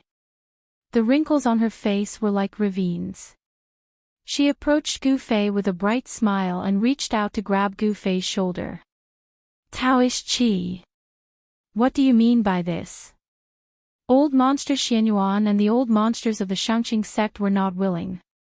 The Taishan sect wanted to take the longevity grass for themselves? No way! The old monsters of the Guangqing celestial sect and the Shangqing sect all moved forward.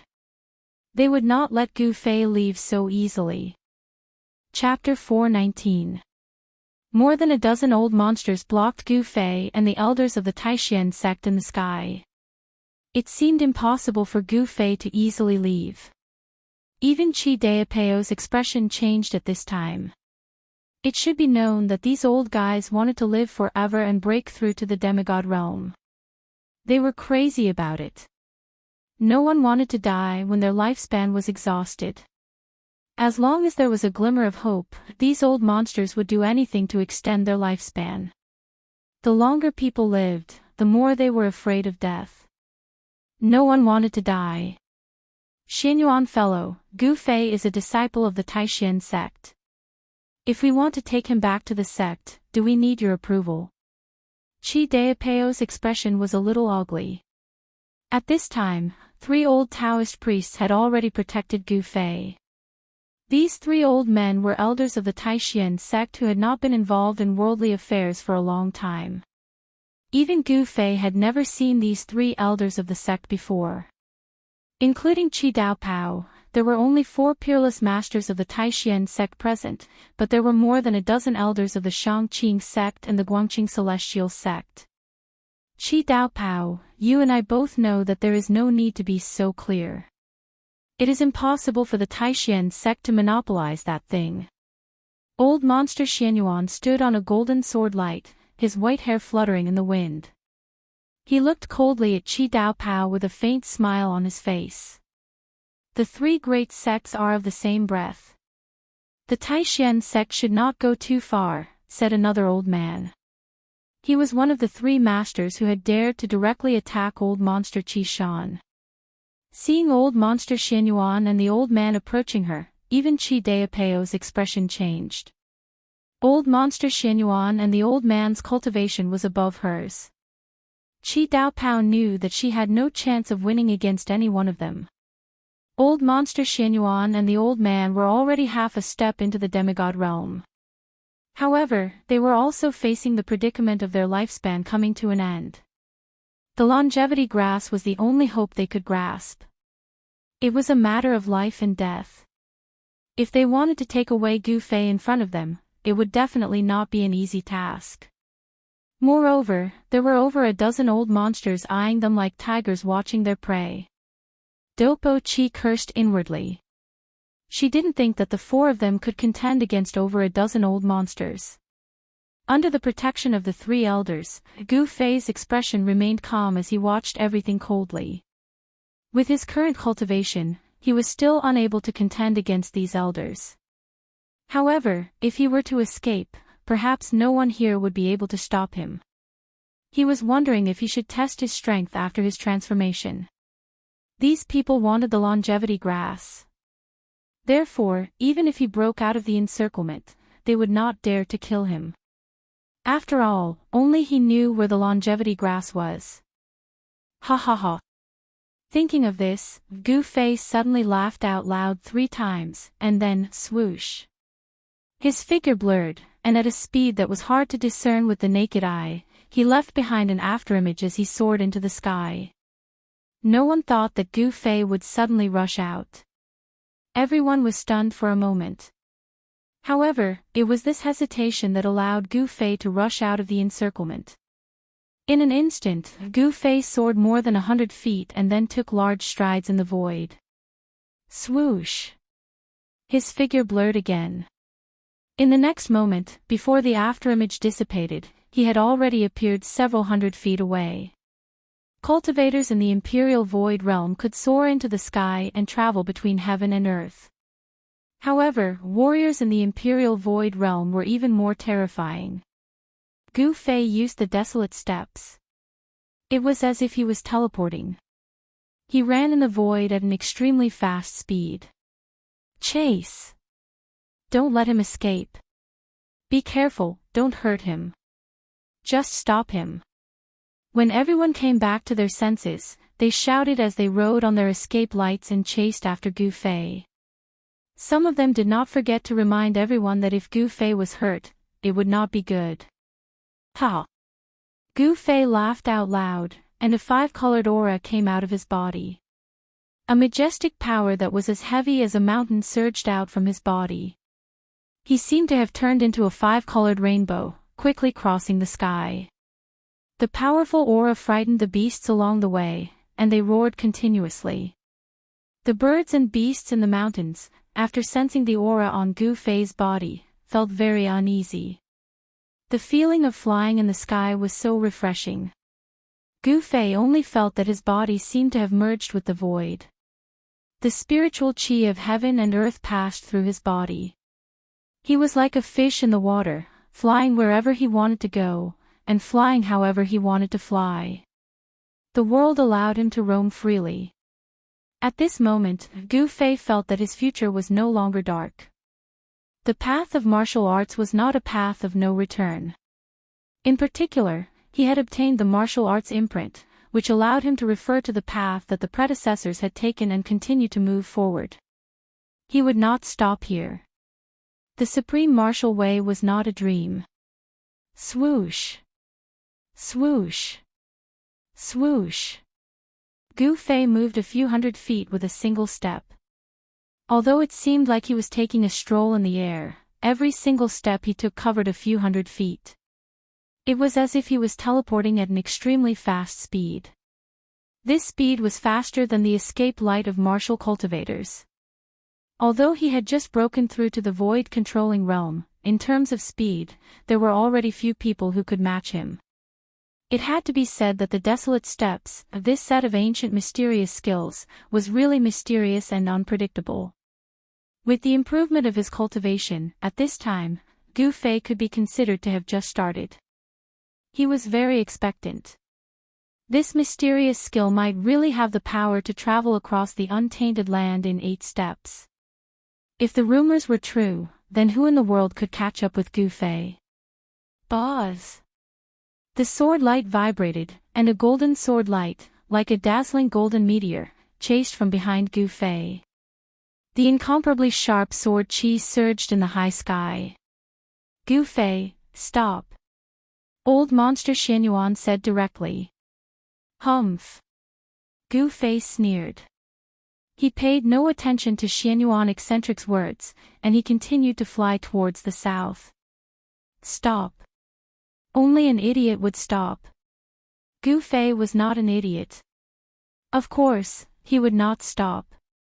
Behind Old Monster Xianyuan, there were 2 escape lights that were not weaker than Old Monster Xuanyuan's. They chased closely. In the void further away, there were more than 10 escape lights flashing. From the speed of the escape lights, it could be seen that the cultivation of the old monsters of the 3 great Taoist sects was uneven. Old Monster Xianyuan of the Guangqing Immortal sect was undoubtedly the one with the highest cultivation among them. The other 2 old men's cultivation was also on par with Old Monster Xuanyuan's.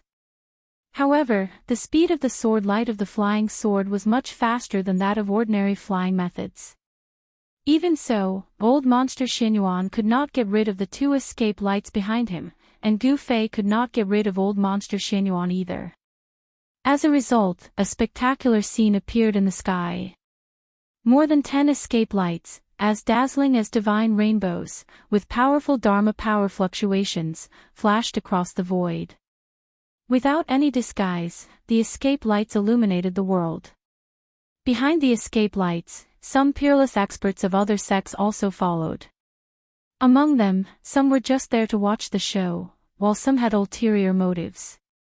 Soon, Gu Fei, Old Monster Xianyuan, and the others disappeared under the sky. The moon was bright and the stars were sparse. On the mountainside of a snowy mountain in the north, there was a pitch-black cave, from which a faint light could be seen. From time to time, the cold wind whistled past, sweeping up snowflakes. Deep inside the cave, there was a weak fluctuation of Dharma power, indicating that there were cultivators cultivating inside. The cave was very bright, because there was a pearl embedded in the stone wall at the top of the cave that emitted a soft light. The cave was not big, with a radius of only a few dozen feet. On a stone platform in the middle of the cave, a white-robed young man sat cross-legged. The young man was unusually handsome, with eyes like cold stars, and sword-like eyebrows. It could be said that he was a handsome man with an elegant demeanor. In the hand of the white-robed young man, there was a transparent crystal ball the size of a fist. Inside the crystal ball, there was a figure the size of a thumb. The crystal ball was engraved with mysterious talismans, and each talisman lit up. The small figure inside the crystal ball was struggling violently, as if it wanted to break out. Dongfang Chen, what do you want? Hurry up and let me out.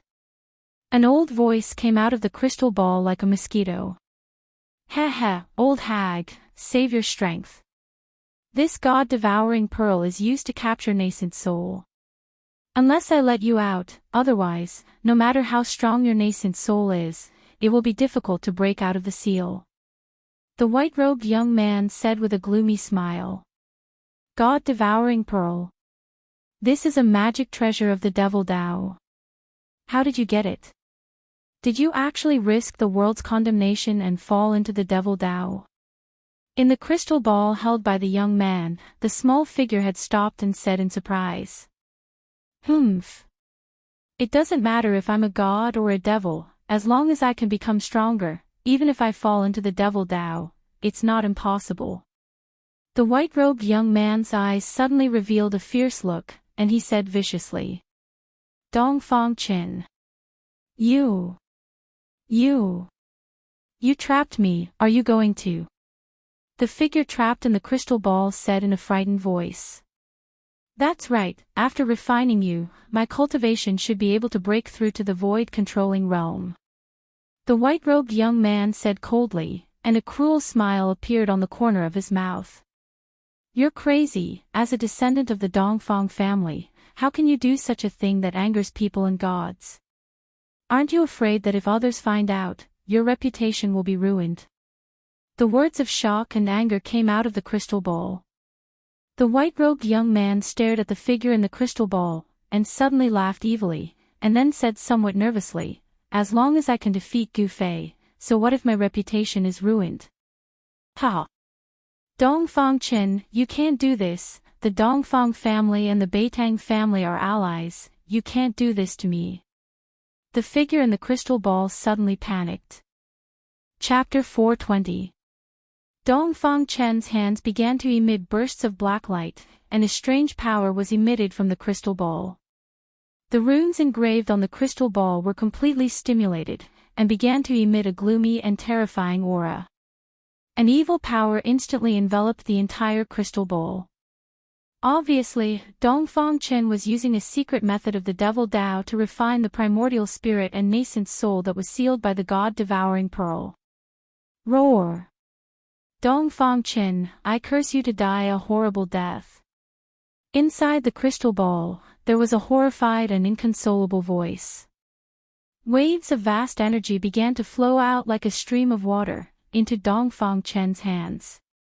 Soon, his whole body was enveloped by the devastating light that surged out from the crystal ball, and the vast energy fluctuations were mighty in the depths of the cave. The crystal ball continuously emitted pure yuan qi, and bursts of powerful aura filled the air. The surrounding walls of the cave flashed with spiritual light. Those were the runes that Dongfang Chen had engraved in advance. He used the power of the runes to guide the qi of heaven and earth to seal the void, not allowing the aura in the cave to leak out. However, the movement of the primordial spirit and nascent soul that he had refined could not be completely isolated even with the runes he had engraved. In the end, there was still a trace of strange fluctuation coming out of the cave. However, the nearby area was sparsely populated, and it was late at night, so no one discovered that Dongfang Chen was refining the primordial spirit and nascent soul in the cave. In order to improve his cultivation, Dongfang Chen did not hesitate to fall into the devil Tao. Gu Fei flew in the air for several hours, and he still felt that the yuan qi in his body was endless, and he did not feel tired at all. After his body had transformed, it was as if a treasure house had been opened, releasing a powerful force. For a martial artist, the body was like a treasure house. As the cultivation level increased, the treasures that had been sealed in the body would gradually be opened. For Gu Fei, the transformation of his body allowed him to come into contact with a deeper level of the power of the body. All the bones in his body had become colorful, like a five-colored divine bone. In his flesh and blood, there was a five-colored divine light surging, as if every inch of his muscles was flashing with multicolored light. After the transformation, Gu Fei's body was comparable to a divine weapon, and it was strong to an unimaginable level. The most important thing was that the improvement of his divine sense allowed him to come into contact with the origin of life, the soul. A purple flame brand was imprinted on his skull, hidden under his skin. The soul imprint was directly connected to the inner world. It was the bridge between the physical body and the inner world. As the inner world grew, Gu Fei's divine sense would merge with the inner world. At that time, the inner world would be him, and he would be the inner world. However, Gu Fei knew that the void-controlling realm was not the limit of the transformation of the fleshly body. His fleshly body had merely experienced a transformation. He was looking forward to the next metamorphosis. However, the cultivation of a martial artist was extremely difficult. Wanting to metamorphose again was not an easy task. He still had a long way to go. Gu Fei used the 8 desolation steps to temporarily shake off the group of troublesome old monsters behind him and appeared in a forest. There was no ice or cold here, and the surrounding area was the border between the northern lands and the central plains. After flying for a few hours, Gu Fei had no idea how far he had traveled to the south. However, he was sure that he was far away from the north. The roars of beasts could be heard from time to time in the primeval forest. Gu Fei concealed his aura, and silently traversed through the forest. With his current cultivation, the snakes, insects, and rats in the forest were no longer a threat to him. With the strength of his body, there were no snakes, insects, rats, or rats that could bite through his skin. However, he was still very careful as he traversed through the forest. He did not want to make any noise, nor did he want to alarm the animals in the forest. This was because there were many powerful old monsters following behind him.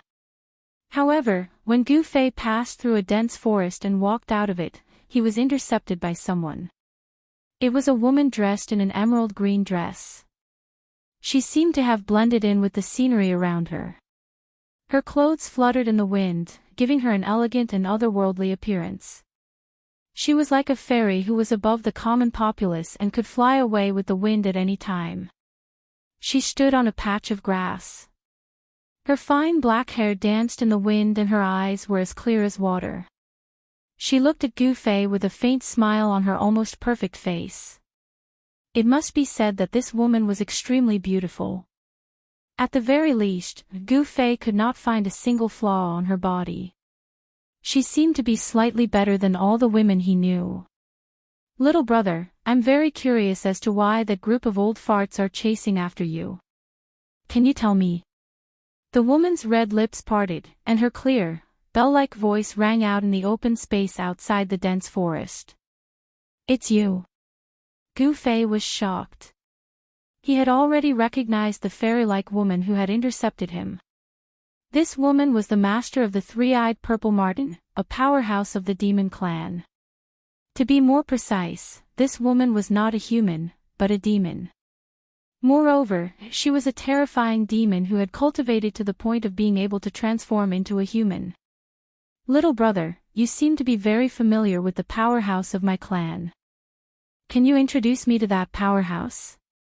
The woman looked to be in her 20s and did not seem much older than Gu Fei. However, Gu Fei did not dare to be careless. Although this beautiful woman looked very young, who knew if she was even older than the old monsters who were chasing after him? In the world of cultivation, a cultivator's appearance did not mean anything. Gu Fei looked at the woman and said calmly, "The people who were chasing after me were the seniors of my sect. I didn't want to go back with them, so I ran away." Gu Fei said casually. He would not reveal the reason why the old monsters were chasing after him. Who knew if this woman was also after the longevity grass? As for my brother, he went after that little monk. If you want to get to know him, I can certainly introduce him to you. Gu Fei thought for a moment before replying. His words could be said to be watertight. The woman from the demon race couldn't help but frown when she heard his answer. Then, she suddenly smiled and said, "Little brother, do you want to completely get rid of those old farts behind you?" Gu Fei was not bewitched by this woman's peerless appearance. He maintained his vigilance against this woman. Before he knew what she wanted to do, he would not say anything. Hee. Of course I want to get rid of those seniors behind me. Do you have any ideas? Gu Fei looked at the woman in front of him with interest and asked with a smile. This is simple. As long as you temporarily go to my demon race as a guest, no one will be able to find you. The woman said. Yes. After saying so much, I still haven't asked for your name. Can you tell me? Gu Fei said. In his heart, he wondered what kind of background this fairy-like woman from the demon race had. Gu Fei did not immediately agree to the woman's invitation. Go to the demon race as a guest. Wouldn't that be like entering a demon nest? Just the thought of it made Gu Fei's scalp go numb. He was very clear that if he really went to the demon race as a guest, it would not be easy for him to come out. My name is Yan Wushuang, you must remember that. Hee. The woman from the demon race covered her cherry lips with her hand and said with a smile. She had an otherworldly aura, but her words were filled with charm. Gu Fei felt his heart palpitating as he had the urge to pull this girl named Yan Wushuang into his embrace and take good care of her. I am Gu Fei. Gu Fei directly said his name. In fact, he knew that this woman definitely knew his background. Otherwise, she would not have intercepted him here. This Yan Wushuang would not have the time to come to this barren mountain to enjoy the scenery in the middle of the night. So your name is Gu Fei. Come with me, little brother Gu. Yan Wushuang said as she walked towards Gu Fei. Suddenly, a purple shadow flickered. A small purple marten the size of a fist scuttled out from the bushes and jumped onto Yan Wushuang's shoulder. Where to? Gu Fei pretended to be confused. He did not want to go to the demon race as a guest with Yan Wushuang. Her motive was definitely not simple. One had to know that Yan Wushuang was a greater demon that could transform. This kind of greater demon was comparable to a peerless expert of the void-controlling realm. It was extremely terrifying. A greater demon that could transform would most likely be a demon king in the demon race. What? Are you not willing? Yan Wushuang continued to walk towards Gu Fei step by step. Although her words were gentle, a gust of air appeared out of nowhere and swept across the dense forest. Gu Fei's expression gradually turned solemn. His eyes lit up like cold stars. He could sense a dangerous aura from the other party's body. At this moment, a sharp air-piercing sound came from the distance. Then, a golden sword light, like a golden bolt of lightning, illuminated the night sky and rapidly approached Gu Fei and Yan Wushuang. The surrounding temperature seemed to drop rapidly as the cold sword qi arrived. Old monster Shenyuan. Gu Fei could not help but reveal a strange expression when he felt the familiar fluctuation of sword qi. This old monster of the Guangqing Immortal sect was too difficult to deal with. Yan Wushuang had already stopped when the sword light appeared. She raised her head and looked at the sword light in the sky. She did not expect old monster Shenyuan to arrive so quickly. Swoosh! The dazzling golden sword light fell from the sky like a meteor. The extremely sharp sword qi immediately spread out in all directions. Swoosh! As the sword qi shot out, the flowers and grass within a 6-meter radius were instantly sliced into countless pieces by the sword qi, scattering on the ground. The dazzling sword light disappeared in an instant, and a young man in white appeared from within it. This young man was the old monster of the Guangqing Immortal sect, old monster Shenyuan. Although his lifespan was coming to an end, his appearance had not changed. He looked like a young man in his 20s. However, his hair was completely white, tied behind his head with a simple ribbon. Chapter 421. Yan Wushuang of the Demon Clan, just like her name suggested, her beauty was absolutely unparalleled. However, she was not just a pretty vase, but a powerful great demon clan. Only a grand demon could transform into a human. This kind of grand demon was strong enough to fight against a peerless expert of the void-controlling realm. For such an expert of the demon race to suddenly appear in a desolate mountain at night and intercept Gu Fei, it was obvious that the matter was not as simple as it seemed. However, Gu Fei did not know why the demon clan was interested in him. Could it be that the demon clan was also interested in the longevity grass? However, just as Yan Wushuang was about to invite Gu Fei away, old monster Xianyuan of the Guangqing celestial sect rushed down from the sky on a sword light. The chilly sword chi immediately spread out in the open space outside the forest. The surrounding temperature dropped rapidly due to the impact of the sword chi. Gu Fei only felt a chilly chi attacking his body, as if a divine weapon was pressed against his neck.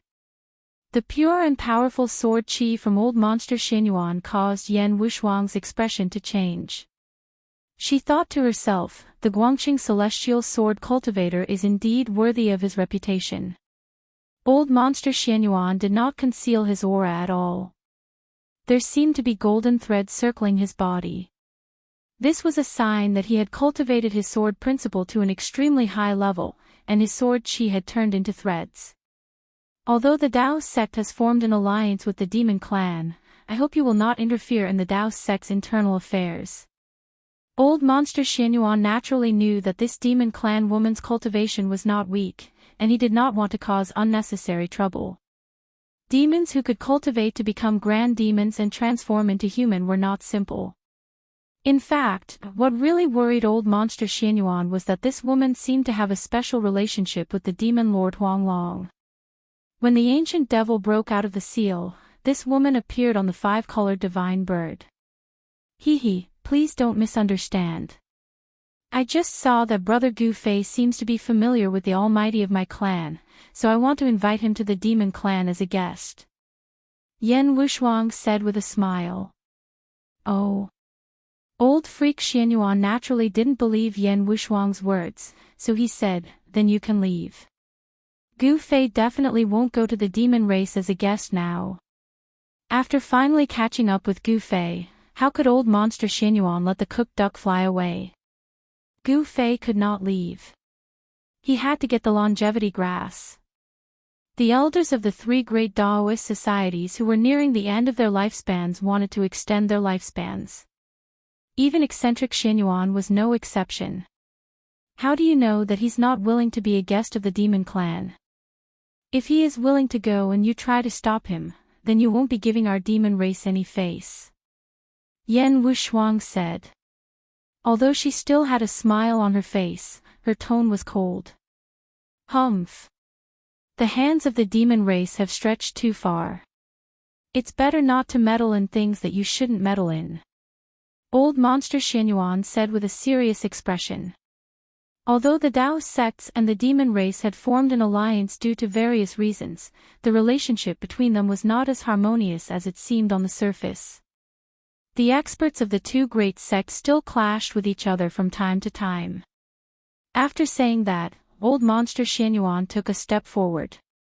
The sword chi exuding from his body became even stronger.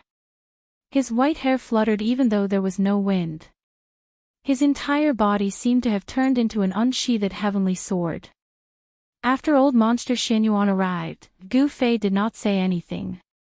He looked at Yan Wushuang and then at old monster Xianyuan, watching the scene with interest.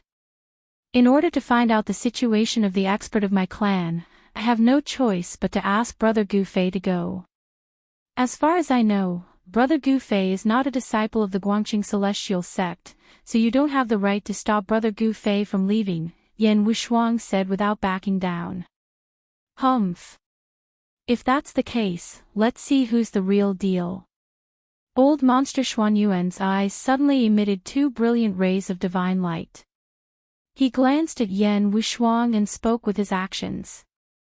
Qi! Qi! The two rays of divine light shot out from old monster Xuanyuan's body pierced through the void, making a slight air-piercing sound. They were like two divine swords, shooting toward Yan Wushuang. When he had cultivated the way of the sword celestial to such a level, his entire body had become a sword.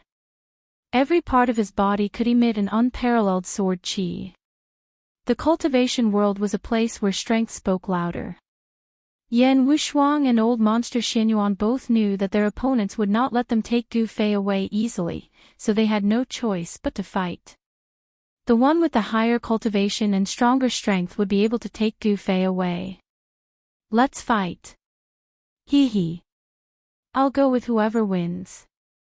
Maybe I'll give the longevity grass to the winner if I'm in a good mood. Gu Fei retreated calmly and then leaped onto the top of the tree. Old monster Xianyuan and Yan Wushuang were startled when they heard about the longevity grass, and their eyes lit up. Yan Wushuang gently waved her jade-like hands, shattering the two fierce rays of divine light. Then, she grabbed at old monster Xianyuan with her right hand. Qi! Qi! Qi! Qi! Qi! 5 brilliant rays of light shot out from her fingertips, piercing through the void like 5 divine spears, and piercing toward old monster Xuanyuan's abdomen. The abdomen was a cultivator's weak point. It was where the dantian of the purple mansion was located, so it was extremely important. If the dantian was pierced, the cultivator would be severely injured. Humph! Old monster Xianyuan sneered. An extremely powerful wave of sword qi was suddenly emitted from the dantian of the purple mansion. Then, a golden sword ray shot out from his abdomen, instantly shattering the 5 rays of finger radiance that had pierced through his abdomen. Then, the golden sword ray shot toward Yan Wushuang.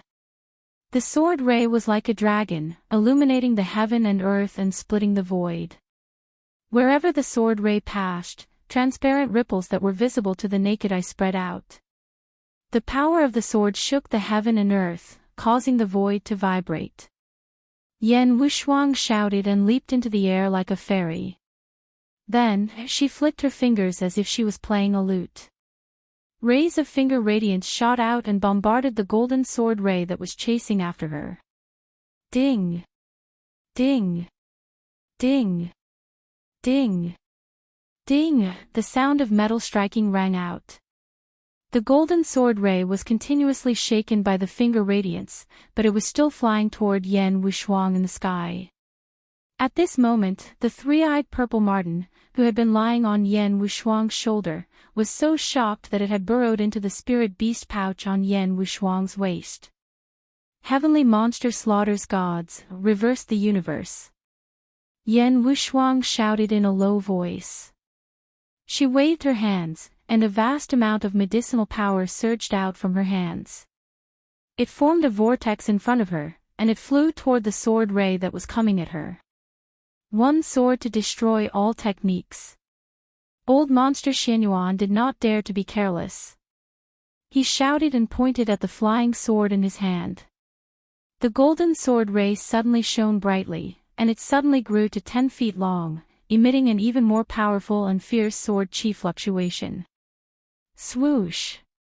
The 10 feet long sword ray fiercely slashed into the vortex in front of Yan Wushuang, and the sound of cloth being cut open was heard in the void. One sword to destroy all techniques. Aren't you afraid that the wind will cut your tongue? Yan Wushuang said disdainfully. Then, the vortex in front of her, which was formed from endless medicinal power, emitted a terrifying energy fluctuation. The space within the vortex seemed to have been reversed, and it became turbulent. Even the void was distorted. Yan Wushuang wanted to use force to take away old monster Xuanyuan's flying sword. The 10 feet long sword ray was unable to break through the turbulent vortex, but it was not an easy task for Yan Wushuang to take away old monster Xuanyuan's flying sword. The two forces fiercely collided in the air and cancelled each other out. The sword ray, which emitted an unparalleled sword qi, tried to break through the vortex of demonic power, but the vortex of demonic power tried to devour the flying sword. For a moment, Yan Wushuang and old monster Xianyuan were in a stalemate, and no one was able to gain the upper hand. Just then, a few more powerful auras came from the north. Needless to say, the people from the 3 great Dao sects had finally caught up. Gu Fei's expression changed when he sensed those auras. Then, without thinking, he shot up into the sky and used the 8 desolation steps to fly toward the south. You guys take your time. I'm not going to keep you company. Gu Fei's voice came from afar. Old Monster Xianyuan and Yan Wushuang were in a stalemate, and they didn't dare to be careless or distracted. Otherwise, they would be seriously injured. They couldn't divert their attention to stop Gu Fei. They could only watch helplessly as Gu Fei disappeared in front of them. Old Monster Xianyuan and Yan Wushuang couldn't help but be angry. If it weren't for the other party's interference, they would have already taken away Gu Fei. At this time, the two of them were really angry. Boom! With a loud explosion, the demonic power vortex in front of Yan Wushuang shattered, and the powerful force directly sent her flying hundreds of feet away. Old Monster Xuanyuan's flying sword was also sent flying, and its light dimmed. A vast and terrifying force swept out in all directions. The flowers and trees within a radius of dozens of feet were instantly torn to pieces by the destructive force, and the mighty aftershock shook the earth. Whoosh! Yan Wushuang shot up into the sky, no longer paying attention to Old Monster Xianyuan, and directly turned into a dark green light, chasing in the direction where Gu Fei had disappeared. Preposterous! Old Monster Xianyuan cursed inwardly, and then he called back his flying sword. Then, he merged with his sword, turned into a sword light, and shot up into the sky, chasing after Yan Wushuang. Gu Fei must not fall into the hands of the demon clan. After Gu Fei, Old Monster Xianyuan, and the others left, several rays of light cut through the void like meteors, flying above the place where Old Monster Xianyuan and Yan Wushuang had just fought. Chapter 422. The first rays of the morning sun shone in the boundless ancient forest. The roars of beasts and the chirps of birds echoed throughout the forest. It was a lively morning. The fog in the ancient primitive forest had not completely dissipated. As far as the eye could see, it extended to the dark green sky. Clouds and smoke floated in the air. A large river, like a white ribbon, separated this piece of dark green. It was a river, a large river. The river was more than a dozen miles wide. The sound of the surging river could be heard from far away. There was a white figure sitting cross-legged on a large rock by the river. The water splashed against the rock, but the splashes were only half a foot away from the figure. However, the splashes didn't reach the figure's body. His black hair casually draped over his shoulders and back. His eyes were closed as if he was listening to the sounds of nature and feeling the pulse of the world. He sat on the large rock by the river motionlessly like a stone statue. A stone statue without any aura. There was not even a trace of life from his body. It was as if he had merged with nature and become a part of the world. If a successful cultivator saw this scene, they would definitely be moved. This was because the young man sitting on the large rock by the river had clearly entered the state of being one with the world. This state of cultivation couldn't be entered at any time. It could be said that the state of being one with the world would only appear when one had an epiphany. There were many cultivators in the world, but every cultivator only had one goal, and that was to pursue immortality. However, there were very few cultivators who could have an epiphany. Epiphany was a type of opportunity. It couldn't be forced, and it couldn't be forced. After a cultivator had an epiphany, their strength wouldn't increase by much. Only their mental state would increase. However, after a cultivator had an epiphany, they would be able to achieve twice the results with half the effort in the future. The young man in white sat on the large rock by the river for a few hours. The sun rose from the east, illuminating the world and dispelling the last trace of darkness. From time to time, colorful butterflies or birds would fly by the young man in white. From time to time, small animals would come out of the grass by the river to drink water. These small animals did not seem to sense the existence of the white-clothed youth as they leisurely walked past the boulder that the white-clothed youth was sitting on. Suddenly, the sound of flapping wings could be heard. An emerald green bird flew out from the forest beside the boulder and landed on the white-clothed youth's head. The white-clothed young man remained motionless. Not even his eyelashes moved. As for the bird that landed on his head, it did not seem to feel that there was something wrong with its landing. It fluttered a few times on the white-clothed young man's head before flying back into the forest. All of this was so harmonious. When the sun was high up in the sky, sunlight shone on the white-robed young man's body, making it seem as if his body was enveloped in a layer of hazy light. It was unknown when an old man wearing a Taoist robe appeared outside the forest by the river. The old man was only 4 to 5 feet away from the white-robed youth. He was an old Taoist with a very peculiar appearance. The right side of his face was full of flesh and was as rosy as a baby's, but the left side of his face was wrinkled and stuck to his cheekbones. At first glance, he simply looked like half of a skull covered in human skin. The right side of the old Taoist's body was full of qi and blood and was full of vitality. On the other hand, the left side of his body was lifeless without a trace of vitality. Life and death, these two polar opposite forces actually appeared on the same person at the same time. Furthermore, the fact that the person was not dead seemed to have maintained the two forces in a delicate state of balance. The old Taoist was Taoist priest Ku Rong, a peerless demigod in the Tao sect. Taoist priest Ku Rong cultivated the path of life and death. Half of his body was alive while the other half was dead, so he had broken the shackles of the world and became an undead body. Needless to say, even a demigod who had broken the shackles of life and death did not have a lifespan equal to that of the heavens. Immortality was not absolute. In this world, there were still a few people who could kill demigods. For example, the old tortoise and the young monk who walked out of Lord Buddha's tomb had the ability to kill demigods, let alone Ghost Emperor Fengdu and the other ancient almighty beings.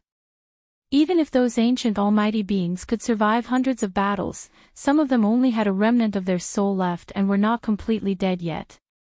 They still possessed great divinity and power that could easily kill a peerless demigod. Taoist priest Ku Rong stood quietly by the river. He did not go forward to disturb the young man in white who was sitting cross-legged on the big rock. His murky eyes sparkled from time to time. I didn't expect a genius to appear on Green Spirit Peak. After taking a deep look at the young man in white, Taoist priest Ku Rong turned around and walked into the forest. Following that, a dense forest about half a mile away from the river collapsed in an instant. The flowers, plants, and trees within a radius of several thousand meters turned into dust and disappeared from the world. It was very sudden, but everything happened in an instant. An empty space was opened up in the dense forest, and Taoist priest Ku Rong was standing at the center of it.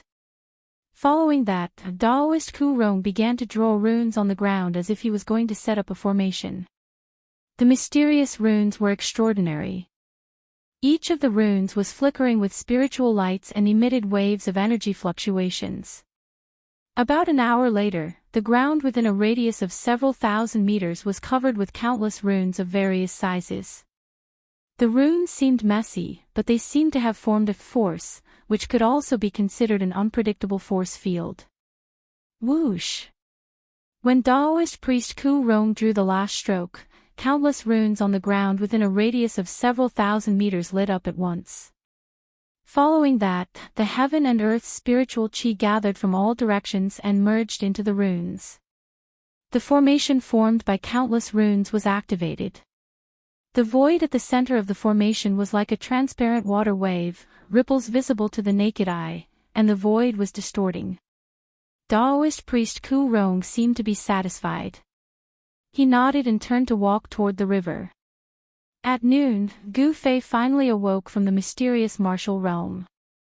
He had finally shaken off old monster Xinyuan, Yan Wushuang, and the others, and entered the boundless forest. Following that, he sat with his legs crossed on a huge boulder beside a river. He initially wanted to comprehend the great Tao brand that the mysterious middle-aged man had branded in his heart, but to his surprise, he managed to comprehend it at that moment. The Great Tao brand was a martial Tao rune that was produced when one reached the peak of the martial path. The person who was able to leave the Great Tao rune behind had most likely reached the supreme martial progenitor realm. Currently, Gu Fei was still unable to comprehend it because he was not qualified to do so. He was too weak. However, even if he could not comprehend the Great Tao rune, just sensing the martial Tao rune was enough for Gu Fei to enter a state of enlightenment where he was one with the heaven and man. Gu Fei felt like a long time had passed, but it also felt like he had only closed his eyes to rest for a while. He seemed to have understood a lot of things, and he felt like he was enlightened. The problems that he had encountered in his cultivation seemed to have been easily solved. It was a magical feeling that made Gu Fei feel like it was unreal. He opened his eyes and rose from the boulder. At that moment, he felt that his realm had completely stabilized. After the enlightenment, he was truly a void-defending realm martial artist. The green spirit peak's lineage might be able to shine in your hands. Suddenly, a voice was heard coming from the side. Gu Fei was taken aback, and all the hairs on his body stood on end. He turned around abruptly and looked in the direction of the voice. He saw a Daoist standing at the edge of the forest less than 15 feet away from him, smiling at him. "You're..." When Gu Fei saw the Daoist, he was stunned. He had seen this person before. When the ancient fire god's divine palace appeared, this Daoist controlled the altar and fought endlessly with the other demigods and demigods. Once someone saw Daoist Kurong's signature look, they would never be able to forget it for the rest of their lives because his appearance was too peculiar. This Daoist was able to control the sect's altar, so he seemed to be a member of the sect. In just an instant, Gu Fei had thought of many things. He had vaguely guessed that this strange Daoist might have a deep relationship with the Taishan sect. "I'm Daoist Kurong from the Taishan sect," Daoist Kurong said with a smile. His smile made Gu Fei's hair stand on end. He saw that the right side of his face was smiling brightly, but the left side of his face looked like a half-skull. Daoist Kurong. I've never heard of him. Gu Fei thought to himself, but he still bowed to Daoist Kurong and said, "I'm Green Spirit Peak's disciple, Gu Fei." "Greetings, Patriarch." Daoist Kurong was a peerless demigod who had broken through the hidden latch of life and death. It was not difficult to imagine that his seniority was probably much higher than that of the sect leader, Daoist Shintian, so Gu Fei dared not slight him. Daoist Kurong laughed and said to Gu Fei, "Why don't you follow me back to the Taishan sect now?" "Yes." Gu Fei did not hesitate at all. Even if he did not want to return to the Taishan sect, it was no longer up to him. In front of a peerless demigod, he knew that he was probably not much stronger than an ant. Although there was only a big realm difference between the void-controlling realm and the demigod realm, the two could not be compared at all.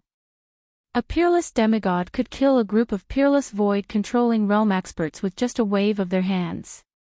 Gu Fei followed behind Daoist Kurong and walked through the dense forest. Soon, they arrived in front of the formation that Daoist Kurong had previously set up. This. Gu Fei was very surprised to see the formation. He could see that it was definitely set up by Daoist Kurong on the spot. Chapter 423. Daoist Kurong used his Tao power to carve an abstruse formation on the ground within a radius of several thousand feet. The runes could condense the world's essence and form a terrifying aura that could distort the void when Daoist Kurong poured his Tao power into them. Could it be? Gu Fei vaguely thought of a possibility, but this idea was too outrageous. The Taishan sect was definitely thousands of miles away from this endless forest. This place was still within the Northern Wei Empire's territory. According to Gu Fei's speculation, this endless forest should be between the north and the central plains. Just as Daoist Kurong was about to step into the formation, he suddenly stopped and looked at the forest on the right. "Who's there? Show yourself." As Daoist Kurong spoke, he had already pressed his right hand forward in the air. A large hand instantly condensed in front of his palm. It was as big as a small mountain and emitted a terrifying energy fluctuation. It pressed straight toward the forest on the right.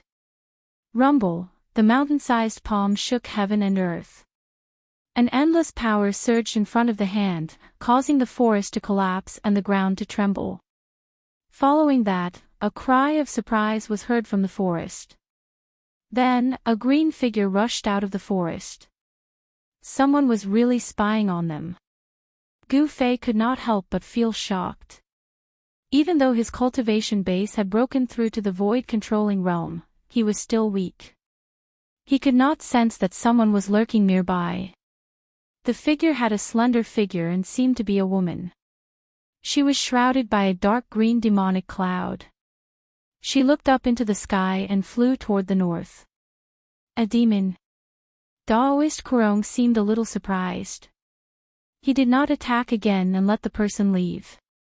The person rode on a demonic cloud and disappeared into the distance after a few flashes. Gu Fei did not see the person's appearance clearly, but he could vaguely guess who it was. Apart from the people from the three great Dao sects, Yan Wushuang was also following him. It seems to be his daughter.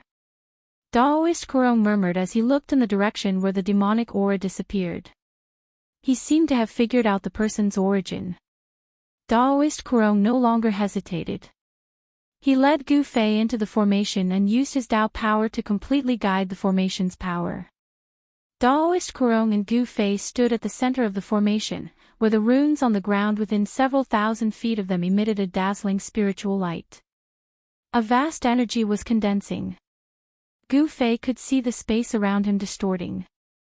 He could no longer see the scenery outside.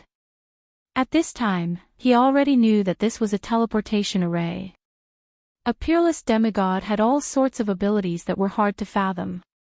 He was actually able to set up a teleportation formation at the last minute. This really surprised Gu Fei. Swoosh! A burst of intense light burst out. The light was as bright as the sun, piercing Gu Fei's eyes and causing him to close them. Following that, Gu Fei felt the world spin around him, as if the world had been reversed in that instant. He felt as if he had nowhere to exert his strength, as if he was floating in the air, unable to touch anything. Gu Fei also felt dizzy. It was as if a huge rock was pressing on his chest, and his lungs felt like it was difficult to breathe. It was very uncomfortable. Fortunately, this situation did not last for long. After about half an hour, Gu Fei felt his body tremble, and his feet seemed to have landed on the ground. It feels so good to have my feet on the ground. Gu Fei thought to himself. He finally opened his eyes. The strong light outside made his eyes uncomfortable, but he quickly adapted to it. Nevertheless, he quickly got used to it. He looked around and saw that he and Daoist Kurong were standing on an altar with ancient runes carved on the ground. Gu Fei saw that the mysterious runes, which were emitting bright spiritual light, were quickly dimming. Soon, they became dim. Where is this? Gu Fei thought to himself. Have we already returned to the Taishan sect? It was not like he had never been transported thousands of miles by a teleportation array before. Back in the southern wilderness, Gu Fei and a group of people from the Taishan sect had been transported to an important place in the 100,000 mountains. They had experienced something like this. Swoosh! Swoosh! Swoosh! Just as Gu Fei was feeling bewildered, rays of light suddenly appeared in the distant sky. Each ray of light emitted a heavy fluctuation of magical power. 18 rays of light. 18 peerless masters. Gu Fei was secretly shocked. The number of peerless masters who had suddenly appeared was even greater than the masters from the three great Daoist sects who had been tracking him. The ancient altar was built in a valley. The valley was not large, but it was filled with flowers and lush vegetation. The scenery was not bad. They're here. Daoist Kurong seemed to have known that something like this would happen. He was not surprised at all, and he still stood on the altar calmly. Who are they? Gu Fei thought to himself. 18 Peerless Masters was an extremely powerful force. In the world of cultivation, they would definitely be a superpower. The 18 rays of light flew from all directions like 18 divine rainbows. Even during the day, when the sun shone on the world, they were still dazzling. Soon, the 18 rays of light flew over the valley one after another and landed directly in front of the altar. These 18 Peerless Masters did not seem to dare to land directly on the altar. When the person in the lead appeared from the rays of light, Gu Fei already knew who he was. The person in the lead was a Daoist with a sage-like demeanor. Gu Fei was very familiar with this Daoist. This Daoist was the leader of the Taishan sect, Daoist Xiantian. Behind Daoist Xiantian stood 17 men and women. Among these 17 people, there was a white-haired old man, a middle-aged Daoist with a dignified appearance, and a young woman and a young man. Gu Fei realized that among these 17 people, there were heads of the other 7 branches of the 9 Taishan pulses. Apart from the heads of each branch, he did not know the others. He had never even seen them before. Greetings, Patriarch Kurong. Daoist Xiantian led a group of Taishan sect cultivators and bowed respectfully to Daoist Kurong, who was standing on the altar. Daoist Kurong was a peerless demigod. He had already broken through the hidden latch of life and death and was on the road to immortality. No one knew how long he had lived. In the Taishan sect, there was probably no one who had a higher seniority than him. With a peerless demigod in charge, it was no wonder that the Taishan sect had been able to survive in the world of cultivation. Although the Taishan sect had experienced several crises where they were almost destroyed, they were still safe. All right. Daoist Kurong nodded, then walked out of the formation eye in the center of the altar and walked straight down the altar. Gu Fei hurriedly followed Daoist Kurong down the altar. There was a solemn atmosphere in the quiet valley.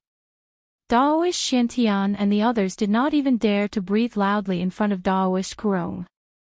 They were extremely respectful. I've brought him back, but I want to accept him as an unofficial disciple. Daoist Kurong said as he arrived in front of everyone. Daoist Xiantian and the others could not help but be stunned. They never thought that Daoist Kurong would want to accept Gu Fei as an unofficial disciple, which surprised them. Patriarch, this. Daoist Xiantian wanted to say something but stopped on second thought. The expressions of the others also became a little strange.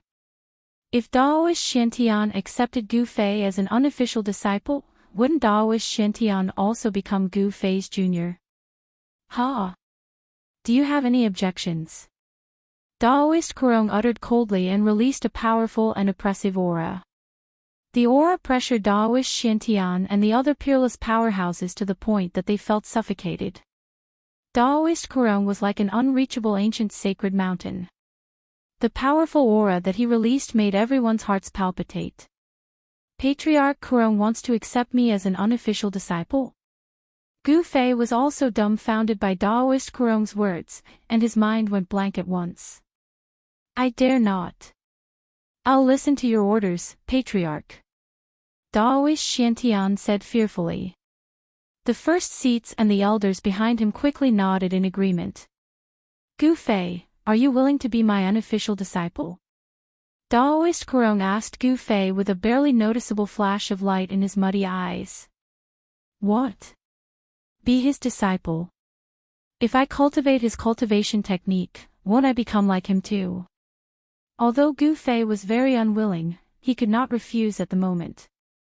It might not be a bad thing for him to have Daoist Kurong as his backer.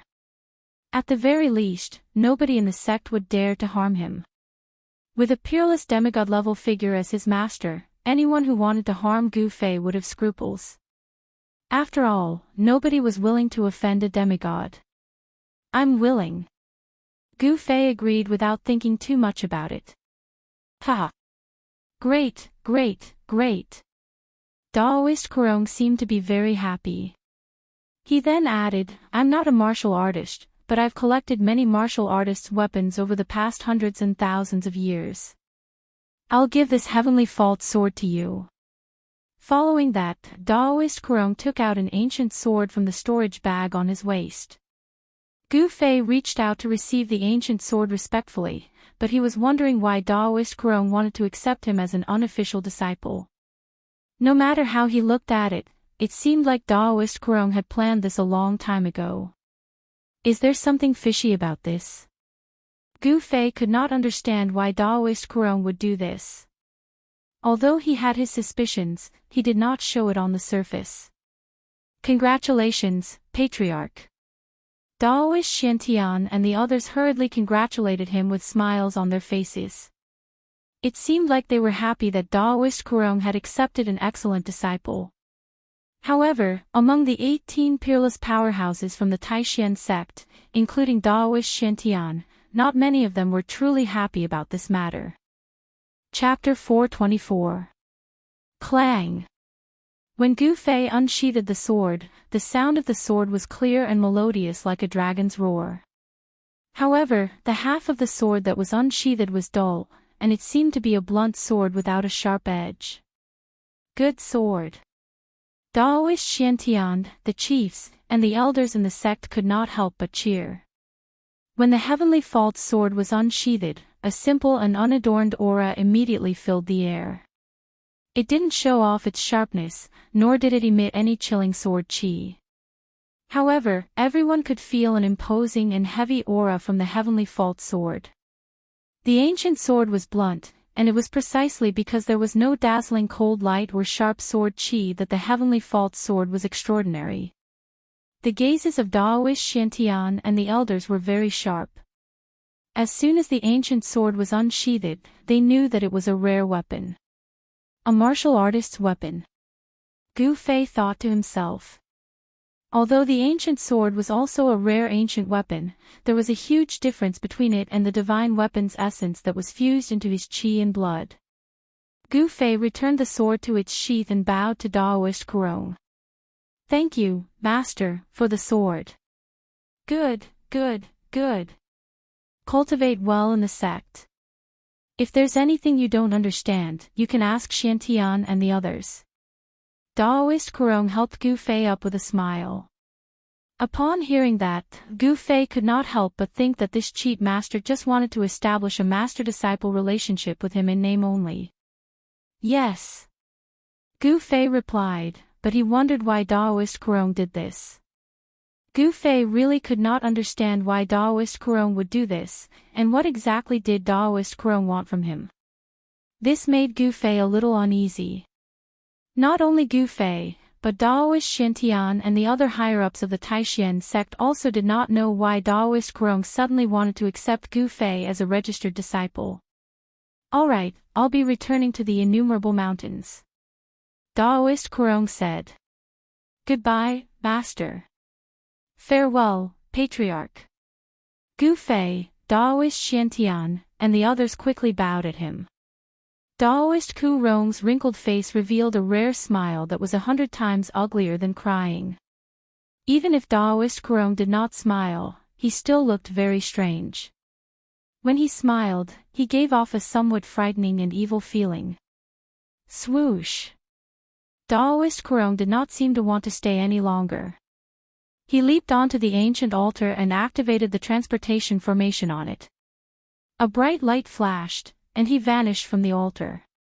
Gu Fei threw the heavenly fault sword in his hand into his storage bag, then stood in front of Taoist Xiantian and the other higher-ups of the Taishan sect, not knowing what to do. Daoist Xiantian and the other elders also had a somewhat strange expression on their faces. Gu Fei had been accepted as a registered disciple by Daoist Kurong, so in terms of seniority, Gu Fei could be said to be the elder of this group of old monsters in front of them. This. Daoist Xiantian wanted to say something but stopped. He did not know how to address Gu Fei. Should he call Gu Fei Grand Master or something? Even the 17 elders behind him did not know what to do for a moment, let alone Daoist Xiantian. This. Uncle Gu Fei, please come to the Taishan temple. We have something to discuss with you. Daoist Xiantian hesitated again and again, but in the end, he still called Gu Fei Uncle Master. The sect master was indeed someone who knew when to yield and when to stand tall. The group of elders behind Daoist Shintian could not help but give Daoist Shintian a thumbs up. The way he addressed Gu Fei as Uncle Master was earth-shattering, and the elders behind him were full of admiration. Calling a junior, especially the youngest junior in the sect, Uncle Master required extraordinary courage and boldness. It was absolutely impossible to call him Uncle Master. Sect Master, please don't call me that. Just call me by my name. Gu Fei hurriedly waved his hands and retreated to the side. Although Gu Fei was only a registered disciple of Daoist Kurong, Daoist Shintian did not dare to slight him and still insisted on calling Gu Fei Uncle Master. Gu Fei saw that Daoist Shintian insisted, but there was nothing he could do. Thus, the group of people rose into the sky and flew out of this quiet and secluded valley. This valley was actually a forbidden area of the Taishan sect in Taishan Mountain. Usually, this valley was strictly forbidden for the disciples of the sect to enter. The ancient altar in the valley was a treasure of the Taishan sect, and there were masters guarding the valley. After Gu Fei rushed out of the valley and flew high in the sky, he could clearly see the surrounding terrain. He found that he was still in the territory of Taishan Mountain. This valley seemed to be less than 100 miles away from Taishan Peak, the main peak of the 9 peaks of Taishan. At this time, Gu Fei no longer doubted that he had really been brought back to the Taishan sect by his chief master. The teleportation matrix that Daoist Kurong had carved could transport people thousands of miles. It was really incredible, and it shocked Gu Fei. Demigods really did have unfathomable means. 19 beams of light appeared on Taishan Mountain, and it immediately alarmed the countless disciples of the Taishan sect who were cultivating on the 9 peaks of Taishan. They all came out of their cultivation places and looked at the scene in the sky in shock. Soon, Gu Fei, Daoist Shintian, and the others came to the back of the Taishan temple, where Daoist Shintian cultivated. Daoist Shintian invited Gu Fei to sit down. After all the elders of the sect had sat down, Daoist Shintian could not wait to ask about the longevity grass. All the elders also looked at Gu Fei, waiting for him to answer. Daoist Qi and the other 4 or 5 elders, who were nearing the end of their lifespans, had their cloudy eyes become extremely bright at this time. They pricked up their ears to listen to Gu Fei's answer. Gu Fei did not want to take out the longevity grass immediately because he did not want Daoist Shintian and the others to know that he had an inner world. This was his big secret. The inner world could be said to be Gu Fei's trump card. He could not let people know about it easily, especially when he was not strong enough. Therefore, Gu Fei put the blame on the innocent old tortoise. He said that the longevity grass was in the hands of the old tortoise, but if he wanted it back, he could contact the old tortoise and get the longevity grass back. Daoist Shintian and the other elders did not doubt Gu Fei's words. After all, in the north, they saw Gu Fei with their own eyes with a powerful figure of the demon clan. It seemed that the relationship between Gu Fei and that powerful figure of the demon clan was not ordinary.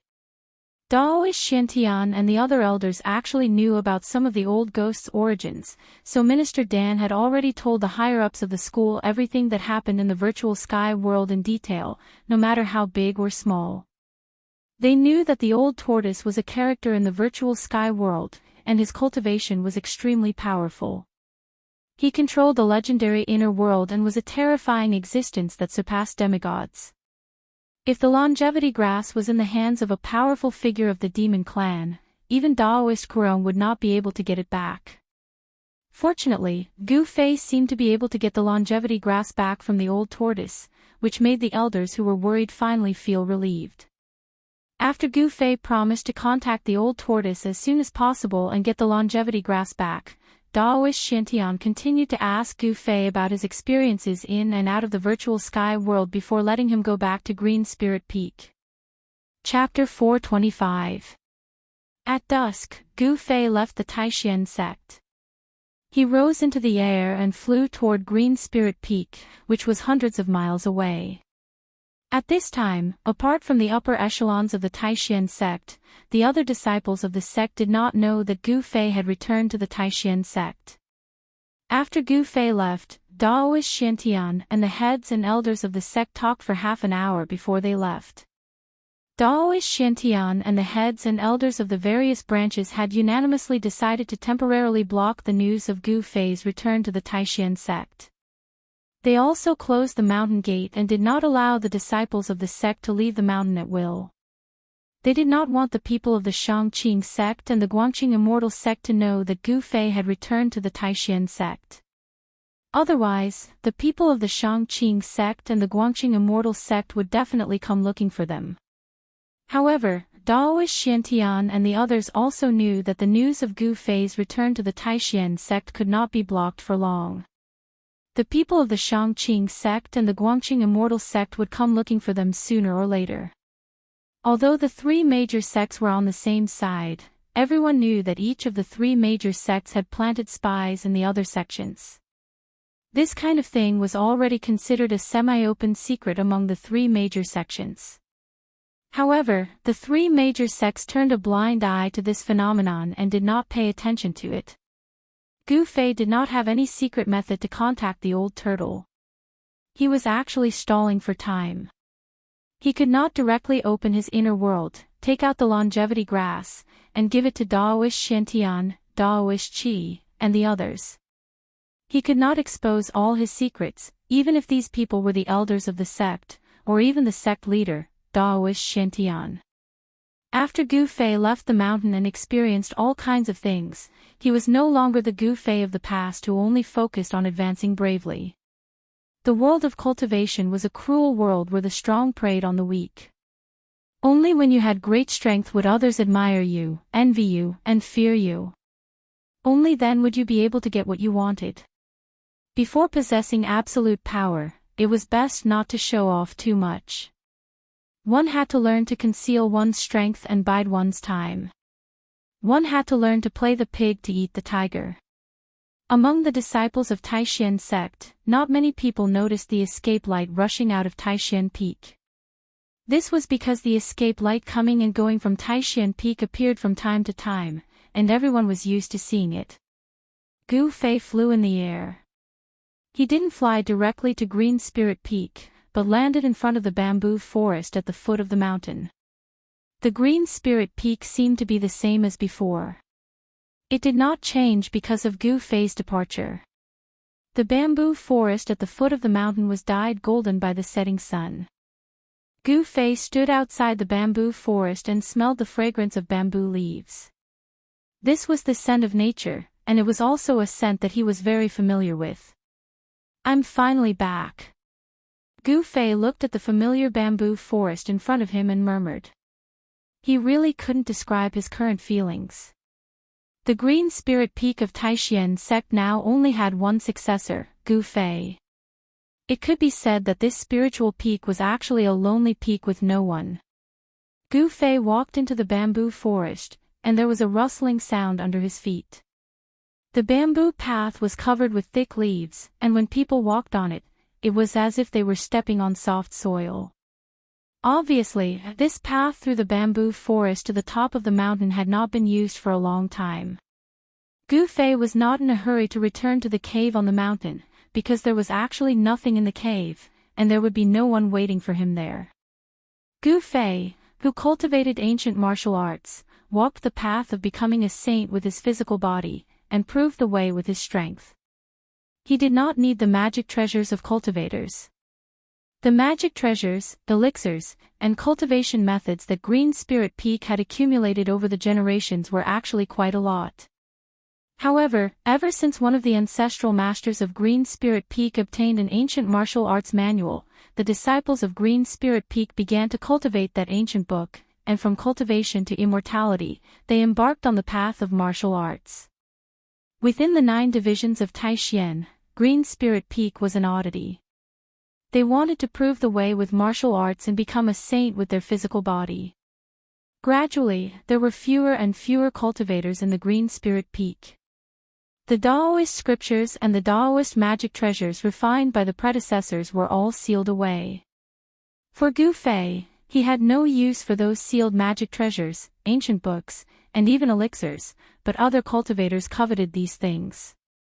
Coupled with Gu Fei's departure, there was no one to guard the cave, and it was hard to guarantee that no one would have designs on the sealed magic treasures and elixirs in the cave. Gu Fei was not in a hurry. He continued to stroll through the bamboo forest, and walked up the almost unrecognizable path up the mountain, unhurriedly. He did not use the 8 desolate steps, but instead walked up the mountain step by step. He did not display any power, just like an ordinary person climbing the mountain. Even so, after an hour, Gu Fei still arrived at the cave on the mountain. However, when he saw the heavy stone door that was opened, his expression immediately became extremely ugly. Gu Fei stopped in his tracks. He could vaguely hear a faint voice coming from behind the opened stone door. There were actually outsiders in his cave mansion. Furthermore, there was more than one person in the cave mansion. Preposterous. Gu Fei was infuriated. He strode forward, but just when he was about to enter the cave, a voice rang in his ears. Ha! I didn't think that there would be so many good things in Gu Fei's cave.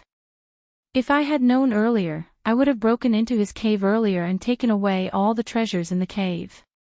A hearty laughter came from the cave. When Gu Fei heard this voice, he immediately stopped and hid by the door. He was very familiar with this voice. The person who had just spoken was someone he knew, someone he could not be more familiar with.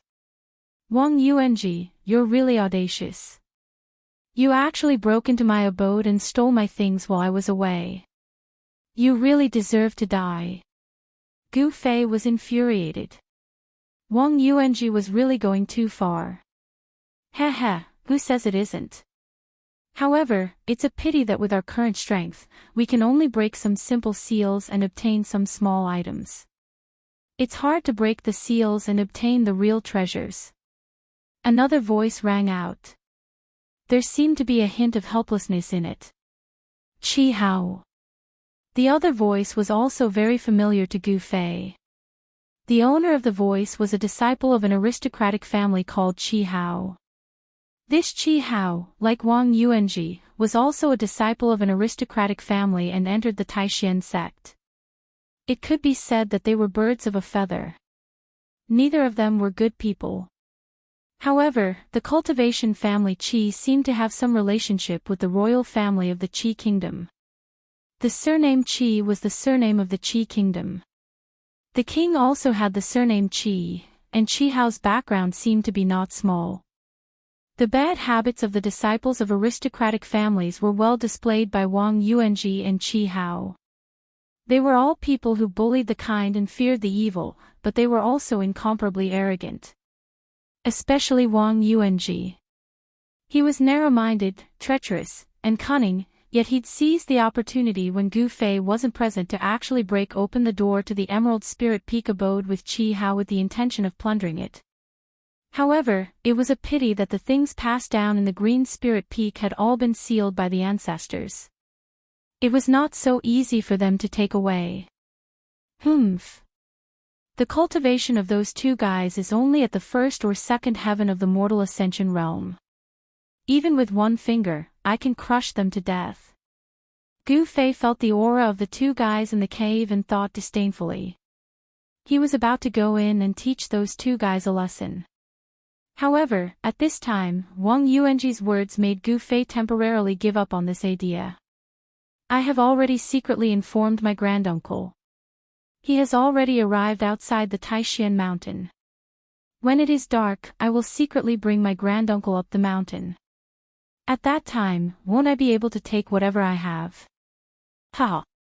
Wang Yuanji laughed unscrupulously. Wang Yuanji's granduncle? A cold smile appeared on Gu Fei's face. Since they dared to sneak into the Taishan sect, there was no need to go back. A sharp light flashed in Gu Fei's eyes. He wanted to teach Wang Yuanji, and even the Wang family, an unforgettable lesson. No way. If someone finds out, it will be terrible. Qi Hao was obviously shocked and exclaimed. He could not believe that Wang Yuanji dared to do this. Won't it be fine as long as no one finds out? Wang Yuanji seemed to be indifferent, but he also knew that if this matter was known, not only would he be in trouble, but the Wang family might also be affected. How can a timid person achieve great things? If my granduncle can really break the seal and obtain the treasure, the strength of the Wang family will definitely increase, Wang Yuanji said coldly. But Qi Hao still wanted to say more. All right, this matter is between you and me. If a third person finds out, you will be the one to ask. If everything goes well, there will be benefits for you. Wang Yuanji said so. He seemed to be determined to obtain the treasure of the Green Spirit Peak, and he was also very confident in the strength of his granduncle. In the past, the Green Spirit Peak was incomparably powerful, and its strength was not weaker than any of the other 8 branches of the Supreme Mystery Sect. If they obtained the treasure of the Green Spirit Peak, it was not difficult to imagine that after a few decades, the Wang family would definitely become strong. If Gu Fei had not returned in time, Wang Yuanji's plot might have succeeded, because the experts of the Supreme Mystery Sect had already come out in full force. However, Gu Fei had returned and happened to hear Wang Yuanji's grand plan. Therefore, Wang Yuanji's grand plan was destined to be difficult to succeed. There was a moment of silence in the cave. Wang Yuanji and Qi Hao did not speak again. After a while, there was the sound of extremely light footsteps coming from the cave. Gu Fei quickly retreated and quickly walked into a forest next to the cave. Just as Gu Fei hid himself, he saw 2 figures walking out of the cave. The young man in front was Wang Yuanji, and Qi Hao followed behind Wang Yuanji. They were all from cultivation families, and they were all disciples of cultivation families. However, the strength of the Wang family that Wang Yuanji belonged to seemed to be much stronger than the Qi family. Among the disciples of the families that had entered the Supreme Mystery Sect, Dongfang Chen of the Dongfang family and Wang Yuanji of the Wang family were the leaders. Dongfang Chen was not on the mountain, so Wang Yuanji became the leader of the group of disciples on the mountain. Gu Fei saw that after the 2 of them came out of the cave, Qi Hao, who was walking behind Wang Yuanji, turned around and closed the 2 thick stone doors. He then caught up with Wang Yuanji and walked down the mountain together. Wang Yuanji and Qi Hao probably never would have thought that their conversation had all fallen into Gu Fei's ears. Humph. The things of my Green Spirit Peak are not that easy to take. Gu Fei was hidden in the forest, coldly watching Wang Yuanji and Qi Hao's figures disappear on the mountain path, and then muttered. Chapter 426. It could not be said that there were no people in the Taishan sect who had ideas about Green Spirit Peak, but those people all had scruples. After all, Green Spirit Peak was one of the 9 meridians of Taishan.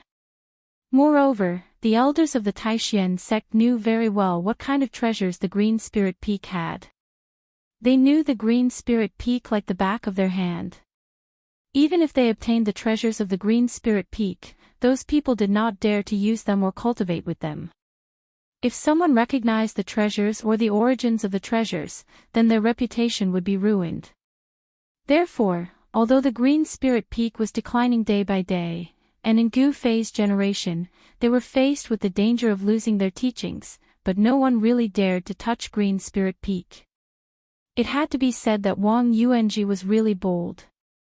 He did things that many people did not dare to do. He and Qi Hao had actually broken the stone door of the Green Spirit Peak cave residence in broad daylight and looted everything inside. Of course, they did not get what they wanted. The treasures of the Green Spirit Peak were all sealed by the elders of the Green Spirit Peak. It was not an easy thing to break the seal. Gu Fei waited until Wang Yuanji and Qi Hao disappeared at the foot of the mountain before he walked out of the forest. He walked towards the cave with a gloomy face. He pushed open the stone door of the cave and walked in. It was not dark inside, but it was a mess. Things were thrown everywhere. Along the way, Gu Fei's face became more and more gloomy. Entering the hall of the cave, he saw that the portrait of the first-generation ancestor of Green Spirit Peak on the wall in front of the hall was no longer in its original place. The portrait of the first-generation ancestor of Green Spirit Peak was thrown in the corner. When Gu Fei saw this scene, the blue veins on his forehead could not help but jump. Wang Yuanji, Qi Hao. Gu Fei was furious. His eyes were red. The other party had gone too far. It was simply unforgivable. I want you to pay a heavy price. Gu Fei growled in a low voice. Tonight, he planned to give Wang Yuanji and Qi Hao an unexpected surprise. Didn't Wang Yuanji want to secretly bring his ancestor to Green Spirit Peak? If his granduncle's cultivation was weaker than his, then his granduncle wouldn't be able to return. Gu Fei wanted to kill Wang Yuanji, but due to the rules of the sect, he couldn't kill Wang Yuanji in his own territory. However, this rule didn't apply to his granduncle, who was from the same sect. Since you dare to target my Green Spirit Peak, then you should be prepared to die. Gu Fei's face was so gloomy that water was about to drip out, and a cold light flashed in his eyes. Gu Fei directly sat cross-legged in the main hall of the cave. He was waiting for the other party to come to him. This time, he was truly angry. He wanted the other party to pay a heavy price. In fact, he had another purpose, and that was to establish his might. The Green Spirit Peak had been silent for too long. It was time for them to return to the public sight. It had already been several hundred years since a peerless expert of the void-controlling realm had appeared in the Green Spirit Peak.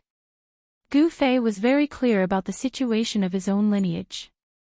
If he hadn't obtained the yin-yang fish jade pendant in the mysterious cave under the icy jade lake, he was afraid that he would still be cultivating hard in the awakening realm and being bullied by a disciple of an aristocratic family like Wang Yuanji. On the road of martial arts, it was too difficult to cultivate successfully. The road of martial arts was to become a saint with the body and prove the Tao with strength. It could be said that it was the most difficult of all the roads leading to the supreme great Tao. However, there were gains and losses. Although the road of martial arts was full of dangers and difficulties, if one was successful in cultivation, he would be a terrifying existence that could be called the king of the same level. Time passed. Gu Fei sat quietly in the main hall of the cave, as if he had become one with the surrounding environment.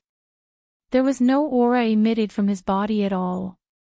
After his cultivation broke through to the void-controlling realm, Gu Fei found that his control of his own aura had reached an unimaginable level. With just a thought, he could completely seal his own aura in his body, not letting a trace of it leak out, like a lifeless stone statue. Even people at a much higher level than him would find it difficult to detect his presence. Control of the body was the most basic skill of a warrior. It could be said that after his cultivation broke through to the void-controlling realm, Gu Fei had opened up a treasure trove of power. The human body was like a treasure trove, full of mysteries. No one knew how many secrets there were in the body. On the road of martial arts, refining the body and transforming it was to gradually dig out the power of the body. After cultivation to a certain level, the power of the body would be released, forming all kinds of great abilities.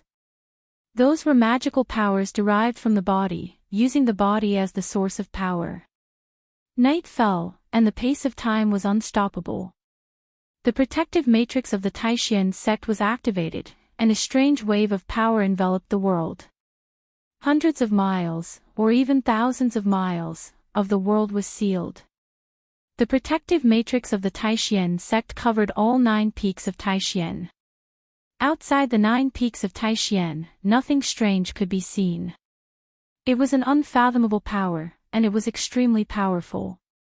After the protective matrix was activated, the power it formed was difficult even for a demigod-level character to break through. After nightfall, a sneaky figure came down from Taishan Mountain. He could actually pass through the terrible force field formed by the protective matrix and walked out of Taishan Mountain. The moon was high in the sky, sprinkling down bright moonlight. The 9 peaks of Taishan, under the moonlight, were like 9 fairy mountains standing between heaven and earth, surrounded by clouds and mist, like a fairyland. It had to be said that Taishan Mountain was definitely a rare holy land for cultivation. It was full of spiritual qi, and the 9 peaks seemed to have some kind of connection, gathering the spiritual qi of heaven and earth. Taishan Mountain was definitely not as simple as it seemed on the surface. There seemed to be some kind of hidden secret. Many great cultivators had already seen it, but no one knew what the secret was. In the middle of the night, 2 dark shadows quietly appeared on a small hillside outside Taishan Mountain. They were 2 masked men dressed in black, like ghosts. The bottom is connected to the earth, and the top is guided by the starlight. The protective matrix of Taishan sect really lives up to its name. One of the tall and thin masked men looked at the 9 spiritual peaks in front of him, and his eyes lit up. "Uncle. Let's hurry up the mountain," the other man in black said in a low voice. His voice was so soft that only he could hear it. "What's the hurry? Didn't you say that Chuiling Peak is an uninhabited mountain?" The tone of the tall and thin man in black seemed to be a little impatient. "It's a big deal, definitely a big deal. The power of the matrix is integrated with the earth and the starry sky.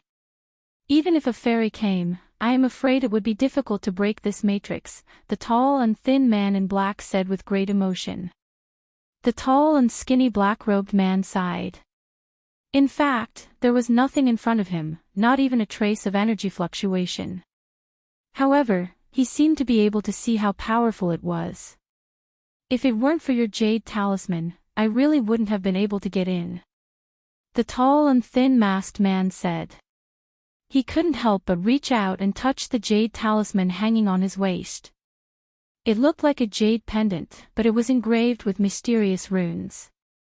"Uncle, it's getting late," the other man in black said anxiously, looking up at the sky.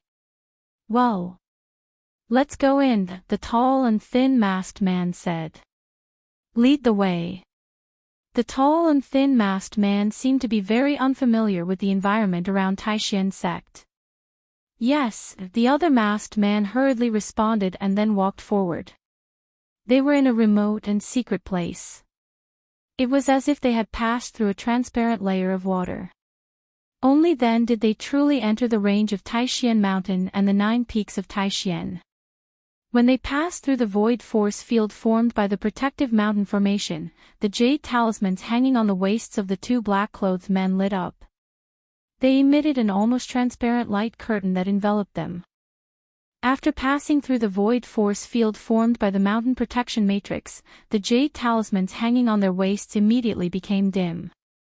Not long after, in front of the cave abode on Chuiling Peak, 2 black shadows appeared.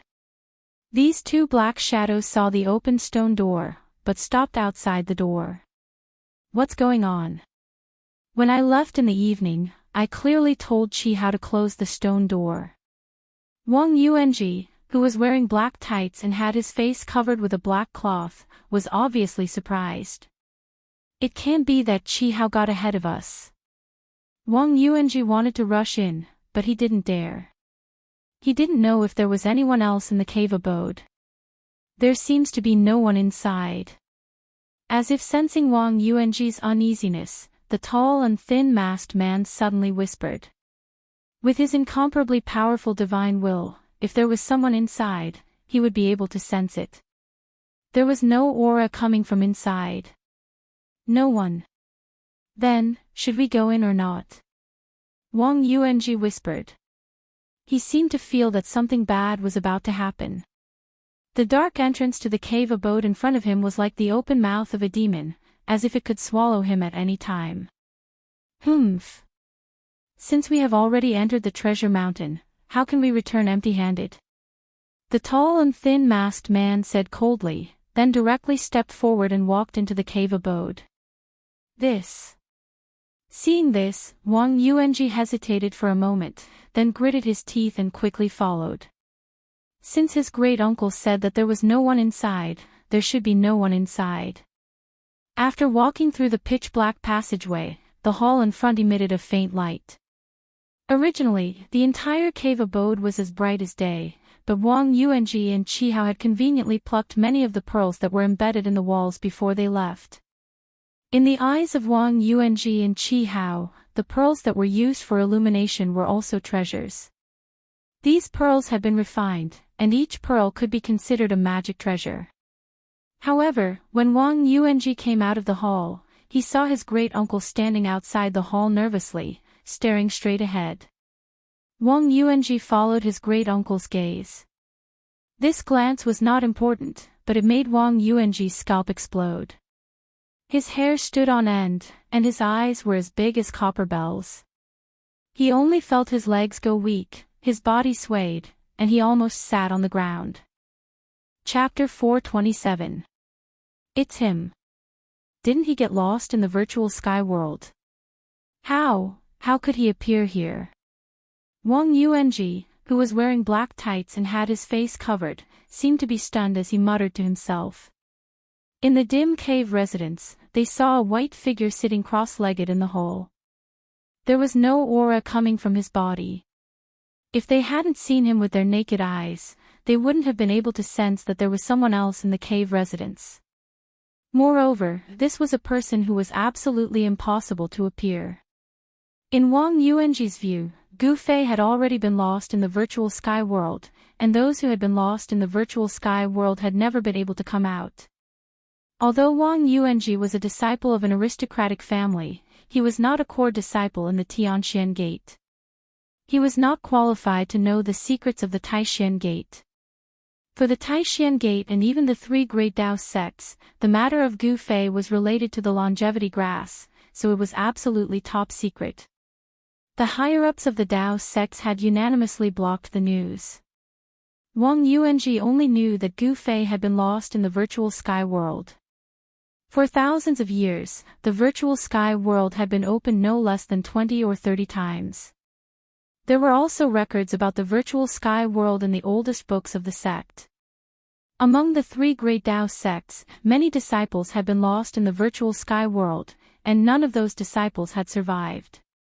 The virtual sky world was definitely not a good place. It was more like a wild world full of dangers and opportunities. There were ancient ruins everywhere, and those who entered it were not absolutely safe. If they were lucky, they could obtain the legendary spirit of heaven and earth, or the cultivation methods and weapons left behind by ancient powerful people. However, if they were unlucky, they would die inside. Who is he? The tall and thin masked man said in a deep voice. His eyes shone as bright as cold stars as he stared at the young man in white in the hall of the cave residence. He couldn't sense any aura from the other party, which made Wang Yuanji's granduncle very afraid. There was even a trace of uneasiness in his heart. With his cultivation, he couldn't sense any fluctuations of power from the other party. He couldn't even sense any signs of life. Was the other party a dead person? Otherwise, Wang Yuanji's granduncle's palms began to sweat. If it was really as he thought, it would be a disaster tonight. Wang Yuanji's voice trembled. Gu Fei's sudden appearance had caused him to completely lose his composure.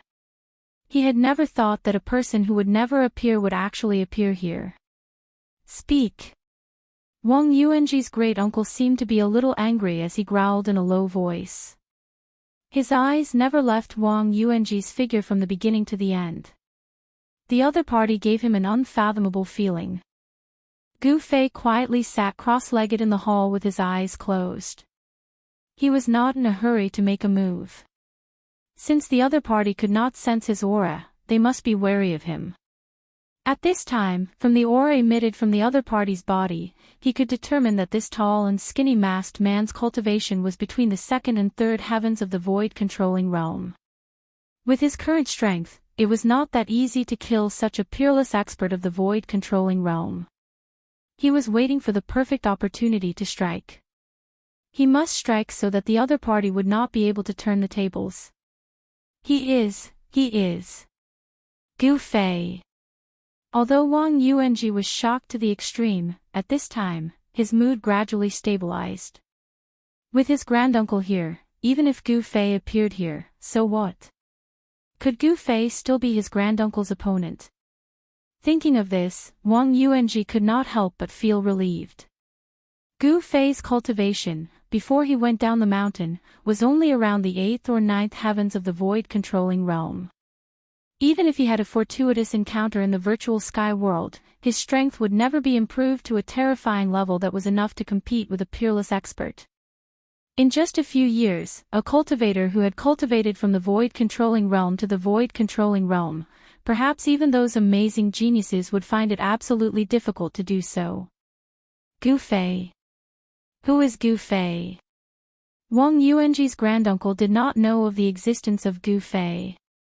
A peerless expert would not pay attention to a small cultivator in the Taishan sect. He would never have thought that Gu Fei was the master of this place. The last descendant of the Green Spirit Peak. Wang Yuanji said. Although he didn't know why Gu Fei would suddenly appear here, he could kill Gu Fei with his granduncle around. Then, he would break into the place where the treasures were hidden behind the cave mansion and leave after taking the treasures. A murderous intent rose in Wang Yuanji's heart. Oh. Wang Yuanji's granduncle could not help but breathe a sigh of relief. The other party did not seem to be a peerless expert, but just a young disciple of the Green Spirit Peak. Wang Yuanji. At this time, Gu Fei suddenly opened his eyes, and his cold words sounded above the hole. Gu Fei was furious, and his eyes were red.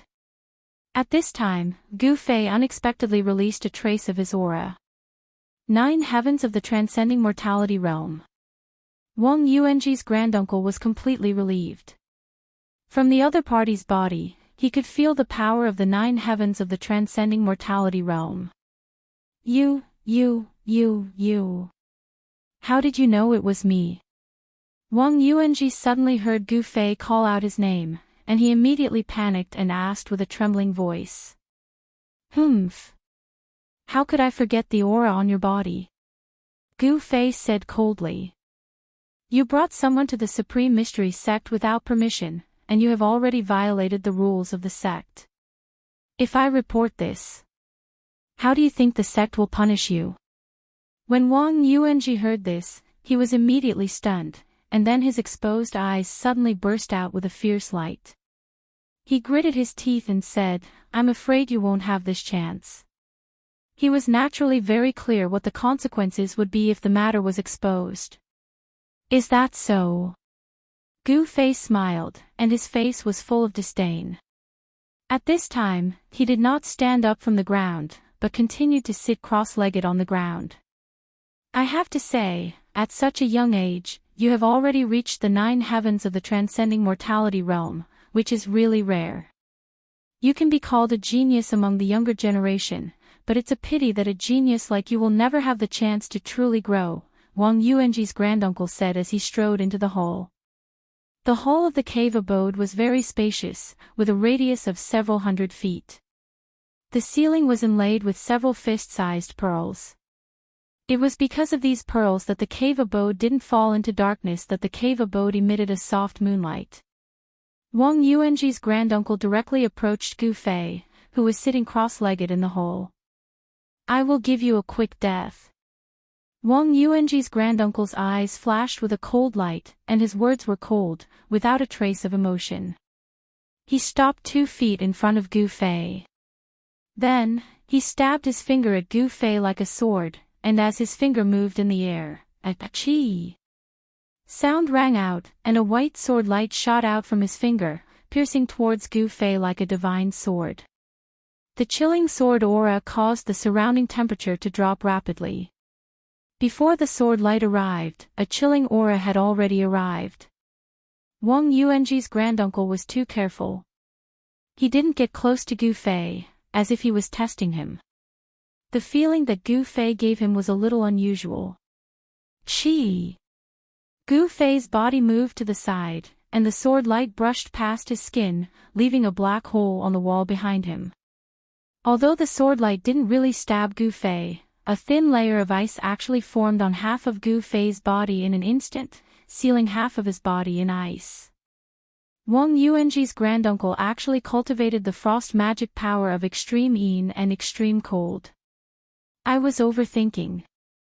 Seeing Gu Fei fall to the ground with a terrified expression, Wang Yuanji's granduncle completely relaxed. He took a big step forward, and his finger formed a sword, wanting to cut off Gu Fei's head. At this moment, he completely believed that Gu Fei was only a cultivator at the ninth heaven of the transcending mortality realm, and that he posed no threat to him.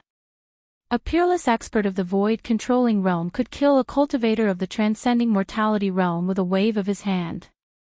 In front of a peerless expert, even a cultivator at the peak of the ninth heaven of the transcending mortality realm was as weak as a baby. However, just as Wang Yuanji's granduncle was about to wave his finger, he suddenly saw a cold smile on the half of Gu Fei's face that wasn't covered in ice. Wang Yuanji's granduncle was startled. Before he could do anything, the thin layer of ice on half of Wang Yuanji's body suddenly exploded with a bang. Gu Fei sprang up from the ground like a bolt of lightning. His bones were all vibrating, and his skin was crystal clear. Yuan Qi surged as he punched forward with a five-colored fist. Bang! This punch directly hit the left cheekbone of Wang Yuanji's granduncle. Gotcha! With a crisp sound, the left side of Wang Yuanji's granduncle's face was instantly shattered. Want to kill me? Then you should be prepared to be killed. Wang Yuanji's granduncle was hit on the left side of his face, and he was directly sent flying to the side. Yi Gu Fei used the 8 desolate steps and displayed the extreme speed of 8 steps. Before Wang Yuanji's granduncle could hit the smooth cave wall, Gu Fei had already chased after him. He swung his leg forcefully, and his right leg lashed out like an iron whip. Bang! Gu Fei's right leg heavily struck the chest of Wang Yuanji's granduncle, and directly smashed him down from the air. Even though Wang Yuanji's granduncle had the cultivation base of the second or third heaven of the void-controlling realm, but his physical body was absolutely incomparable to Gu Fei's martial body. His sternum was broken on the spot and collapsed. Gu Fei first showed weakness to Wang Yuanji's granduncle, making the other party think that he was just a transcending mortality realm cultivator, so that the other party would let down his guard, and then he succeeded in one blow. Strength, coupled with a shrewd mind, allowed Gu Fei to instantly reverse the situation and gain the absolute upper hand. It was a big taboo for other cultivators to be approached by a martial artist. Moreover, Gu Fei was a powerful martial artist of the first heaven of the void-controlling realm. Being approached by such a powerful martial artist would be a nightmare for all the peerless experts of the void-controlling realm. You dare to have ideas on my green spirit peak, you've got some guts. Gu Fei kicked out, and Wang Yuanji's granduncle's shoulder suddenly made a scalp-numbing sound of bones breaking, and he was suddenly sent flying. Gu Fei did not wait for him to land, and only took a step forward to chase after him. Bang! Bang! Bang! 2 sounds, Gu Fei swung out both fists, directly smashing the thigh bone of Wang Yuanji's granduncle, and then with one foot, he fell heavily to the ground. Wang Yuanji, who was standing at the entrance of the cave residence, was completely stunned by the scene in front of him. He never thought that his powerful granduncle would be beaten by Gu Fei like a scarecrow, and be crippled in an instant. Chapter 428. Wang Yuanji's granduncle was lying on the ground like a pool of mud. His skull, sternum, shoulder bones, and leg bones were all smashed by Gu Fei's heavy hand. However, it has to be said that the vitality of a peerless master of the void-controlling realm was also extraordinary. Wang Yuanji's granduncle was still alive after suffering such serious injuries. Roar! He roared in anger, causing the entire cave abode to shake. He actually endured the intense pain and floated up from the ground. Vast waves of mana surged out from his body, and within the cave abode, a strong airflow was generated out of nowhere. The airflow rolled up the scattered debris on the ground and danced around Wang Yuanji's granduncle. The mask of Wang Yuanji's granduncle was already sent flying when Gu Fei punched him on the left side of his face. Wang Yuanji's granduncle was an old man with a thin face. The corner of his mouth was bleeding, and his face was ferocious as he stared fiercely at Gu Fei. If looks could kill, Gu Fei would have died countless times. This was the first time Gu Fei had fought with a peerless master, and the other party's cultivation was obviously higher than him, a martial artist who had just entered the ranks of the peerless masters. However, Gu Fei was pretending to be a pig to eat a tiger, and he instantly injured the old man. However, the other party seemed to be very strong, and he actually floated up from the ground. "Little bastard, die!" Wang Xianfeng roared angrily. As an elder of the Wang family, he was actually plotted against by a junior and was seriously injured, which made him furious. Swish, swish, swish, endless magical power rushed out from Wang Xuanfeng's dantian, forming transparent ice blades, and slashed towards Gu Fei in front of him. The temperature in the cave residence dropped sharply. The vast magical power fluctuated, and the ground and walls in the cave residence were immediately covered with a thin layer of ice. The huge cave residence seemed to have turned into an ice cave in an instant. Wang Yuanji was only at the transcending mortality stage, and it was hard for him to withstand this cold air. He hurriedly turned around and ran out of the cave. With his great-uncle's help, Gu Fei would definitely die. Wang Yuanji was very confident in his granduncle. Even if his granduncle's physical body was injured, it wouldn't affect his cultivation. This was because a cultivator's abilities were all above the nascent divinity and nascent soul. The physical body was just a bag of skin, a cauldron. As long as the nascent divinity and nascent soul were not destroyed, even if the physical body was destroyed, they could still find a suitable cauldron to store the nascent divinity and nascent soul. Humph! Gu Fei sneered. Facing the countless spinning transparent ice blades, he directly punched forward. Rumble! The space in front of his fist immediately shook. Then, the fiery red fist aura surged forward like a monstrous fire. Gu Fei immediately struck out with the fire elemental fist of the five elements fist. The fist force was like fire, shaking the void. It carried with it a terrifyingly high temperature as it rushed forward. It was comparable to the true raging divine fire. Chi! Chi! Chi! Chi! Countless spinning transparent ice blades instantly collided with Gu Fei's fiery fist force, making a burst of sound like a red-hot soldering iron being put into cold water. The unparalleled fist force directly shattered the countless ice blades. The fire dispelled the cold air. Gu Fei took a step forward as if he had teleported and suddenly appeared in front of Wang Xianfeng. Whoosh! Without any superfluous words, Gu Fei directly punched towards Wang Xuanfeng's abdomen. The fist emitted a bright five-colored divine light, like a meteor piercing through the void, unstoppable. Swoosh! A shield that seemed to be refined from ice rushed out of Wang Xuanfeng's dantian and quickly enlarged, blocking in front of him. Bang! Gu Fei's fist fiercely hit the white shield. Gotcha! The extremely ferocious fist force actually caused cracks to appear on the shield in front of Wang Xianfeng that was like jade yet not jade, like ice yet not ice. Wang Xianfeng was shocked and his face instantly turned pale. Only now did he realize that Gu Fei's cultivation was extremely powerful. Gu Fei was not a transcending mortality realm cultivator, but a peerless master. Wang Xianfeng quickly flew back and Gu Fei caught up.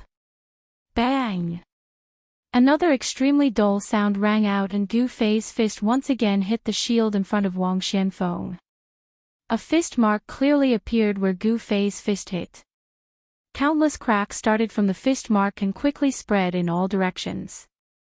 The white shield that was flickering with spirit light began to dim. Wang Xianfeng was shocked to the extreme.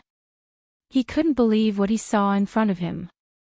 A person's fist was strong enough to break a magic weapon refined by a peerless master. Bang! Gu Fei was like a god of war descending to the world.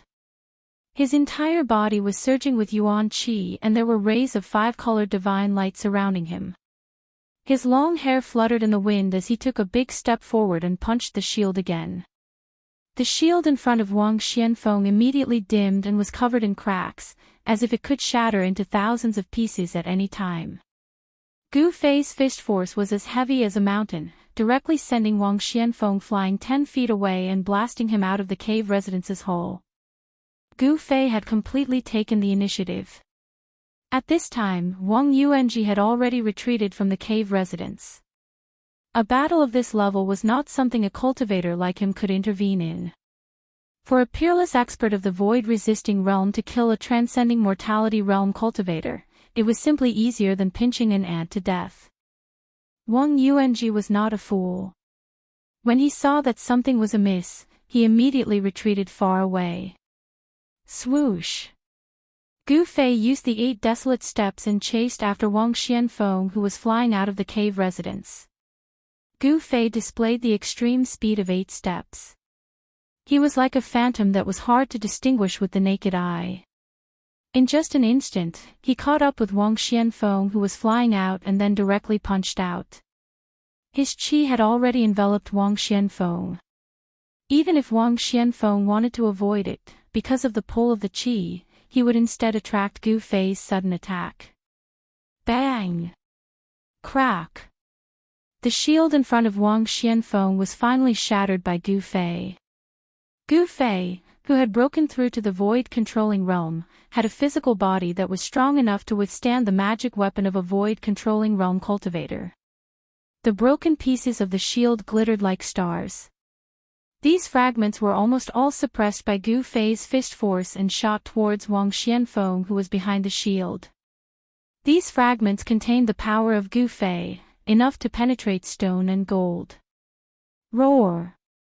Wang Xianfeng let out a furious roar and soared into the sky.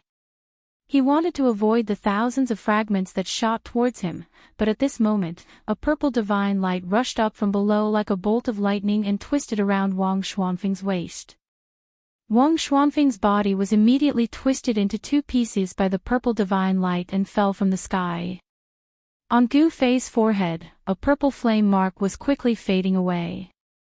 Granduncle. Wang Yuanji, who saw this scene in the distance, seemed to be scared silly. He was motionless and his eyes were dull. His granduncle had been killed. This can't be real. Yes, I'm seeing things, I must be seeing things. Wang Yuanji muttered to himself. He couldn't believe what was happening in front of him. Just as Gu Fei had cut Wang Yuanji's granduncle, Wang Xianfeng, 1 or 2 beams of light rushed out from each of the other 8 peaks of the Taishan sect, heading towards Green Spirit Peak. Although the upper echelons of the Taishan sect had let Gu Fei return to Green Spirit Peak, they were still paying close attention to him. It was unknown how many pairs of eyes were watching Gu Fei on Taishan Mountain. When Wang Xianfeng, Wang Yuanji's granduncle, exploded with a strong wave of magical power, the masters of the Taishan sect immediately sensed this wave. However, Gu Fei's movements were too fast. He had seriously injured Wang Xuanfeng's physical body in the blink of an eye, and now he had forced Wang Xianfeng out of the cave residence and cut him in half. Gu Fei knew that it would be difficult to truly kill a void-controlling realm cultivator with this kind of method. Sure enough, after Wang Xianfeng was cut in half at the waist, a ray of light wrapped around a tiny person that was smaller than a fist and rushed out from the upper half of Wang Xuanfeng's corpse. A vast amount of magical power surged out from the small person's body. It was as heavy as a mountain, and a bright light illuminated the world.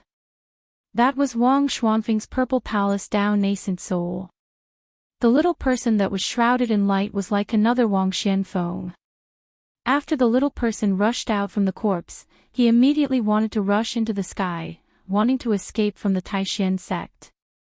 However, at this time, it was already too late.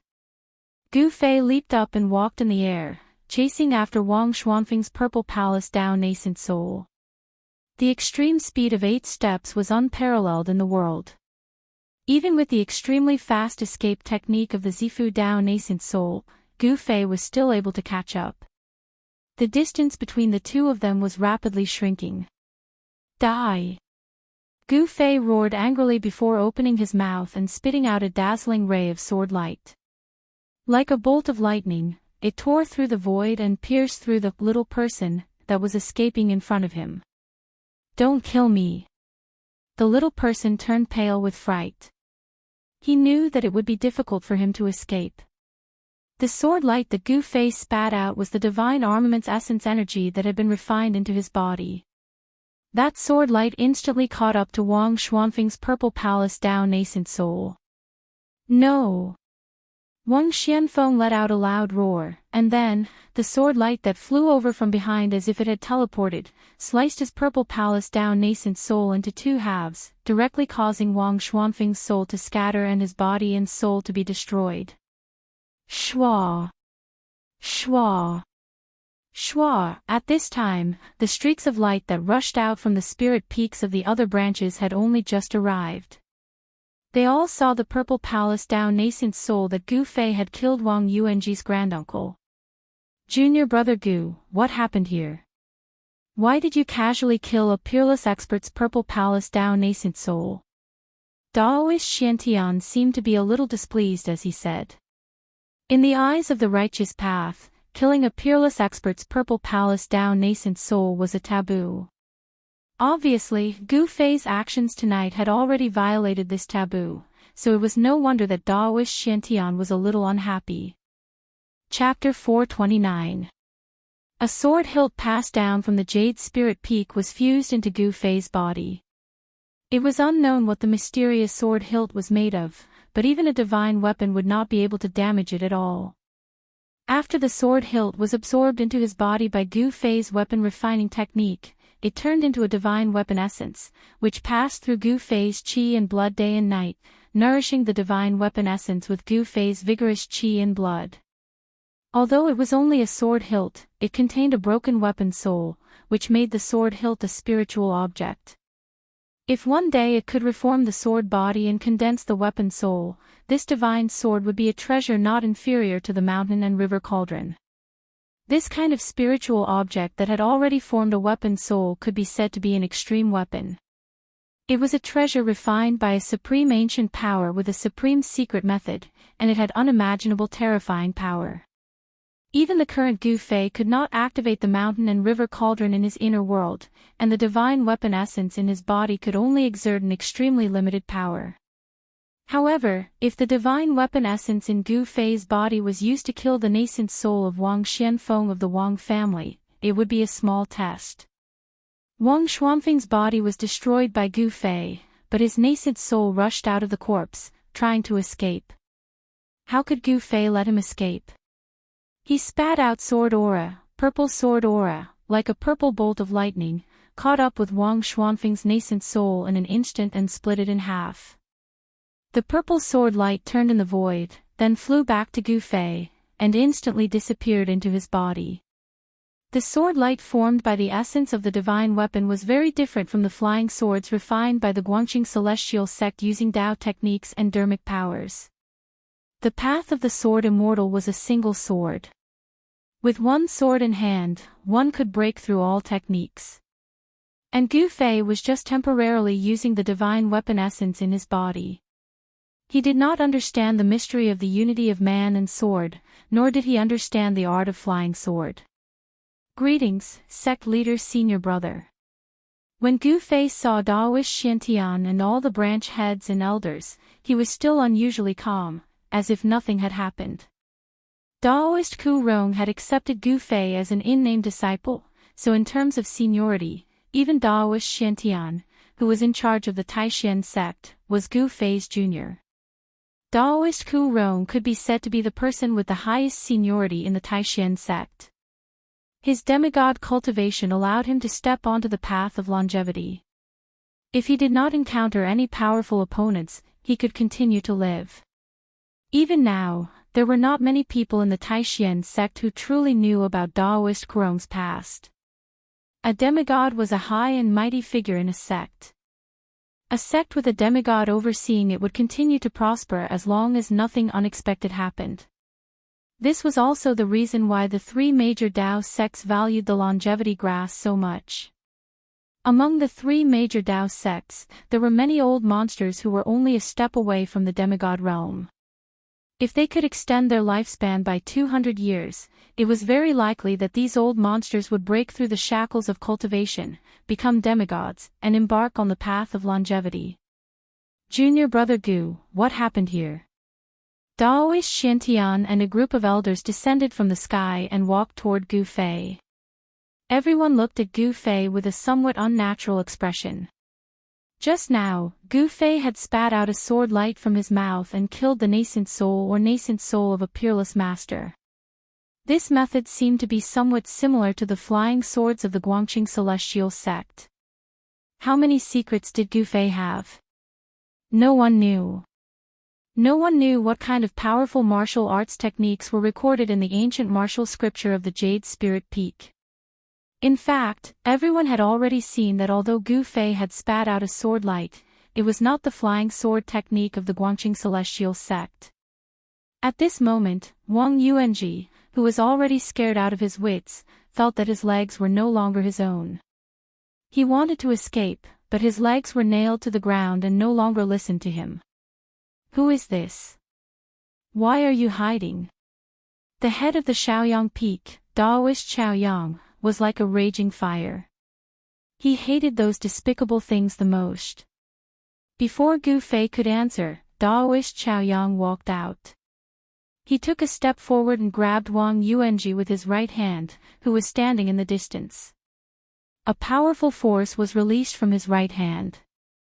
That force instantly enveloped Wang Yuanji, and like an invisible hand, it pulled him into the air and flew toward Daoist Shaoyang. Wang Yuanji was instantly scared out of his wits. He wanted to struggle, but in front of Daoist Shaoyang, he was not much stronger than an ant. Daoist Shaoyang used his hand to suck Wang Yuanji, who was hundreds of meters away, over, and then smashed him heavily on the grassland in front of him. After being smashed by Daoist Shaoyang, Wang Yuanji immediately fainted. Suddenly, the head of the Great Void Peak, Yuxi, walked out from behind Daoist Xiantian and waved his sleeve at Wang Yuanji's face. The cloth covering Wang Yuanji's face immediately flew away. How could it be him? When Yuxi saw Wang Yuanji's face, even he couldn't help but be shocked. Wang Yuanji was a disciple of the Great Void Peak. Junior brother Yuxi, this person seems to be a disciple of your faction. At this moment, Daoist Xiantian also looked at Yuxi with a strange expression. Judging from the aura coming from Wang Yuanji's body, this person cultivated a cultivation method of the Great Void Peak. The other heads and elders also looked at Yuxi, wanting to hear what he had to say. This disciple was actually a disciple of the Great Void Peak. Could it be that Yuxi had reached out to the Green Spirit Peak? Senior brother sect leader, please allow me to take this evil creature back and interrogate him. I will definitely give everyone an explanation. Yuxi's face turned green. This. Daoist Xiantian couldn't help but look at Gu Fei.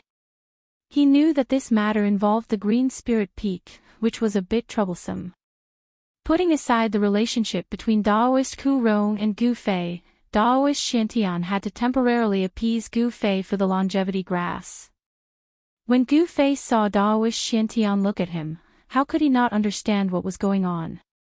He quickly said to Daoist Xiantian, I will listen to senior brother sect leader. Good.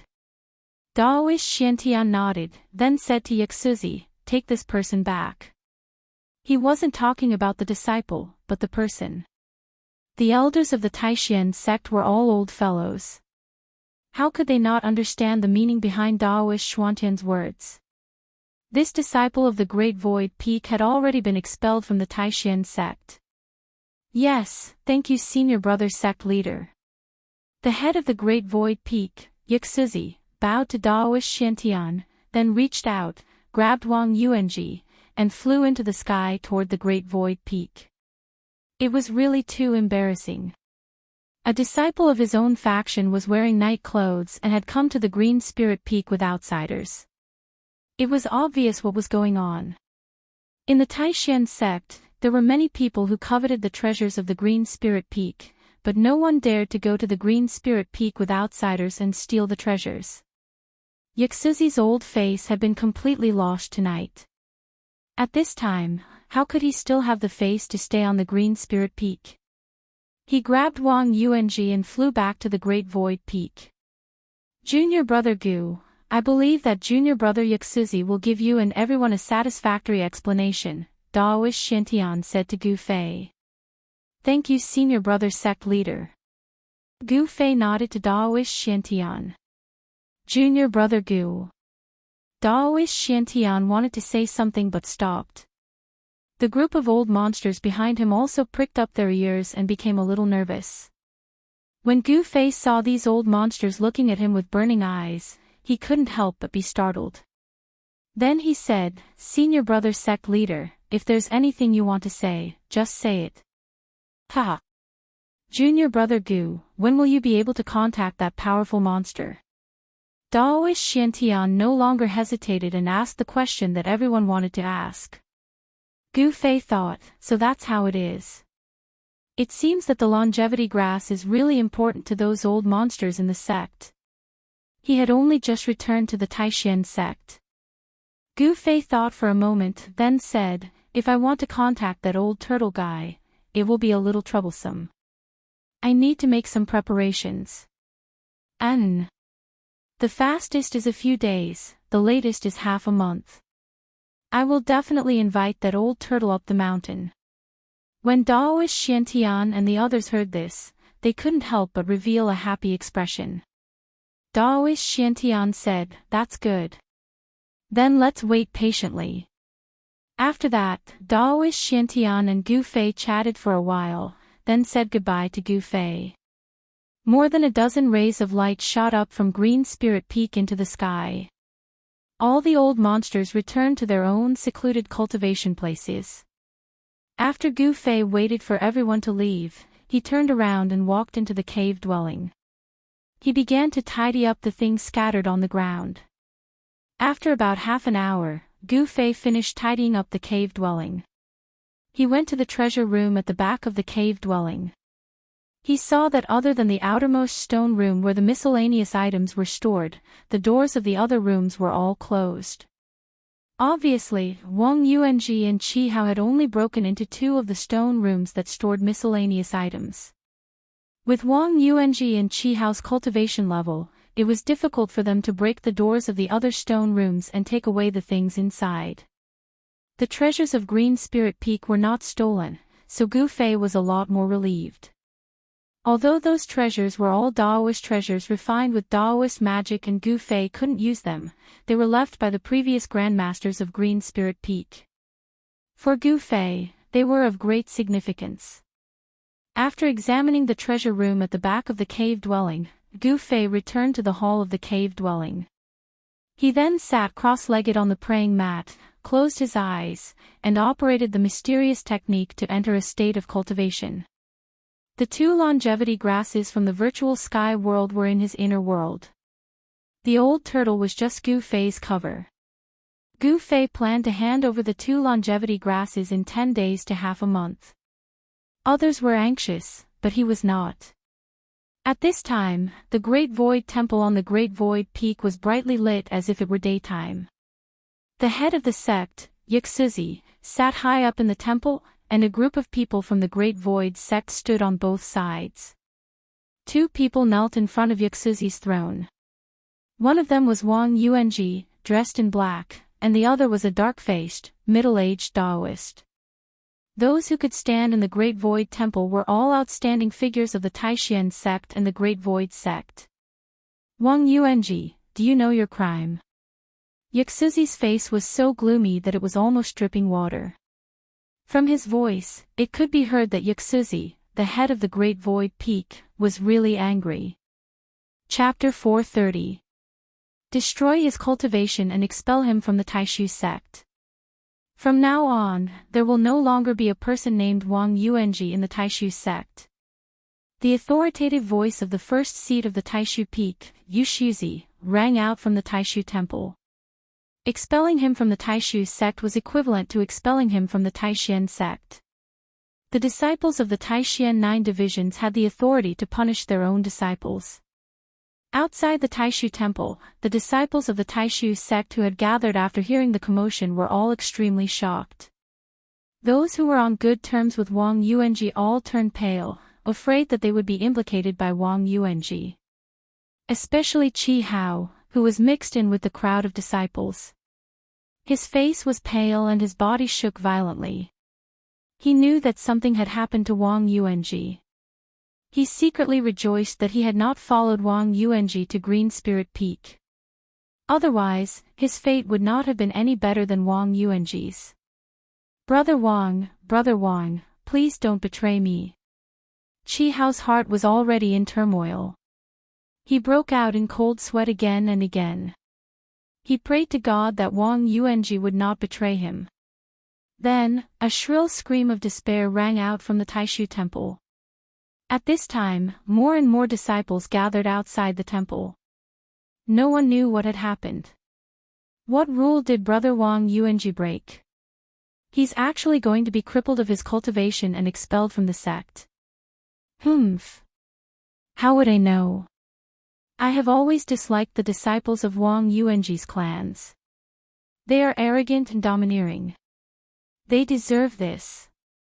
He is finished, after all, they are from the same sect. Outside the temple, the disciples were whispering. Everyone tried their best to keep their voices down. After all, this was an important place of the Taishu Peak, the Taishu Temple. No disciple dared to make a ruckus outside. No one knew what mistake Wang Yuanji had made, but everyone knew that he had been destroyed and expelled. Wang Yuanji was completely finished. From now on, he would no longer exist in the world of cultivation. Soon, the closed door of the temple was opened from the inside. 2 disciples in green, one on the left and one on the right, came out carrying a person. The disciples gathered outside the main hall immediately made way for them. The person being carried by the 2 disciples in green was none other than Wang Yuanji. Everyone saw that Wang Yuanji was not in a sorry state. He had only fainted. However, the crowd could no longer feel Wang Yuanji's magic power fluctuation.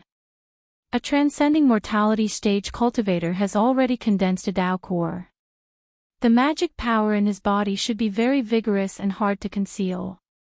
However, not only did Wang Yuanji's body no longer have any waves of magical power, even the aura that a martial cultivator should have had completely disappeared. He seemed to have become an ordinary person who could not be any more ordinary. When the crowd saw Wang Yuanji's current state, they all had different expressions on their faces. Some were gloating, some were shaking their heads and sighing. Qi Hao, on the other hand, was terrified, and there were a few times when he almost couldn't help but flee. He didn't know if Wang Yuanji had already dragged him out. He was afraid that the disciples coming out of the main hall would come to capture him. He was terrified, but the disciples who came out of the hall didn't come forward to capture him. This made him heave a sigh of relief and put down the boulder in his heart.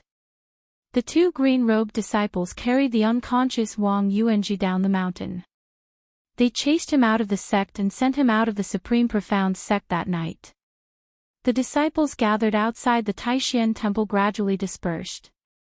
Everyone, except for Qi Hao, was guessing what Wang Yuanji had done to be able to destroy his cultivation and be expelled from the Taishan sect. Qi Hao turned around and was about to leave, but at this moment, a voice suddenly called out to him. Qi Hao's body suddenly shook and he almost wanted to run away. But after all, he was a transcending mortality stage cultivator. He still had some self-control. Although he had an urge to run away, he didn't really put it into action. He forcibly suppressed the panic in his heart and put on a smile. Then he turned around and saw a person striding out of the main hall towards him. So it's Senior Brother Qin. What can I do for you? When Qi Hao saw that the person who called out to him was Qin Daoyun, he felt even more nervous for no reason. His heart pounded like a drum. Qin Daoyun came before Qi Hao and then said in a low voice, Junior Brother Qi, I know that you are very close to Wang Yuanji. Do you know who Wang Yuanji has seen recently? I'm talking about people from the outside. This senior brother Qin, although I am close to senior brother Wang Yuanji, I have been busy with cultivation recently. I don't know where senior brother Wang Yuanji is. Qi Hao replied. Oh. I see. Then you can go. Qin Daoyun said to Qi Hao after thinking for a moment. Senior brother Qin, goodbye. Qi Hao said and then turned to leave. Qin Daoyun looked at Qi Hao's back thoughtfully. After Qi Hao's figure disappeared on the small path outside the main hall, Qin Daoyun turned around and walked into the main hall. The moonlight was like water, shrouding the mountains. The hazy moonlight seemed to spread a thin layer of gauze between heaven and earth. Under the moonlight, the 9 peaks of Taixuan gave people a hazy and unreal feeling. After Qi Hao said goodbye to Qin Daoyun, he went to his residence. When he walked into the forest in front of his residence, a few people came out of the forest and stopped him. Those people motioned for Qi Hao to follow them. Qi Hao hesitated for a moment, but in the end, he followed them. What did that guy Wang Yuanji do? In a hidden forest, there were 5 people standing and such words came out of the forest. I don't know. Then, another voice came out of the forest. Qi Hao, you should know that this is not the answer I want to hear. A tall man in green clothes stared coldly at the person in front of him and said coldly. Under the gaze of the other person, Qi Hao could not help but lower his head. He did not dare to look directly at the tall man in green clothes in front of him. He seemed to be a little afraid of the man in green clothes. Qi Hao, you have to know that Wang Yuanji is finished. Dongfang Chen is not on the mountain. Among the younger generation of disciples of the aristocratic families, our young Master Long has the final say. You'd better be smart and tell us what you know. A thin young man standing next to Qi Hao said. I really don't know. Qi Hao said with a bitter face. It was not that he did not know, but he could not say it. If he did, he would be finished like Wang Yuanji. You really don't know. The young Master Long said in a deep voice. His eyes were like the cold stars in the night, shining brightly. His tall body exuded a strong sense of oppression. Young Master Long, please let me go. Qi Hao's tone sounded like he was begging. Humph. If I find out that you dare to lie to me, you're dead. Let's go. The young Master Long knew that he could not get any information out of Qi Hao. He could only lead a few people out of the forest. If I don't lie to you, who do I lie to? Qi Hao could not help but curse in his heart. Of course, even if he had eaten the heart of a bear or the heart of a leopard, he would never dare to say such words in front of the young Master Long. This was because he was very clear about the background of the young Master Long. The young Master Long could be said to be the 3rd most important person among the disciples of the aristocratic families in the Taixuan sect. Among the disciples of the aristocratic families in the Taixuan sect, the influence of the young Master Long was only weaker than that of Dongfang Qin and Wang Yuanji. However, if one were to compare the background of the family, even the Dongfang family could not compare to the Long family. However, in the Taixuan sect, strength spoke louder. This young Master Long, because his cultivation was not as good as Dongfang Qin and Wang Yuanji, was the 3rd most important person. Of course, among the disciples of the aristocratic families, the young Master Long was the 3rd most important person. However, not to mention the entire Taixuan sect, even among the disciples of the Taixuan peak, this young Master Long was barely ranked among the younger generation of disciples. Qi Hao immediately left the dense forest and walked back to his residence. After the young Master Long, Qi Hao, and the others had left, a figure walked out from the depths of the forest. The moonlight shone on this person's face. This person was impressively Qin Daoyun. Qin Daoyun was a core disciple of the younger generation of the Taixuan peak. He was the focus of the Taixuan peak. This identity allowed him to have a standing position in the Taishan temple. He was able to find out what unforgivable crime Wang Yuanji had committed. However, Wang Yuanji was stubborn and refused to confess who his accomplice was. Thus, there was the scene of Qin Daoyun calling out to Qi Hao. Qi Hao, like Wang Yuanji, was also a disciple of an aristocratic family. Usually, the two of them were inseparable, and their relationship was extraordinary. Intuition told Qin Daoyun that this Qi Hao definitely knew something that others did not. Could it be that he really doesn't know anything? Qin Daoyun murmured. He pondered for a moment, and a helpless expression appeared on his face. Then, he also left the dense forest. In the next few days, Gu Fei did not go out. He closed the door of the cave house and cultivated inside. Bursts of powerful yuan qi fluctuated in the cave house. The energy fluctuations were vast and mighty. Sensing the energy fluctuations coming from above Green Spirit Peak, the old monsters in the sect all turned their eyes to Green Spirit Peak. Some people speculated that Gu Fei was using a secret method to contact the powerful demon clan. No one would have thought that Gu Fei was actually cultivating under the eyes of these old monsters. Until the 10th day, outside Taishan Mountain, a group of uninvited guests came, completely breaking the peace in the Taishan sect. At noon, there were 20 or 30 bright beams of light, one after another, like divine rainbows, flying across the sky and landing outside the gate of the Taishan sect. The group of uninvited guests outside the gate seemed to be demonstrating their power. They did not hide the vast magical power fluctuations coming from their bodies at all. The elders of the Taishan sect were the first to be alarmed. Xianyuan Lycan of the Guangqing Celestial sect has come to visit the sect. A vast voice sounded from outside the mountain. In an instant, it spread throughout the area of hundreds of miles around the 9 peaks of Taishan, mighty between heaven and earth. Just as the voice was still echoing in the mountains, another voice, no weaker than the previous one, came from outside the gate. Lin Outsong of the Shangqing sect has come to visit the sect. Chapter 431. At noon, the masters of the Shangqing sect and the Guangqing Celestial sect gathered outside the gate of the Taishan sect. The old monster of the Guangqing Celestial sect, Xianyuan, and the elder of the Shangqing sect, Lin Outsong, were communicating with each other.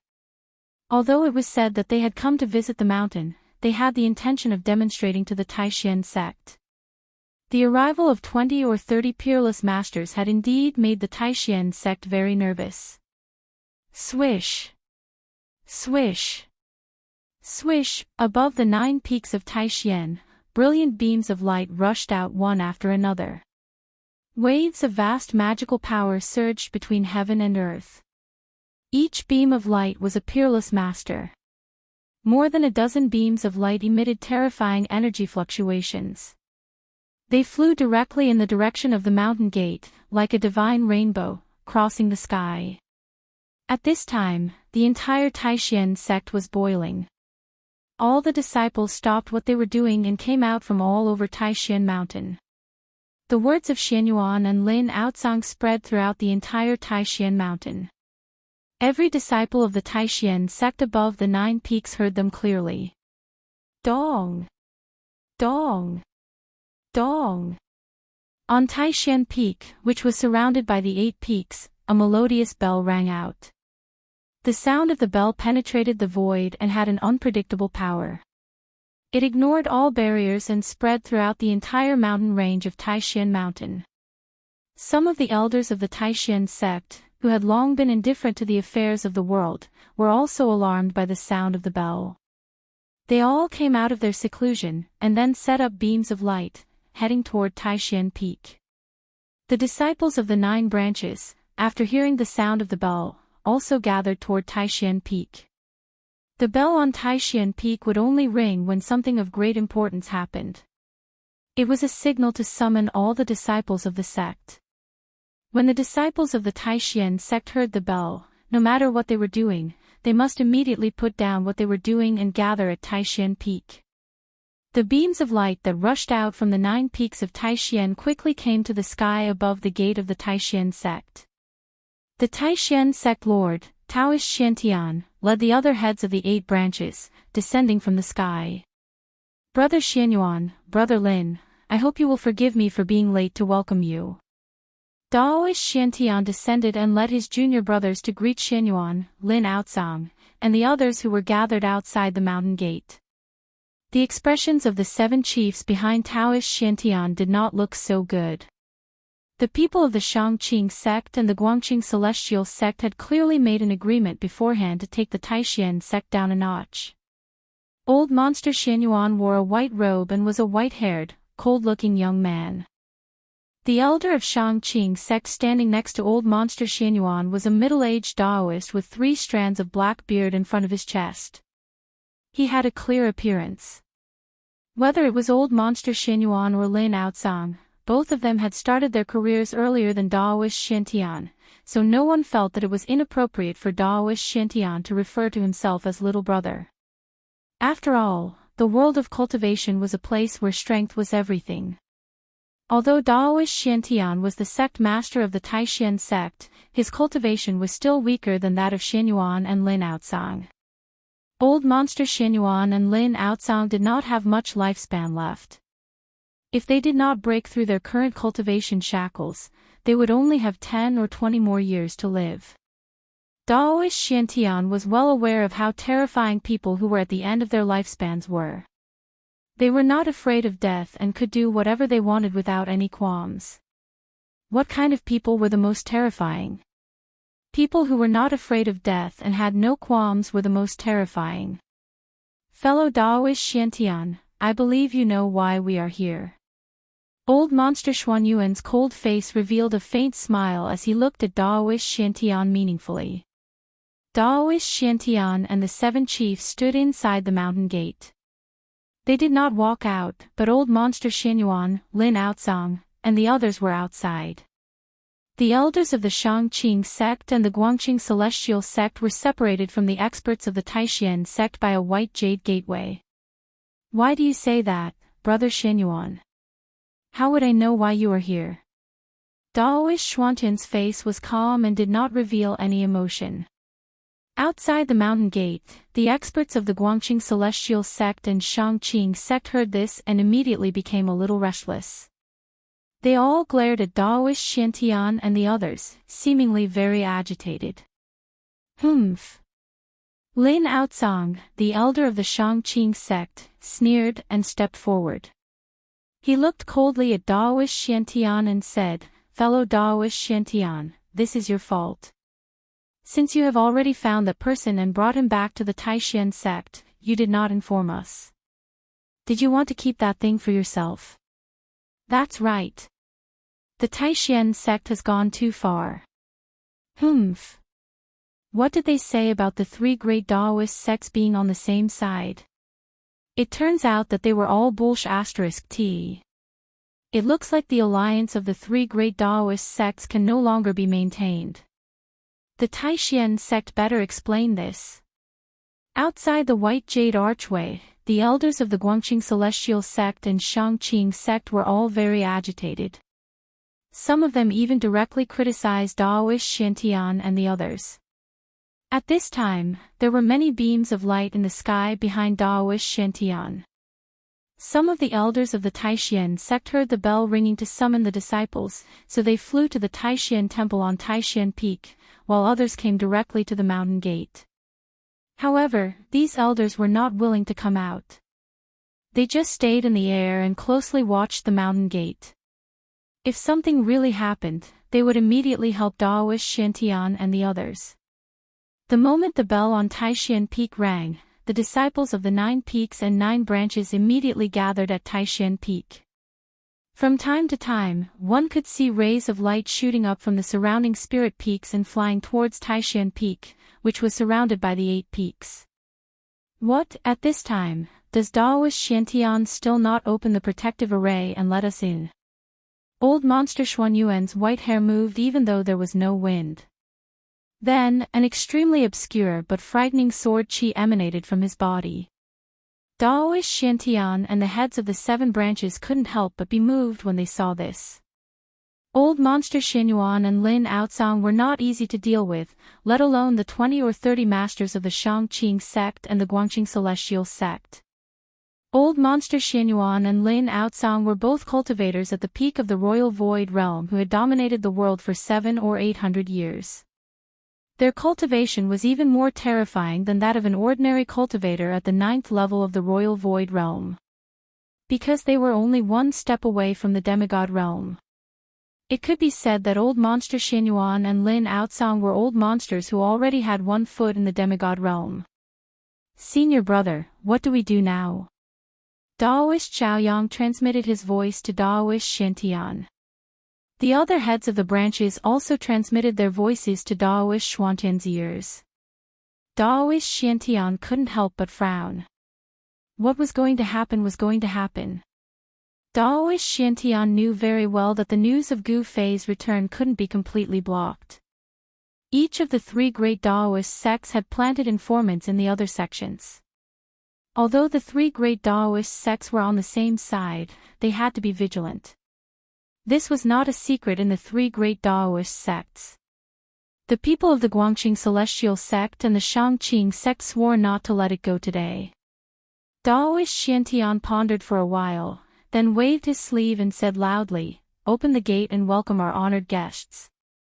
Daoist Xuantian's voice spread far and wide. Rumble. Then, there was a thunderous roar in the void. The white jade memorial outside the gate emitted a dazzling spiritual light. Space started to tremble as numerous ripples that were visible to the eye surged out mightily from the white jade memorial arch. After that, a door that seemed like a spatial door appeared beneath the memorial arch, and then a strand of strange energy surged out mightily from the white jade memorial arch. There seemed to be nothing in the void, but in fact, there was a great invisible force that kept Xianyuan out of the mountain gate. Otherwise, Xianyuan and Lin Aocang would have led the masters of their sects to Taishan Peak. Why would they gather outside the gate of the Taishan sect? The protective formation of the Taishan sect was one of the best in the Daoist sects. It was connected to the qi of the earth and the power of the stars. Even a demigod would have a hard time shaking it. Just as Daoist Xiantian was welcoming the people of the Guangqing Celestial sect and the Shangqing sect into the Taishan sect, the door of the cave on Green Spirit Peak was slowly opening. The sound of the bell to summon the disciples had an unfathomable penetrating power. Even cultivators who were deep in meditation would wake up from their state of cultivation. Gu Fei was no exception. He was in the middle of comprehending the mysterious supreme imprint of the Great Path in his heart. He was in a half-awake state. The sound of the bell was like a morning bell. It awakened Gu Fei from his mysterious state of martial arts. Then, Gu Fei walked out of the cave. In the past 10 days, he had constantly tried to comprehend the supreme imprint of the Great Path in his heart. However, he did not know if it was because his cultivation level was not high enough, but it seemed that he could not truly touch the supreme imprint of the Great Path. Even so, Gu Fei had gained a lot in these 10 days. Although his cultivation level did not increase, his state of mind had improved. He felt as if he had been enlightened. His understanding of martial arts had deepened. When Gu Fei came out of the cave, he immediately felt that the atmosphere in the mountain seemed very strange. He saw that from time to time, there were lights flying back and forth between the various spiritual peaks. Countless disciples were gathering towards Taishan Peak. It seemed that something big had happened in the sect, and it was not an ordinary big thing. Otherwise, the divine bell would not have been rung to summon the disciples. Just as Gu Fei was about to rise into the air and fly towards Taishan Peak, suddenly, a bright light, like a divine rainbow, rose from Taishan Peak and flew towards him. Why would she come to Green Spirit Peak? Is it for the longevity grass again? Those elders in the sect finally can't wait any longer. Gu Fei thought to himself. Swish! There was a sound of breaking through the air.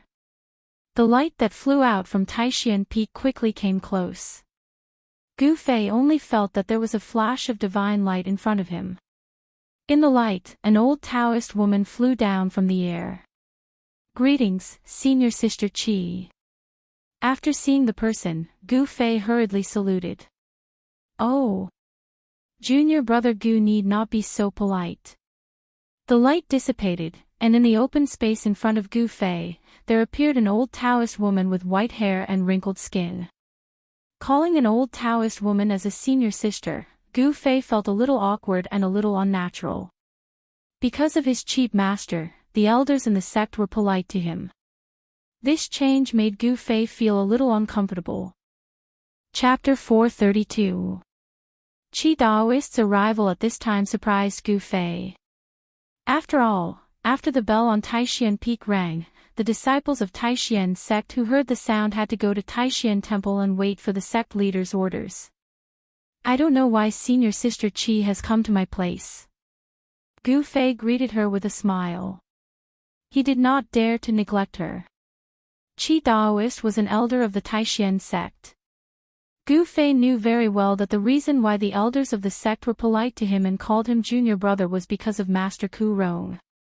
Master Ku Rong was the only demigod in the Taishan sect, and even in the entire three great Taoist sects. Demigods were often used as a deterrent in the world of cultivation. With the existence of demigods, the Taoist sects could have unlimited glory and did not have to worry about being destroyed or annexed by other great forces. Therefore, not to mention the Taishan sect, Daoist Ku Rong was also a transcendent existence in the entire Dao sect. Although Gu Fei was only a registered disciple of Daoist Ku Rong and was not considered a true disciple who had inherited his mantle, even so, Daoist Shintian and the other elders of the Taishan sect did not dare to neglect Gu Fei. If Master Ku Rong had not accepted Gu Fei as an unofficial disciple, why would the elders of the sect care about a junior who had just broken through to the royal void realm? It should be known that the elders of the sect had been famous for hundreds of years, and in the world of cultivation, they were also well-known experts. There were also 9 heavens in the imperial void realm. Those who were able to become elders in the sect were all terrifying experts in the 8th and 9th heavens of the imperial void realm. These people, even among the peerless experts of the imperial void realm, they were also the strongest group of people. Although Gu Fei's cultivation had completely stabilized and no longer fluctuated, his first level of the royal void realm was nothing in the eyes of Daoist Shintian, Qi Daoist, and the others. "Haha. Junior brother Gu, I came to tell you that you don't need to go to Taishan Temple," Qi Daoist said. Gu Fei could not help but be startled when he heard that. The other party did not come for the longevity grass, which surprised him. "Senior Sister Qi, what happened in the sect?" Gu Fei was a little puzzled. The divine bell had been rung on Taishan Peak to summon the disciples, so something big must have happened in the sect. Hearing this, Madame Qi paused for a moment.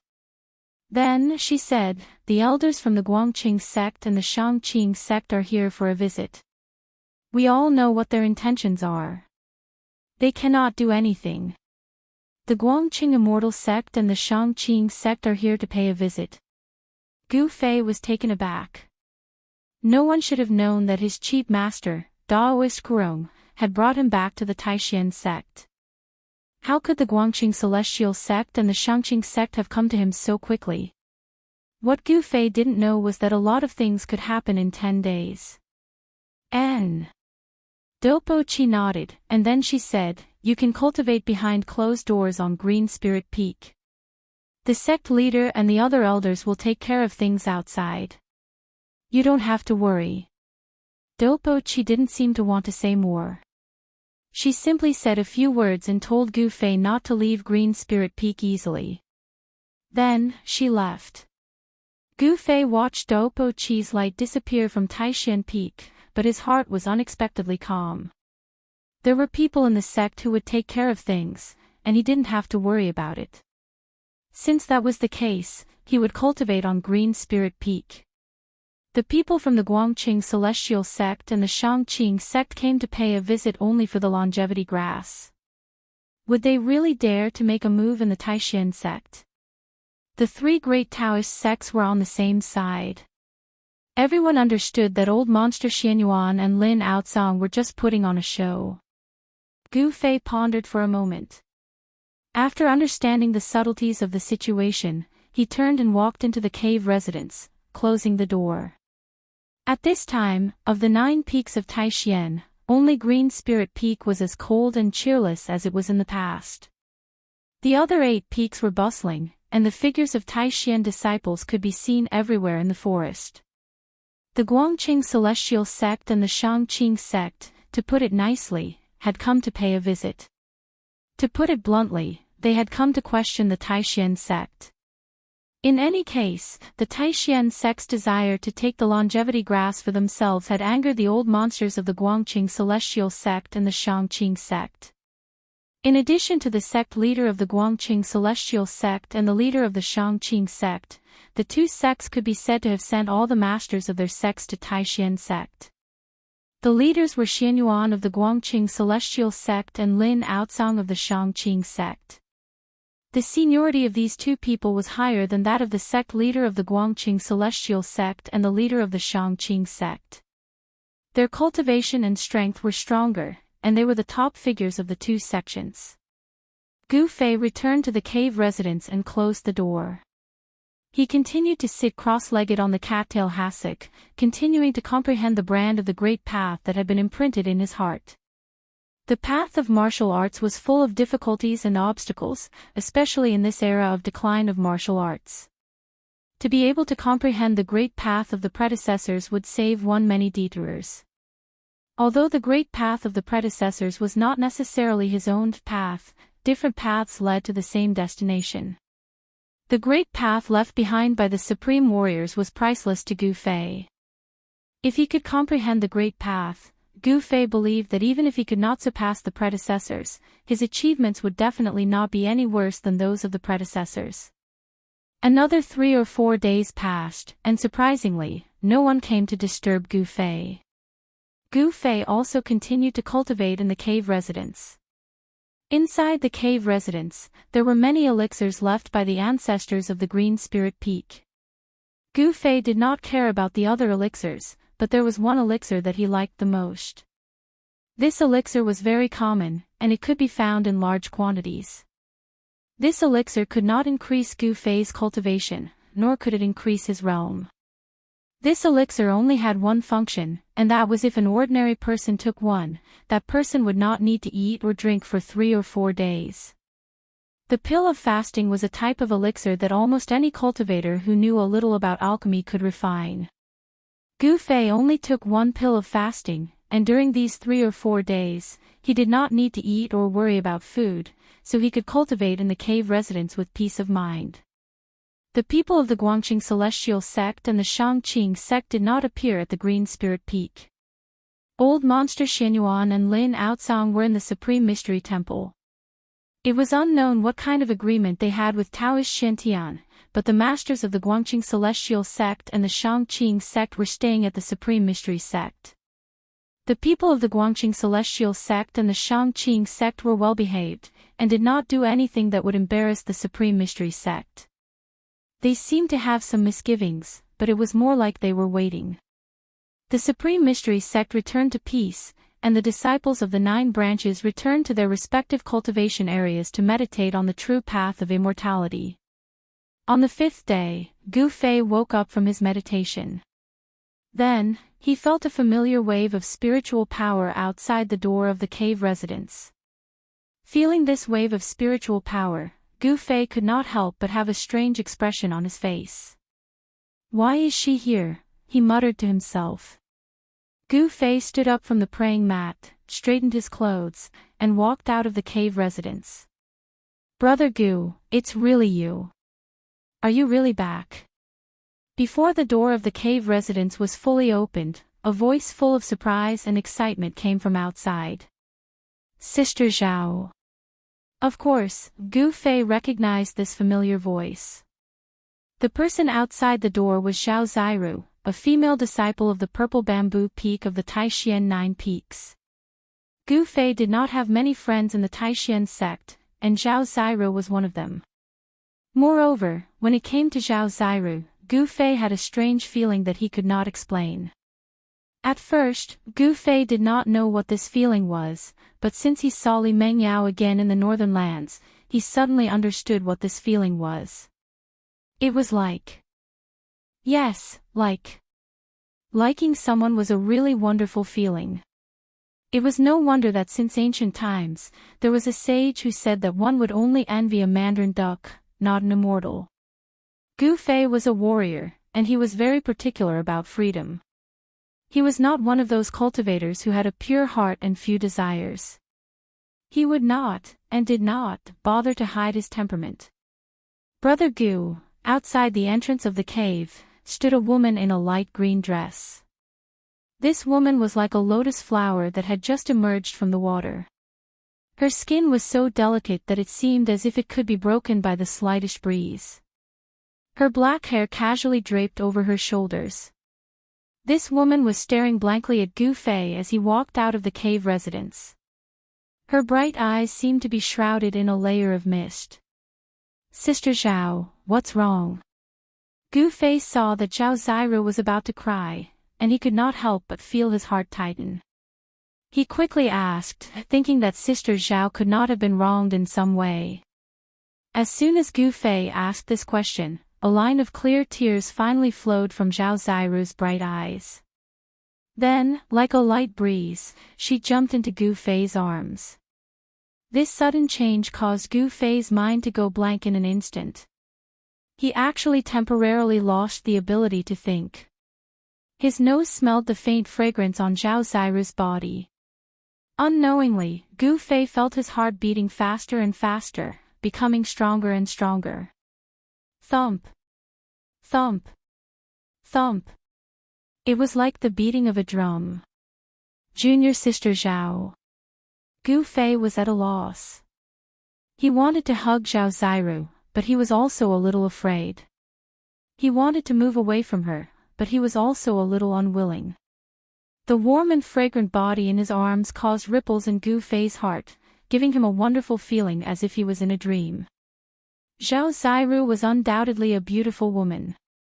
Although she was not as breathtakingly beautiful as the demonic clan princess Yan Wushuang, she had a temperament that Yan Wushuang didn't have. Zhao Ziru was elegant and otherworldly, like a moon fairy who walked out of the moon palace. Senior Martial Brother Gu, I thought you were in the virtual sky world. I thought I would never see you again. At this time, Zhao Ziru revealed her true feelings. It turned out that unknowingly, Gu Fei's shadow had appeared in her heart. Moreover, this shadow seemed to be branded in her heart. No matter how hard Zhao Ziru tried, she couldn't erase it.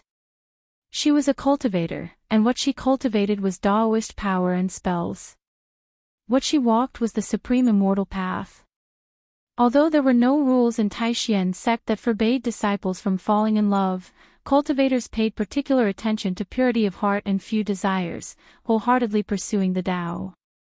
Although Zhao Ziru knew that if her desireless state of mind was disturbed, it would inevitably affect her cultivation, she was helpless.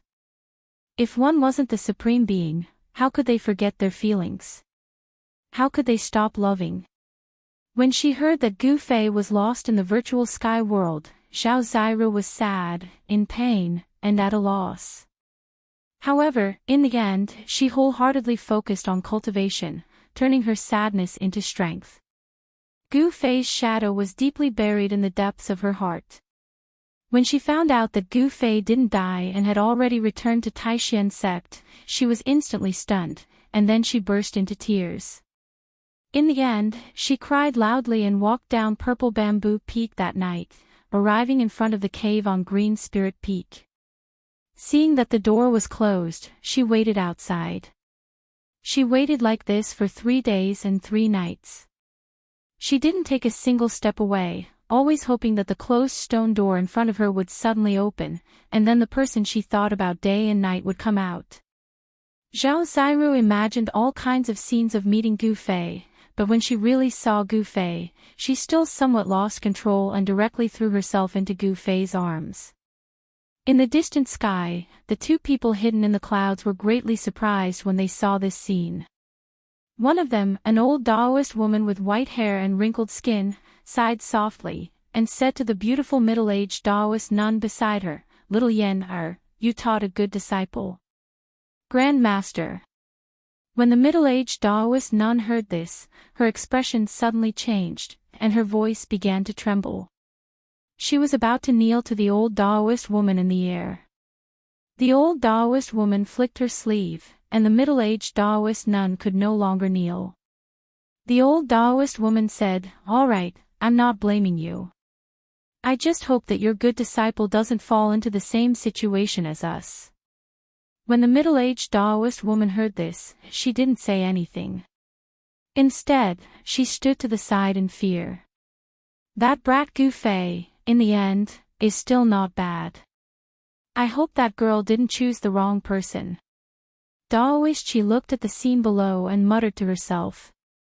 When it came to relationships between men and women, she seemed to have experienced some unbearable past. As for the middle-aged Taoist nun, she was Zhao Ziru's master, the peerless expert of Purple Bamboo Peak, Yan Hangyun.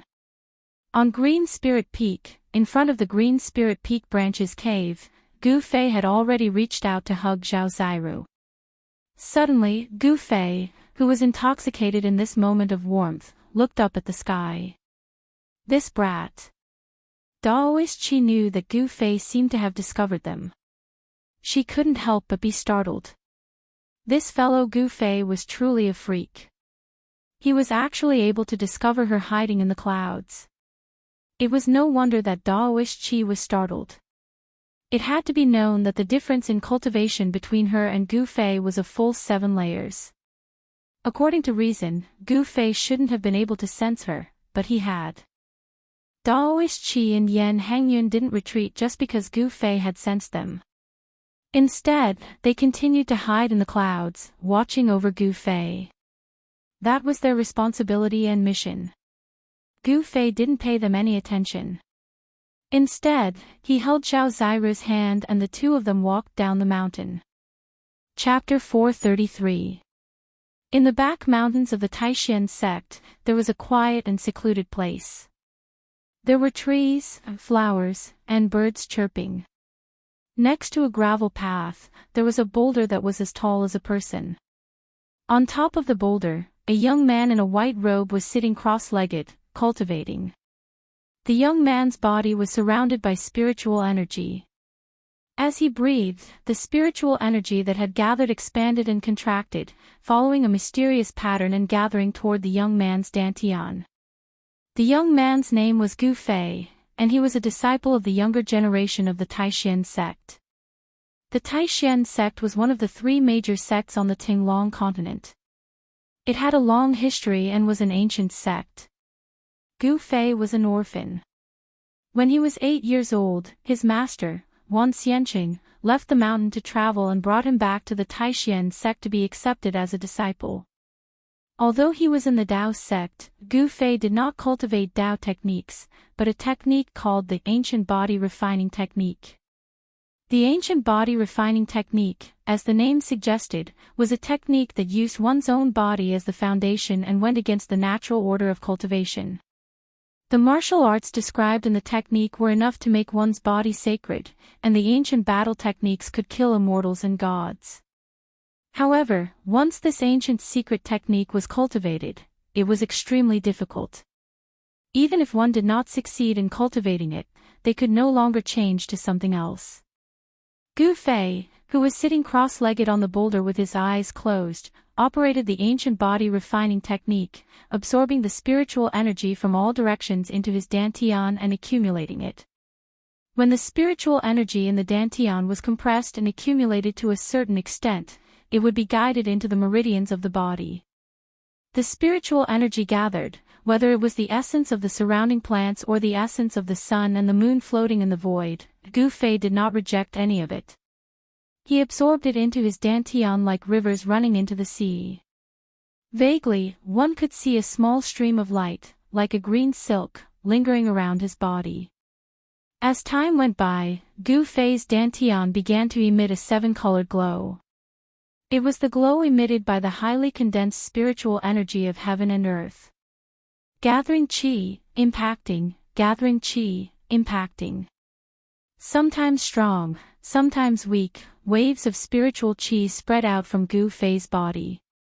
As it cycled back and forth, streams of seven-colored spiritual chi surged from Gu Fei's dantian, like a river bursting through a dam, and impacted the meridians in his body that had not yet been opened. Every impact was like a 1,000-pound hammer ruthlessly bombarding Gu Fei's body. Every impact caused a trace of pain to appear on his face. Powerful spiritual energy rushed through his meridians, bringing with it a tearing pain. The spiritual energy of heaven and earth that erupted from his dantian was extremely violent, making his meridians feel as if they were being cut by countless sharp knives. He gritted his teeth and was sweating profusely. His hair was stuck to his face by the sweat, and his white shirt was soaked and stuck to his body. He was experiencing the second threshold of the ancient body refining technique, meridian opening. Meridian opening was to gather the spiritual energy of heaven and earth, condense it in the dantian, and then impact the aperture acupoints above the meridians, making the meridians unobstructed. In this way, the spiritual energy of heaven and earth could flow along the meridians of the whole body to every inch of the muscles and every bone of the body, thus achieving the purpose of refining the muscles, bones, flesh and blood, and making the body sublimate and transform. The ancient body refining technique was a heaven-defying cultivation technique. Without a rock-like willpower and unremitting bitter cultivation, it was impossible to even cross the first threshold of the qi gathering. There were countless cultivation systems in the Tinglong continent, but the realms of the world's cultivators could be divided into 5 major realms: self-awakening, transcending mortality, royal void, demigod, and saint. Each realm was further divided into 9 heavens, implying the meaning of the 9-5 supremacy. The ancient body refining technique had 4 checkpoints in the self-awakening realm. The first step was the qi gathering. Only by mastering the ability of qi gathering could Gu Fei proceed to the next step of the meridian opening. After the meridian opening was the tendon's transformation. After the tendon's transformation had reached the advanced level, it would enter the bone forging technique. The day when the bone forging technique reached the advanced level was the day when the body would transform. Once the transformation was successful, Gu Fei would be able to break through the shackles of cultivation and advance to the transcending mortality realm. The spiritual energy gathered is still not strong enough. Failure after failure brought a terrible pain like death by 1,000 cuts. Gu Fei bit the corner of his mouth and blood oozed out, but he still persisted. The human body has 12 main meridians. I have only opened 2 meridians. In addition to the 12 main meridians, there are still 8 extra meridians. When can I open all the meridians in my body and enter the tendon's transformation stage? The difficulty of cultivating the ancient body refining technique was really terrifying. Most of the people who cultivated this technique had an awesome name, but their cultivation progress was extremely slow. It seemed that there was only one ending, and that was, before they could succeed in cultivating the ancient body refining technique, these people had already died of old age. The morning cultivation time was about to end. Gu Fei sat the whole morning. Since 2 years ago, when he opened the second meridian, he had not made any progress. The wall of cultivation was like an insurmountable chasm that spanned across in front of him. Gu Fei was a little disappointed, but he was not discouraged. His character was a bit like his master, Wan Xianqing. They were both stubborn like a bull, the kind of person who would not turn back even after 100 setbacks. Fight! Gu Fei looked up at the sky. There was still enough time for him to break through one more meridian. Therefore, he gritted his teeth, his face showed a determined look, and his eyes were incomparably firm. Circulating the technique, the heaven and earth spiritual energy that had not yet dissipated around his body, once again converged. In his dantian, a mass of spiritual energy was slowly rotating, absorbing the spiritual energy that gathered from all directions.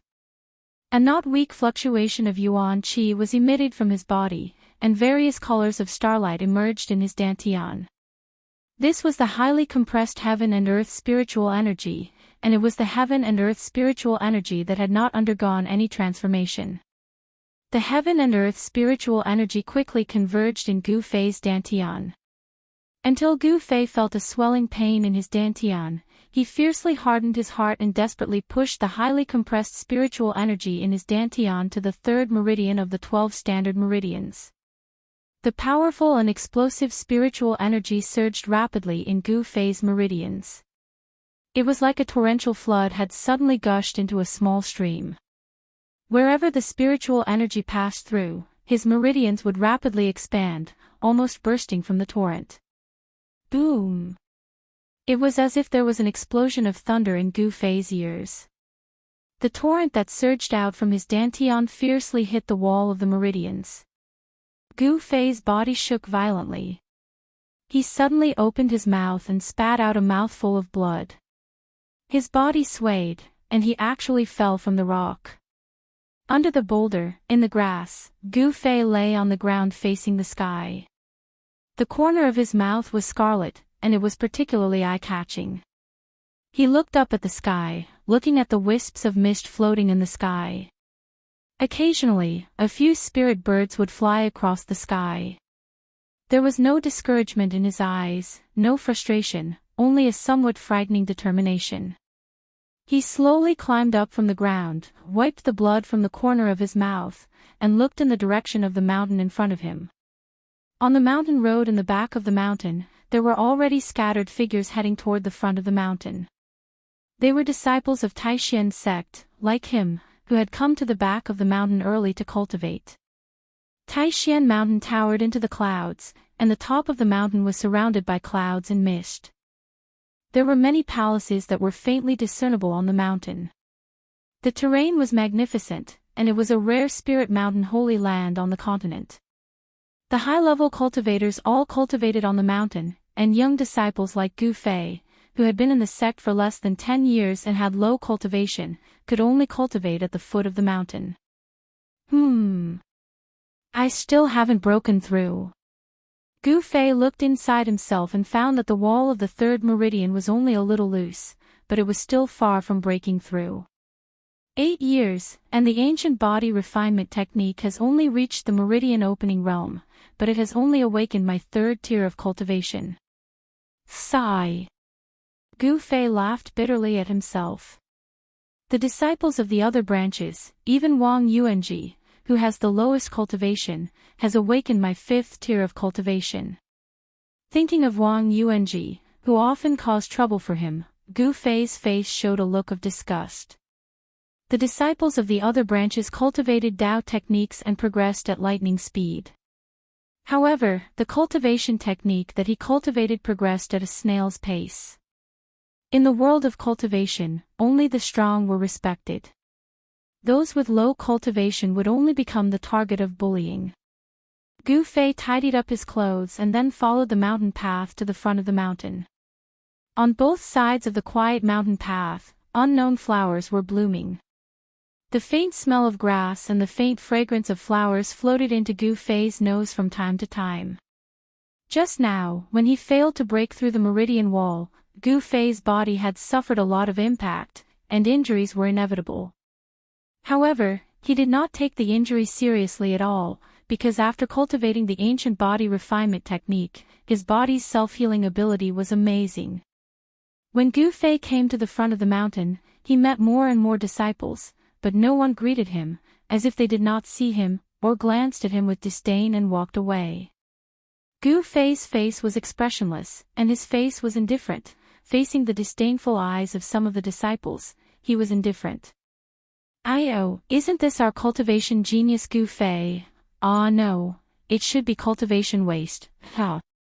Suddenly, a wanton laughter came from the front.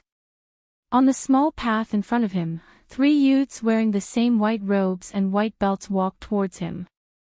The leader laughed, and the 2 young men behind him also laughed in a low voice. Seeing these 3 young men, Gu Fei's eyes flashed a look of disgust, and then he ignored the 3 young men and directly turned to the side of the path. This small path led to a pine forest. "Hey, useless junior brother, why are you walking so fast?" The three young men also laughed and followed Gu Fei on the path. On the path, there were 7 or 8 other young disciples. However, when these disciples saw the 3 young men who laughed at Gu Fei, their footsteps could not help but speed up a little, as if they wanted to force the 3 young men away. "Who are you calling waste?" Gu Fei suddenly stopped moving, turned around, and roared at the 3 youths. This roar of his drew the gazes of the nearby fellow disciples over. What's wrong with saying you are waste? Not only are you waste, but your master is also waste, humph. What ancient body refining technique, what sage body, it is just a garbage, thrown on the ground and no one will pick it up, but you two master and disciple treat garbage as treasure, your head is really kicked by a donkey, stupid to the extreme. The leading young man was suddenly shouted at by Gu Fei, and was stunned for a moment, but immediately like a machine gun, he pointed at Gu Fei's nose and cursed. "Hey! Wang Yuanji, don't go too far." Gu Fei's fists were tightly clenched, because he used too much force, every knuckle on his fist turned white, and the anger in his chest suddenly erupted like a volcano. Chapter 434. Runes began to surge from her body and danced around her. Each rune emitted a powerful energy wave. Furthermore, each rune was not a tangible object, but a glowing rune formed from the condensation of Tao energy. These glowing runes were even more terrifying than the tangible Tao talismans. Tangible and tangible objects could be destroyed, but intangible and intangible objects could be destroyed at will. As long as Lin Shuer's Tao energy was not destroyed, these glowing runes could not be destroyed. Gu Fei allowed Lin Shuer to increase her cultivation. He was not in a hurry to make his move. He wanted to defeat Lin Shuer in her strongest state, only then would he be able to deal a heavy blow to her. Lin Shuer seemed to be unlocking the layers of seals on her body. It was as if a primordial beast was sealed within her body, as a vast amount of energy surged out from her body. Rumble, a strange sound similar to muffled thunder could be heard from within Lin Shuer's body. Gu Fei's expression gradually turned solemn. He could feel the ground beneath his feet trembling. Imperial Void Realm. Gu Fei stared in shock at Lin Shuer, who was surrounded by glowing runes and her long hair fluttering in the wind. She looked like a fairy that had descended to the mortal world. He could feel that Lin Shuer's aura was still increasing. Her cultivation base was showing signs of breaking through the transcending mortality realm and entering the Imperial Void Realm.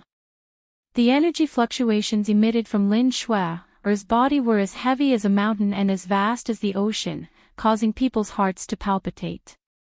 The runes surrounding her body were all emitting a dazzling spiritual light, showing signs of materializing. A part of the heavens and earth shook.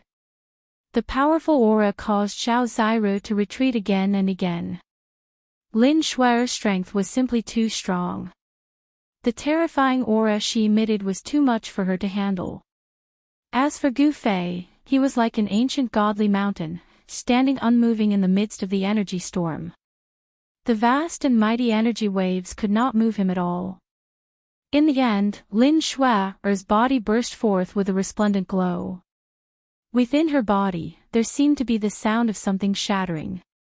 It was as though she had broken some sort of seal.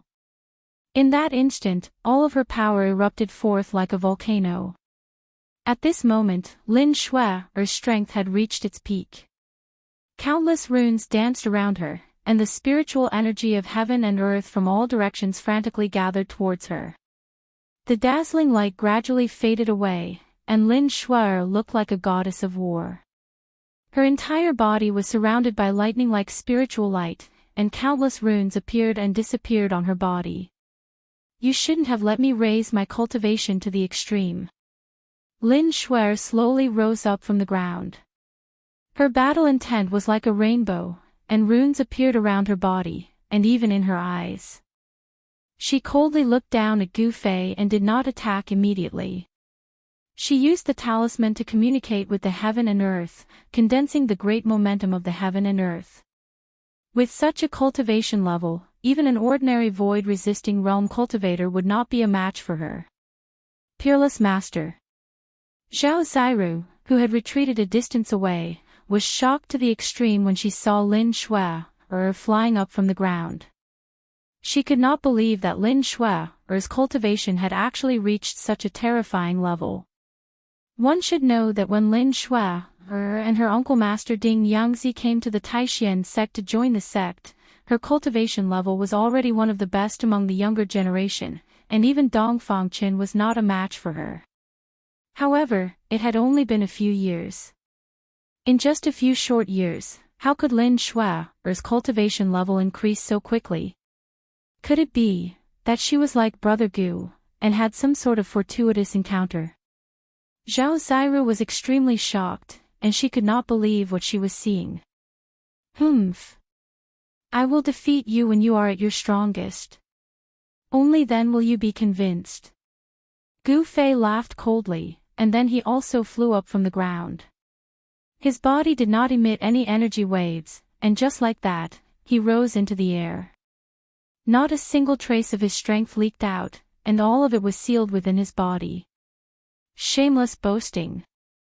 Lin Shui glared at him, and then directly attacked Gu Fei. However, she saw her right hand grab forward, and countless runes condensed in her hand. The essence of heaven and earth was guided by the runes, and the vast power of the runes instantly condensed into the shadow of a green dragon, and it pounced at Gu Fei, baring its fangs and brandishing its claws. Gu Fei also extended his right hand, and then lightly pressed forward. Bang! With a sound, the ferocious green dragon seemed to suddenly crash into a transparent wall. The dragon head that was condensed from the power of the runes instantly collapsed, and the countless runes disappeared into the void. Lin Shui and Gu Fei flew backward at the same time. The two of them seemed to be testing each other, and it seemed that neither of them had gained any advantage. Gu Fei could not help but reevaluate Lin Shui, who was opposite him. It was really hard to imagine that among the younger generation of cultivators, there was actually someone like him, whose cultivation level had reached the Imperial Void Realm. It should be known that ordinary cultivators, even if they cultivated for decades, or even centuries, might not be able to become a peerless expert. Gu Fei thought to himself, it seems that there are still geniuses in the world of cultivation. At least, this Lin Shui was a genius in the world of cultivation. Swoosh! Like a divine rainbow piercing through the void, Lin Shui seemed to have turned into a bolt of lightning, quickly approaching Gu Fei, and at the same time, countless runes rushed out from her body. Tens of thousands of runes danced in the air, guiding the power of heaven and earth from all directions. A green dragon that was hundreds of meters tall, and a white tiger that was the size of a small mountain, condensed in the void. Roar! Roar!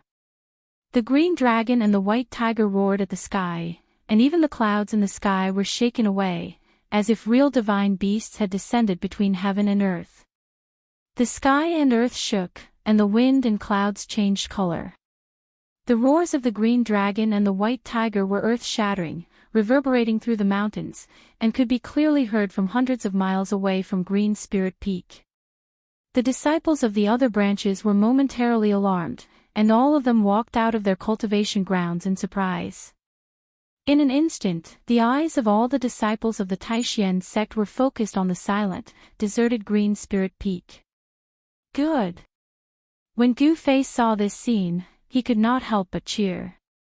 He could already see that Lin Shui had used the power of runes to mobilize the power of heaven and earth to condense the green dragon and white tiger. The green dragon and white tiger were originally divine beasts raised by heaven and earth. The green dragon and white tiger that were condensed from the power of heaven and earth still had some of the power of divine beasts. The sounds of birds and beasts in Taishan Mountain immediately disappeared. After all the animals felt the aura of the green dragon and white tiger, they all trembled in fear. The green dragon that was hundreds of meters tall and the white tiger that was the size of a small mountain roared and rushed towards Gu Fei. The terrifying power shook the void, and the whole world trembled. The power of the ancient divine beasts made people's hearts tremble. Just the green dragon and white tiger that were condensed from the power of heaven and earth using the power of runes was already so powerful. It was hard to imagine how powerful the real green dragon and white tiger were. As for how strong the green dragon and white tiger were, that was not what Gu Fei was concerned about at the moment. Now, he only had one goal, and that was to defeat Lin Shui. Gu Fei did not retreat. He just punched forward. It seemed like a casual punch, but the void in front of the fist was twisted. The powerful fist force directly shook the void. Bam! There was a loud sound, and in the void, there were visible ripples. The invisible fist force directly blocked the green dragon and white tiger that were condensed from the power of heaven and earth. On the path of martial arts, one's physical body was sanctified, and one's strength was the righteous path. No matter how powerful the magical technique was, one would only need one punch to break it. It was not empty words to say that martial arts could break all magical techniques. After the invisible fist force blocked the green dragon and white tiger that were rushing towards him, Gu Fei did not withdraw his fist. Instead, he continued to shake it. Boom! There was a sound, and endless golden light suddenly exploded from his fist. Like a golden wave, it swept forward. Roar! Roar! The azure dragon and white tiger that were condensed from the might of the heavens and the earth only had the time to let out a roar before they were instantly swallowed by the golden light that swept over. After that, they collapsed within the golden waves that emitted terrifying fluctuations. With just one punch, Gu Fei had only used one punch to break Lin Shui's magical technique. Even though Lin Shui had used the power of heaven and earth for her own use, greatly increasing her strength, she was still unable to block Gu Fei's punch. Endless runes were destroyed by Gu Fei's golden fist force. Lin Shui suffered a great impact and was directly thrown hundreds of feet away. A trace of blood seeped from the corner of her mouth. After 10 days of enlightenment, although Gu Fei did not really come into contact with the mark of the great path that was branded in his heart, he still understood many mysteries of martial arts. The 10 days of effort did not go to waste. A simple form of the golden element fist had unleashed an unprecedented power. Even Gu Fei was a little surprised. With the great path being simple, Gu Fei had a deeper understanding of martial arts. The simpler the move and the simpler the attack, it was usually more effective and more powerful than complicated techniques. As Gu Fei was sending Lin Shui flying, a few angry roars were heard from afar. Gu Fei looked in the direction of the voices and saw a few rays of light flying towards him from afar. The 5 young cultivators arrived at the front on streaks of light. When Gu Fei saw the 5 young cultivators, his pupils contracted. These 5 young cultivators all had a cultivation base of the 7th or 8th heaven of the ascended realm. The one with the highest cultivation base was at the peak of the 9th heaven of the ascended realm. It's a friendly match, how could you kill each other? How dare you injure our junior sister, you maniac! Brother Gu, you've crossed the line. The 5 young cultivators were all experts among the younger generation of the Shangqing sect, each of them possessing a strength that allowed them to look down on their peers. However, they did not dare to be too presumptuous in front of Gu Fei. Although the 5 young cultivators were scolding Gu Fei, none of them dared to attack Gu Fei. They were not idiots, they clearly knew the difference between them and Gu Fei.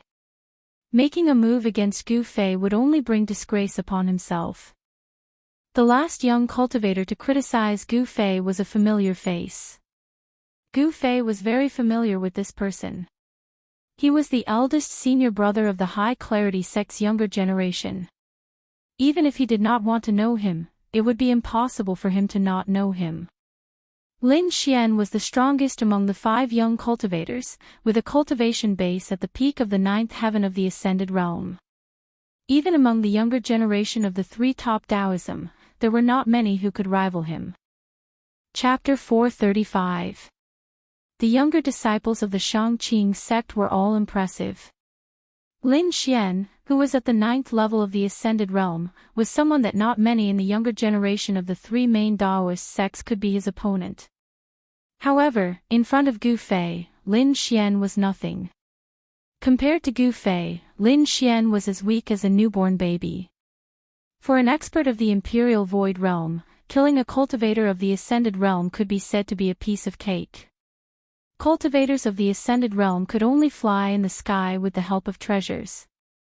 Lin Xian and the other 5 geniuses of the Shangqing sect had talismans beneath their feet as they hovered in the sky. These 5 geniuses of the Shangqing sect rushed out the moment they saw Lin Shuer being knocked back by Gu Fei. They seemed to be very worried about Lin Shuer.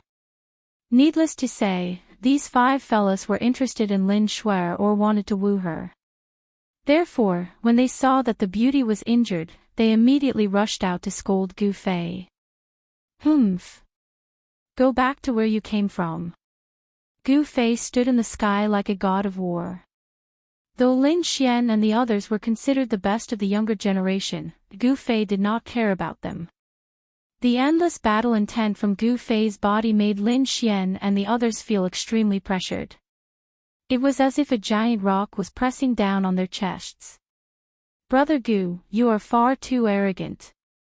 Lin Xian snapped. Gu Fei's disdain deeply hurt him. No matter what, he was still the eldest senior brother of the younger generation of the Shangqing sect. So what if I am arrogant? Gu Fei snickered coldly as his cold gaze swept across Lin Xian and the others. He did not care about the weak.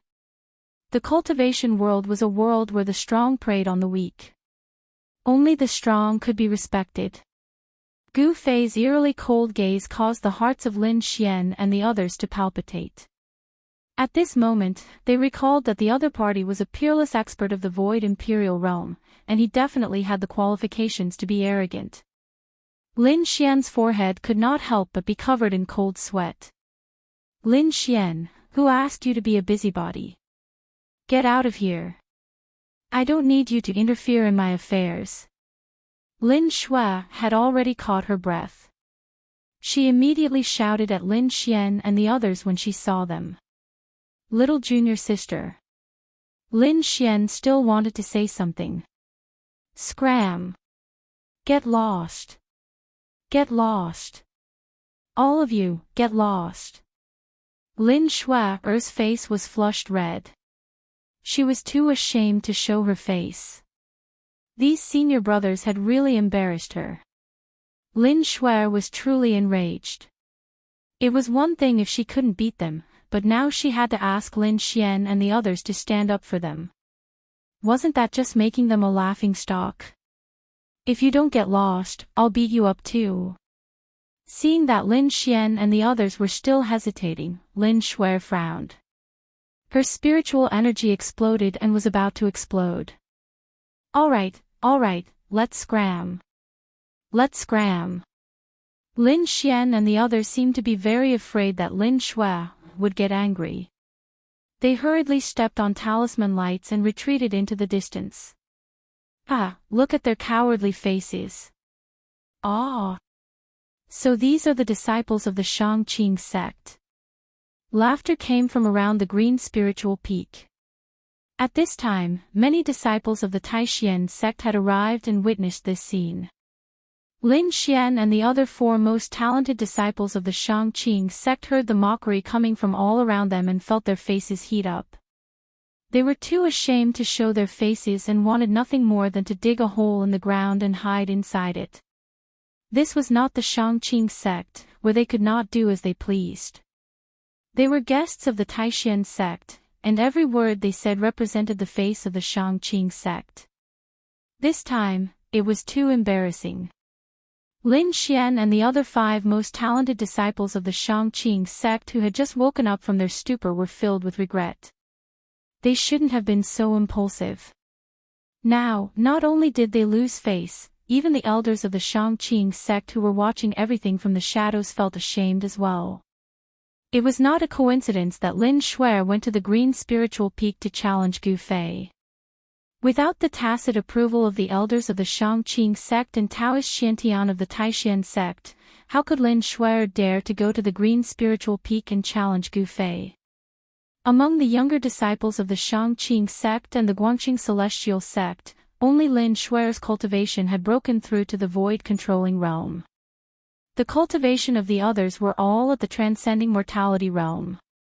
In other words, among the younger disciples of the three major Daoist sects, only Lin Shuai had the ability to challenge Gu Fei. Lin Shuai challenging Gu Fei was not without reason. The elders of the Shangqing sect and the Guangxing Celestial sect still wanted to teach the Taishan sect a lesson. The elders could not make a move, but there were no restrictions on the battle between the younger generation. Although it was called a spar, everyone knew what it was. You 5 evil creatures, when you return, go to the back of the mountain and reflect on your misdeeds for 10 years. An extremely majestic voice sounded in the ears of Lin Xian and the others. An elder of the Shangqing sect spoke to them telepathically. Lin Xian and the others were shocked when they heard this. Their bodies swayed and they almost fell from the sky. They quickly steadied themselves and responded in a low voice. 10 years. Lin Xian and the others could not help but feel their hearts bleed. The back of the mountain was not a place for people to stay. They would have to face the wall there for 10 years. Just thinking about it made them shudder. Lin Xian and the others hated Gu Fei. If it were not for him, they would not have been punished to the back of the mountain for 10 years. The battle between Lin Shuai and Gu Fei did not end because of Lin Xian and the others. The two stood in the sky, separated by only 200 feet. Everyone looked at the two people in the sky. This was a battle between the younger generation of the three major Daoist sects.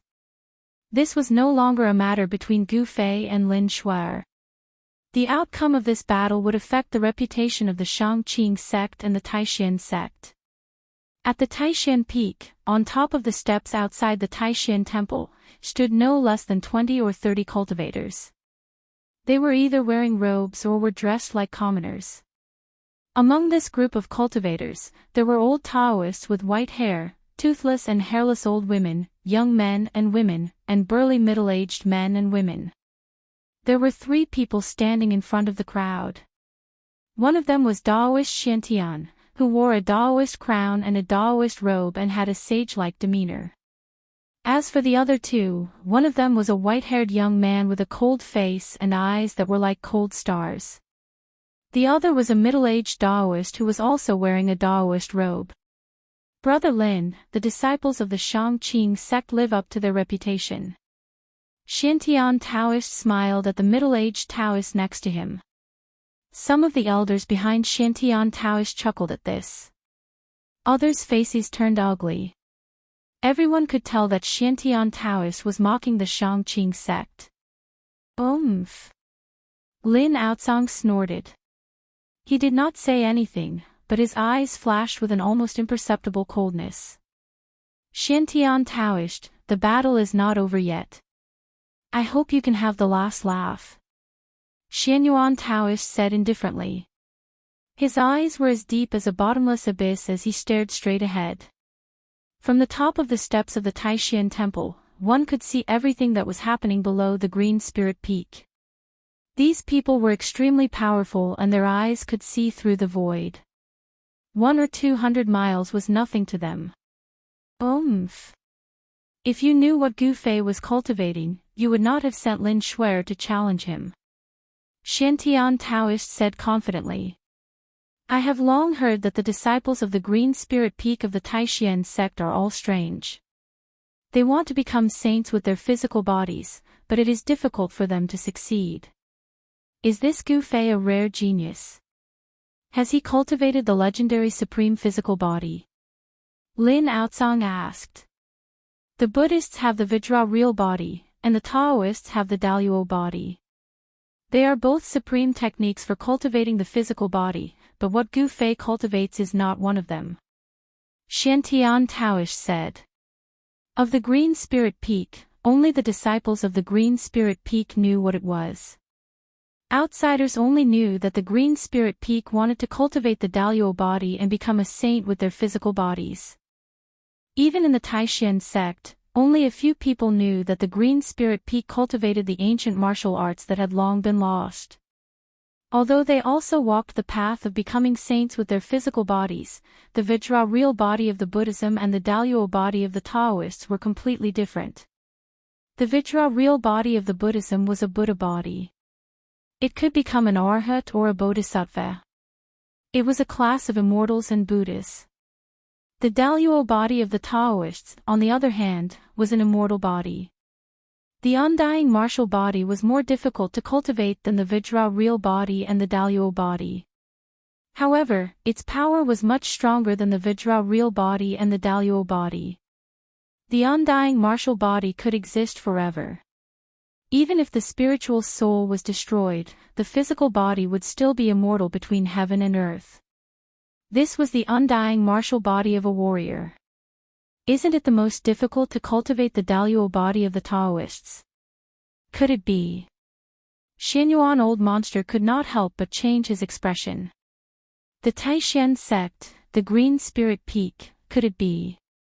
Lin Outsong's expression also became a little ugly. He faintly felt a little uneasy. The elders of the three great Daoist sects were all old monsters who had lived for hundreds of years. Some had even lived for thousands of years. They were experienced and knowledgeable, and some of them had already guessed at a certain possibility from Daoist Shintian and the others' words. Has the ancient martial arts reappeared in the world? The true martial arts have been lost. How could it be? I heard that when the true demons were born, the figures of the extreme path of warriors appeared in the north, the elders discussed in low voices. They were all extremely shocked. The martial arts had been lost. This was an indisputable fact. However, if Gu Fei did not cultivate the Daluo body, then there was only one possibility: he had obtained the inheritance of the martial arts. He cultivates the martial arts, not the immortal path. Xiantian Taoish said. He looked indifferently at the two people who were facing each other on the Green Spirit Peak. His eyes were deep, and no one knew what he was thinking. His words shocked all the old monsters present. They knew very well how frightening a martial artist who had cultivated to a certain level was. The warriors recorded in the ancient books were all terrifying experts who could crack the earth with a step and shatter the sky with a raise of their hand. Their powerful physical bodies made them unafraid of all magic treasures, Taoist techniques, and magical powers. They were synonymous with invincibility. Preposterous. Lin Outsong cursed in a low voice. His expression changed greatly. He knew that he wanted to teach the Taishan sect a lesson, but he had been tricked by Xiantian Taoist. If Gu Fei had really obtained the inheritance of the martial arts, then Lin Shuer would be in danger. Chapter 436. Below the jade-spirited peak, in the air above the bamboo forest, Lin Shuer stared at Gu Fei with a complicated expression. Her expression changed several times, sometimes angry, sometimes confused, sometimes. In the end, she revealed a tinge of shyness. Thousands of talismans danced around her figure. Her hair danced despite the absence of wind, and her emerald dress fluttered in the wind, setting Lin Shuer off like a fairy of the heavens and earth. Every young cultivator who witnessed the scene was stunned by Lin Shuer's performance. However, Gu Fei was not in the mood to care about this. He, who had entered the state of battle, only had one goal: to defeat his opponent. Regardless of whether she was a fairy or a goddess, in Gu Fei's eyes, she was only an opponent that he had to completely conquer. His battle intent was like a rainbow, and he pressed forward with an indomitable will. This was Gu Fei's current state of mind. You. Lin Shuer said hesitantly. She did not attack Gu Fei. Are you the person from that night? Lin Shuer hesitated to speak. She clenched her teeth and asked the question in the end. What? Upon hearing this, Gu Fei was instantly shocked. However, his expression remained calm and he pretended that nothing had happened. However, he was secretly groaning in his heart. This girl still recognized me after all. Gu Fei couldn't help but recall the scene of him meeting Lin Shuer for the first time. Under the bright moon, by the side of the icy jade pool, that incomparably alluring scene of a fairy emerging from the water. Gu Fei's expression couldn't help but become slightly sluggish. It really is you. Your punch just now. Lin Shuer seemed to be very excited. Her delicate little face was flushed red, making her look extremely adorable. It was unclear whether she was feeling shy because of the alluring scene from that night, or because she was burning with anger. Either way, when Gu Fei saw Lin Shuer's expression, his heart skipped a beat. He knew that he was in trouble. On the night he met Lin Shuer, Gu Fei had destroyed Lin Shuer's Dao talisman technique with a punch. It was obvious that Lin Shuer had recognized the person from that night from Gu Fei's punch. It was Gu Fei. Even though it had been a few years since the incident and Gu Fei's aura had changed a lot, Lin Shuer still remembered the punch from that night.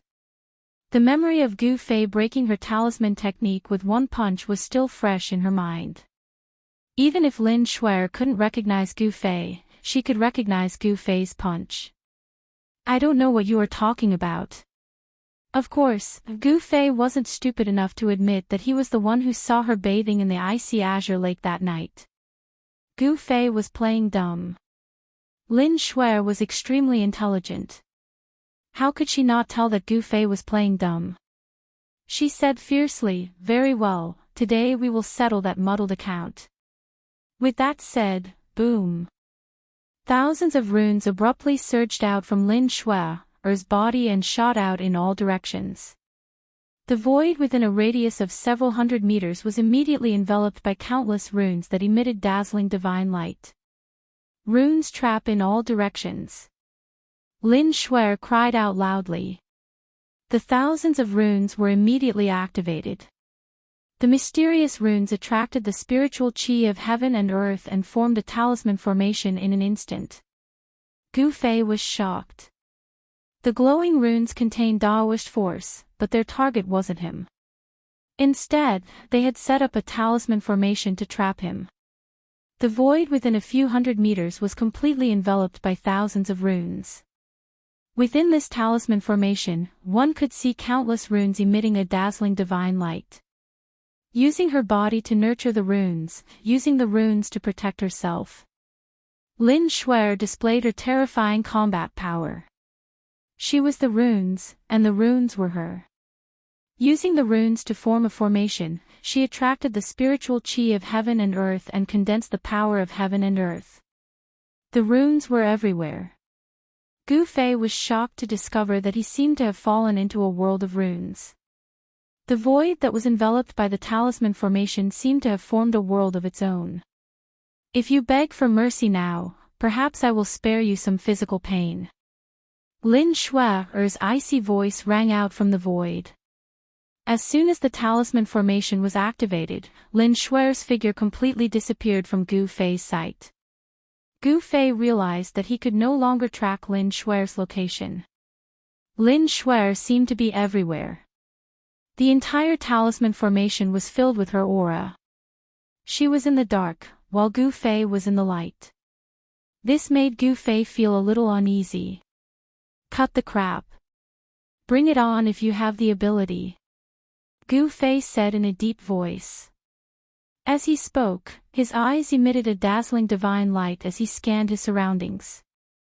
However, he still couldn't track Lin Shuer's location.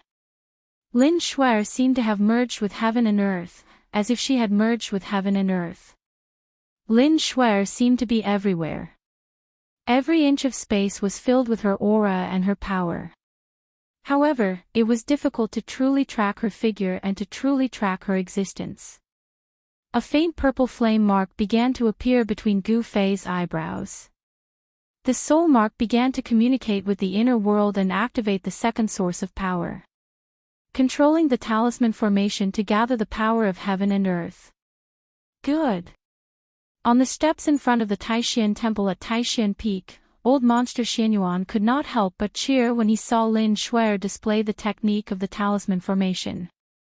You flatter me, Lin Aozong said with a smile. Lin Shuer was his direct descendant. If Lin Shuer defeated the number one expert of the younger generation of the Taishan sect, he would also be proud. No matter how strong Gu Fei is, it will be difficult for him to fight against heaven and earth. He will lose without a doubt. An elder of the Shangqing sect behind Lin Aozong said. Humph. Although that little girl has activated the power of heaven and earth, it is difficult to say how much of it she can use. Gu Fei may not lose.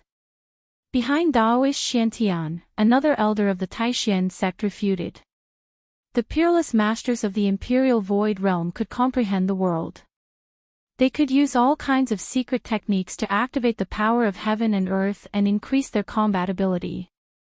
The method that the Shangqing sect used to gather the power of heaven and earth was the talisman. However, what Gu Fei cultivated was the ancient martial way. It was a supreme method to prove one's path through strength. Even if it was the power of heaven and earth, as long as it was strong enough, he could shatter it with one punch and ignore all obstacles. It was not a lie to say that martial arts could destroy all magical powers, and it was certainly not a legend.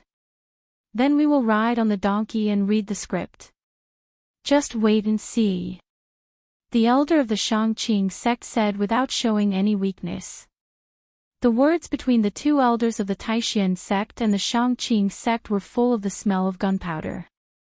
However, the two of them did not do anything extreme. It was just that they did not agree with each other. As for Taoist Xiantian, he had a smile on his face as he watched the battle in front of him. He did not make a sound. It was as if he did not hear the quarrel behind him. At this time, Gu Fei, who was trapped in the talisman formation, also began to feel that something was wrong. This talisman formation seemed to have a great power that made Gu Fei feel a sense of danger. An endless stream of spiritual energy from heaven and earth gathered and merged into the talisman formation. It formed thousands of talisman characters that emitted a blinding divine light. Even in the daytime, it still lit up the sky. Rumble, the void under the cover of the talisman formation began to shake. Gu Fei felt a terrifying power rapidly condensing. This power was strong enough to make his heart tremble. Rumble. There was a loud noise. The thunder and fire were vast and mighty. Thunderbolts filled the sky. A bolt of lightning as thick as an arm struck down from beside Gu Fei. There seemed to be a burning smell coming from the void. This. Gu Fei could not help but be shocked. He could already tell that the bolt of lightning that had struck him was sky thunder condensed from the power of heaven and earth. It was not the power of a magical technique. The so-called sky thunder was the lightning produced by the power of heaven and earth. It was not the lightning of a magical technique, but the pure power of heaven and earth. Whoosh! A gust of astral wind suddenly appeared without warning, rushing toward Gu Fei. Gu Fei felt a faint pain in his flesh. He could barely open his eyes, and his long hair danced wildly behind him. The astral wind was like a knife cutting through flesh. Rip! Rip! The clothes on Gu Fei's body were torn into two pieces. What kind of wind is this? Gu Fei was secretly shocked. Fortunately, the astral wind did not last for long. It disappeared in a few breaths' time. However, when this astral wind blew on his body, Gu Fei actually felt a faint pain in his flesh that was blown by the wind. He could not help but feel a little shocked. One must know that ever since Gu Fei's cultivation had broken through to the Imperial Void Realm, his martial body was extremely strong. Even the magical treasures refined by the peerless masters of the Imperial Void Realm would not be able to hurt him in the slightest. However, a gust of astral wind that came from nowhere made him feel pain. This talisman array was not simple. It definitely had unimaginable power. Endless talismans sealed the sky and trapped the earth. Gu Fei was in the middle of the array. He felt a great pressure, as if the whole world was collapsing. At this moment, he suddenly felt a wave of heat coming down from the sky. He quickly looked up. It was not a big deal, but it gave him a big fright. Unbeknownst to him, a monstrous fire had appeared in the sky above his head. That fire was sweeping towards him in an overwhelming manner. Lightning, astral wind, raging fire. Gu Fei's expression became extremely grave.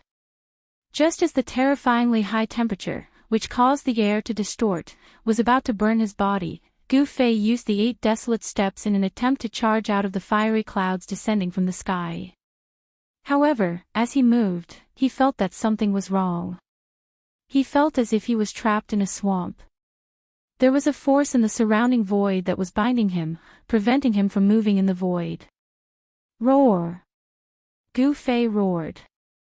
His body emitted a dazzling 5-colored aura that protected his body. The fire that descended from the sky immediately drowned him in the sea of fire. The divine fire burned the sky and boiled the sea. Even the void was burning and twisted. Gu Fei was in the middle of the sea of fire. Although his protective astral energy blocked the divine fire, the terrifying heat still passed in. He felt unbearably hot and sweated profusely. It was as if all the water in his body was about to evaporate. The talisman array was operating, triggering the forces of heaven and earth. It evolved into various forces of heaven and earth that attacked Gu Fei. After the fire, there was a flood. Endless water vapor condensed into transparent water blades that slashed towards Gu Fei. After the water blades attacked, the temperature of heaven and earth dropped rapidly. Then, in the area that was covered by the talisman array, snowflakes began to fall. The terrifying cold seemed to even freeze the void. However, it still could not hurt Gu Fei at all.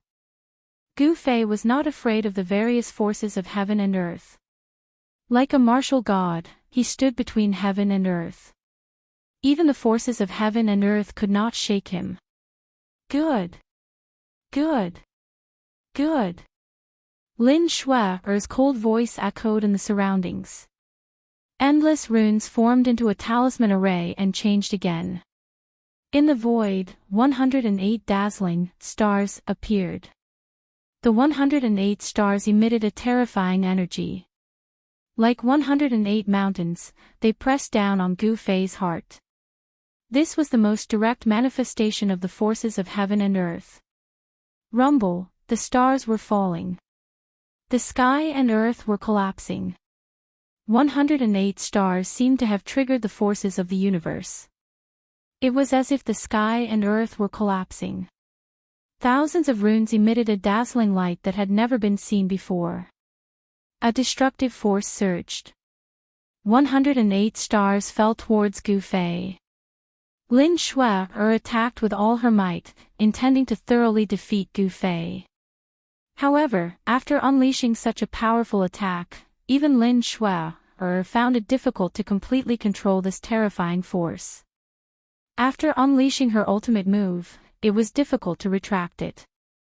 If Gu Fei could not stop the stars from falling, he would be completely crushed by the falling stars. Seeing this, even old monster Xinyuan, Lin Outsang, Taoist Xiantian, and the other powerhouses could not help but change their expressions. If Gu Fei was killed, then they would completely offend the Supreme Mystery sect. Moreover, Gu Fei seemed to be on good terms with the demon. If the demon pursued this matter, the entire Shangqing sect would be in endless trouble. Whoosh! Lin Outsang's figure disappeared from the steps outside the Supreme Mystery Temple. The next moment, he appeared in the sky above the talisman array 100 miles away. Boom! At this moment, the entire talisman array shook. 108 dazzling stars exploded. Endless power transformed into a terrifying energy storm that swept out in all directions. Countless talisman inscriptions were collapsing. The power of the heavens and the earth quickly disappeared. The talisman array that Lin Shui had set up with her great power was collapsing from the inside. At this moment, within the talisman array that had not completely collapsed, another terrifying wave of energy was emitted.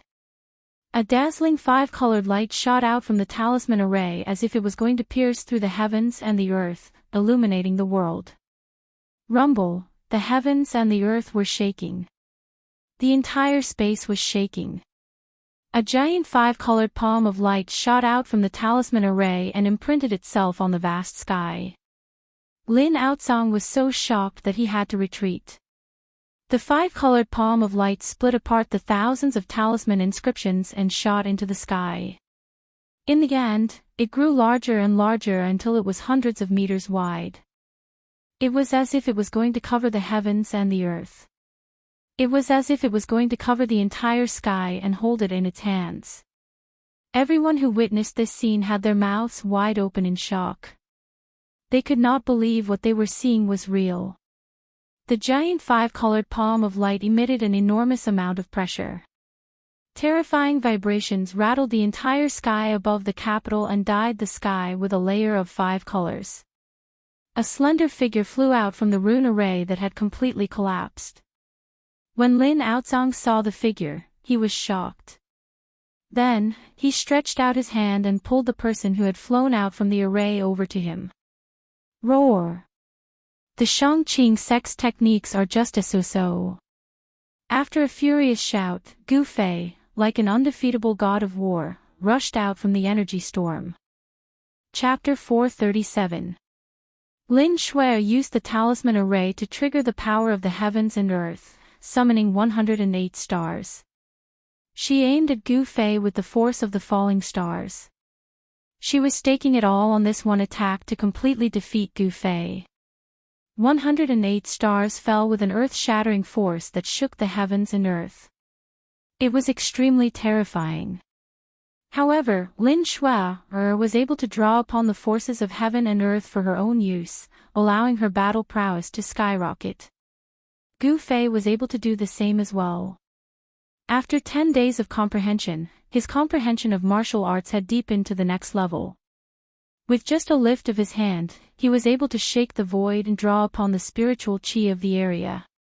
Different from Dao techniques, where qi from the heavens and earth entered the body and exited the body to form a terrifying combat skill, Gu Fei used his body as a medium to summon the power of the heavens and earth, displaying a terrifying combat skill.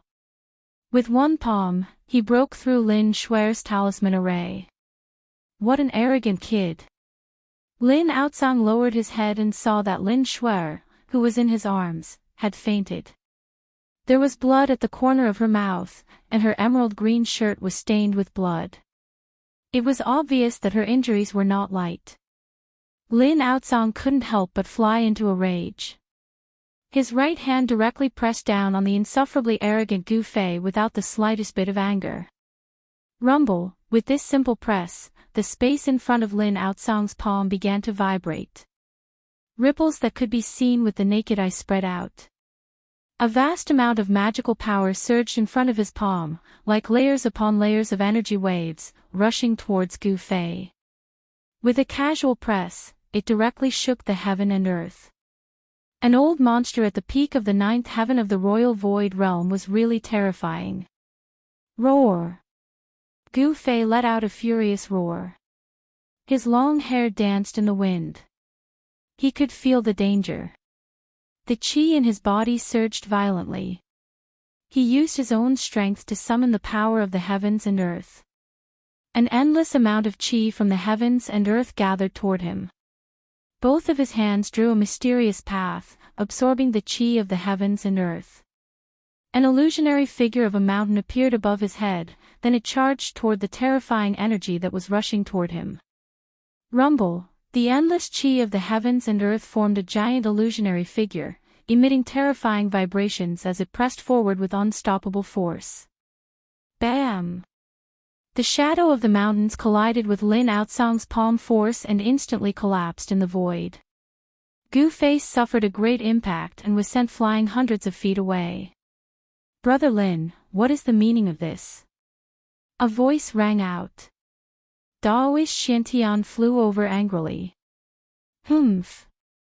Lin Outsong had wanted to teach Gu Fei a lesson, but Daoist Xiantian and old monster Xianyuan had arrived, so it wasn't appropriate for him to attack Gu Fei.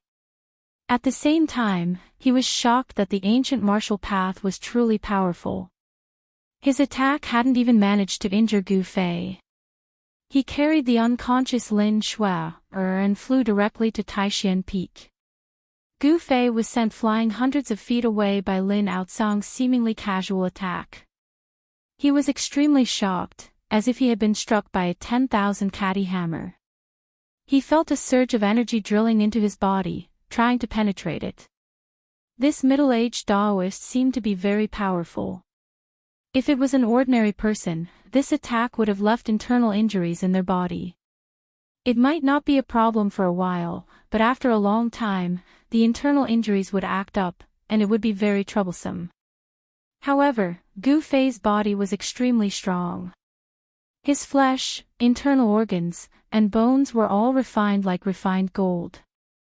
He was simply a human-shaped spirit treasure. Lin Outsong wanted to ambush Gu Fei, but he couldn't do so. The hidden force that entered Gu Fei's body was forcefully withstood by Gu Fei's powerful physical body. Swoosh!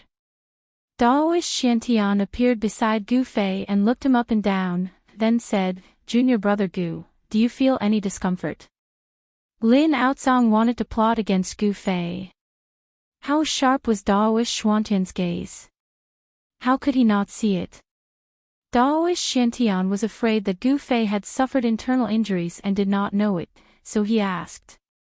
Gu Fei was startled when he heard this, but then he knew why Daoist Xiantian asked this.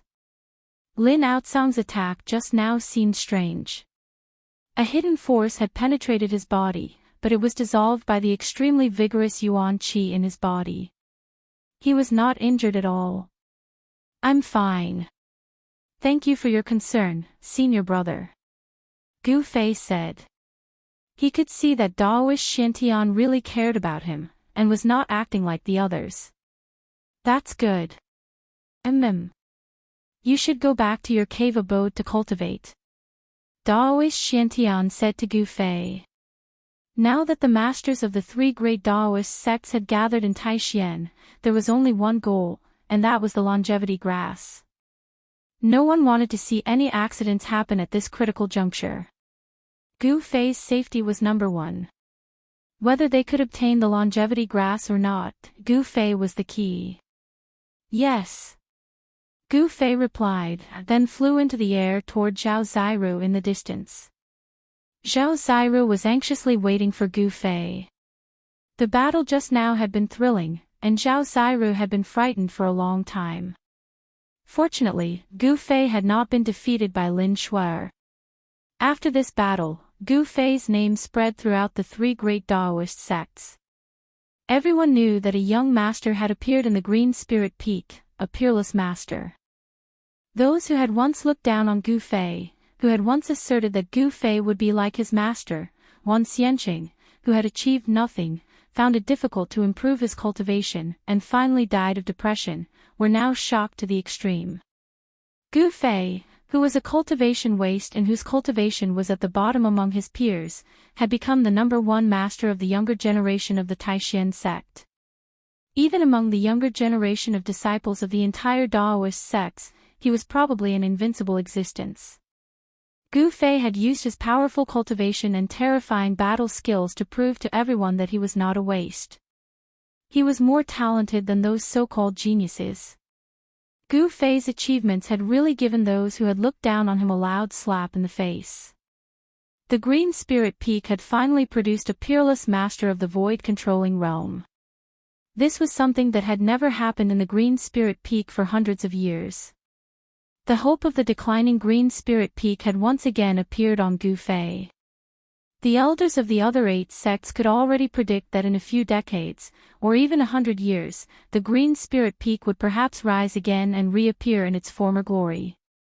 Gu Fei and Zhao Ziru returned to the cave residence. The disciples of the Taishan sect who were watching the battle nearby also dispersed, but there were a few people who did not leave. Instead, they walked up to the Green Spirit Peak. Li Lingfeng, as the eldest disciple of the younger generation of the sect leader, could barely be considered a friend of Gu Fei. The handsome man, Ziyu, was also a friend of Gu Fei's in the sect. When the crowd dispersed, Li Lingfeng, Ziyu, and Qin Daoyun passed through the bamboo forest together, following the inconspicuous mountain path, heading up the Green Spirit Peak. Qin Daoyun had specifically come on behalf of the Taishan sect to thank Gu Fei and to inform Gu Fei of the punishment of the traitor Wang Yuanji. As for Li Lingfeng and Ziyu, they purely came to find Gu Fei for a gathering. Senior brother Li, senior brother Ziyu, when you see senior brother Gu later, please introduce him. Qin Daoyun said.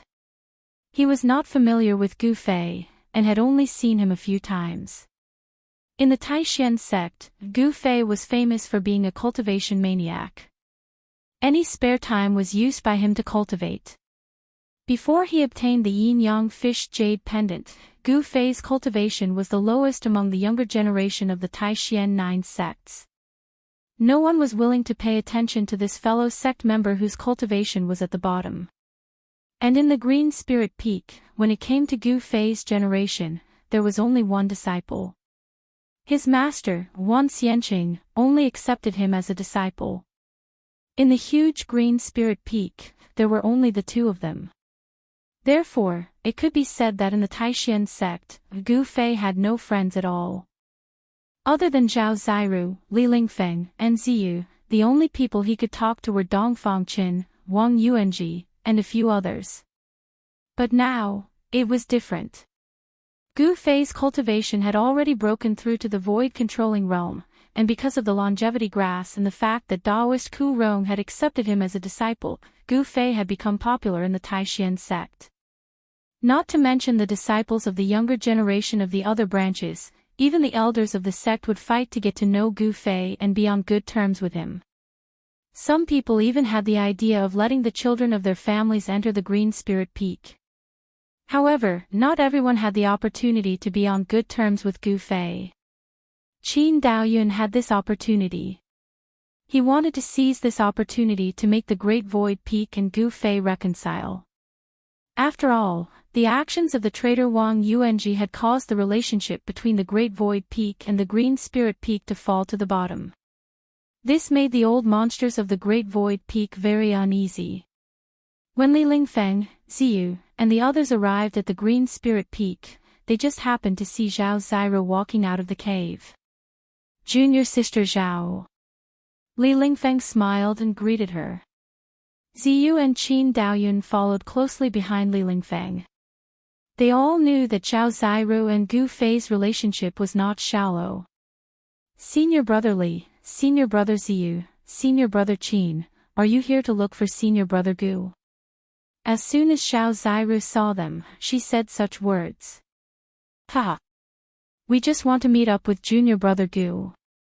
Li Lingfeng directly stated the purpose of his visit. He and Gu Fei could be considered to be gentlemen's acquaintance. Coming to pay a visit was nothing. Qin Daoyun and Ziyu both looked at Zhao Ziru. When Zhao Ziru heard that, she couldn't help but frown, and then said, Senior brothers, you came at the wrong time. Because of the battle with the experts of the High Clarity sect, senior brother Gu is currently circulating his qi and adjusting his breathing to recover his exhausted vitality. Is that so? Then we'll wait outside. Li Lingfeng said. He didn't feel surprised because he had also witnessed the soul-stirring battle earlier. Then. Senior brothers, I'll take my leave. Zhao Ziru nodded at Li Lingfeng and the others, and then walked down the mountain and left the Green Spirit Peak. After seeing Zhao Ziru leave, Ziyu said, Junior sister Zhao has already left. Looks like junior brother Gu is really circulating his chi and adjusting his breathing to recover his vitality in the cave. Are we really going to wait here? Of course we have to wait. Even if we have to climb for a few days and nights, it's still worth it to us. Li Lingfeng looked at the tightly shut stone door, and his gaze became incomparably deep, and his tone was incomparably firm. Chapter 438. At this time, the door of the dwelling had already been closed. In fact, even if the door had not been closed, Li Lingfeng and the others would not have dared to directly enter. It should be known that within the Taishan sect, whether in the open or in the dark, who knew how many pairs of eyes were staring at Green Spirit Peak? Li Lingfeng and the others did not dare to act rashly. Ziyu suddenly seemed to have thought of something, then said to Li Lingfeng and Qin Daoyun, "Did you guys notice that there seemed to be a strange fragrance on junior sister Zhao's body? A very special fragrance." "A special fragrance? I didn't smell it. Could it be that you're referring to that virgin fragrance?" Qin Daoyun looked at Ziyu with a somewhat strange expression. F***ck your virgin fragrance. Ziyu glared at Qin Daoyun in annoyance. This fragrance seems to carry an infinite amount of vitality. Ziyu cultivated the wood elemental art, so she was especially sensitive to the aura of plant essence that was filled with vitality. Unlimited vitality. Could it be? That's impossible. Li Lingfeng and Qin Daoyun could not help but be shocked. They immediately thought of something. However, this kind of thing would definitely not appear on Zhao Ziru's body. The only analysis was that there was such a thing in the dwelling, and Zhao Ziru had been contaminated with the aura of that thing in the dwelling. The three of them looked at each other, then nodded and turned to go down the mountain. They had to immediately report this news to their elders. This news was too important. It should be known that the experts of the three great Taoist sects had all gathered at the Taishan sect for that thing.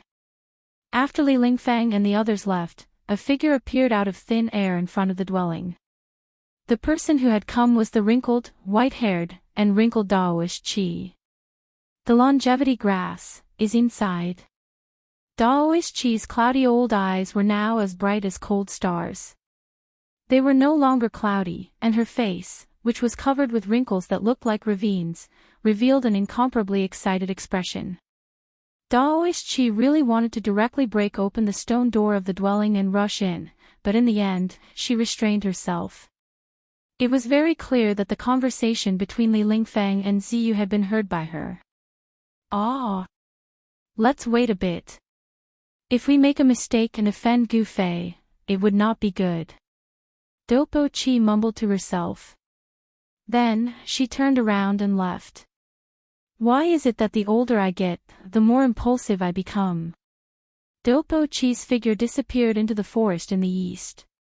Of course, she didn't go far. She only lingered nearby, monitoring the movements of the cave. Apart from Dopo Chi, there were two other figures that appeared on the Green Spirit Peak from time to time. Other than Daoist Qi of the Taishan sect, the other two people who appeared at the Green Spirit Peak should be the elders of the Shangqing sect and the Guangqing Immortal sect. Even though the Guangqing Celestial sect, the Shangqing sect, and the Taishan sect had made some sort of agreement, this matter was still related to the rise and fall of the three main Daoist houses. They could not be careless. Other than the elders of the Taishan sect, there were also experts from the Guangqing Immortal sect and the Shangqing sect on Green Spirit Peak. Actually, Gu Fei had been placed under house arrest by the old freaks of the three great Daoist sects and was being closely monitored. Even if he wanted to leave now, those old freaks wouldn't let him. For the next 2 days, Gu Fei cultivated in the cave. He didn't take a single step out of the cave. However, even though he was immersed in his cultivation, he could still sense an extremely obscure aura coming from outside the cave from time to time. Gu Fei knew that there were powerful cultivators lingering outside the cave. There was no need to ask. Those people were definitely at the level of the old freaks of the three great Daoist houses. Gu Fei couldn't be bothered with those people outside the cave. He focused on cultivating in the cave. He didn't have any distracting thoughts in his mind. He was immersed in the mysterious martial realm and didn't care about anything else. Ever since he broke through to the void-controlling realm, Gu Fei's divine sense had become several times stronger. The powerful divine sense formed a soul fire seal, which was branded in the middle of Gu Fei's skull. Divine sense was the manifestation of a powerful soul. The soul fire seal in the skull was the mark of life. It was directly connected to the Sea of Knowledge in the Niwen Palace. After the soul fire seal, there was a Sea of Divine Sense. It was the place where the soul resided. It was a world, and Gu Fei's inner world was located in that world. The world was as big as one's imagination was. This saying wasn't wrong. The world in the Niwen Palace was very big. It was so big that it hid endless mysteries. Even after forming the soul fire seal, Gu Fei's divine sense still couldn't take shape. Taking shape was a method of soul attack. It required a powerful divine sense as a backing. If the divine sense could take shape, it would be the legendary external incarnation divine ability. Martial artists were different from Daoist cultivators. Daoist cultivators cultivated their primordial spirit. Their spirit and soul fused together to achieve the supreme immortal Tao. Their corporeal body was just a stinky bag. However, martial artists cultivated their soul directly, which was the source of life. Martial artists who cultivated successfully didn't have a primordial spirit or a nascent soul. Their corporeal body and soul were perfectly combined. Their whole body was the primordial spirit, and their whole body was the Tao body.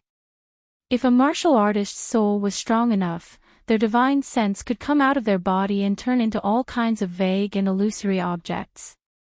They could even turn into another self with a mind of their own. This was the external incarnation of a martial artist. It was very different from the external incarnation of a Daoist cultivator. This was another self formed by the divine sense, which had the same mind as the original self.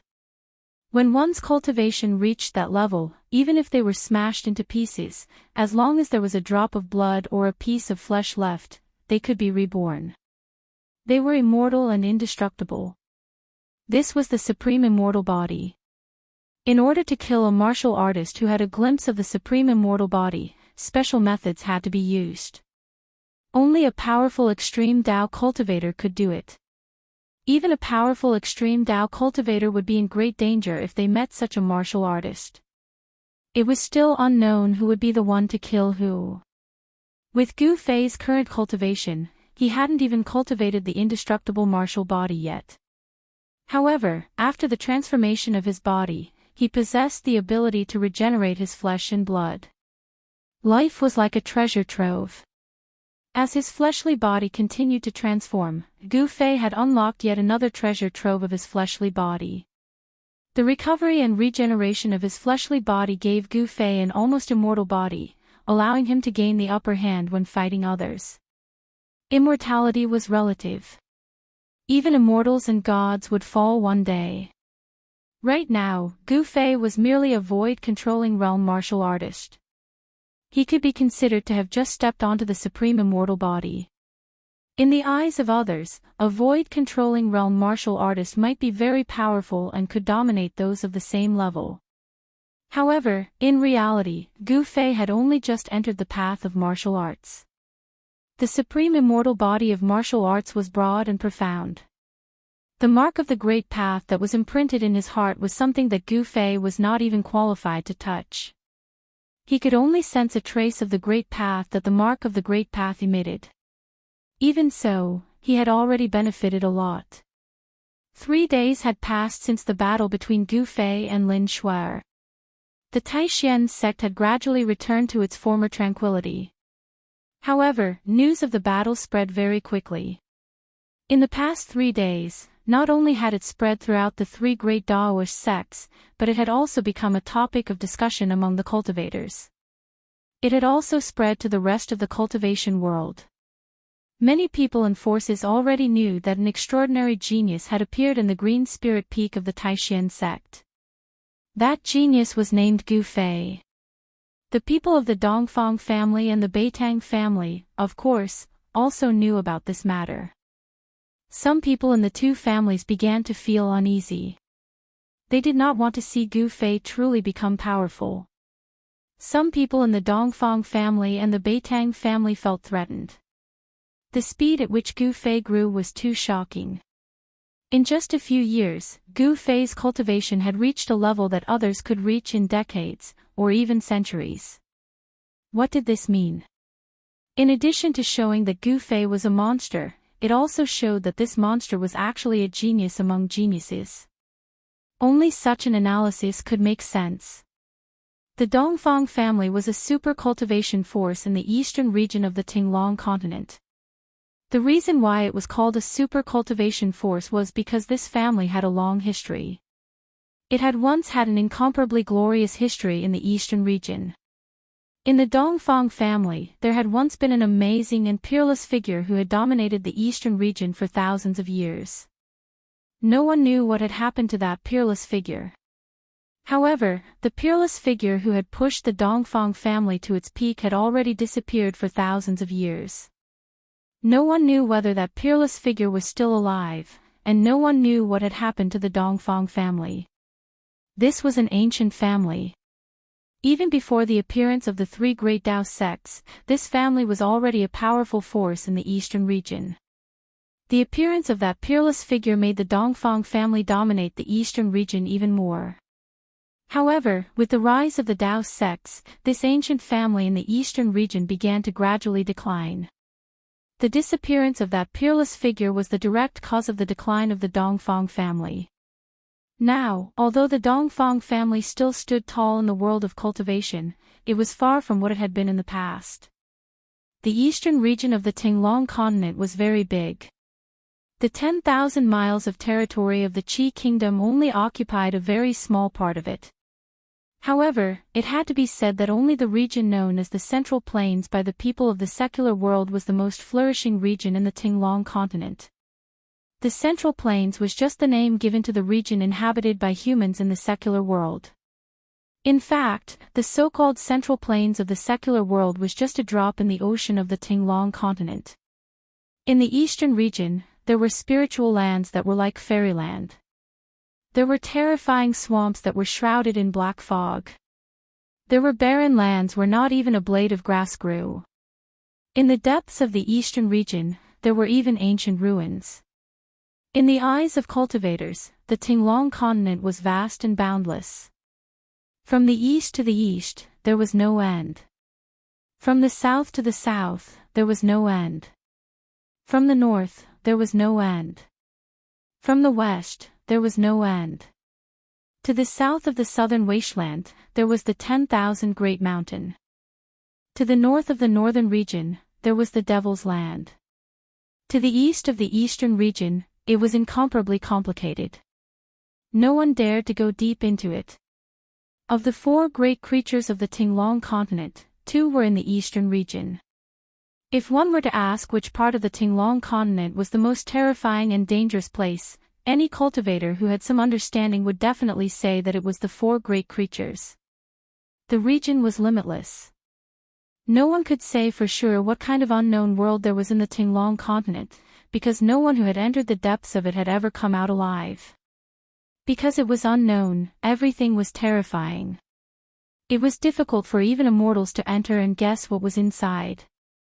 Although the eastern region was complicated and had all kinds of secrets, there were also spiritual lands that were rarely seen in the Tinglong continent. The place where the Taishan sect was located was a rare spiritual land. The 9 peaks of Taishan seemed to have formed some kind of natural force that could automatically gather the spirit qi of the world. Above the 9 peaks, waterfalls and flowing springs dotted the area. White clouds lingered around, making it seem like a fairyland. The place where the Dongfang family was located was not any worse than the Taishan sect. However, the area where the Dongfang family was located was beyond the territory of the Qi kingdom. The Dongfang family was located in a spiritual mountain somewhere in the eastern region. It was a place that was rarely visited by people, and a matrix had been set up. If one was not a disciple of the Dongfang family, it would be difficult to enter the Dongfang family. In the endless territory of the eastern region, there was a spiritual land. In the spiritual land, there were many spiritual peaks, and a thin mist lingered. Waterfalls and flowing springs could be seen everywhere. Pavilions and towers were hidden between the mountains and rivers. It was like a fairyland on earth.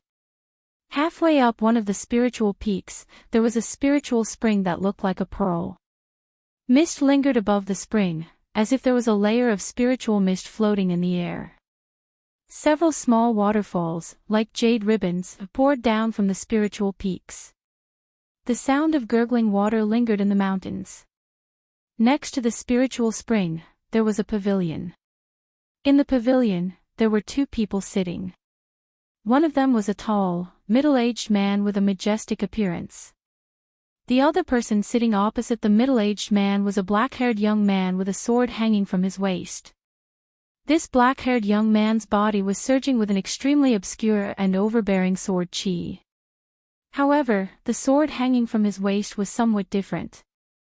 The scabbard was engraved with talismans, and those talismans seemed to have a layer of light flowing through them. It seemed that the talismans on the scabbard were used to seal the overbearing sword chi emitted by the treasured sword. Even so, the extremely sharp and overbearing sword chi still emitted from the scabbard. The talismans on the scabbard were still unable to completely seal the sword chi. The setting sun shone in the west, covering this spiritual land with a layer of golden gauze. In the sky above the spiritual spring, there seemed to be a five-colored rainbow across it. The two people in the pavilion were boiling a pot of tea and slowly tasting it. From time to time, spiritual birds would jump on the lotus leaves in the spiritual spring, letting out crisp and melodious chirps. "Uncle, that Gufei is growing too fast. In the future, this Gufei will definitely become a great threat to our Dongfang family." The black-haired young man with the sword hanging from his waist said to the middle-aged man opposite him with a face full of worry. "Nephew, when have you ever seen anyone who goes against our Dongfang family have a good ending?" The middle-aged man said indifferently. Then, he took a sip of the green tea that emitted bursts of fragrance. "Good tea. What's more, the tea brewed from our Dongfang family's spiritual spring is the best. It's full of spiritual qi. Drinking it makes my whole body feel comfortable." The middle-aged man's face was calm as he enjoyed tasting the tea. It was really hard to imagine that a rough-looking man would have such an elegant hobby. "Uncle, are we just going to watch that Gufei grow and do nothing?" Dongfang Long was a little anxious. He clearly did not have the willpower of his uncle. The middle-aged man was the eldest Dongfang brother who had teamed up with Beitang Yu and the others to hunt down Gufei in the north. When the eldest Dongfang brother heard this, he raised his head and looked at Dongfang Long. Then, he sighed and said, "Nephew, although your talent is not inferior to your brother Dongfang Qin, your temperament is not as good as his." Chapter 439. Under the setting sun, at the foot of a picturesque spiritual peak in the Dongfang family, the eldest Dongfang and Dongfang Long were sitting in a pavilion, sipping tea and talking. "My temperament is not as good as second brother." After Dongfang Long heard the eldest Dongfang point out that his temperament was not as good as Dongfang Chen's, he couldn't help but feel a little unconvinced. He had entered the Saber Emperor's bloodline and cultivated the tyrannical way of the saber. His current cultivation was only one step away from the void-controlling realm. In terms of aptitude, Dongfang Long was also considered a genius in the Dongfang family. At his age, he had cultivated to the peak of the ninth heaven of the transcending realm. This kind of cultivation was enough to compete with some of the older generation experts. Geniuses were outstanding talents. They had already shown their extraordinary abilities when they were young. This was even more true on the path of cultivation. As long as one practiced great magical powers, the vast majority of people had already surpassed their peers when they were young, and it was difficult for them to meet their match.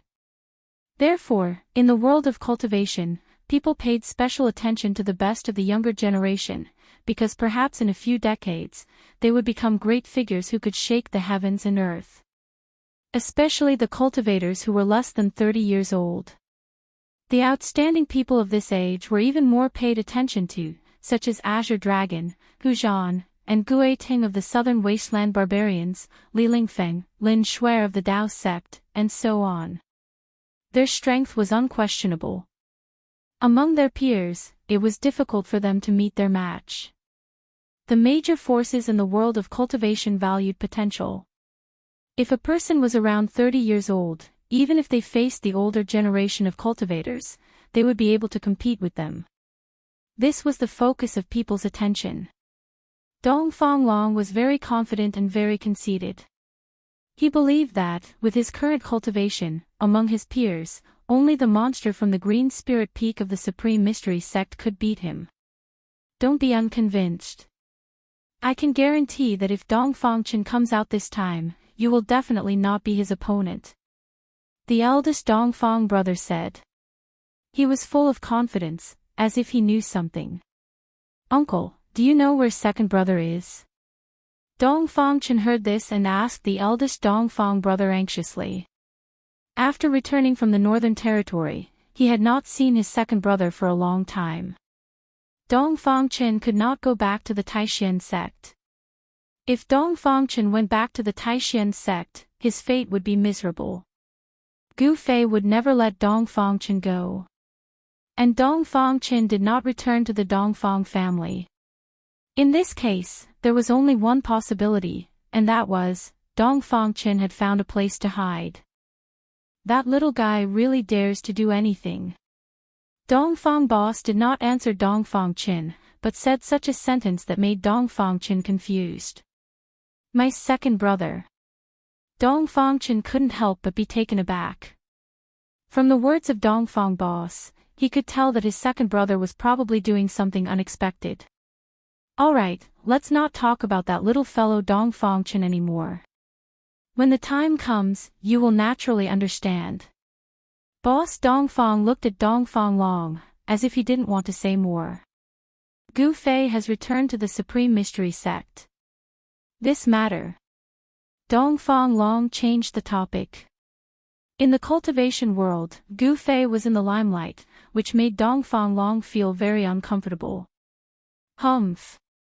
Could it be that our Dongfang family is really afraid of that door? No need to pay attention to it, just wait and see.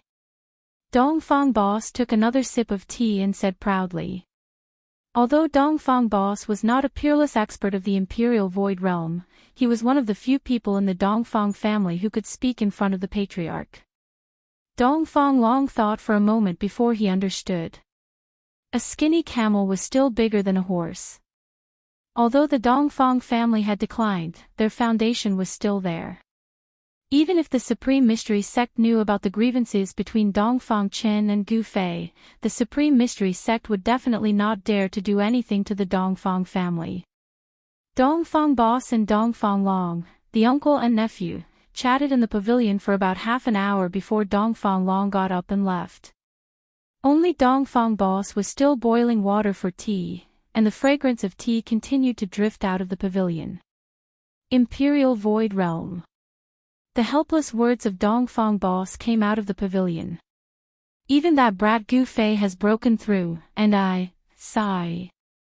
Everyone's encounters were different.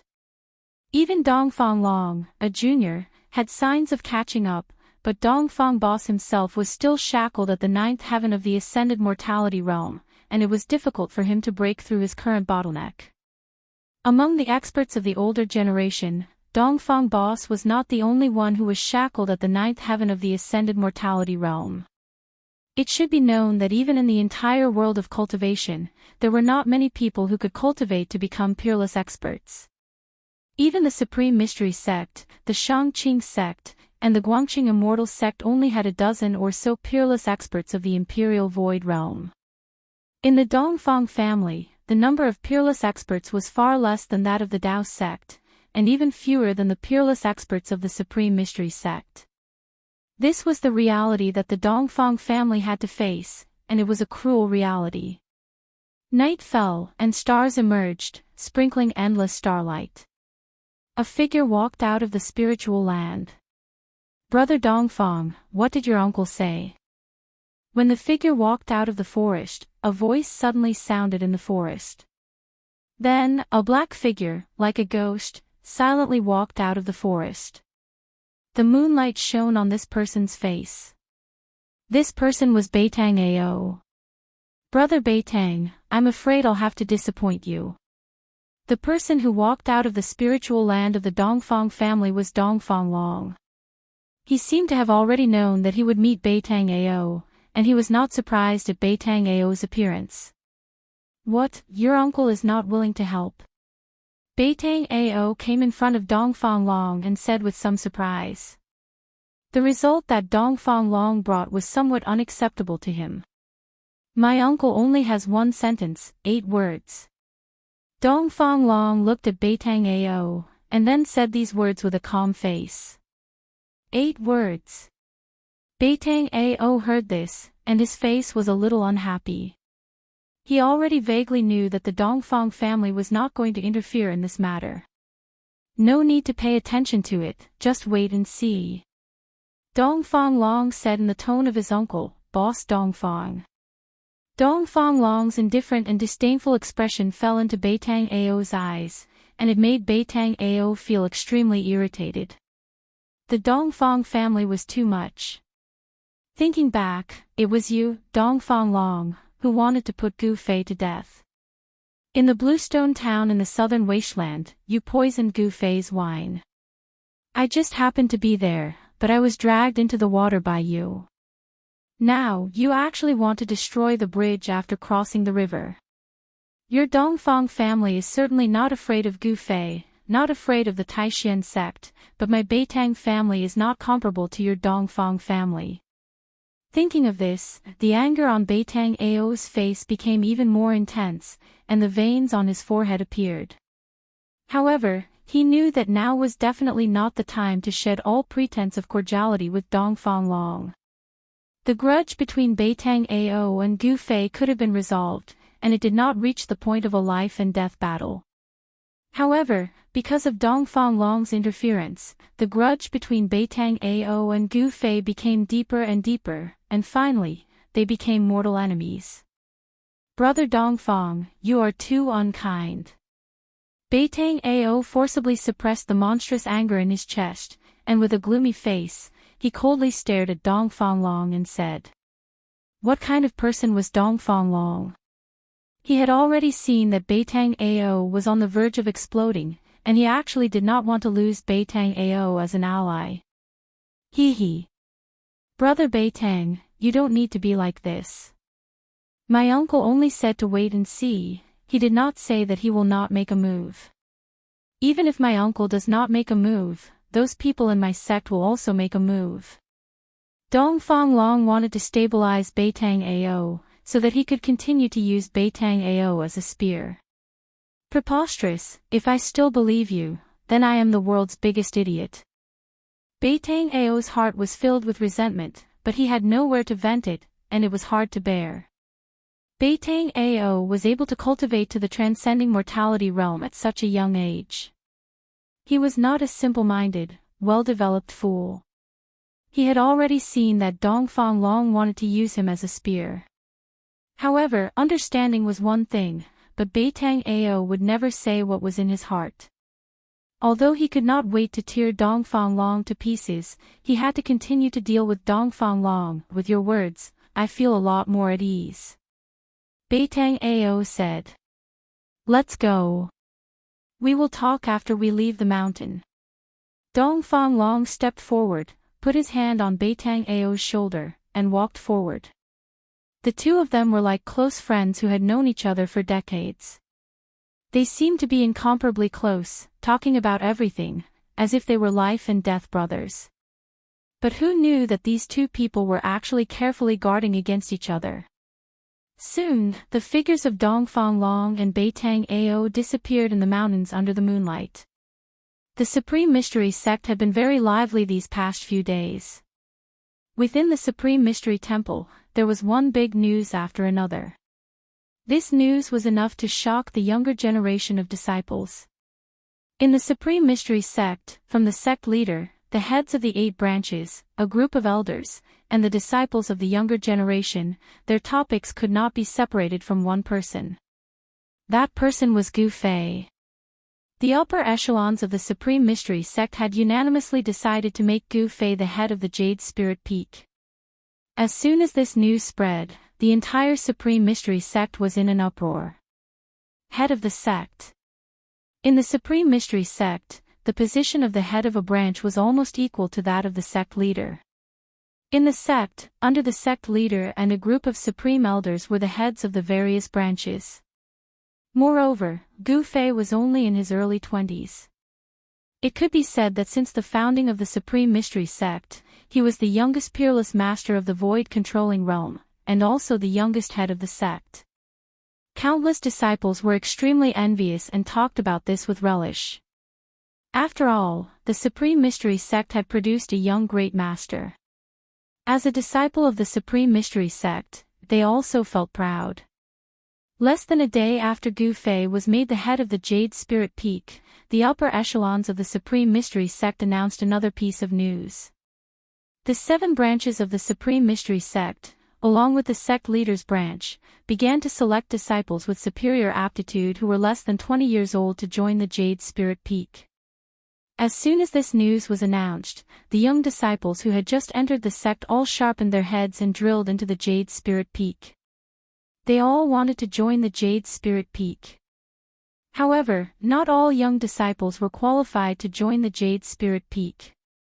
Only those young disciples who were tested to be suitable for practicing body techniques could join the Jade Spirit Peak. After all, the cultivation methods of the Jade Spirit Peak were not Taoist techniques. In the eyes of the upper echelons of the Supreme Mystery sect, ancient martial arts were not something that everyone could practice.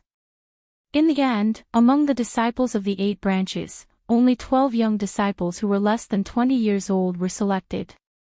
These 12 young disciples all had strong bones, strong backs, and a bear's waist. They were full of energy, and the surging blood in their bodies was much more vigorous than that of ordinary disciples. However, all of this happened in the Supreme Mystery sect was not known to Gu Fei. The door of the cave residence on the Jade Spirit Peak had been closed. Gu Fei seemed to be in seclusion. Since the battle with Lin Shuer, he had not taken a step out of the cave residence.